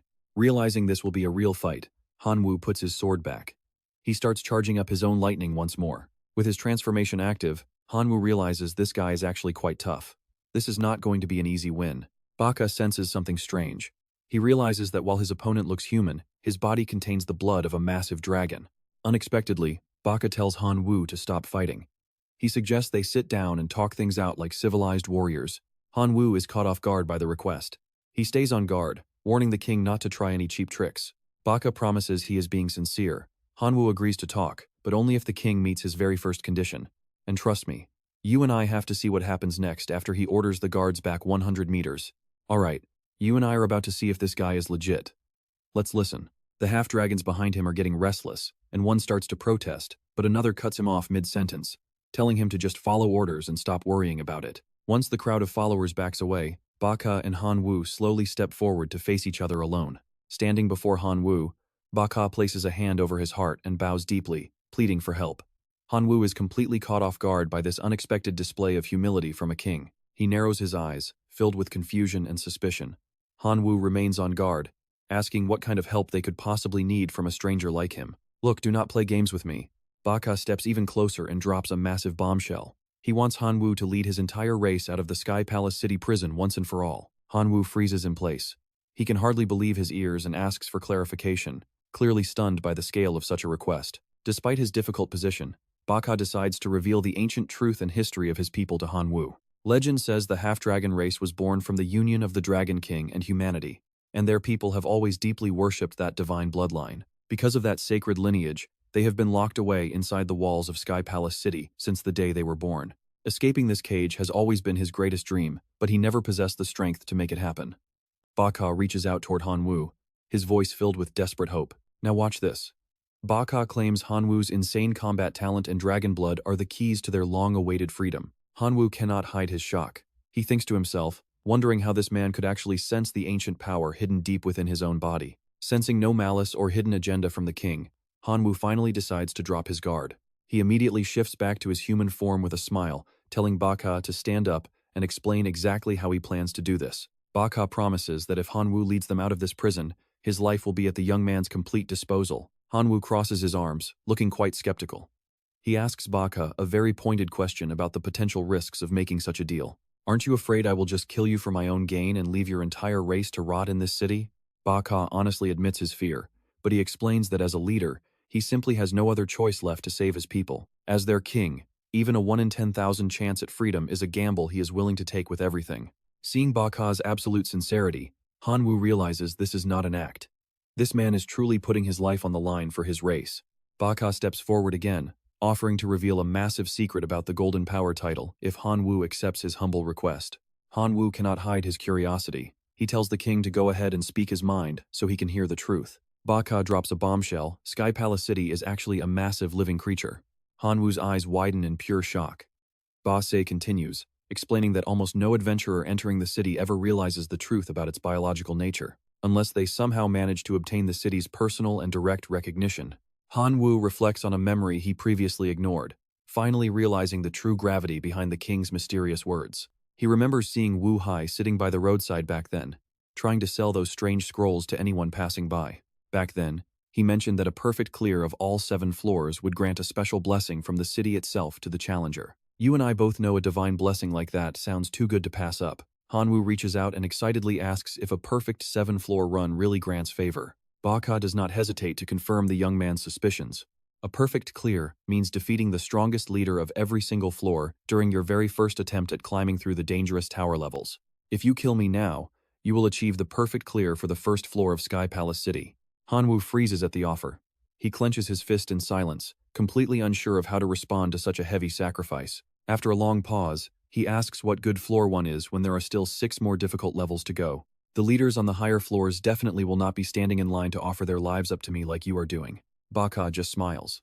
He senses that the powerful dragon blood within Hanwoo's body is right on the verge of a total awakening. He urges Hanwoo to take his life so his title can evolve and his true dragon power can finally surface for everyone to see. Once that happens, the leaders of the upper floors will not be able to stand against your overwhelming and awakened strength. Hanwoo realizes this is no trick. This man is truly willing to die just to ensure a future for his people. He looks at Baka with respect. The boy thinks to himself that killing such a talented leader would be a waste. He would much rather have him as a loyal ally. He asks for clarification, making sure that only defeating the strongest of each race guarantees the perfect, clear achievement he needs. Baka answers him with absolute certainty and a look of pure resolve. And trust me, you and I just saw a leader ready to bet everything on a single chance for freedom. That's serious conviction. Alright, you and I are about to see Hanwoo train a half-dragon god. Can we really do this? Baka asks, frowning. Hanwoo just reaches out and says, a few might be useless, but I promise casualties will stay in the double digits. I trust you with my life, Baka replies instantly. I do not need you just yet, Hanwoo answers, leaving Baka in silence. Another half-dragon steps up, saying, my king, we will sacrifice everything to escape this prison. Baka looks at his people. The tribe will never forget your courage. Hanwoo closes his eyes and triggers his gene combination skill, birthing a diamond rank warrior.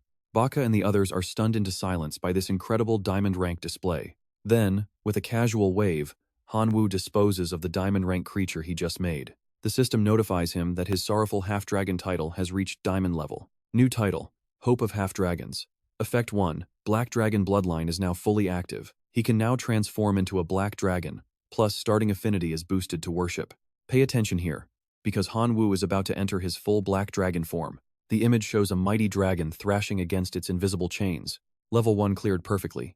Wait for me, Hanwoo says. I will be back for you. Baka bows deeply. Great dragon, please return to save the children of your bloodline. Level 2 of Sky City. Hanwoo stares at a pitch-black door. What monsters hide inside? Bad move, he forgot to ask Baka about the dangers of the second floor. He hesitates but steps inside anyway, knowing it is too late to turn back now. It is pitch black. He conjures a flame to guide him through the darkness. 3 identical doors stand before him, leaving our hero stuck and confused for a moment. To solve this, he summons 3 gold-tier minions. Now that is a smart way to scout.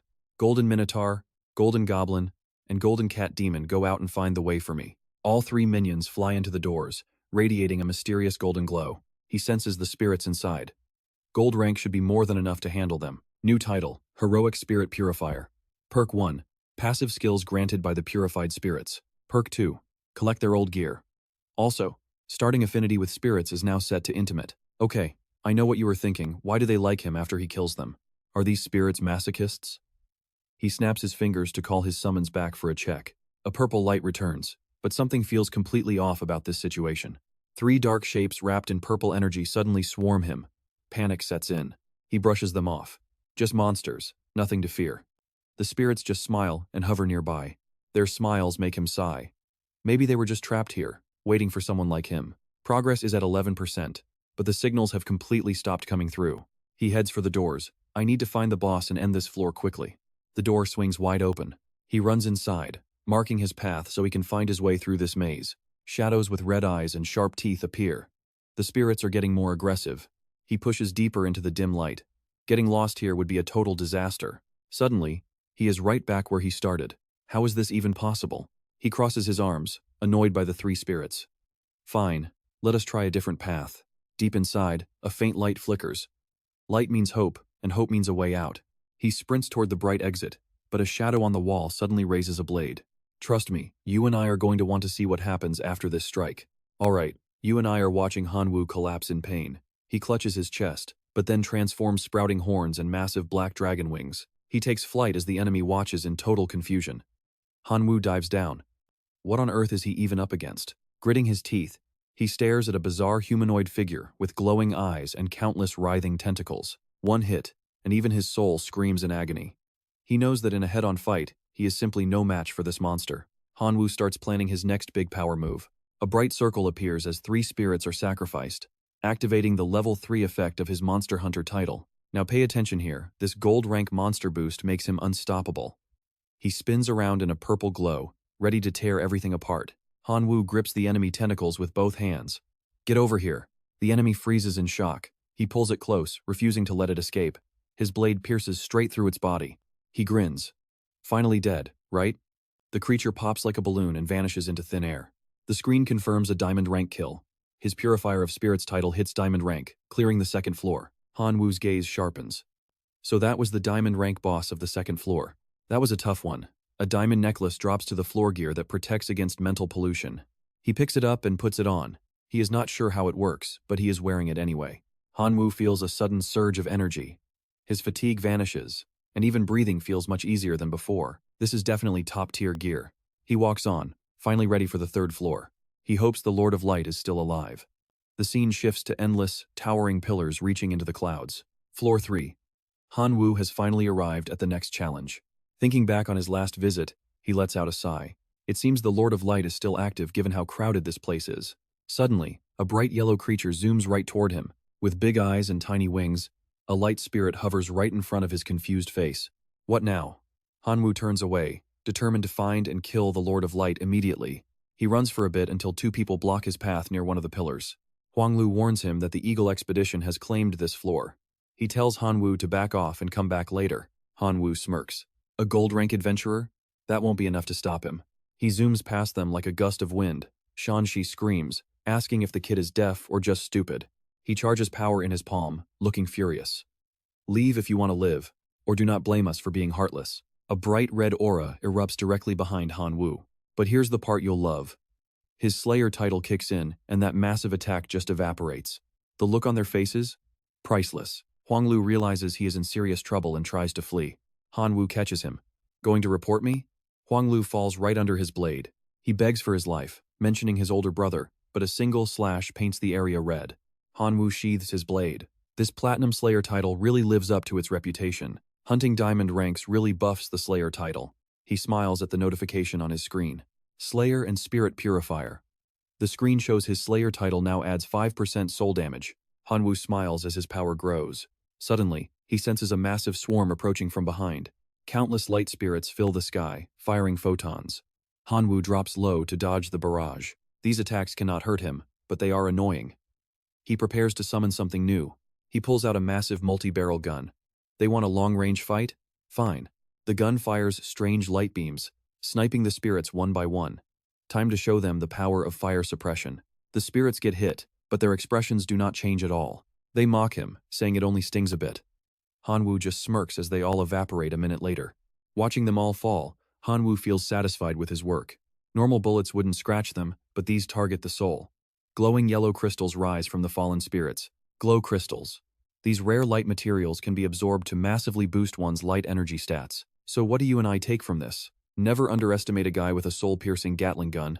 Legend status, unlocked. Alright, you and I are diving into a world where Function 1 adds light attributes to weapons for extra damage. Function 2. Light spirits start with pure hatred. Han Wu snatches the prize, sprouts wings, and flies to the next floor. Not bad. He has already found a diamond tier title prototype just waiting to be cultivated and powered up. This floor is packed with people. Han Wu lets out a loud shout, forcing everyone there to turn and look. Where is the Light City Lord hiding? Lu Hoai narrows his eyes, thinking this kid looks way too familiar. He scans his treasure and sees Han Wu, the same kid who slaughtered everyone back in the bronze-level training zone. He is wanted. Capture him for the reward. Suddenly, every adventurer present starts rushing after Han Wu to catch him. He glances back with a fierce warning. If you do not want to die, get out of my way. Lu Hoai sneers. Listen, brat. This isn't some trashy bronze training ground like you're used to. You're dead. Han Wu turns serious and angry. He raises the gun that just wiped out the light spirits and takes aim. Lu Hoai is frozen. People scatter in a panic. Run. Watch out. Han Wu just smiles. Too late to run now. He keeps firing the weapon, picking them off one by one with lethal precision. Hoai is coughing blood, but he manages to fire a signal flare. His allies roar, "We are coming." While Han Wu blasts the platinum adventurers, Sun Tae sneaks up behind him to steal the Gatling gun and kill him. Lightning fast, Han Wu spins the barrel around. You really thought a sneak attack would work on me? Beams of light erupt, forming a solid defensive barrier. It is the perfect shield wall tactic in action. Impacts hammer the shield. An adventurer starts his chant, a circle of magic power condensing in his open hand. Everyone else unleashes their ultimate magic attacks. Han Wu just looks up. Is that really all you have got? Blue crystals and fire explode toward him. Han Wu quickly crafts an upgrade. The killing gun is finally complete. Now watch this. The adventurers are panicking instantly. What is that? Everyone, watch out. A blinding light erupts. Everyone scatters. Move. Han Wu flies high and rains destruction down from above. He lands, gasping for air. This energy cannon is different. It is draining way more mana than the Gatling did. A noise from behind. He glances back. Who is it? Did one of those fish actually survive the blast? Beautiful jade spheres float in the air, surrounding the furious face of the Light City Lord himself. Han Wu looks up and smirks. The Light City Lord and his crystal spheres have finally appeared. He stares at the spheres. They can predict his every move. He grins. So, he knew we were coming. He hid until I looked weak, waiting to finish me off. Finally, he is showing his face to the world. The city lord panics. No, he is not even injured. He turns around and tries to make a break for it. Hanvu flies in to block his path with a challenge. Where do you think you are going, city lord? Enraged, the city lord fires jade rings. One massive sphere hurtles directly toward Hanvu's head. He just waves a hand to deflect it. Flames fill the sky while the city lord smirks, feeling totally confident. Stupid brat, challenging me means only one thing, death. But through the smoke, Hanvu is still standing there. You saw that too, right? The city lord is shocked. Hanvu lands perfectly, completely unharmed by the blast. Impossible. How? The city lord prepares his ultimate move. This time, I will not even leave a corpse behind. A massive crystal sphere drops from the sky, locking onto Hanvu to crush him into the ground. But he isn't afraid. You talk too much. He leaps up to counter, blurring the very air around him. Let me send you on your way. Light pierces the city lord. He stumbles, vanishing like a bubble popping away. Hanvu stands tall as his level breaks through 100 once again in this tower. Rewards received, 3rd floor breakthrough, and the light spirit collector has officially evolved to platinum rank.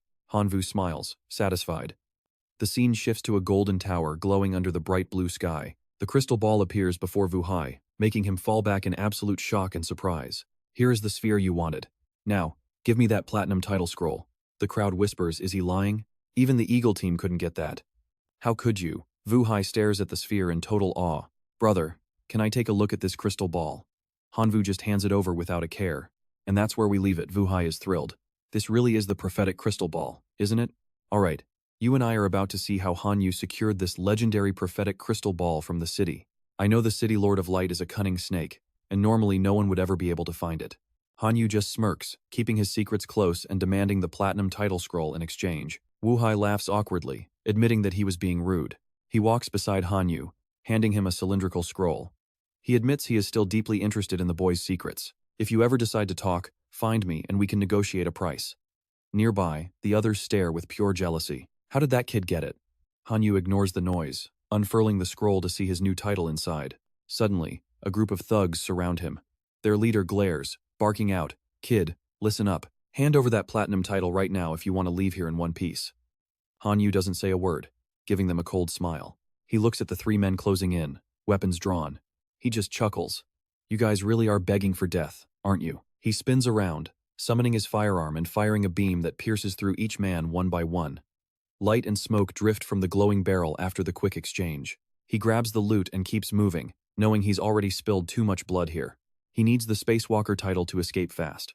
Leaning against a wall, he opens the platinum scroll and sees that the materials required for this fusion are definitely not cheap. He flicks his hand, lucky that he has it all. The scroll displays every required material clearly. Let's get to fusing. He tosses the platinum scroll into the air as it begins to emit a blinding, intense light. It fuses into his necklace, causing the jewelry to pulse with a brilliant, golden radiance. Function 1 allows him to open a personal space that bypasses all restrictions, usable at any time or place. Function 2 is space teleportation. He can now instantly travel to any location he's visited before, with the energy cost scaling by the total distance. Function 3, space swap, allows him to switch places with any target within his line of sight. Hanyu strokes his chin. Finally, the third ability he has been waiting for is here. The space swap ability looks incredibly powerful, but he needs to test it out first. Now watch closely, because we're about to see this new power in action. There are plenty of light spirits flying around the 3rd floor. He raises his hands, deciding they'll be his targets. With a single clap, Hanyu's body blurs as he instantly swaps places with the spirits. He appears right in their midst, catching every single spirit by surprise. The spirits have no idea what's happening until Hanyu's blade swings through the air, slicing them into. The screen flashes. His light spirit title just jumped to diamond rank. The light spirit reaches diamond tier, and his killer title evolves alongside it to the same diamond rank. Right after that, a truly exquisite new weapon of slaughter appears before his eyes. This weapon of slaughter can transform into any armament he desires. With every kill, it absorbs a fraction of the victim's power to strengthen itself. It adds 5% soul damage and 10% light attribute damage, while his shadow clones mirror his movements to deal even deeper strikes on his enemies. The shadow's attack power is 50% of his own. Hanyu clenches his fist, thrilled with the massive upgrade he just achieved. He's hit the jackpot. Now he gets 50% bonus damage on every strike. Pay attention, because you and I are about to see him leap into the portal for the 4th floor. Since he's already come this far, he's going for a total victory. He reaches the 4th floor, standing on floating stones. He's already broken through the 7th level of the Heavenly Palace City. With 7 diamond titles collected, where is the ultimate blessing he was promised for clearing the floors? Suddenly, something begins to manifest. A strange mirror filled with swirling vortexes appears. The system asks if he'll enter the 8th floor. There's an 8th floor too? Was Baka right? He remembers the warning that this city is actually a living creature. Hanyu reaches into the mirror to investigate. He's sucked inside, leaving only a faint trail of light. He materializes in a desolate mountain range and begins to explore his new surroundings. This is the 8th floor. Heat rises from the parched earth with every step he takes. The sun above is scorching. He looks up and spots a massive humanoid statue in the distance. What is that thing? He uses his space shift to get a better look. He moves closer to inspect the colossal, humanoid stone statue standing right in front of him. He looks up, wondering what this thing really is, and gently touches the statue as sunlight beams down from behind the giant figure. The stone layer shatters and falls, revealing a massive figure that is starting to move. Hanyu feels a surge of worry. This guy is way too big to leave himself unguarded. Trust me, you and I do not want to miss what's next. You and I are about to watch a roar that shakes space itself. Hanwu clutches his head in total shock as the sound waves hit him. Thap narrows its eyes and asks, "Kid, was it really you who cleared 7 floors perfectly?"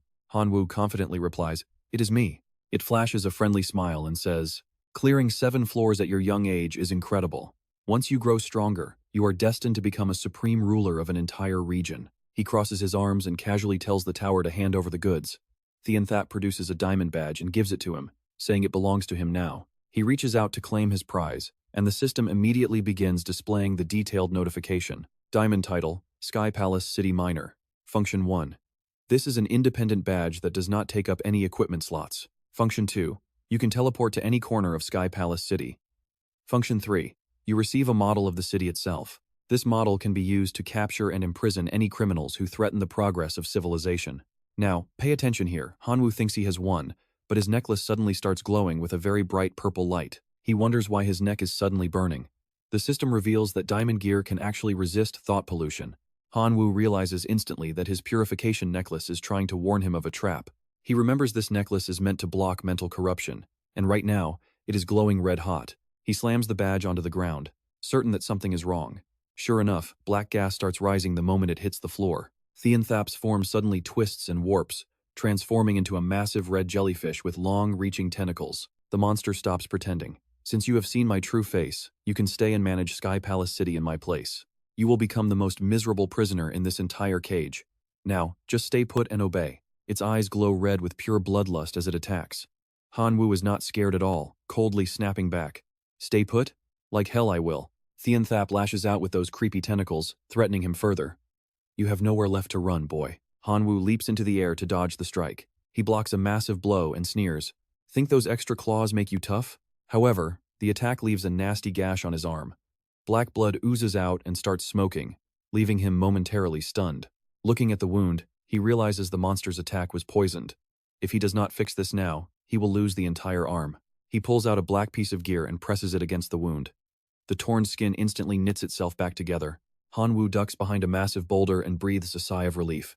He watches the treacherous monster searching for him, planning his next move. Hanwu begins his transformation as 2 sharp black horns grow from his forehead. You and I both know if he does not kill this thing, he is a prisoner forever.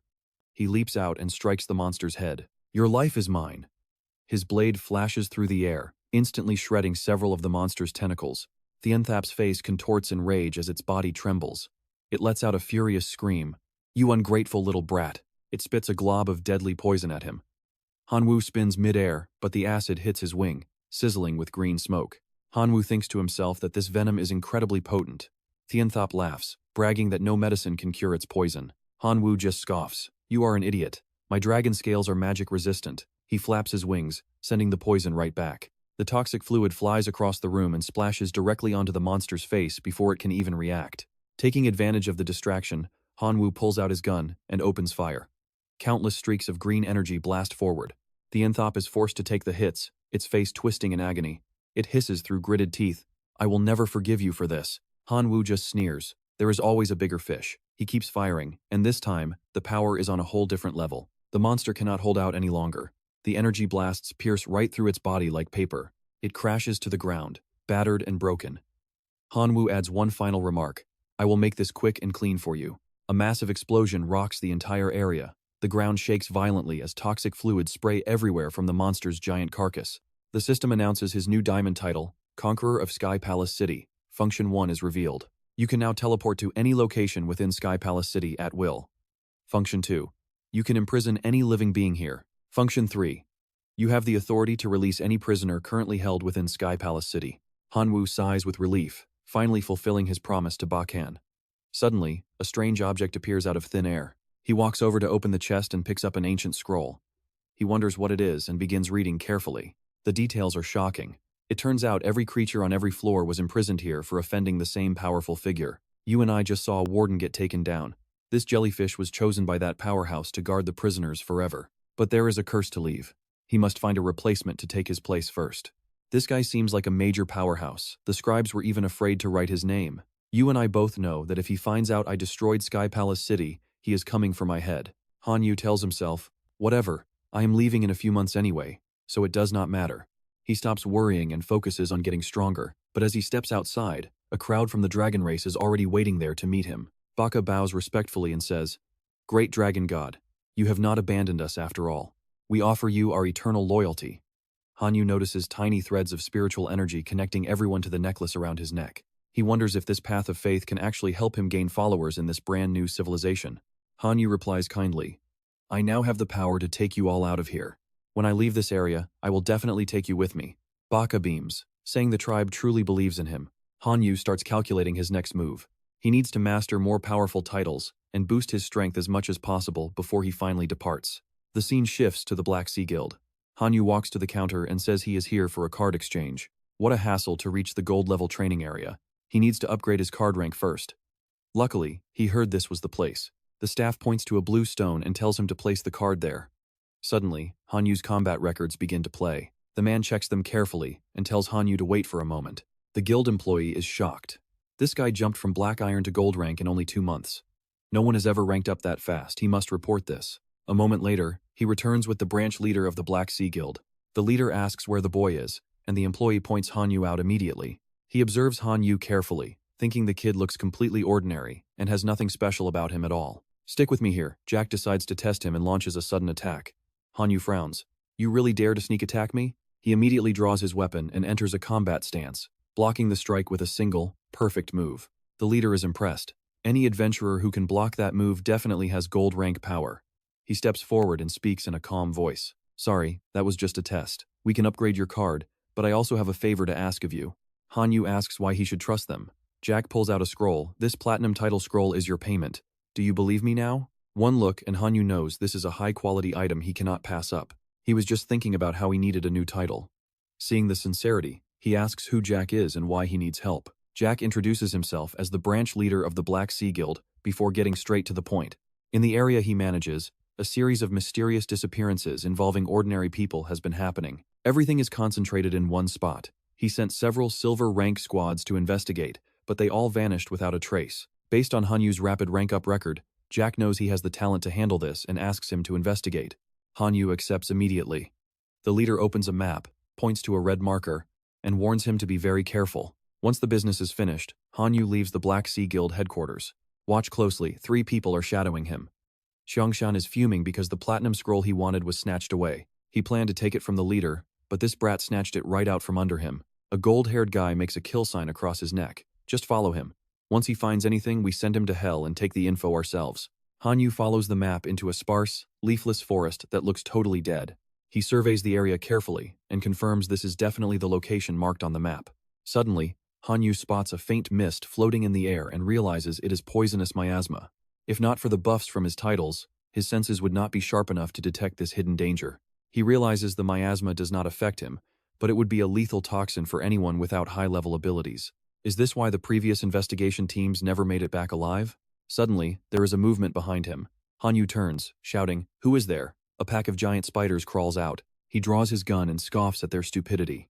Their massive bodies make them the perfect target practice for his bullets. With total contempt, he tells them that if they are so eager to die, he will happily oblige. Gunshots ring out, no spider survives.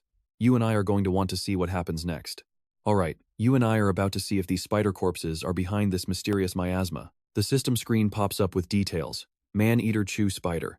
Massive body. Weak poison. Bronze rank. Hanwoo is skeptical. There is no way a few bronze rank monsters wiped out a whole platinum squad.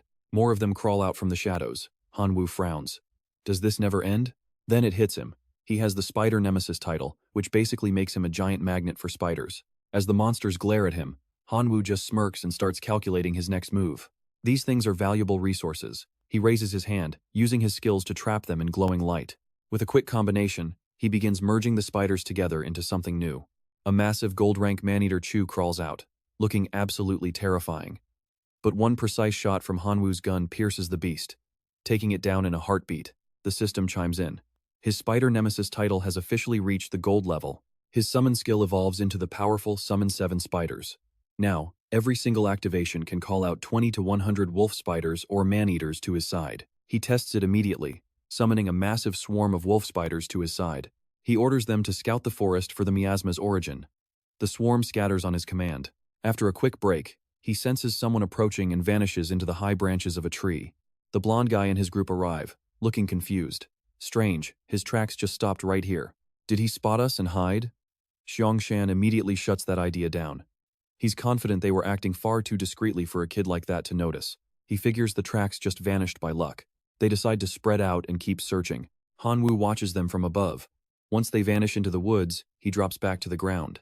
Wait for it, you and I know exactly who they are looking for. Is this a revenge hit from the teammates of those adventurers he dealt with earlier? Suddenly, the air changes. He is surrounded. Xiangshan's group was faking their departure the whole time. The thugs quickly surround him, and the blonde guy sneers. Hey kid, did you finally decide to show your face? Bye. He mocks him too. Did you really think we left? We just lured you out into the open. Hanwoo doesn't flinch. He just calmly tells them to look behind them. Bye, he thinks it is a bluff. He is dead serious. A massive red centipede is slithering right up behind the arrogant man. The giant centipede behind Bai, he lunges, sinking its fangs deep into his arm. Xiangshan and the blonde guy can only watch in absolute terror as they scream out. Bai, he screams, slamming a powerful palm strike into the centipede's head to get it off him. It lets go, but the nightmare is just starting. Multiple giant centipedes crawl out from the brush. In seconds, the monsters have completely surrounded Hanwoo and the 3 thugs. Hanwoo stays back, letting the thugs test the waters. Meanwhile, Bai. He is clutching his mangled arm in pain. The blonde guy lashes out at a centipede with a furious strike as it lunges toward him. The poison gas is overwhelming. Before he can react, another centipede bites down hard on his shoulder from behind. He screams in pure agony, slamming his heavy fist directly into the monster's skull while shouting for the damn thing to get away from him right now. Xiangshan sees both his teammates are down and bleeding out. He rushes over to block the next attack. We have to move. We can't die in this hellhole. You and I can see Hanwoo just watching this chaos from a high branch with a cold, calculated smile. Another gold rank? Suddenly, Bai, he loses his balance and collapses. Xiangshan's heart skips a beat. Then the blonde guy drops too. Xiangshan is frantic, shouting for them to wake up. Even Hanwoo is a bit surprised by how fast the poison worked. He drops down to inspect the bodies. A strange gas is leaking from the puncture wounds, while their eyes have rolled back and blood is leaking from their mouths, confirming the poison is lethal. Seeing his friends are dead, Xiangshan completely loses it. He charges at Hanwoo with pure rage, screaming that this is all his fault. Hanwoo meets him head-on. Don't blame me. Your own wicked hearts brought you here. A single powerful strike sends Xiangshan flying backward into the dirt. A centipede seizes the chance and bites his shoulder. In an instant, the leader also collapses. Hanwoo realizes the truth. This is exactly how those silver and platinum rank teams were wiped out. Trust me, this is far from over. Another giant centipede is lunging right at Hanwoo's back. Alright, you and I are about to see Hanwoo absolutely dismantle these monsters as he slices a centipede in 2. You think I am a rookie? He scoffs, wiping the rest out instantly. Seeing his power, the remaining centipedes lose their nerve and quickly scatter back into the dark forest. His sharp eyes track them. He wonders what these creepy crawlies actually are and where they came from. Without a second thought, Hanwoo charges after the direction the swarm fled. The centipedes retreat deep into the woods, their eerie chattering echoing constantly through the dense trees. Arriving at the scene, he scans the area carefully. So, that is the deal, he finally realizes. Hanwoo summons a small spider, sending it into the dark cave ahead to scout how many centipedes are inside. As the spider crawls in, a massive swarm emerges. Watching through the spider's eyes, Hanwoo frowns at the sight of the nest. He immediately calls forth a much larger spider. He orders them to clear the way. The giant spiders start devouring every single centipede they find in the cave. Hanwu follows them inside shortly after. Raising his gun, he executes a perfect tactical strike, wiping out the swarm. The system rewards him with a brand new platinum title, Centipede Executioner. Effect 1 makes him a mortal enemy of all centipedes. Effect 2, intermediate poison immunity. Hanwu grumbles, clearly unimpressed. Only intermediate? That is all I get for this? Moving deeper, he stumbles upon a mysterious hidden door at the back of the cave. What is this? He asks, approaching the massive stone slab and channeling his inner power to open it. He strikes the door with a powerful palm. Open up. Now watch this. As the door creaks open, strange figures emerge through a thick, eerie white mist. Inside is a massive pit crawling with reptiles. Suddenly, a booming voice echoes from the depths of the chamber. Someone is here. Hanwu snaps into a defensive stance, drawing his weapon to face the unknown. A stone statue suddenly springs to life and lunges at him, catching him slightly off guard. He swings his blade, shattering the statue. He wonders if these objects are actually living things. Green gas fills the air. Hanwu quickly realizes it is a deadly toxic cloud. Chaos erupts as black smoke billows out. He covers his face, calculating his next move in the haze. Even with his new immunity, this concentrated gas is so thick he might not be able to rely on it. A giant green snake strikes like a hurricane, but Hanwu blows its head off with a hail of bullets. A thick green mist leaks from the snake. Again, this poison is incredibly potent and spreading fast. More snakes and toads crawl out. They just keep coming, do they not? He unloads his gun until the poison gets too thick. No good, I need to fall back for now. Suddenly, the system grants him several more platinum titles like Toad Clearer and Snake Hunter. These can all fuse with his Centipede Executioner title into a brand new platinum rank. The system asks, do you want to merge them? Hanwu chooses to fuse them without hesitation. Trust me, this is huge.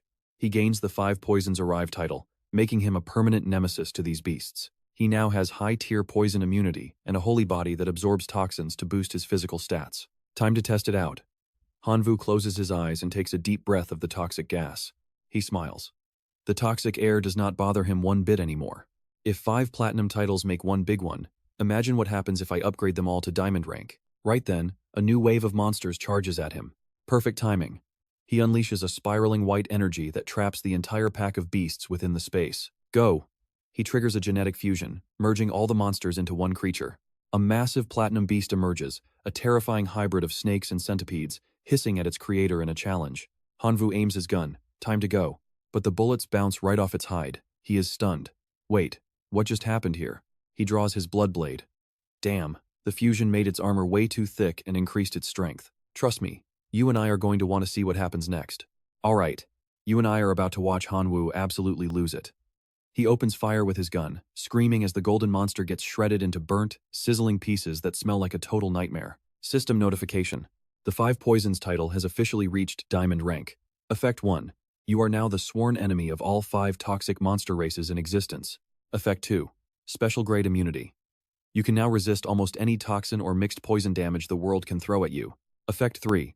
The host has officially become the 1000 Poison Saint Body. You can absorb toxins to buff your stats and gain a lethal toxic trait. Hanwu is hyped. This is incredible. Not only is he the ultimate antidote, but he is now walking death. Anyone who messes with him is getting poisoned for sure. He closes his eyes to focus, sensing the area. Across the field, more monsters are rushing in to annoy him. Hanwu grips his gun with a cold huff.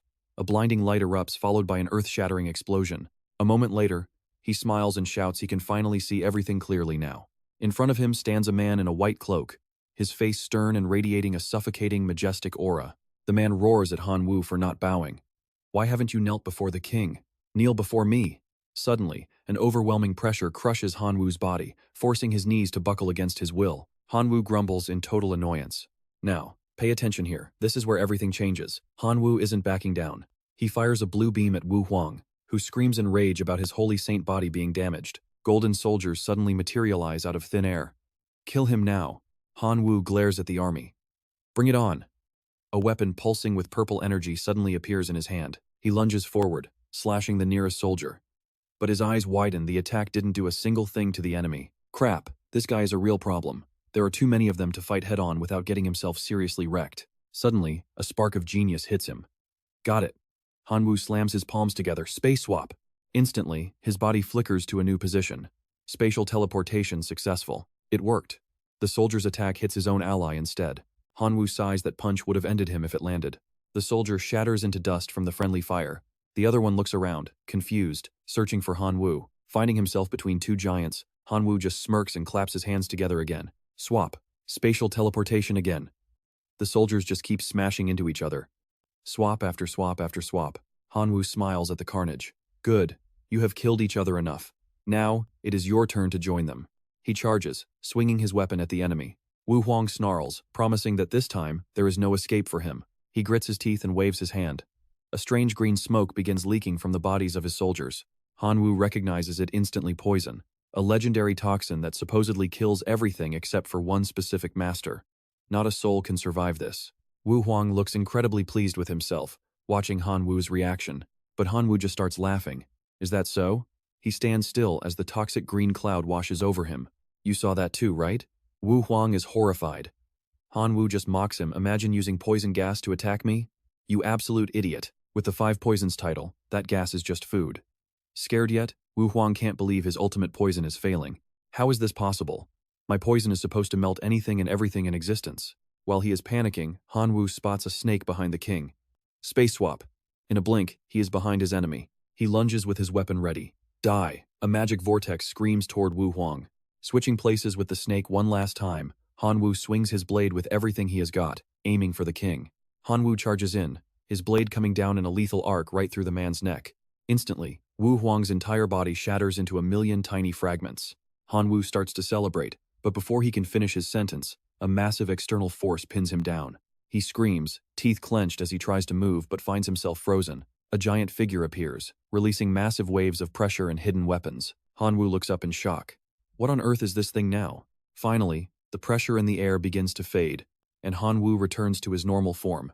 He falls to his knees, relieved the weight is gone. He stands up, thinking this place is way too creepy and strange. The system chimes in. You have just acquired a new diamond rank title, the Great Palace Destroyer. And that is where we leave it. He can now teleport anywhere. Trust me, it's about to get wild. Alright, you and I are seeing some crazy perks here. Effect 2 traps toxic creatures, while Effect 3 summons millions of pottery soldiers and 12 golden giants. The more energy he pours in, the larger his army grows. After reading the alert, Han Wu looks around the palace, lost in thought. This title is so similar to the Heavenly City Conqueror. Was that mysterious shadow figure the one behind all of this? Looking up at the throne, he wonders if that same person built this place too. Why build a city in the clouds and a palace underground? He scratches his head, unable to find a reason. Whatever, not my problem right now. I need to get back and report to the guild president. Switching scenes, Han Wu reunites with Jack's crew. Everyone is busy collecting the remains of those toxic insects. Han Wu quickly brings Jack up to speed on everything that happened. Hearing the report, Jack is stunned. He never imagined such a place was hidden right under their noses. Han Wu just smiles and asks if his reward is ready now that the job is finished. Jack opens a scroll and tells him to pick any platinum title he likes from the list. Han Wu does not hold back. He grabs the scroll and starts looking through the options. The system highlights a platinum title, Monster Hunter. Let's see the first effect. It can seal the souls of diamond tier monsters he kills, summoning them for backup at key moments. The summon lasts 15 minutes. Once time runs out, the soul disappears forever. Effect 2 lets him sacrifice that soul to temporarily boost one of his own stats for 15 minutes. Now pay attention, Jack warns him this title is risky because you need to seal actual diamond tier monster souls just to use it. And diamond tier monsters? Those things are literal lords of their territory. They are not exactly easy to kill, but Han Wu just smiles. To him, that is not an issue at all. With his gene synthesis skill, he can just combine enough monsters to create his own diamond tier beast. Jack sees his determination and gives in. Fine. You have your reasons, so this one is yours. But inside, Jack is thinking something else entirely. This title has been gathering dust for 100 years because it is too annoying for any normal person to actually use. He thinks he is just getting rid of trash. He tells Han Wu it can even be upgraded to diamond tier. All he needs to do is find the monster killer title first. Han Wu pulls a scroll out. Funny, you should mention that I already have it right here. Jack is speechless. He wonders what this kid's real background is to have such rare items. After taking the badge, Han Wu turns around and starts heading out. He looks back and tells Jack to call him if any more missions like this pop up. Watch this part closely as Han Wu leaves the palace and prepares to fuse his two powerful titles together. The system flashes Monster Hunter has officially evolved into a diamond tier title. Effect 1. Absorb diamond tier materials to summon the corresponding monsters to fight by his side. Effect 2. Absorb their souls to gain even more combat support. When both effects are active, the monster's battle, power, and duration are massively boosted. Finally, Effect 4 allows for a massive personal power-up by burning souls or materials. He stares at the newly upgraded diamond badge in his hand. He is loving these effects. Now he will have an endless army of diamond summons to command. With the fusion complete, he looks up at the sky and starts planning. He does not have much time left. He needs to start farming monsters to level up fast. Hanwu wastes no time and immediately heads out to find more prey. Within just a few days, he clears out every training zone, maxing out the core effect of his Slayer title. His Slayer weapon gets a massive buff, allowing it to shapeshift and deal insane amounts of damage. Major organizations take notice immediately. They start flooding him with invitations to join them. You and I just saw him go from a nobody to a legend. Now he is drowning in guild invitations. Wild, right? A dinner invitation? Hanwu sighs, unimpressed. Trust me, you and I are about to dive into a story where dinner is the last thing on his mind. While sorting through a stack of mail, Hanwu spots a mysterious letter and pulls it out to read the contents. It is an invitation from the Honest Trade Alliance, asking him to join their squad for the upcoming adventurer competition. They are offering unlimited resources. Reading this, Hanwu immediately gets excited. A competition for resources? Now that sounds interesting. At the Alliance headquarters, Li Mu greets him. Mr. Hanwu, we are absolutely thrilled that you decided to accept our invitation. Besides you, 5 other elite adventurers have joined the team. From this moment on, you will all be working as one group. Meet Xiongzhan, Shuifeng, Baisha, Mainyang, and Alice. Thank you all for joining our alliance for this mission. This continent is ruled by the 4 great powers. Our trade alliance is one of them, but our combat strength is limited. In the annual adventurer competition, we rarely ever achieve a good rank, usually walking away with embarrassing results every single time. So this year, we have spent a fortune to recruit top talent and clear our name. You are all teammates now, so get acquainted. A man steps forward to introduce himself. The name is Bai Sha, and I am a platinum rank adventurer. But if you want to be formal, you can just call me the Emperor Bai Sha. A woman smiles. I am nothing compared to Master Bai Sha, just call me Mei Niang. A white-haired man adds, I am Xue Feng, magic specialist. A cheerful young girl introduces herself next. My name is Alice, and I will be the one healing everyone during the battle. A massive man glares directly at Hanwu. I am Xiongzhan, and I can transform into a demon bear to crush the very earth. I expect my teammates to be elites on my level. If anyone dares to hold me back, I will not hesitate to crush their skull. Hanwu stares back coldly. What are you looking at? I might wear a gold badge, but my strength is far beyond anyone in this room. I am Hanwu. As long as the conditions are good enough, I will take down any enemy, no matter how powerful they are. Zhang Zhan is furious. You gold-rank trash, you look pretty cocky. Do you really think you have the right to sit with us? Hanwu thinks to himself, what an idiot. A mocking smirk slowly begins to spread across his face. Zhang Zhan roars, you little brat, I think your bones are itching for a fight. Today, I am going to teach you how to respect the strong. Li Mu watches closely, thinking this is the perfect time for us to see Hanwu's real power. Xiongzhan lunges forward with a massive punch. Hanwu stays perfectly calm and still. He just claps his hands together, activating a spatial swap that switches their positions instantly. Xiongzhan's massive fist slams into the stone wall behind them. He stands there, completely dazed, not understanding how he missed. Li Mu and the others are stunned. They never expected him to have such a miraculous and rare title effect at such a rank. Xiongzhan's face twists with pure irritation and rage. His body begins to expand and shift into the form of a monstrous bear. The beast is now twice Hanwu's size. He swings a massive paw down with a roar. You are dead meat, kid. A loud explosion rings out and sparks fly. Li Mu steps in to block the attack. Masters, stop. You are teammates. That is enough. The competition is about to start. Here is a welcoming gift we have specially prepared for each and every one of you. Inside are diamond rank titles. Choose the one you like best. Xiongzhan growls, I will settle the score with you after the match. Hanwu scans the list. You and I know he needs something broken. This Soul Scholar title is the perfect fit for me. I will take this one. He marks his choice with red ink on the golden scroll. Mei Niang suddenly realizes which one he chose. Oh, little Hanwu. I really like that Soul Scholar title too. Why don't you be a good boy and let me have it? I might even spend a night with you if you say yes. Hanwu responds instantly. Absolutely not. I prefer this title over you. Mei Niang's face turns bright red with anger. You little brat. Li Mu interrupts. Everyone, we need to hurry and choose. I have to teleport all of you to the competition grounds right now. Mei Niang continues to tease him. What an adorable little guy. I am sure we will meet again soon. Let's see if you can keep that composure next time. Scene shift. 5 beams of light pierce the sky. A young man nearby shouts, more people are arriving. Hanwu sees masters everywhere. This is interesting. A moment later, as Hanwoo's group enters the staging area, they immediately hear another team laughing and mocking them. This squad does not even have full diamond rank players. They even had to use a gold rank adventurer just to fill the numbers. Hanwoo just glances back, not even bothering to explain. Suddenly, a booming voice echoes. Welcome, adventurers, to the grand competition. I am the organizer of this event.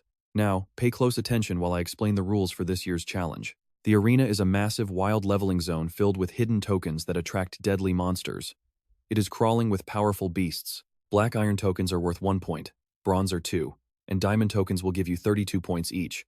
The 10-day battle starts now. Stick with me, because this is about to get wild.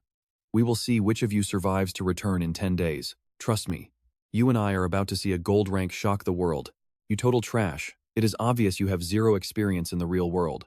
These tokens automatically release a scent that attracts the most dangerous monsters in the entire arena. Han Yue narrows his eyes. Bai Sha interrupts. Listen, this is a serious competition. I have been through this twice before, so I know the rules. Everyone needs to follow my lead from now on. No reckless moves, got it? Han Yue thinks this old guy is just acting like a boss.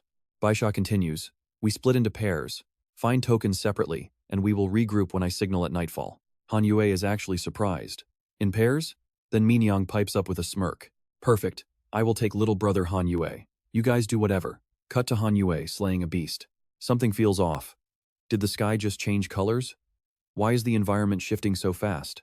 Mingyang says, I might be low rank, but I know my way around these zones. Listen, Han Yue, I keep my promises. Give me that Soul Scholar title, and I will make sure you enjoy yourself to the absolute fullest tonight. Han Yue just smiles. I already absorbed it. Mingyang scoffs. Lie to someone else. A gold rank? Impossible. Suddenly, a massive barrier erupts. Why is there a giant seal in a place like this? Is there a giant boss inside? Everyone, charge. Han Yue is instantly on alert because someone is approaching. Mingyang is just annoyed that someone is interrupting them now. Wait for it, the barrier is finally vanishing. Look at this. Mingyang steps out, complaining about the noise. A guy lunges forward. Hey beauty, let me rest with you instead. Disgusting, Mingyang mutters. Then someone spots Han Yue. Wait, isn't that just some gold rank kid? Gorgeous. Why are you with a rookie like him? This guy is completely useless in a real fight. Han Yue scowls at them. Mingyang tells him, I will play with them first, then handle you later. Wait for me, babe. Han Yue's face darkens. He smells it that is poisonous gas in the air. A pink mist swirls around the men, quickly spreading through the entire crowd of creeps surrounding Mingyang right now. She smirks. Idiots, enjoy a taste of my specialty. Fear instantly replaces the lust in their eyes. Mingyang glances at Han Yue, asking if he finally sees how powerful she is. He instantly realizes the truth: she is a fox spirit. No wonder she acts so flirtatious. She lunges at him. You are still being naughty. Han Yue suddenly grabs the mist itself. What if I am? Mingyang screams in shock as he literally crushes her pink smoke. Han Yue chuckles. Keep this up, and you will lose your tail. Mingyang turns pale at his touch. What are you hiding? How can a gold rank suppress my spirit arts like this? Han Yue shrugs. I am just naturally talented. Mental attacks do not work on me. Suddenly, a wolf pack appears. Now watch closely, this is where Han Yue decides to show his teeth and end this fight for good. Mingyang doesn't believe it. Fine, if you want to die, I will not stop you. Once the wolves tear you apart, I will just take your title myself. Han Yue charges forward. These beasts are just throwing their lives away. Instantly, the lead wolf is dead. Han Yue speaks. I only want the tokens. Behave, and I might actually let you live. The wolves stare back with glowing red eyes. Suddenly, a massive claw strikes. Is that a giant wolf? Mingyang watches, curious. Let's see you handle this. Han Yue thinks. This won't stop me. He smiles and claps his hands. Instantly, he swaps places with another wolf in the pack. Han Yue launches toward the giant beast. Be a good dog. He reaches for the token, but the wolf roars, and a red light explodes. Han Yue knows something is wrong. Dangerous! He grabs the beast's thick fur and climbs onto its massive head. You chose the wrong opponent, beast. Now stay down. Han Yue swings his blade to finish this for good. Blood sprays everywhere as the giant head falls. Han Yue glares at the pack. Any more takers? The smaller wolves scramble back into the forest. Han Yue nods. Glad you guys can learn. Mingyang's voice shakes as he looks back. Fine. You're strong. I do not want the title anymore. She realizes he's been hiding his true power. He killed that great wolf like it was nothing. Han Yue smiles. He already told her he absorbed that title, and now she finally believes every word he said. You and I just saw a legend in the making. All right, stick with me, this kid is a beast. His strength is way beyond gold rank, easily enough to absorb everything. Hanwoo tosses her the card, demanding his prize now. Look, we're teammates now. As long as you stay out of my way, I won't treat you poorly. Minyoung quickly promises to stay in line. She realizes he's powerful, selfless, and definitely not someone she wants to mess with anymore. Now pay attention, because things are getting wild. Suddenly, two dark shadows charge from the distance, and Hanwoo steps forward to meet the incoming threat head-on. Who are you? No answer. The attackers just sneer at him, demanding his title because his space warping skills are absolutely top tier. Hand it over, and maybe you and I will see him survive.